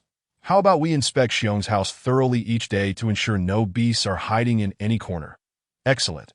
Only when the Xiong family is in a secure environment can Xiong Wu and the others feel at ease while patrolling the outskirts. The deer healer, beaming, patted Shurjuzi's shoulder. Precisely. That's what I was thinking. After our patrol, shall we visit their home? Sure. Shurjuzi, being an honest man, could hardly match wits with the deer healer's cunning nature. And he readily agreed. Not only did he agree, but he enthusiastically shared this brilliant idea with the other males. They felt it was their duty to care for the families of those brave warriors on the outskirts. True to their word, once the patrol was over, the males headed directly to Xiong's home. Sister Xiong, what has happened to you? Shurjuzi noticed Xiong Xiao sitting in front of the house, drenched in sweat. As she twisted a rope from thorny grass, clearly exerting herself, it's just the heat. Xiong Xiao wiped her brow, smiling cheerfully. Have you all finished patrolling? Sister Xiong, for the safety of your family, we must come inside to take a look. The deer veterinarian, upon noticing that Xiong Xiao had blocked the door, grew suspicious that something unsavory lurked within the house, but he was determined to enter today. The space was rather confined, after all. Xiong Xiao furrowed her brow. If there were any malevolent beasts, how could we possibly be unaware? There are a group of cubs inside, not to mention my parents. What nonsense! We are here for the good of your family. Step aside. Seeing Xiong Xiao, who was usually straightforward, hesitating, the deer veterinarian felt an even greater urgency to enter. Unfortunately, Xiong Xiao's size was quite imposing. Otherwise, he would have simply pulled her aside. All right, please do not lose your temper. Are we not doing this for your family's sake? Then why are you angry? Xiong Xiao stood up, shifting slightly to one side. Just as she steadied herself, the deer veterinarian rushed in, his actions and expression suggesting that a dreadful beast awaited inside. Leaving Lion Pillar utterly perplexed he contemplated following in. To his astonishment, the deer veterinarian emerged, his face a mask of despair. What on earth happened? The crowd of beastmen gasped in confusion. Just as someone was about to inquire about what the deer veterinarian had seen, he called out into the house, Chief, I had no idea you were inside. My sincerest apologies. The chief is in the Xiong household? Chapter 62. A subtle scheme. Lion Pillar felt a flash of panic upon realizing his father was also present. The elder had never been one to visit others unannounced. Why had he suddenly appeared today? The other males wore similarly bewildered expressions. What do we do? That is the chief after all. Suddenly, the sun overhead felt unbearably scorching. Inside, a deep, aged voice resonated. Your task is to patrol the tribe. Now be off with you. Yes. Lion Pillar quickly gestured for everyone to disperse, urging, let us take our leave. What more is there to say? The males, startled, hastily departed, entirely oblivious to the deer veterinarian's despondent visage. Their plan had failed, and they had incurred the chief's ire. His command to leave had utterly humiliated them. Once outside the small courtyard of the Xiong family, Lion Pillar had to feign an air of concern for the tribe, grasping the opportunity to speak with Lion Pillar. Pillar, look at the mess we've made, that we must inform your father upon our return that we entered for the safety of the Xiong family. I understand, do not worry, Lion Pillar replied, wiping the sweat from his brow as he glanced at the blazing sun above. Time is of the essence. We have completed our patrol, and it is time for the next team to take over. Everyone should return home to rest for a while, that I will wait here for my father to return with me. What more could the others say? They quickly departed. However, Lion Pillar remained at the entrance of the Xiong household like a steadfast sentinel, standing rigidly and solemnly. Meanwhile, the neighboring wolf cubs were frightened, sneaking glances from behind the fence, wondering what had transpired to warrant the chief's son standing guard at the Xiong family home. Yet before long, the wolf cubs were caught by Wolf Shaoli, who yanked them by their ears and dragged them back inside. She had already sneaked a peek through the gap in the wall and was terrified to see the venerable chief seated in the Xiong household, nearly causing her to collapse in fright. It was only then that she remembered to retrieve the cubs, signaling to them. No talking. Not a peep. The wolf cubs complied, their fear palpable. To recount events from a while ago. Ever since Xiong Xiao returned home to inform her in-laws of the deer veterinarian's ill intentions, old Xiong had devised a plan. However, this plan required awakening Ling Ling, the cub. 8 treasures. Dear, can you still find the seeds of the red fruits? Little Xiong Ling Ling, still in the bliss of slumber, groggily regarded old Xiong, her mind momentarily blank, before nodding, yes. That is splendid, old Xiong beamed, gently resting her hand on the cub's small shoulder. 8 treasures. I am uncertain if you fully grasp my words, but I wish to convey that our tribe is in a dire predicament. Many beastmen are experiencing hunger, yet our Xiong family has been fortunate enough to bear a bountiful harvest that we must anticipate envy. Once jealousy arises, mischief often follows. This. Old Xiong exchanged a knowing glance with her husband, the memories of past events still vivid, eliciting a sense of dread. She continued, in any case, if you still possess seeds, could we not spare some? Not only would it save lives within the tribe, but it would also mitigate the envy directed towards our family, allowing for a more harmonious coexistence. 8 treasures. Do you comprehend? I understand, very much so. Little Xiong Ling Ling blinked her large eyes in surprise. She had not expected old Xiong's line of thinking to align so closely with her own. The tribe must remain united. Should they fracture, every family would face the peril of survival. Yet, she could not appear overly clever, as understanding such broader concepts would not fit the mindset of a mere cub. For now, she simply nodded and repeated, yes, yes, yes, you have seeds. Old Xiong observed the cub yawning and nodded in acknowledgement, smiling. Our 8 treasures is the most kind-hearted cub. Though you may not grasp everything I say right now, rest assured, you will come to understand in time. With that, she gently placed Ling Ling back in her small nest, softly patting her back. Sleep now, dear. Rest a while longer. Little Xiong Ling Ling slowly closed her eyes, yet the previous conversation had extinguished any lingering desire for slumber. Meanwhile, old Xiong instructed old Xiong to personally invite the chief over, as they needed to discuss the matter of the seeds. Old Xiong hesitated momentarily. Invite the chief to our home. Indeed, hurry. Old Xiong's intelligence shone through. Having the chief witness their fruits firsthand was one thing, but having him present at the Xiong household was paramount. It was not feasible for them to constantly hide their possessions out of fear of the deer veterinarian. Chief Lion seldom visited other beastmen's homes, yet at this moment his primary concern lay with the tribe's food supply, upon hearing from old Xiong that they had cultivated a plethora of fruits. He was taken aback. What astonished him further was that no one in the tribe had reported this matter to him. With renewed vigor, he made his way to the Xiong residence. Upon entering the courtyard, old Xiong and Xiong Xiao had already hidden the chicken coop and rabbits, while the rice jar and egg containers were covered with lids. It was certain the chief would not stoop so low as to rummage through their rice jar. Looking around, the small dwelling appeared quite modest. However, Chief Lion's heart remained tumultuous. After entering the courtyard, he was led to see the fruits, which he had never encountered before, each one more enticing than the last. Chief, would you care to taste a slice and see if it is sweet? Old Xiong deftly plucked a red fruit, allowing Xiong Xiao to slice it into thin pieces and serve it. The vibrant color of the sliced fruit was mesmerizing, and even before tasting, the sweet aroma wafted through the air. Chief Lion reached out, taking a piece and placing it in his mouth, chewing lightly. His eyes widening in astonishment. What is this fruit? We are unsure of its name. We simply call it the red fruit.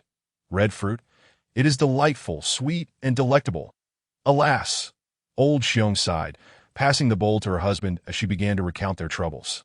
The seeds of our Xiong family's red fruit were discovered by our eldest, Xiong Wu, during a mountain excursion that time. The fruits were quite small, but upon returning and planting them, they flourished into something much larger. You see, he did this for the sake of the cubs. Adult beastmen can endure hunger for several days, but the cubs cannot. Thus, he thought to bring back the seeds. However, now that they have grown, The tribe may become envious. Noticing Chief Lion's brow furrowing, Old Xiong continued, "You have always said that land cultivated by oneself belongs to oneself, and seed sown by oneself also belong to oneself. Yet, our fruits have grown so well, and others cannot partake. That weighs heavily on our hearts. Furthermore, we are concerned about those who might harbor ill intentions." Chapter 63. A glimpse of understanding. Chief Lion's expression tightened further. He had always upheld the tribe's principles with utmost severity. No stealing, no jealousy, no fighting. These were fundamental tribal rules. Had Old Xiong expressed such concerns in the past, he might have been skeptical. However, the current circumstances of the tribe diverge from the past, and envy seemed to have become a common occurrence. "That I understand your concerns, that I will instruct Pillar to inform all households that the fruits your family has cultivated rightfully belong to you. No one shall covet them." His deep voice brought a sense of relief to everyone in the small dwelling. Old Xiong continued, "Chief, you know our Xiong family has always been of good character. Now that we possess food, we cannot allow other beastmen to go hungry while we feast. Therefore, after much discussion, we have decided to share the last of our seeds with the tribe to cultivate. Once they are grown, our family shall not partake. We will share solely with the beastmen of our tribe. Is that true?" Chief Lion raised his head in surprise. "Rest assured, Xiong Wu and his wife share the same sentiment. Our tribe is like one large family. Even if we do not consider the adult beastmen, we must think of the cubs that we cannot allow them to suffer from hunger." Once again, the words struck a chord deep within the heart of the Lion Chief. His utmost priority lay in the nurturing of the cubs, for in his eyes, they represented the future of the tribe. Only when these young ones grew up safe and sound could the tribe continue to thrive for generations to come. Eternally unyielding. However, he had not anticipated that the bear family would make such a significant contribution. Just as he was about to voice his thoughts, the deer veterinarian barged clumsily into the bear household. The earlier remark made by the old lady of the bear, hinting at ulterior motives, still echoed in his ears. Now, someone had come under the pretense of patrolling.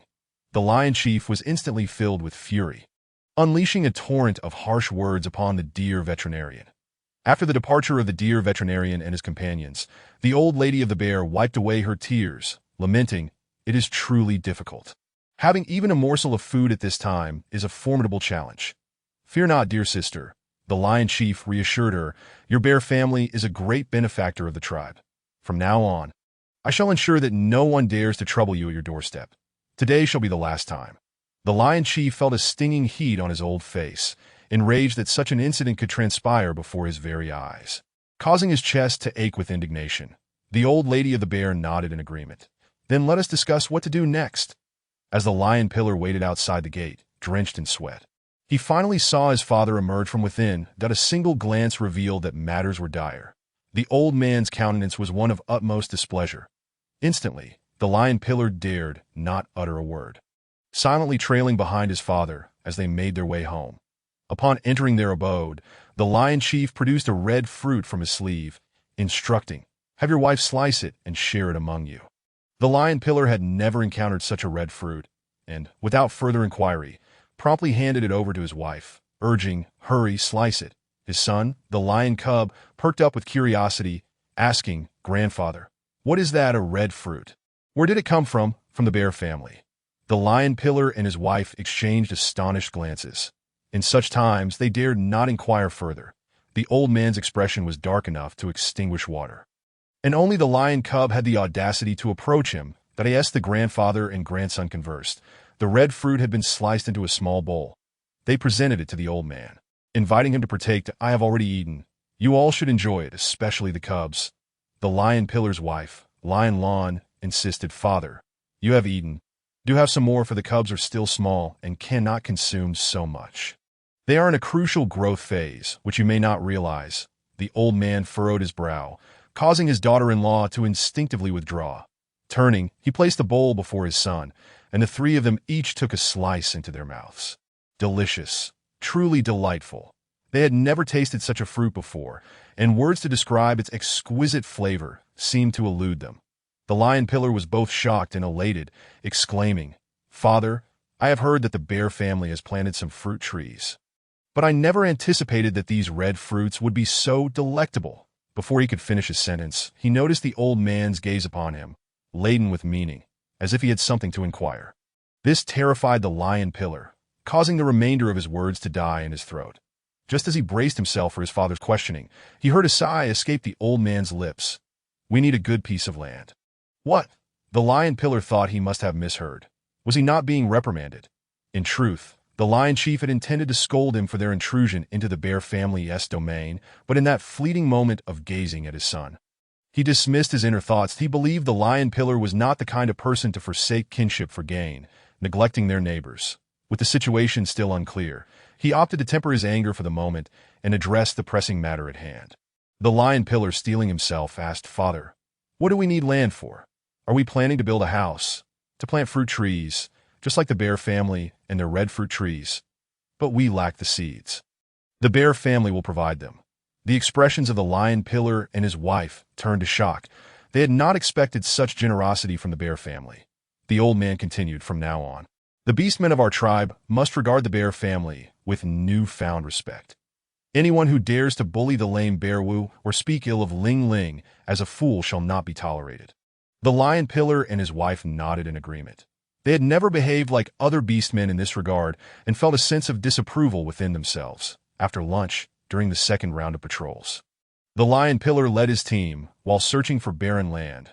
He had set his sights on a piece of land at the southern corner of the tribe, spanning several hundred square meters.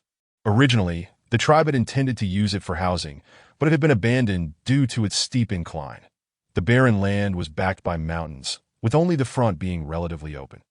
Once the fruit trees bore fruit, they would only need to guard three directions. As he examined it closely, the deer veterinarian approached, asking, "What are you looking at?" After glancing toward the empty area, he saw nothing, no trace of prey. Before the lion pillar could respond, the deer veterinarian continued, "By the way, Pillar, did you mention to your father the reason for our visit to the bear family?" "Ah, I forgot." The lion pillar smacked his forehead. He had been so focused on the red fruit that he had overlooked this matter. Yet he felt it was now behind them, saying, "Do not worry. My father is now entirely focused on planting seeds and will not remember our visit to the bear family. Besides, if he brings it up, I will explain that we acted for the good of the bear family, which is true." What did you say?" The deer veterinarian thought he had misheard. "What seeds are we planting?" The lion pillar replied earnestly, "The kind of red fruit seeds that are grown in the bear family's yard. Now they are willing to share some seeds with the tribe, and we can plant them too. Soon every household in the tribe will have a share. Look, I was just inspecting that piece of land." Chapter 64. Suddenly so courteous upon hearing that the bear family was willing to contribute seeds to the tribe, the deer veterinarian could hardly believe his ears and asked once more, "Are you certain?" The lion pillar shot him a sidelong glance. Could this be false? Did you not see my father at the bear family's home earlier? Indeed, the chief would never visit anyone's home without cause. However, he had not anticipated that this matter would bring great merit to the bear family. The deer veterinarian felt a surge of resentment, particularly upon hearing the lion pillar declare, "My father has stated that the bear family's willingness to think of the tribe means that from now on, no one shall bully any member of their family. If that were the case, how could they ever pressure the bear family into surrendering the divine fruit seed?" Although the bear family was making efforts to conceal something, the deer veterinarian had been secretly observing their little silly bear. This little silly bear had transformed significantly. Her eyes had become lively, and she would smile at her brothers. The deer veterinarian had even heard her speak a word before, though it was but a single word. Recalling the previously vacant expression and hesitant movements of Ling Ling, the contrast was stark, coupled with the peculiar events surrounding the bear family, such as a large yellow cow crashing into their home and their newfound ability to plant. The deer veterinarian felt that these occurrences could not merely be coincidences. Especially the little silly bear's transformation must be connected to that divine fruit. "Pillar, don't you find it strange that the seeds acquired by the bear family seem unusual? Why is it that we cannot find seeds while hunting on the mountain?" He pondered, still cautious about probing the lion pillar. To his surprise, the lion pillar chuckled lightly. Everyone knows that Brother Bear was once an exceptional hunter. After injuring his leg, he became particularly attentive to gathering food for the cubs, whether it be prey or fruit. Over time, he saved the seeds from the fruits he collected. That we ought to be grateful to Brother Bear for his meticulousness. Otherwise, the tribe would truly have no means of survival. The deer veterinarian's eyes widened in disbelief. nearly choking on his own blood, that he could not fathom why he felt that the bear family was suspicious, while the lion pillar viewed them as not only normal, but as exemplary individuals. Bah! My stomach hurts. I shall not patrol with you any longer. The deer veterinarian abruptly turned and walked away, leaving the lion pillar perplexed, unable to comprehend his sudden change of demeanor. The other beast men stood nearby, urging him to shake off such thoughts, and quickly rejoin the patrol. Upon returning home, he informed his father about the piece of sloped land in the south that he had been eyeing. The lion chief pondered for a moment and replied, "There is no time to waste. This evening, after the weather cools down, I will take the males of the tribe to turn over that piece of land. Tomorrow, we will plant the red fruit seeds. The sooner, the better. If the ripening of the red fruits progressed as swiftly as those of the bear family, the tribe's beastmen would finally have something to look forward to." The lion pillar agreed. "All right, that is easily arranged." With the chief's promise, the bear family's trepidation began to ease, now that the existence of fruit trees in their yard was no longer a secret. In order to prevent the saplings from withering, Bear Xiao fetched 2 buckets to the river to water the land. Typically, the male beastmen on patrol would have called her back, advising her against wandering about. However, the chief had given instructions, and everyone was aware of the contributions made by the bear family. Thus, they turned a blind eye to Bear Xiao's actions, with some even proactively greeting her. "Sister Bear. Be sure to stay safe. Sister Bear, call out if you need anything." Xiong Xiao. Having been married to Xiong Wu for many years, few individuals in the tribe have ever approached her to engage in conversation. And those who do are notably polite. It seems her mother-in-law was correct. As long as one contributes to the tribe, they will naturally be regarded with greater esteem. Reflecting on this brought her a sense of joy. And with ease, she carried 2 buckets of water, diligently watering an entire plot of land without a hint of fatigue. Despite the sweat pouring down her face, she did not utter a word of exhaustion. Xiong Laotai, observing from within the house, remarked, "Ah Xiao works diligently. She is worth several others combined. The families of the second and third sons cannot even compare." Xiong Yi, meanwhile, was carving bamboo strips, intending to further fortify the fence. Without uttering feminine concerns, he chuckled softly. "Indeed." "Hey, old man," Xiong Laotai suddenly leaned closer, speaking in a conspiratorial tone. "0.8 treasures promised there would be seeds, yet that little rascal turned around and fell asleep. I cannot help but worry whether she truly possesses any seeds. If not, wouldn't that be deceiving the clan leader?" Xiong Yi was taken aback. "Surely not." He squinted in the direction of the small nest, where the little one was soundly sleeping, snoring softly. Utterly incongruous with the notion of seeking seeds, the elderly couple exchanged glances, genuinely perplexed about the origin of Ling Ling seeds. Could they have fallen from the sky? It was truly an extraordinary situation they had never anticipated in their lifetimes. In truth, Xiong Ling Ling was not asleep. She was currently hidden within her space. The tribe had finally advanced to the stage of planting, and the land could not afford to be sparse. As for seeds, there was no issue, but she could not bring the packaging out of the space, as the images and text on it were best kept secret. Furthermore, that type of packaging did not belong to this era. It would simply vanish if taken out. If the orcs witnessed such an occurrence while holding the packaging, the Xiong family would surely find themselves in deep trouble. Xiong Ling Ling quietly brought in a banana leaf, now preoccupied with tearing open the seeds and pouring them onto the leaf. Various game and poultry scurried about nearby. A large white rabbit, a small gray rabbit, and a wild boar grunting contentedly. After much effort, she finally bundled all the seeds, drenched in sweat. Looking back at the 3 wild boars and the ever-growing yellow cow, she shook her head. The Xiong family had been subsisting lately on wild vegetables and eggs. Although rice was available, they mostly reserved it for the children. If only they could slaughter a poultry at this moment. Yet, the manner of their arrival was rather alarming. If they charged into the Xiong family's yard, it would be one thing, but if it became a habit, how would other orcs perceive them? They would surely be seen as monsters. Never mind, this matter would have to wait. Xiong Ling Ling emerged from her space, feigning sleep once more, concealing the banana leaf beneath her body, finally allowing herself to rest peacefully. At that moment, a shrill scream shattered the tranquil atmosphere of the courtyard. Who on earth lacks such basic manners? Startled, she realized sleep was now out of the question. Listening attentively, it appeared the newcomer meant trouble. Indeed, it was not long before Xiong Chui Chui stormed in, fuming with anger. Before she could even call out sister-in-law, her words caught in her throat. Driven by impulse, Xiong Chui had not anticipated that upon entering the small room, she would not find Xiong Xiao, but rather her in-laws, who were glaring at her with evident displeasure. Without needing to elaborate, Xiong Laodai immediately reprimanded her. "Shut your foul mouth. Do you not see Ling Ling is still asleep?" "Mother, Xiong Chui stammered, her face contorting in disbelief. Had she known she should have entered the room with Xiong Hua, it might have been better. Fortunately, Xiong Hua entered at that moment, seeing their in-laws present. She too froze.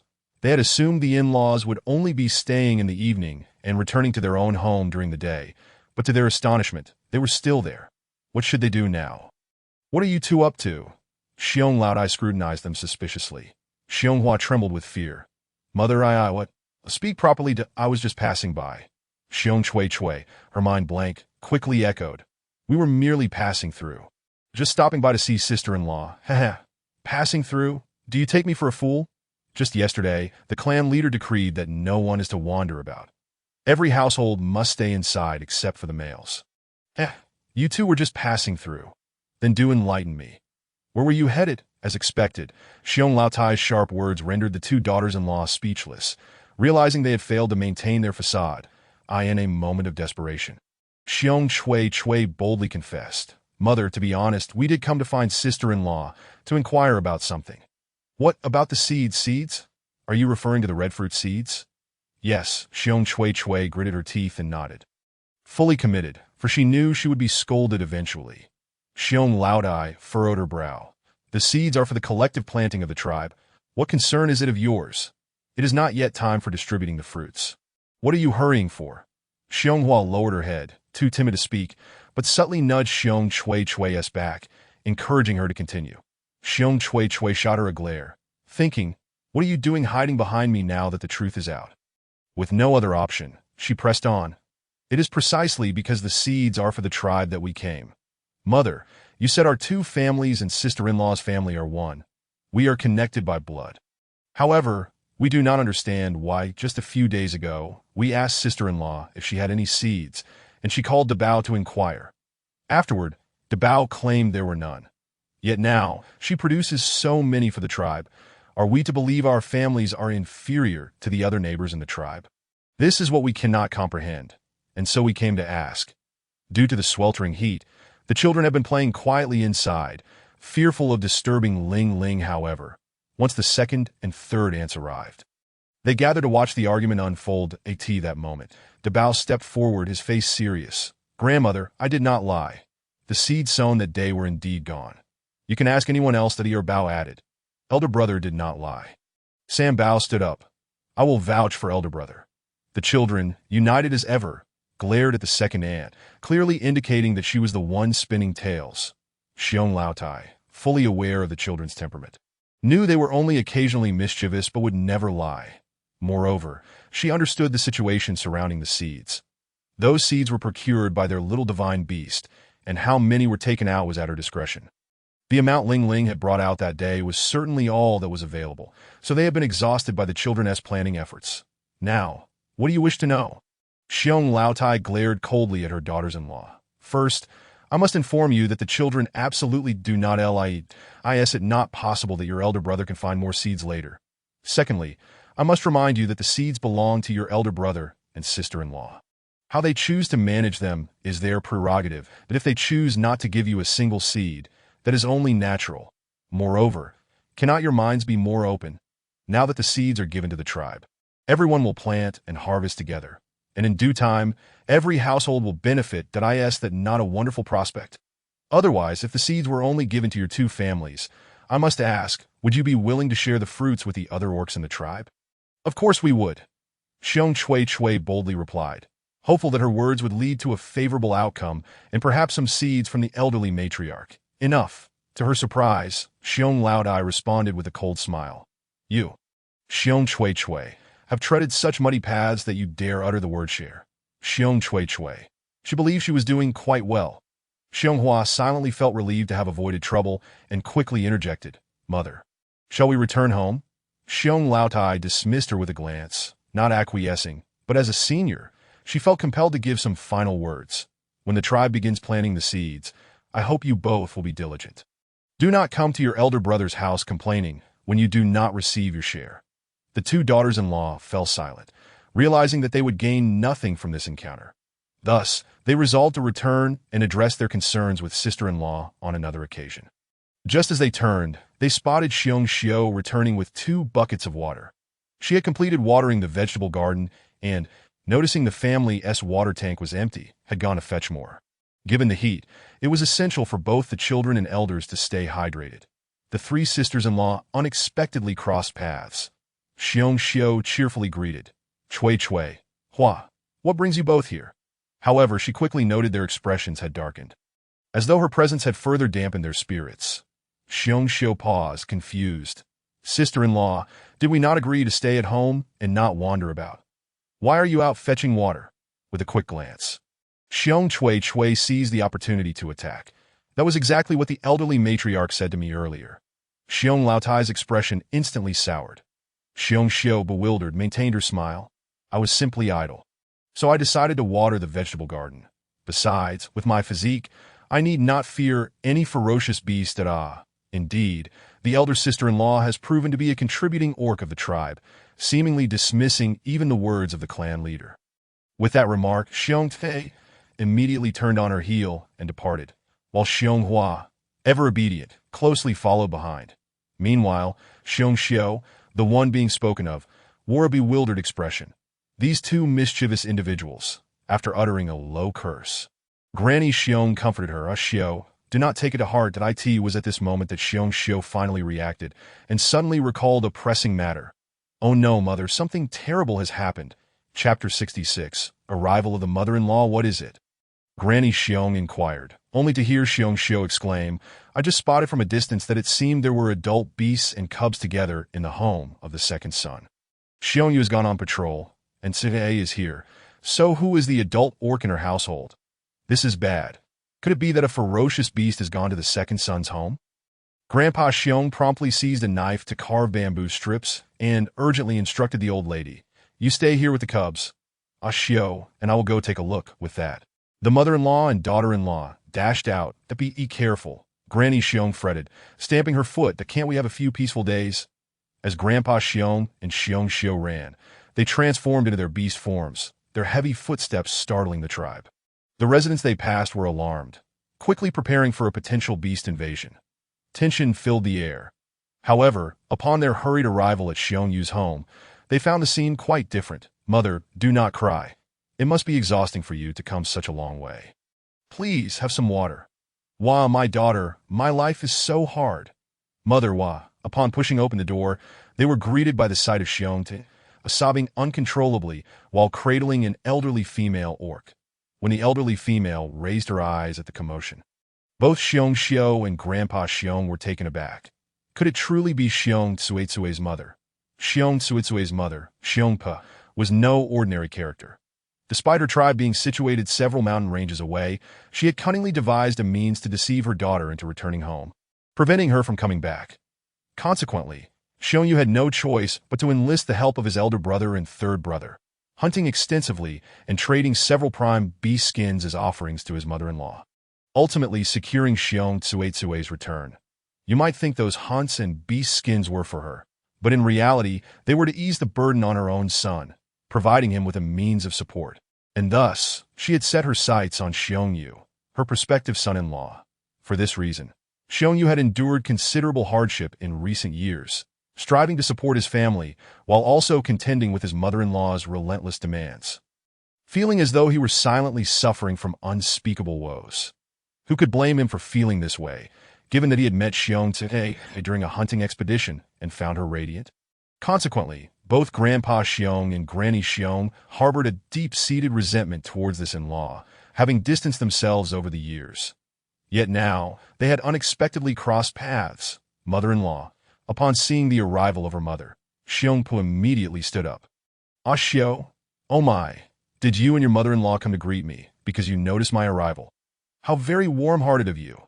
Mother-in-law, how have you fared these past years?" Grandpa Xiong stuttered. Why should it matter to her? Xiong Xiu felt equally awkward. "Auntie, it is you. When I passed by earlier, I thought it might be a ferocious beast, and as she spoke, she transformed into her orc form. Grandpa Xiong, mindful of his son's presence, nodded slightly and turned to leave. "Oh, dear in-law, please do not go. Why do you not inquire about my reason for coming?" Xiong hastily pursued him. Grandpa Xiong, without looking back, retorted, "I generally do not meddle in others' affairs." Xiong Xiao could only force a smile and hurriedly followed her father-in-law out. Watching the pair leave so abruptly, Xiong Po's smile vanished. What is so impressive about them? Mother, they truly are impressive now." Xiong sighed behind her. What is happening? Do tell me, mother." Granny Xiong anxiously awaited at home, not expecting that the mother-in-law would come to the tribe. This was disastrous. With provisions already scarce, the arrival of that old hag meant that Xiong Yu's life would become even more arduous. Granny Xiong gritted her teeth at the thought of past grievances. After all, Xiong Yu was her son. What mother could bear to see her son so exploited by his mother-in-law? She longed to drive that old hag out of the tribe. Yet, this matter would ultimately require Xiong Yu to resolve on his own. Grandpa Xiong felt equally distressed, yet they felt powerless. Involving themselves further in their son's affairs would only complicate matters. Though Granny Xiong did not verbally agree, she still went to the courtyard to wait. When the patrol team arrived, she called out to Xiong Yu, quietly informing him, "Your mother-in-law has come." What? Upon hearing the words mother-in-law, Xiong Yu felt a shiver run down his spine, as though every hair on his body stood on end.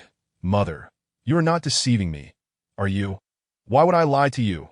Your father saw her with his own eyes. Listen to your mother. Food is tight right now. You must care for the cubs. Your brother-in-law is quite capable. Why does he not hunt for himself? If he fails to catch anything, who can he blame? Our tribe is equally struggling. Moreover, nothing is more important than the cubs. You must remember this, that I understand. Mother, I do not wish for her to stay either. I will discuss it with Sisei and ensure she leaves as soon as possible." "That would be perfect." After speaking with his mother, Xiong Yu felt an overwhelming weight on his shoulders. During patrols, he found himself reluctant to converse with other orcs, even developing a tendency to escape, wishing to patrol indefinitely without returning home. When he heard Shitzi say they could return home to rest, his immediate response was, "Shitzi, shall we patrol once more?" All the males turned to look at him, bewildered. What was wrong with him? Did he truly wish to forego rest on such a hot day? Shitzi, interpreting it as a sense of responsibility, smiled and reassured him, "Do not worry.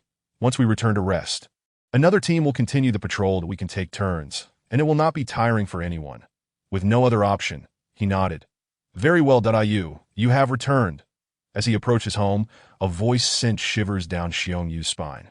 His already slow steps faltered further as he slowly turned to face that insincere smile, uncertain of how to react. Xiong hastily nudged his arm. "Quickly greet Mother. She is here." "Mother." The word escaped his lips with great difficulty. Xiong Po's expression immediately soured. "What is it? Are you not welcoming your mother?" "Of course not." Xiong Yu entered the house and casually asked Xiong Te to fetch him a bowl of water. To his surprise, Xiong Pe seized Xiong Tsue's arm, smiling at Xiong Yu. "Dear son-in-law, you should serve yourself. Tsuei is busy taking care of the cubs. You cannot simply order her around." Xiong Yu's expression shifted. He had no intention of ordering her. After all, is it not normal for a couple to assist one another? Fortunately, Xiong Te quickly interjected, "Mother, look at all the sweat on him." "I will get it." With that, she hurried to fetch a bowl of water, giving Xiong Yu a knowing glance to take it. Xiong Yu swallowed his frustration, finishing the water and mustering the courage to ask, "Mother, when do you plan to leave?" Chapter 67. Arriving only to demand, "What sort of question is that?" Xiong Pu exclaimed, her voice rising in indignation at Xiong Yu's inquiry about her departure so soon after her arrival. "Do you possess no sense of decency? I have only just walked in, and you're already trying to send me away." A buzzing sensation overwhelmed Xiong Yu's head. Each word, every phrase, every expression from his mother-in-law seemed to target him directly, as if he owed her family for marrying Xiong Tsui. Yet he felt utterly powerless. Any hint of resistance would prompt Xiong Pu to declare, "Very well, I will take my daughter back. You can manage your cubs on your own." In the Orcish world, there are no marriage certificates nor legal protections. Couples live together based on mutual affection, that if one were to leave or pursue another orc, there would be no repercussions. Consequently, Xiongyu lived in constant trepidation. He understood Xiong Tsuetsue's character well. Although she appeared sharp-witted, she became utterly docile before her mother. If her mother ever suggested taking her away, Xiong would indeed abandon the cubs without hesitation. The thought of the cubs being motherless was pitiful. For this reason, Xiongyu endured. "Mother, I did not mean it that way, did I?" In an instant, Xiongyu quickly donned a smile, softening his tone. "What I meant to ask was to plan our meals for the coming days. Hunting is already difficult, and with the threat of ferocious beasts, our tribe is relying on stored provisions for winter. Enough with your excuses. I am aware of the situation with the beasts. Otherwise, I would not have come." Although her son-in-law attempted to placate her, Xiongpu remained unyielding, turning to sit on a wooden stool, adopting the demeanor of a matriarch. "Our tribe has also endured raids from ferocious beasts. Not only are we out of winter provisions, but many are barely surviving on tree bark. I have traveled such a long distance to request some food, yet it seems you are lamenting your own poverty. Xiongyu, I must tell you, there is no need for us to engage in such petty tricks. Perhaps your family lacks such resources, but can it be said that your elder brother's family does not possess them?" Xiongyu glanced helplessly at Xiong Chui, realizing that she had divulged everything regarding her elder brother's household to the old matriarch. The old matriarch continued, "In any case, since I have come all this way, I cannot return empty-handed. Whether you go to the elder brothers or the third brothers, you must procure some food for me to take back." Xiongyu felt a wave of despair wash over him. He cast a pleading glance at Xiong Chui, but it was evident that she sided with her mother. Not only did she fail to dissuade the old matriarch, but she also began to massage her shoulders, saying, "Mother, do not worry. He will find a way." What way could he possibly find? At that very moment, Xiongyu and Xiongchang approached. Xiongchang, with a huff, complained, "Grandma, my uncle's family has plenty of wild mountain chicken eggs. And there is white rice in the jar."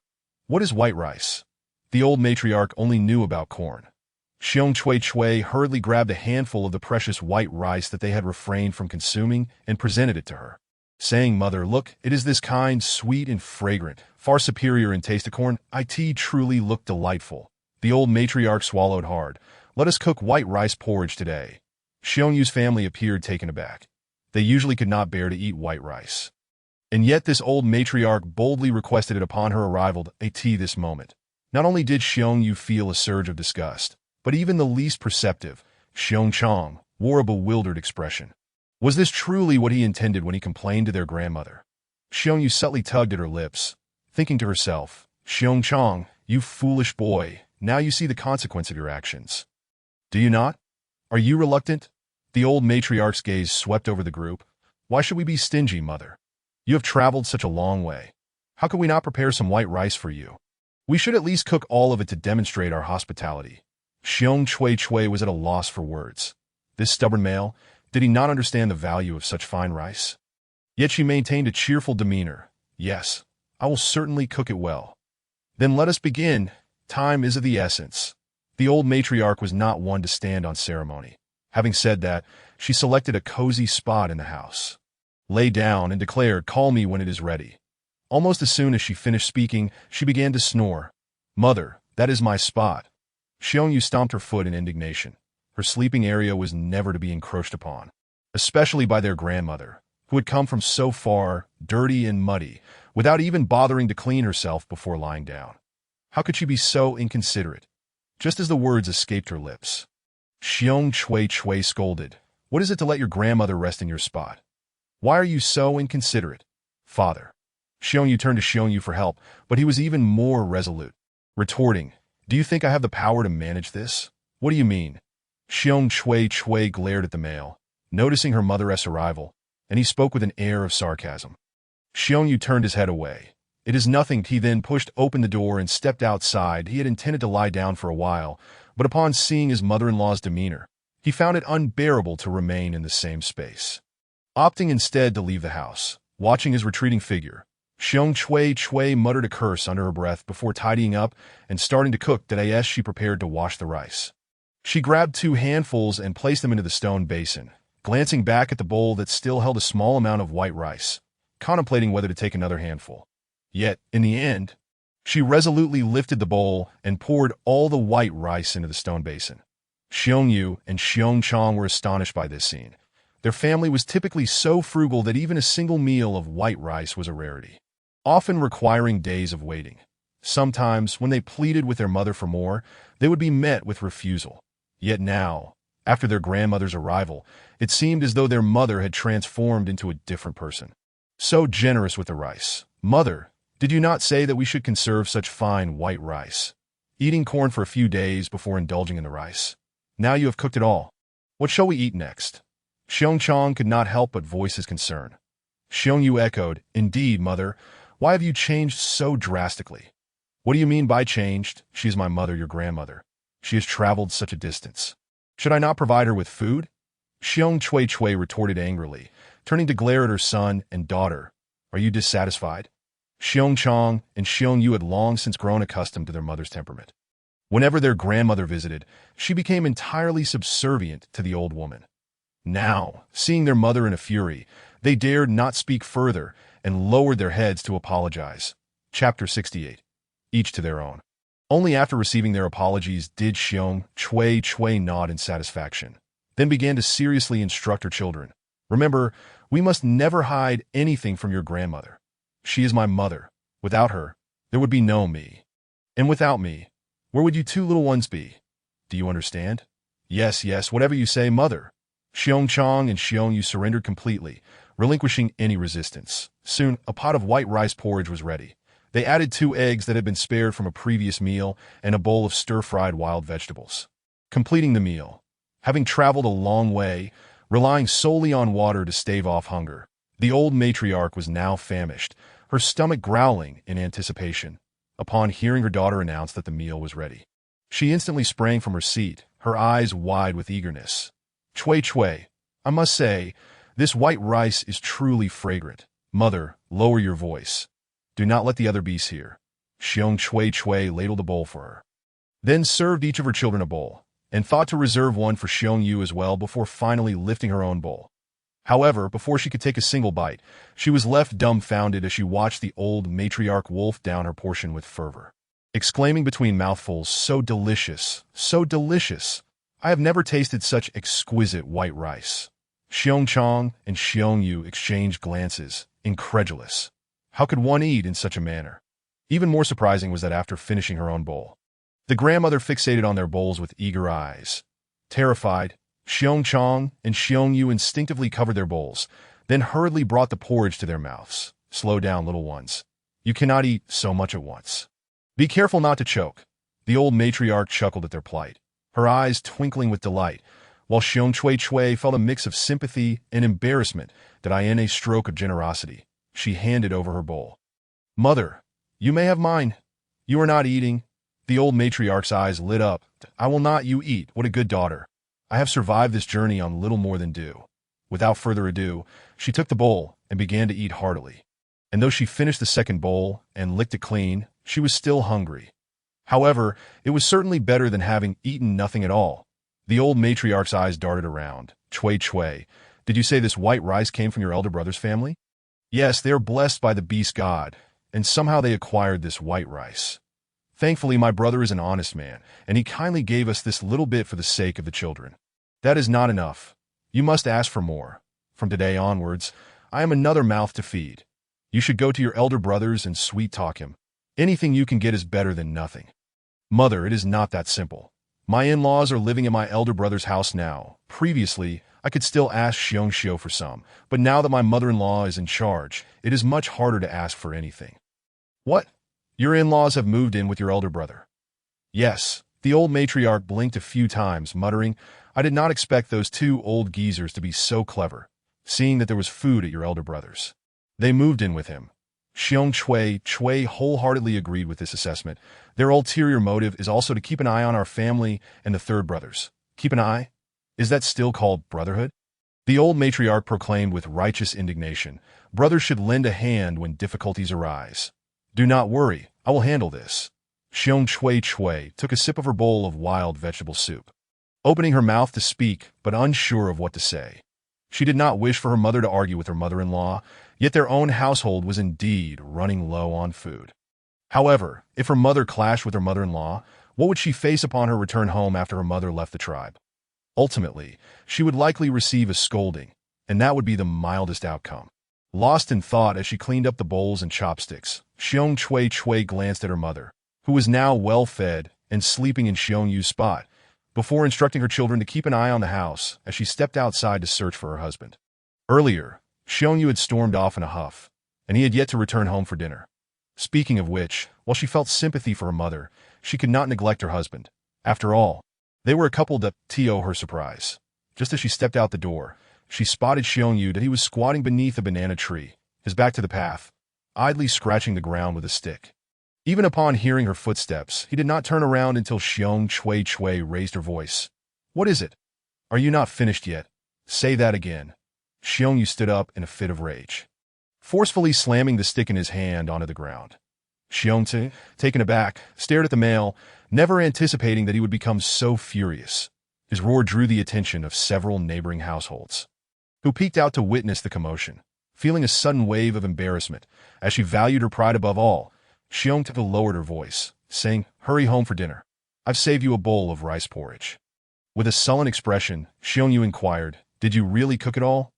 "Yes," Xiong Chui admitted, resigning herself to the truth that, "Oh fine, you certainly are something. From now on, take the cubs and live with your mother. I'll go to my elder brother's house." The bowl of rice, which they had been reluctant to consume at home, now seemed destined for a future of hardship, leading Xiong Yu to contemplate saving it for a time when food would be scarce. Moreover, if that bowl of rice were turned into porridge, it could be cooked several times. Yet, Xiong Cui's implication was that she had prepared it as rice which, while delicious and filling at the moment, would leave them with nothing after one meal. How could they continue living like this? Seeing Xiong Yu genuinely preparing to leave, Xiong Chui initially intended to stop him, but noticing the neighbors watching their quarrel, she withdrew her hand.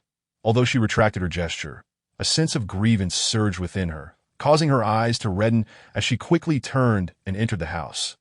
Moments later, soft sobs could be heard emanating from within. Meanwhile, Xiong Yu indeed went to Xiong Wu's home, where dinner was underway. They had prepared rice porridge, stir-fried wild vegetables, and a bowl of egg drop soup. As everyone was savoring their meal, they were taken aback by Xiong Yu's unexpected appearance at the door. As he usually did not show up at this hour, second brother? Xiong Wu was the first to speak, sensing that Xiong Yu's expression was not quite right, as if something troubling had occurred. "What happened to you?" inquired the elderly matriarch. "Is that old woman up to no good again?" Feeling embarrassed, Xiong Yu nodded silently. "Oh, come in. You haven't eaten, have you? Let's eat first, and then we can talk," Xiong Xiu urged, ushering him inside while fetching a bowl and chopsticks, filling his bowl with porridge. Xiong Wu added some egg drop soup, saying, "Eat up." However, Xiong Yu held the bowl, casting a pleading glance towards his mother, as he dared not eat without her permission. The elderly matriarch nodded slightly. "Go ahead and eat. We'll discuss matters afterward." If it were any other day, Xiong Yu would have relished a hearty meal at his brother's home. But today was different, that he felt it inappropriate to continue eating after just one bowl. So he set down his bowl and chopsticks, wiping the broth from his mouth as he recounted the events that had transpired at home. Once he finished, he wore a pained expression and asked, "Elder brother, sister-in-law, may I move in with you?" Xiong Wu and his wife exchanged glances, bemused by the suggestion that I in this tiny, dilapidated house. Yet, as the elder brother, Xiong Wu felt a sense of responsibility and was softened by the plea. Just as he was about to speak, the elderly matriarch decisively shook her head. "No, second brother, you cannot live with your elder brother." "Why not?" Xiong Yu protested, his eyes wide with urgency. "Look at this small room. Can we fit anyone else?" "It's fine. I can stay in the yard," he insisted. "That won't work either," she replied. "Mother, don't you care for me at all?" With a sigh, the elderly matriarch lamented, "We all know what kind of person Xiongpa is, that if you move in with your elder brother, they will never have a good life. Besides, she has her eyes on our vegetable plots. She won't rest until she has taken a sizable portion from them. But I don't want to go back to that home," Xiong Yu began, his voice trailing off as he stared blankly outside. The group turned to look, only to see Xiong peering curiously over the fence, intending to come inside. This was unacceptable. She must not see the vegetable garden, the water buckets, or the rice jars. They had also not hidden the 3 hens, which could lay 20 eggs every other day, a fact even the second and third brothers were unaware of if Xiong saw these items. Escaping her grasp would become exceedingly difficult. With no time to ponder further, the elderly matriarch swiftly exited the house, transforming into her beastly form, blocking the entrance to the yard. With a cold sneer, she remarked, "I thought it was someone important. Turns out it's just you." Xiongpa jumped back in surprise. "Oh, dear mother-in-law, we haven't seen each other in quite some time. There's no need for such a reaction." "Is there? Step back," the elderly matriarch retorted, unwilling to show her any leniency. She stepped out of the yard, pushing Xiongpa backward. "After the way you treated my second son, I can't acknowledge you as a relative. If it weren't for the sake of the cubs, I wouldn't even speak to you." Furious, Xiongpa transformed into her beastly form as well, though her appearance was lackluster and frail, her voice loud and brash. "What do you mean by that? You think you're the only one who can transform?" The elderly matriarch, vibrant and spirited, spat at her. "You know very well how much you've taken from my second son." At that moment, Xiongyu quietly hid beside the yard door, astonished that his mother was actually defending him. However, while it was satisfying, he realized that if these words reached Xiong Tsuetsue's ears, his future would only become more arduous. Just as he contemplated how to ease the tension, Xiongpa, infuriated by the spitting, swung a paw at the elderly matriarch. Given that this was during their beastly forms, the strength of a bear's paw was formidable enough to cause severe injury to any ordinary beastman. Fortunately, the elderly matriarch was no pushover. She swiftly blocked with her arm and retaliated with a strike of her own. Too quick for Xiongpa to evade, that in such a scenario, males typically refrained from intervening, as it was a conflict between females. However, Xiongyu instinctively reached out to shield his mother. "Mother, enough!" Xiongpa, startled, withdrew her neck, not noticing the elderly matriarch's conspiratorial wink at her son. "Fine, I'll spare her this time on your account. But if I see her lurking around your elder brother's house again, I'll make her pay." Xiongyu suddenly grasped that his mother's earlier slap was deliberately intended for him. A gesture to elicit a favor that he would now have a solid explanation to provide to Xiongtse when he returned home. As Xiongpa regained her composure, she scurried behind Xiongyu, still grumbling, "Who's afraid of you? If it came to a fight, the outcome would be uncertain.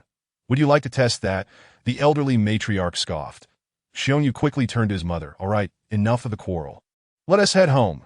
As he spoke, he pulled Xiongpa along.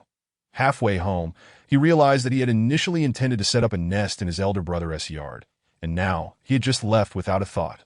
Upon returning home, Xiongpa began to wail, dramatically recounting her confrontation with the elderly matriarch, embellishing the tale as she went. Her initial plan had been to use the excuse of visiting her son-in-law to sneak a look at the fabled vegetable plot.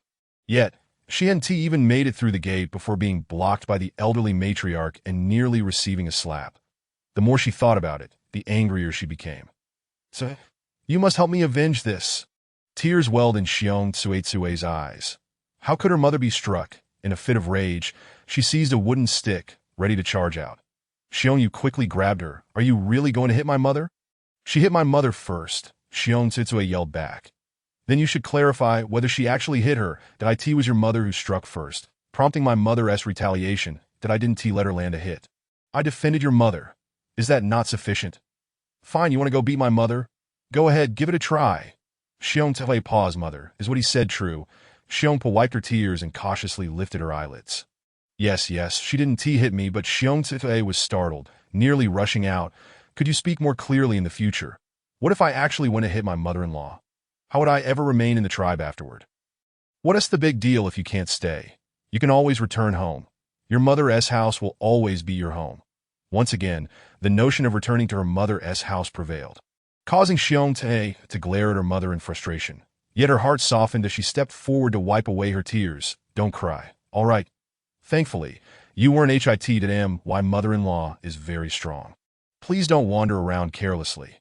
What if you encounter her again and get hurt? But if I don't wander around, how will I see Xiong Wu's vegetable garden?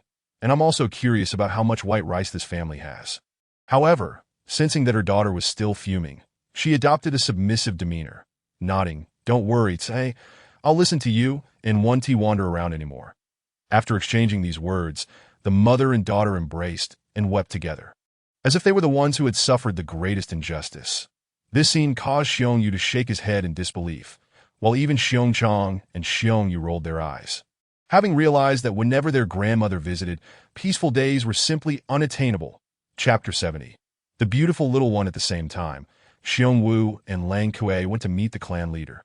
Xiong Cui Cui.to their astonishment. Xiong Po, her mother, was able to navigate through such dire circumstances and journey from afar to the tribe, nearly breaching their outer defenses. This revelation not only highlighted a vulnerability in their defenses, but also sparked a different thought among Xiong Wu and the others. It appeared that the ferocious beasts were not solely attacking the Heishan tribe. If they could unite with other tribes, perhaps they could launch a counterattack against these creatures. Relying solely on their own strength would certainly prove insufficient. What do you mean? The clan leader raised her eyes to Xiong Wu. We were thinking, why not attempt to reach out to other tribes? If Xiongpa could arrive at our tribe, then we too could venture out. He proposed. The clan leader fell into contemplation. Just days prior, they had sent Lu Shou-yi and Shi Zhuzi on a perilous mission, and now they were considering sending more individuals on a journey to connect with other tribes. A path that would undoubtedly be more treacherous than the one to the Heishan tribe. Everyone understood the dangers that lay ahead, that I believe it is best not to dwell on this matter.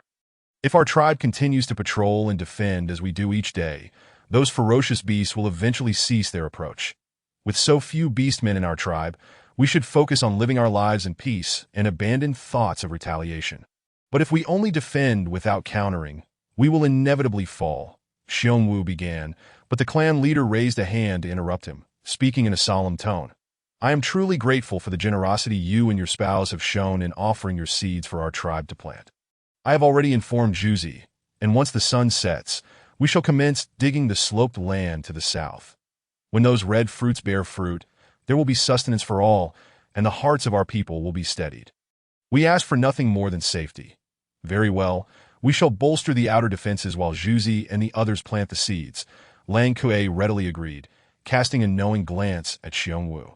As the two departed the clan leader's abode, they took a rare moment to converse. Xiong Wu, perplexed, asked, "Did you not also support the idea of retaliation? Why then did you remain silent before the clan leader?" Because we had not considered the clan leader's temperament beforehand. For years, he has taught us to seek victory through caution.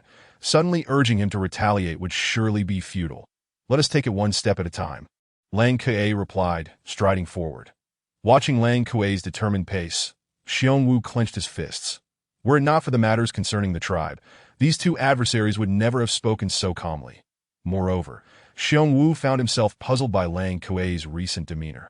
He seemed to have changed, having once been as tempestuous as a storm, but now exhibiting more restraint. What was going on? As they passed by Xiong Wu's home, Lang Kui spotted a small figure dressed in a yellow cowhide skirt and a small shoulder bag. With short brown hair, that a little beast man, he mused, halting in his tracks. Simultaneously, the little bear cub and the other adults in the yard froze in place. Xiong Lingling happened to be sitting in a corner of the yard. Lost in thought, and unexpectedly, she reverted to her beast-man form. Lifting her small hands to inspect them, she noted 5 well-formed fingers, then looked at her feet, which were also intact, raising a hand to touch her round face. She found 2 gray handprints adorning her cheeks. Her large, shimmering eyes sparkled like 2 clear springs, reminiscent of the moonlit sky, while her rosy lips resembled delicate blossoms, gracing her exquisitely sculpted visage. Adorable, beautiful, and lively. None of these words seemed sufficient to describe the enchanting little beast man before them. Yet, as Xiong Lingling observed her hands and feet, the only word that escaped her lips was WOW.IN truth.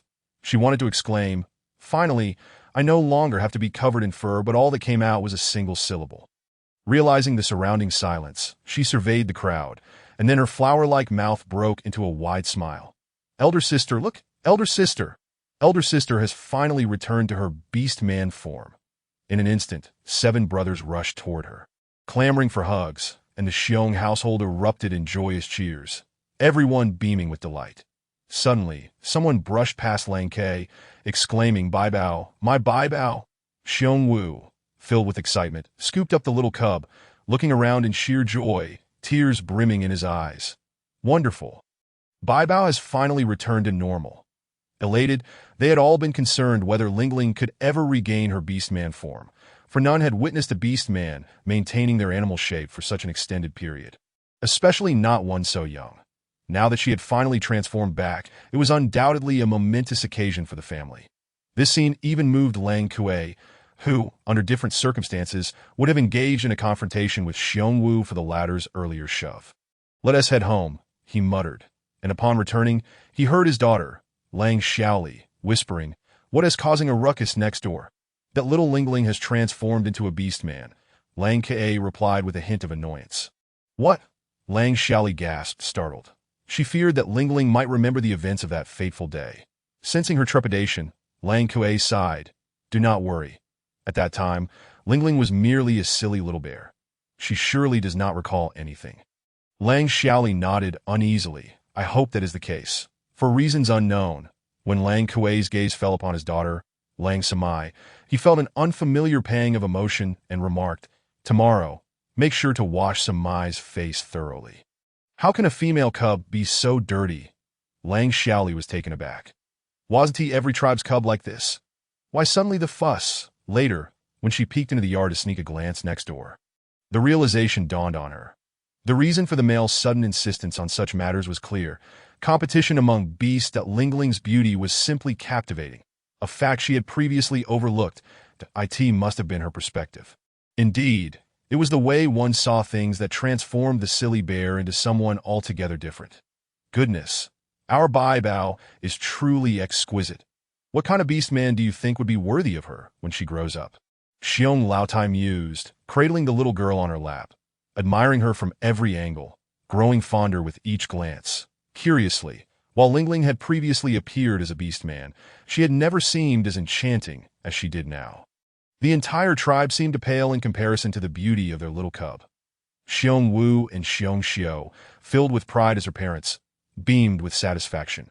After all, she was their beloved child. Xiong Yi laughed, Yu, worrying about such things for a cub so young.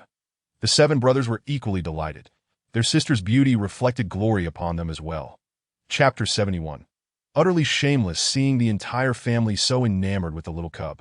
Xiong Lingling, eager to avoid yet another round of affectionate embraces, quickly wriggled free from Xiong Laotai's grasp, taking her large hand and leading her into the house. "What is it, Bai Bao? What do you wish to tell Grandma?" Xiong Laotai inquired with a smile. Lingling led her straight to her small nest, pointing inside. Here. Within lay a bundle wrapped in banana leaves, its contents unknown. Xiong Laotai, puzzled, picked it up and opened it to her astonishment. A plethora of seeds spilled forth, red and yellow, plump and abundant. "Are these seeds for the tribe?" Her face was a mask of astonishment as she exchanged glances with the family, all of them nodding in agreement. Their hearts swelling with both joy and concern. It seemed their Bai Bao truly was a little divine beast. To have procured such a bounty without ever leaving her nest was no ordinary feat for a mere beast man. Hastily, Xiong Laotai passed the seeds to Xiong Yi, then turned to Lingling with a serious demeanor. "Bai Bao, listen to your grandmother. In the future, apart from our family, you must never take anything out in front of outsiders. Understand? Only when family is present can you do so. Remember Grandma's words, all right?" Lingling understood perfectly. Her family regarded her as a divine beast, believing those items to be conjured by her, if she was indeed a divine beast. It was imperative to keep this secret from other beastmen. Otherwise, both her safety and her family's safety would be at risk. In the hearts of beastmen, divine beasts were akin to inexhaustible treasure troves. Who wouldn't desire such a prize? Lingling understood this better than anyone, eagerly awaiting her family's instructions, hoping to appear grown up in their eyes. This was the perfect opportunity. Without hesitation, Lingling nodded vigorously, replying earnestly, "Bai Bao is truly clever," Xiong Laotai praised. The entire bear family finally breathed a sigh of relief, each member displaying a smile of reassurance.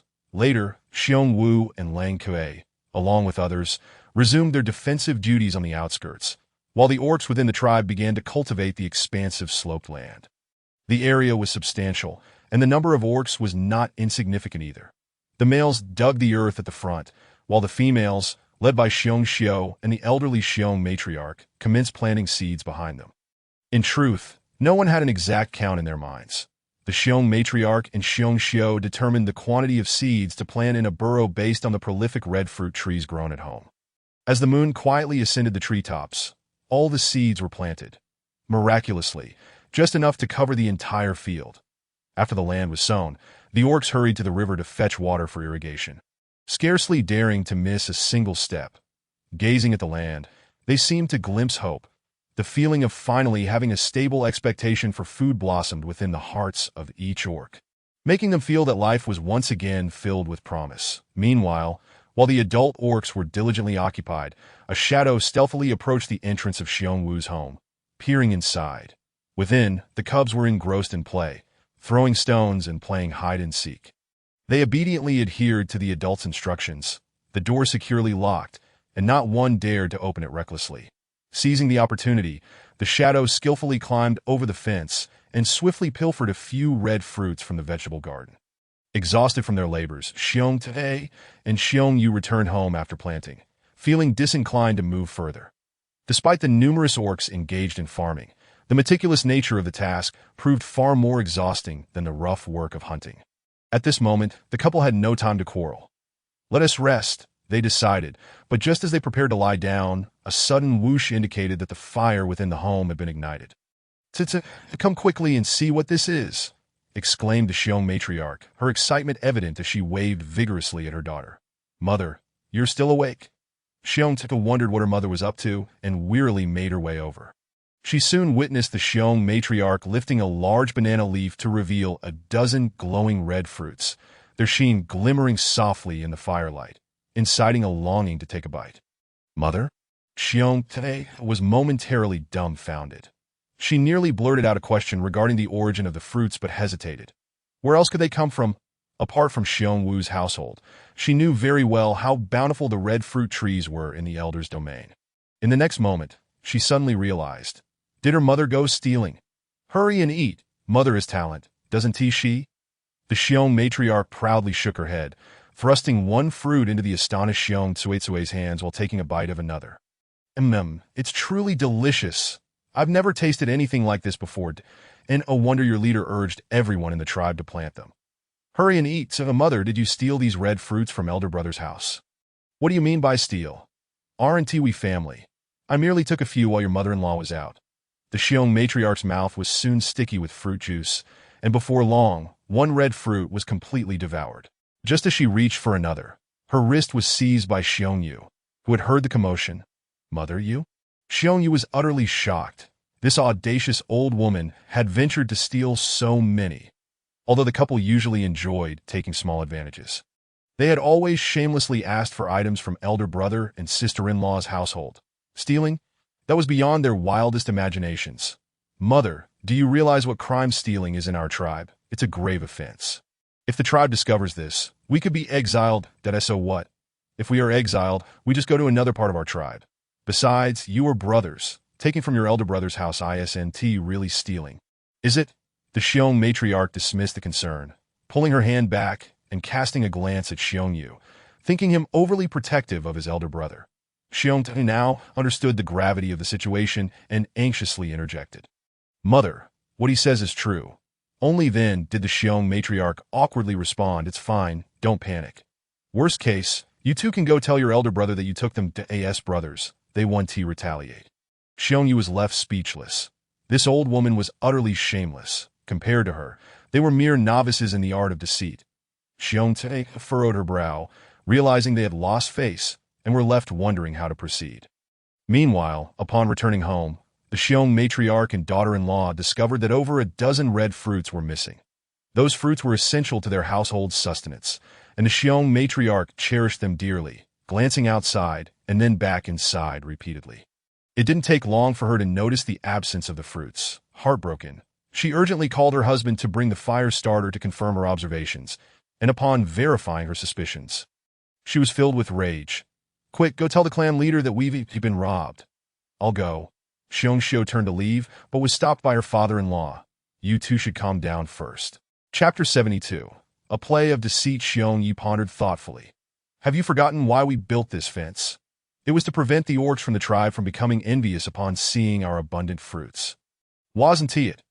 If we stir up trouble with the clan leader now, we want to be able to keep this secret, and that would only lead to greater complications." His words struck a chord, causing the Xiong matriarch to regain her composure. Though over a dozen red fruits had been stolen, The vast expanse of land still promised hundreds of fruits, along with long fruits and large cabbages. The Xiong household would have enough food for the foreseeable future. However, the thief still needed to be caught. She insisted. If we don't find this thief, the situation with our vegetable garden will inevitably be exposed. We must locate them. Rest assured. Have you forgotten what we did in our youth? You two return home and watch over the cubs. I will take care of this. Xiongyi exuded confidence that a male orc who hadn't hunted in their youth. With his hunting experience, he was certain he could catch a petty thief. The Xiong matriarch could only sigh, calling for Xiong Xiao to return inside and wait. Xiongyi lit the fire starter and followed the trail left by the thief. To his astonishment, he ended up at the home of his second son, Xiongyu. Inside, Xiong Te and Xiongyu were deliberating how to explain the situation to elder brother's household. While the Xiong matriarch, realizing her blunder, feigned sleepiness and nestled herself in a Xiong-Yu's nest, snoring away. Just as the couple sat in their home, fretting over their predicament, outside, Xiongyi gazed solemnly at his second son's dwelling. He lingered in the shadows for a moment before ultimately deciding to turn back. "Did you find anything?" Upon returning home, the awaiting Xiong matriarch hurried over to inquire. Xiongyi glanced at her, and then at his daughter-in-law. Xiong Xiao, before exhaling deeply. "It's from the second son's household. I suspect this matter may involve his mother-in-law." "What? That old hag?" The Xiong matriarch was infuriated. Guarding against thieves within the family was the most challenging of tasks. And she never anticipated that the Xiong matriarch would dare to directly steal from them. Xiong Xiao, feeling relieved, remarked, "Thank goodness it's her. That's even worse. You don't understand how loose-lipped the Xiong matriarch is. She spread rumors everywhere. Moreover, that old woman is selfish and only wants to take advantage of others. If she stole once and we remain silent, she will undoubtedly come back for more." The Xiong matriarch asserted vehemently, "We must devise a plan." The following morning, as the orcs of the tribe awoke, they rushed to the southern sloped land to inspect the seeds. Each harbored feelings of joy, hoping to see little saplings sprouting from the ground. However, upon arrival, they found the land unchanged. The meticulously dug burrows showed no signs of life, not even a single tender sprout in sight. Instantly, spirits sank. Will they really sprout? Indeed, we can't let our efforts be in vain. In this sweltering heat, if nothing grows, we might as well lie at home and enjoy a long nap. Yes, a long nap until we starve to death. Perhaps, from behind the orcs, a heavy voice interjected, neither loud nor soft, interrupting their concerns. Startled, they turned to see the elder clan leader approaching steadily. He stroked his beard, surveying the ground. The previous night, it had been too dark to see clearly. But today, the land was well organized, and the burrows were neatly aligned. Such a method of farming was novel to him, and simultaneously, a sense of unexplainable comfort arose within him that he felt deep down that this endeavor would succeed. Has anyone ever seen seeds sprouting the very next day after planting? Although we were previously unfamiliar with farming, haven't we seen wild fruits falling along the roads? Is it possible that seeds just take root and sprout the moment they touch the ground? The orcs fell silent, acknowledging the elder clan leader's wisdom. They had been too impatient. The clan leader continued, "Let us not forget that this land represents a new hope for our tribe. Once the fruits are harvested, every household will benefit, which is certainly better than idly waiting for our demise. Now, everyone, return to work. Males, fetch water from the river. Females, carefully irrigate as instructed by the Xiong family. The clan leader speaks wisely. Let us get to it. Quickly, return home and grab the wooden buckets." The orcs swiftly dispelled their negative thoughts and commenced their actions. After watering the fields, the males continued their patrols while the females remained home to tend to the young. Xiong Wu and Lang Kue returned home to gather some provisions before directly heading to the outskirts to establish defenses. This task was arduous. They had to conceal themselves in specific locations to observe everything outside, as a moment's inattention could lead to discovery by ferocious beasts. Before departing, Xiong Xiao picked a red fruit for Xiong Wu and fashioned a rice ball with corn and white rice, intending to include an egg, which Xiong Wu declined. The brothers all faced hunger, and he could not justify indulging in such a feast alone. After Xiong Wu left, Xiong Xiao set the table for the elderly and the young at home, preparing breakfast of white rice porridge, stir-fried red fruit, and egg drop soup. Just as the family was savoring their meal, Two unexpected visitors appeared at the door. Xiong Chui hurriedly placed her bundle of banana leaves on the ground, unveiling 9 red fruits inside. Fidgeting with her fingers, she addressed her parents and sister-in-law. Mother, father, big sister-in-law, these are the red fruits from your yard. Last night my mother, in her folly, stealthily picked a few to take home. She ate 2. The little ones had 1. And this is what remains that I have brought them back to you. Mother, I beg you, could you please not inform the clan leader? Grandma Xiong glanced at her husband before shifting her gaze to the pile of red fruits. The quantity seemed inconsequential, yet upon hearing that the old woman had consumed 2 of them while the children had only 1, her anger flared. Does your mother not understand the consequences of stealing from our tribe? She was previously unaware, but now she knows. Xiong Chui felt embarrassed and could not lift her head. We scolded her last night. She is aware of her mistake, but is too afraid to apologize to you in person. In truth, the matter was not as Xiong Chui described. Firstly, her mother did not take it to heart, believing it to be of little consequence. Secondly, that old woman would never dream of apologizing to Grandma Xiong, her in-law. The reason for Xiong Chui's sudden display of understanding lay with Xiongyu. Early that morning, Xiongyu had noticed footprints in front of the small house, having learned to hunt from his father in his youth and being a hunter himself. He followed the tracks and discovered they belonged to his elder brother's family.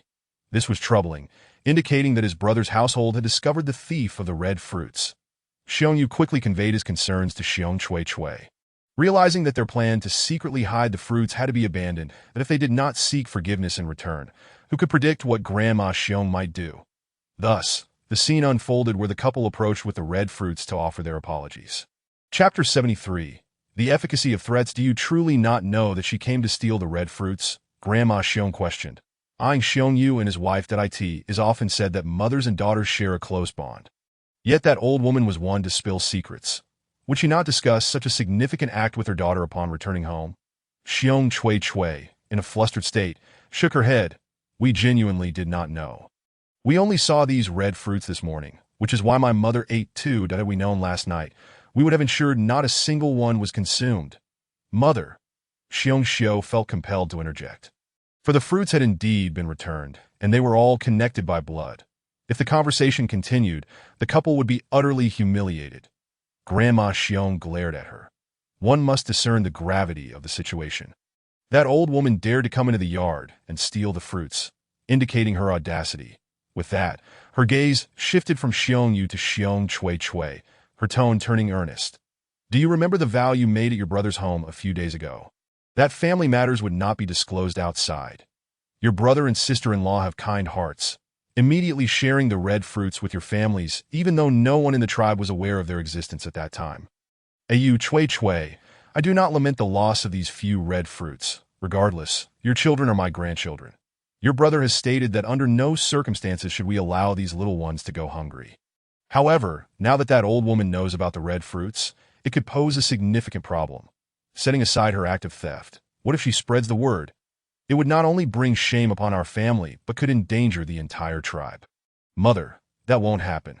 Xiong Chui wished to swear an oath, but upon meeting her mother-in-law's gaze, she found herself at a loss for words. You should know your mother best. Grandma Xiong's expression turned authoritative as she regarded her. This rendered Xiong Chui's voice almost a whisper. I will return home and speak to her, urging her to keep her mouth shut. That will not suffice. She could easily forget. What should we do? Xiong Chui felt a pang of anxiety. Surely they would not resort to silencing her mother. After a moment's contemplation, Grandma Xiong raised her eyes. You must inform your mother that if she dares to steal the red fruits again, I will ensure she will be left searching for her teeth. Moreover, if she discloses the existence of red fruits within our tribe, I will tarnish your brother Xiong Wang's reputation, ensuring he will remain without a partner for life. This? Xiong Chui stood stunned. Her brother, Xiong Wang, was known as an Iduel in the family tribe, ineffectual in hunting, yet notorious for his deceitful and rogue-like behavior, which had led nearby females to shun him as a partner. The old woman had fretted over this matter, and if Grandma Xiong were to spread the word, Xiong Wang might truly live his life alone. After a brief moment of shock, Xiong Chui realized her mother-in-law was not one to make idle threats. She was serious. With no choice but to agree vaguely, she hurriedly left, Upon returning home, she conveyed her mother-in-law's message to her mother. What? The old woman leaped up, hands on her hips, chest puffed out, and began to unleash a torrent of invective so harsh it could summon the spirits of all their ancestors. Unable to bear it, Xiongyu excused himself, preferring to patrol outside than endure this humiliation at home. Xiong Debao and Xiong Er Bao were playing their stone game by the door, hardly paying any mind to their grandmother. Only Xiong Chui, with a throbbing headache, tried to reason. Mother, please stop scolding. We were in the wrong to begin with. That if my mother-in-law hears your words, and in a fit of anger spreads the news about Xiong Wang, what will we do? Oh dear, you foolish girl, are you turning your elbow outward? Grandma Xiong poked Xiong Chui's forehead repeatedly, her frustration mounting. Gather your things. We are going back to my family now. That if your mother-in-law prevents my son from finding a partner, then I will ensure her son remains without one as well. Xiong Chui was taken aback. What? Did you hear me? Hurry up and get ready to leave. Mother, but there are no buts. I see you are mistreated in this Xiong family. Why hang yourself from the same tree? Once we return to the tribe, I will find you a better partner. Xiong Chui looked helplessly at her mother. She had grown accustomed to being with Xiongyu and did not wish to start anew. Moreover, what would happen to the little ones? Sensing her indecision, Grandma Xiong's anger flared anew as she advanced to grasp her second sister-in-law. A voice called from outside, belonging to Xiong. Living next door, Xiong was somewhat aware of the turmoil caused by Grandma Xiong these past few days. Having overheard the fierce scolding, she came over to investigate the situation. Seizing this opportunity, Xiong Chui quickly found an excuse to escape, rushing outside to ask, Xiong what do you need? She gestured emphatically for Xiong to follow her lead. Xiong, perceptive as ever, immediately understood and replied, Yes, I do have something to discuss with you. Come visit my home. Of course, Xiong Chui eagerly departed for Xionghua's house, wishing only to evade her mother. Meanwhile, Grandma Xiong stood bewildered, half in a quarrel, only to find her daughter had left. Should she pursue her to Xionghua's home? Yet, upon reflection, she halted her steps. Never mind the commotion. She had no destination in mind, and her purpose in coming was merely to gather some food, that if she returned empty-handed and brought her daughter home, to consume even more of their dwindling supplies, what was the point of her long journey? Thus, as she pondered, she found herself persuading her own thoughts. Feeling exhausted from the quarrel, Grandma Xiong chose to lie down and fall into a deep slumber that in the adjacent house. Xiong Chui could hardly believe how swiftly she heard her mother's snores. She glanced awkwardly at Xiong. That's just how she is. She's a good person at heart, but her temper sometimes gets the better of her. That I understand. Xiong chuckled that I'll be heading back now. Haha. Second sister-in-law, next time your mother gets angry, just come hide at our place. Xiong suggested from behind. Hide? What nonsense. Xiong Chui ground her teeth in frustration. She held a deep disdain for Xiong. Yet in this instance, she felt mocked, wishing only to scold her. After Grandma Xiong's threat, the old woman remained quiet for 2 days following her outburst. They consumed whatever was available at home. Occasionally, Xiong Debao and Xiong Er Bao would bring 2 red fruits, and she would only make snide remarks about their scarcity. The brothers, indifferent, would drop off the fruits and depart. That on the 4th day, feeling a profound sense of loss, the orcs were startled awake by a piercing scream. They're sprouting! They're sprouting! On the 2nd day after planting the red berries, the orcs busily ventured to observe their growth, and again on the 3rd day. However, to their dismay, nothing appeared. Many secretly feared that their endeavor might have been in vain. Yet, to their astonishment, on the dawn of the 4th day, they were greeted by an unexpected sound, igniting a fervor throughout the entire tribe. Chapter 74. Mind your mother. Upon hearing the commotion, the bear clan hurried to the slope, where they found a considerable gathering of orcs. They pointed and discussed amongst themselves, each face alight with a mixture of astonishment and wide in the ditches of the slope. Tender yellow shoots had emerged in every nest, their delicate leaves swaying gently in the morning breeze. Blessed by the beast god, the seeds sown by our tribe have finally sprouted. From this moment onward, hope for the future blooms. Indeed, there will be no more perilous foraging in the forest for fruits, and the little one shall no longer go hungry. That we are grateful to the heavens and the beast god. But wait, we must first extend our gratitude to the bear clan. Were it not for their generous support, How could we have acquired the seeds? Exactly. The orcs turned to face the bear clan, their eyes brimming with sincerity. However, before they could express their gratitude, they were struck dumb with astonishment. Isn't that? In the hands of the elder bear was a sprightly little orc, clad in a skirt of yellow cowhide and adorned with a small shoulder strap, with curly brown hair cascading down her back. What was most astonishing was the half-grown tiger standing beside her. That little tiger, once resembling a kitten, had grown remarkably in just a few days, nearly matching the height of the little orc, its demeanor already hinting at the majesty of the king of the forest.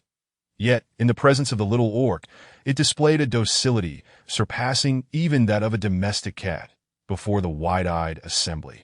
The little bear wiggled her finger, and the tiger obediently lay down, resting its head against the ground, awaiting her assent.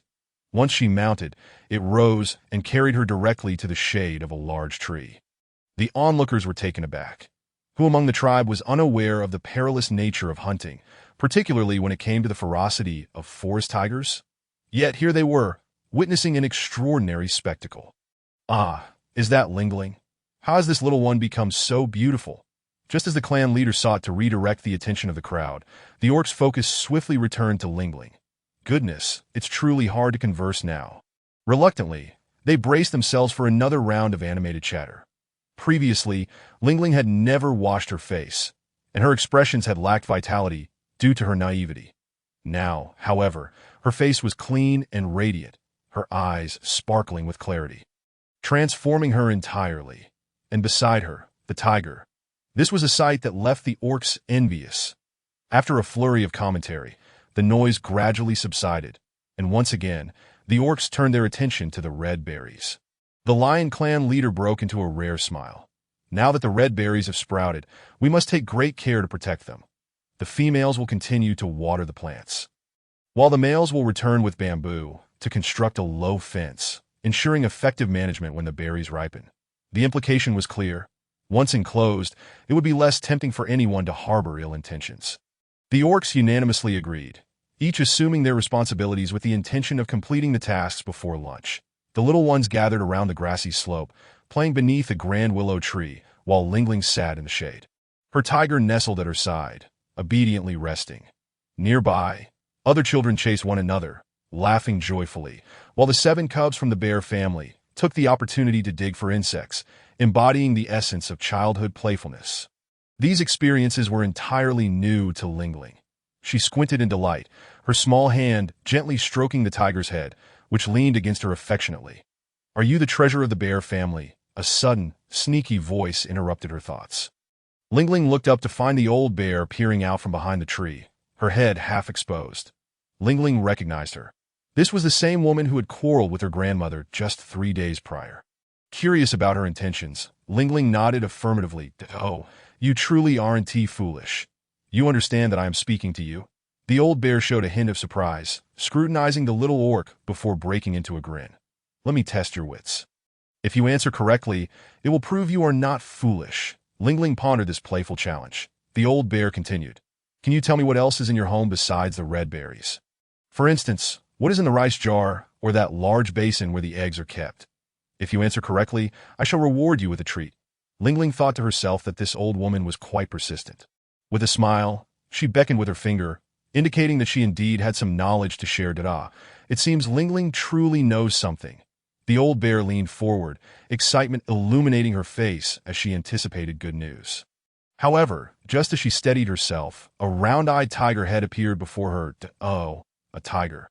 The old bear was taken aback, shrinking away in fright, only to lose her grip and tumble uncontrollably down the slope. "What is happening?"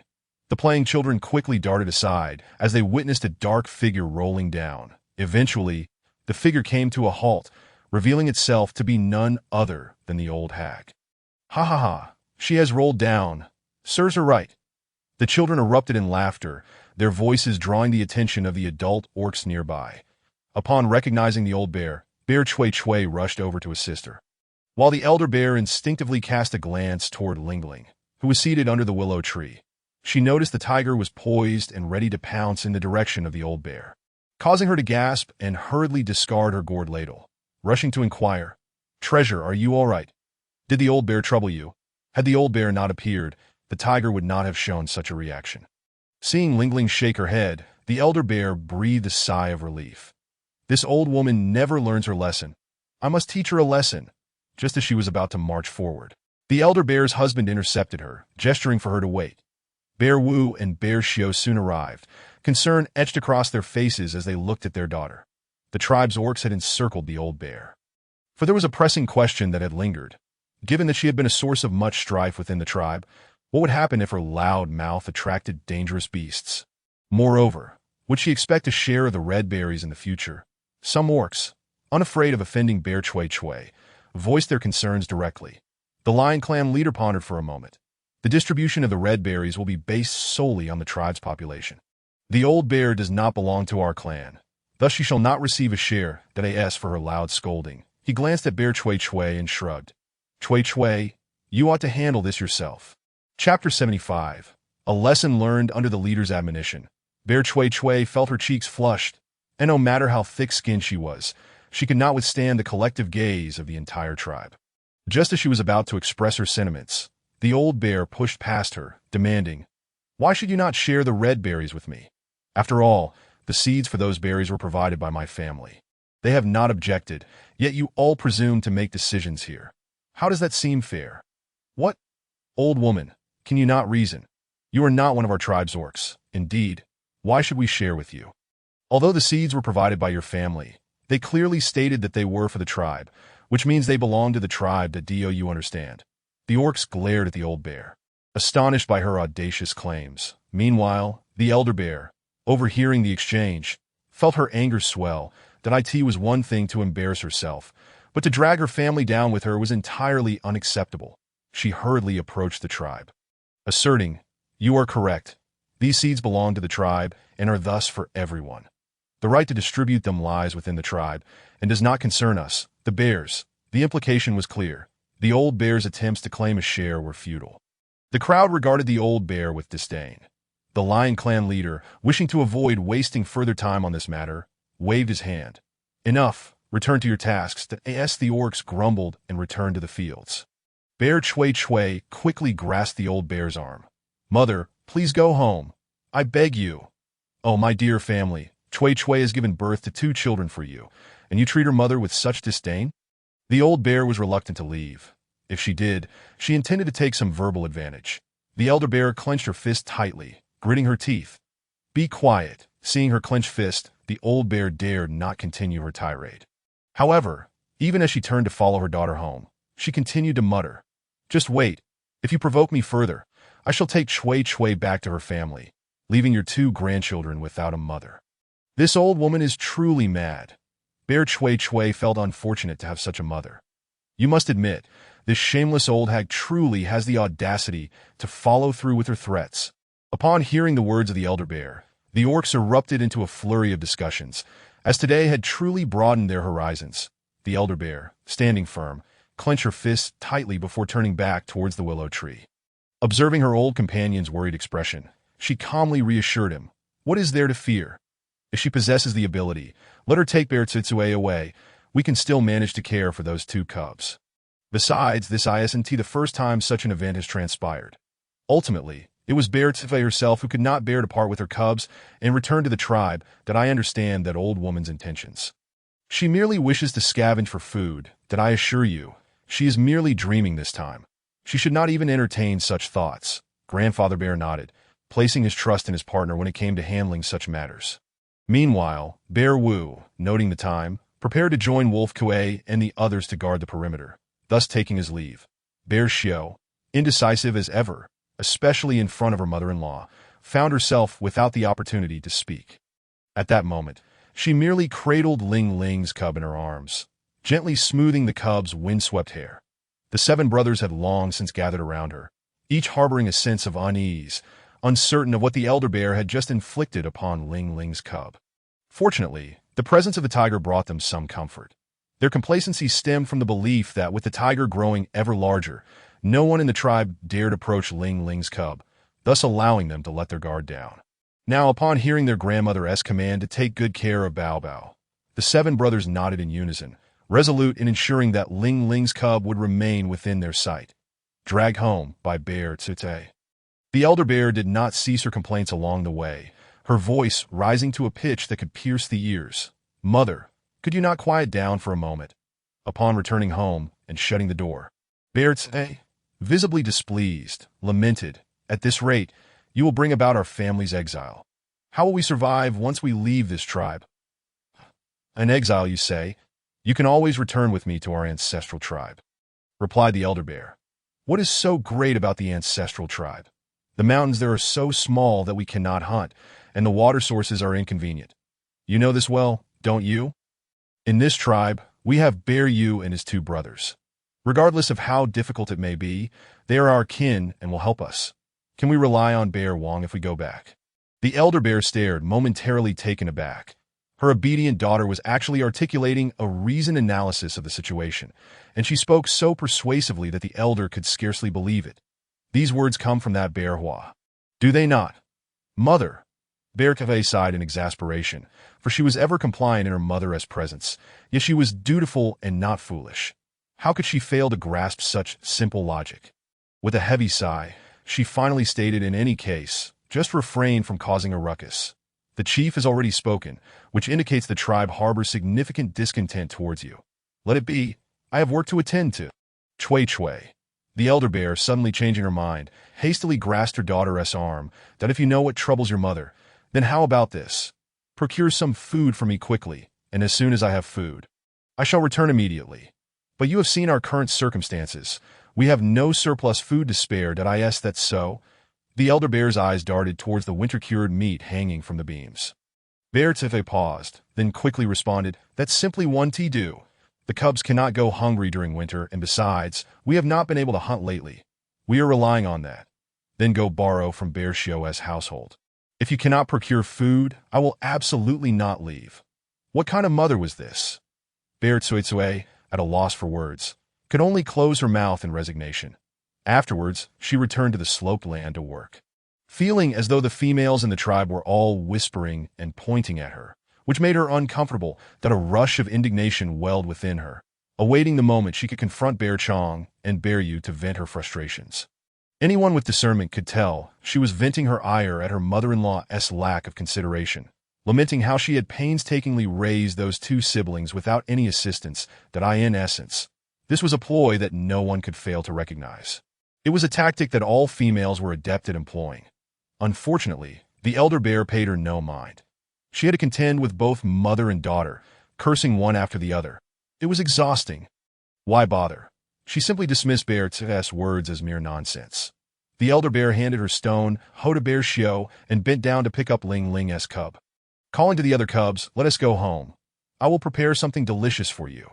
The 7 cubs immediately followed their grandmother home, leaving Bear Tse dumbfounded in the hot sun. Had she just shouted in vain? Chapter 76. The Tiger Monster Sister-in-Law. Let us return home. Bear Hua timidly approached her, for their families lived next door, that it was customary to share news or matters together, and not doing so felt remiss. Yet, she understood Bear Tse was in a foul mood. Sure enough, a sharp glare from Bear Tse made Bear Hua shrink back. Who was it that spoke ill of me behind my back? Did you hear anything? Well, Bear Hua hesitated. Bear Tse growled lowly, speak. With no other choice, Bear Hua reluctantly cast a glance towards Wolf Xiao Li's retreating figure. She didn't say much, but I heard her laughing. Sister-in-law, our family is in discord. The outsiders are most delighted to see the Wolf family reveling in our misfortune. Who else could it be? Wolf Xiao Li. Bear Tse gritted her teeth. She vowed one day to make her pay for this. Ahead, Wolf Xiao Li was laughing and chatting with the other female orcs in the tribe, clearly enjoying herself, especially at the sight of the division within Bear's family. It brought her more joy than a feast. Feeling something amiss, she turned back to glance at Bear Tse, easily detecting the animosity in her gaze. Yet, she felt no fear. Rather, she provocatively tilted her chin, daring her to retaliate. Mother. Just as Bear Tse was about to erupt, Bear Yu called out plaintively, shall we head back? This interruption quelled Bear Tse's fury temporarily. Her daughter's words were inconsequential. She pulled Bear Hua aside, saying, Ahua, help me think of a way. My mother insists she will not leave until she receives some food. What should I do? But you see that no household is hunting right now. Where can we possibly find extra food? Bear Hua's heart sank. Fearing Bear, I might ask her for help, that my mother said I should ask big brother and sister-in-law to borrow some. Bear felt a pang of disappointment. Normally, this would be a simple matter, but with her in-laws present, she honestly lacked the courage to do so. While they murmured, Bear Yu shook her head. Bear Chong, let us go home. Bear Chong, lacking any plan of his own, simply followed his sister's lead. The adult orcs had dispersed, and the cubs no longer dared linger without playmates, finding it rather dull to remain there and overhear their mother plotting to the siblings walked a distance. Bear Yu suddenly remarked, "Did you notice how large Ling Ling's tiger has grown? That same tiger that scared our grandmother down the slope." Bear Chong nodded. "Don't you find it strange? Just a few days ago, when we visited Uncle's house for dinner, it was still a tiny tiger. In just a few days, it has grown so much. How is that normal?" Bear Chong scratched his head. Not having considered that angle, his eyes darted. Bear Yu concluded, "Could it be a tiger monster?" "Sister, don't scare me. They say tiger monsters love to eat little beast men, that if not, how else can we explain the tiger's rapid growth?" The more Bear Chong thought about it, the more uneasy he became, nearly bursting into tears. Bear Yu quickly covered his mouth. "Don't cry.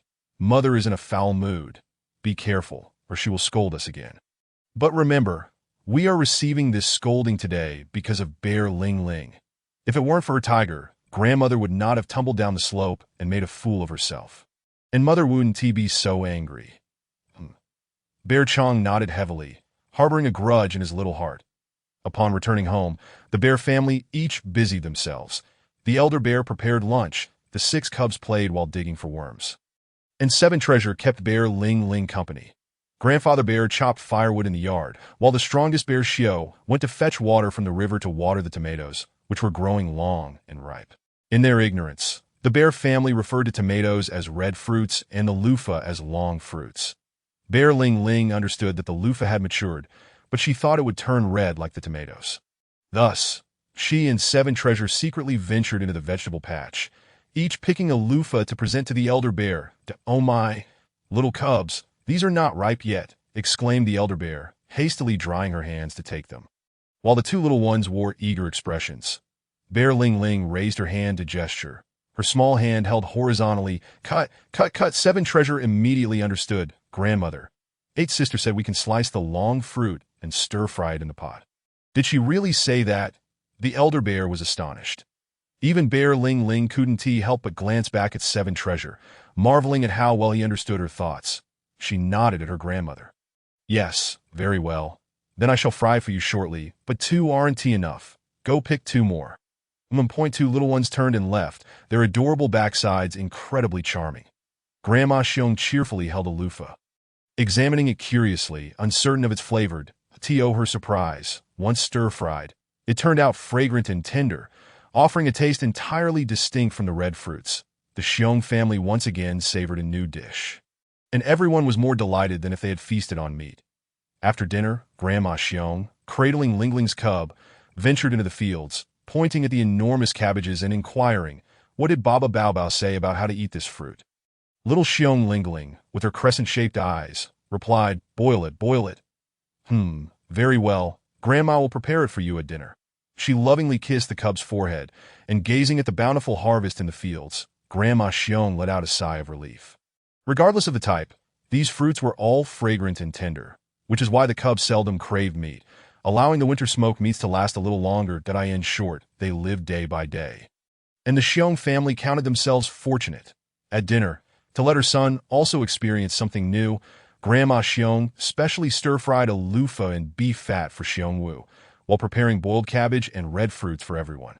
Moreover, to compensate for the lack of meat, each member received an egg, as the cubs were in their growth phase and needed proper nourishment.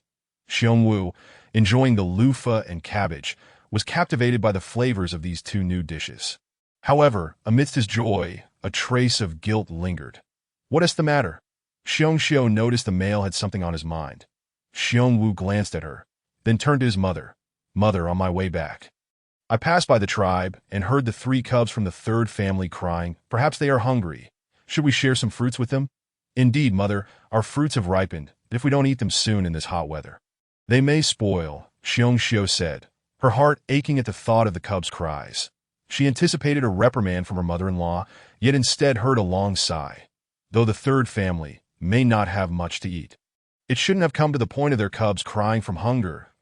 It's merely Ahua being stingy with the food and unwilling to cook. Very well, I shall visit their home shortly. After dinner, Xiong Xiao hurriedly fetched 2 banana leaves, gathering 5 red fruits and 5 long fruits, along with 2 cabbages, to create 2 bundles. She cheekily stuffed them into Grandma Xiong's arms, saying, "Mother, you mentioned that the cubs must not go hungry." With a solemn expression, Grandma Xiong sighed. She truly felt for the cubs, but understood the nature of the second and third families. They would intentionally let their cubs cry from hunger just to squeeze out more food from the eldest family. Besides, the second family had an imposing Xiong Pe, and after quarreling earlier in the day, sending food now would only give her the impression that her threats were effective to no. The second family cannot receive this now. Thinking that if Xiong Pe were to gain any advantage now, it would only embolden her, Grandma Xiong handed 1 portion to Xiong Xiao without further explanation, simply stating, as long as Xiong Pe is around. The second family cannot be given anything. Stunned, Xiong Xiao watched as her grandmother took a portion and left the courtyard. That as the sun set and darkness fell, the tribe was quiet, with families refraining from venturing out. Grandma Xiong quickened her pace, and upon reaching the home of the third family, she found the 3 cubs still whimpering, exhausted from crying. Xiong Li, not on patrol at the moment, was at home, having just had a quarrel with his wife over food. "What's the matter? Can't you hear the cubs crying?" Seeing the cold hearth, it was just as she imagined.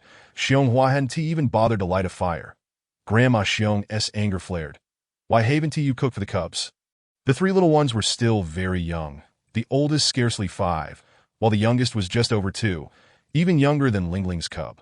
Although small, the cubs understood that their grandmother usually treated them well.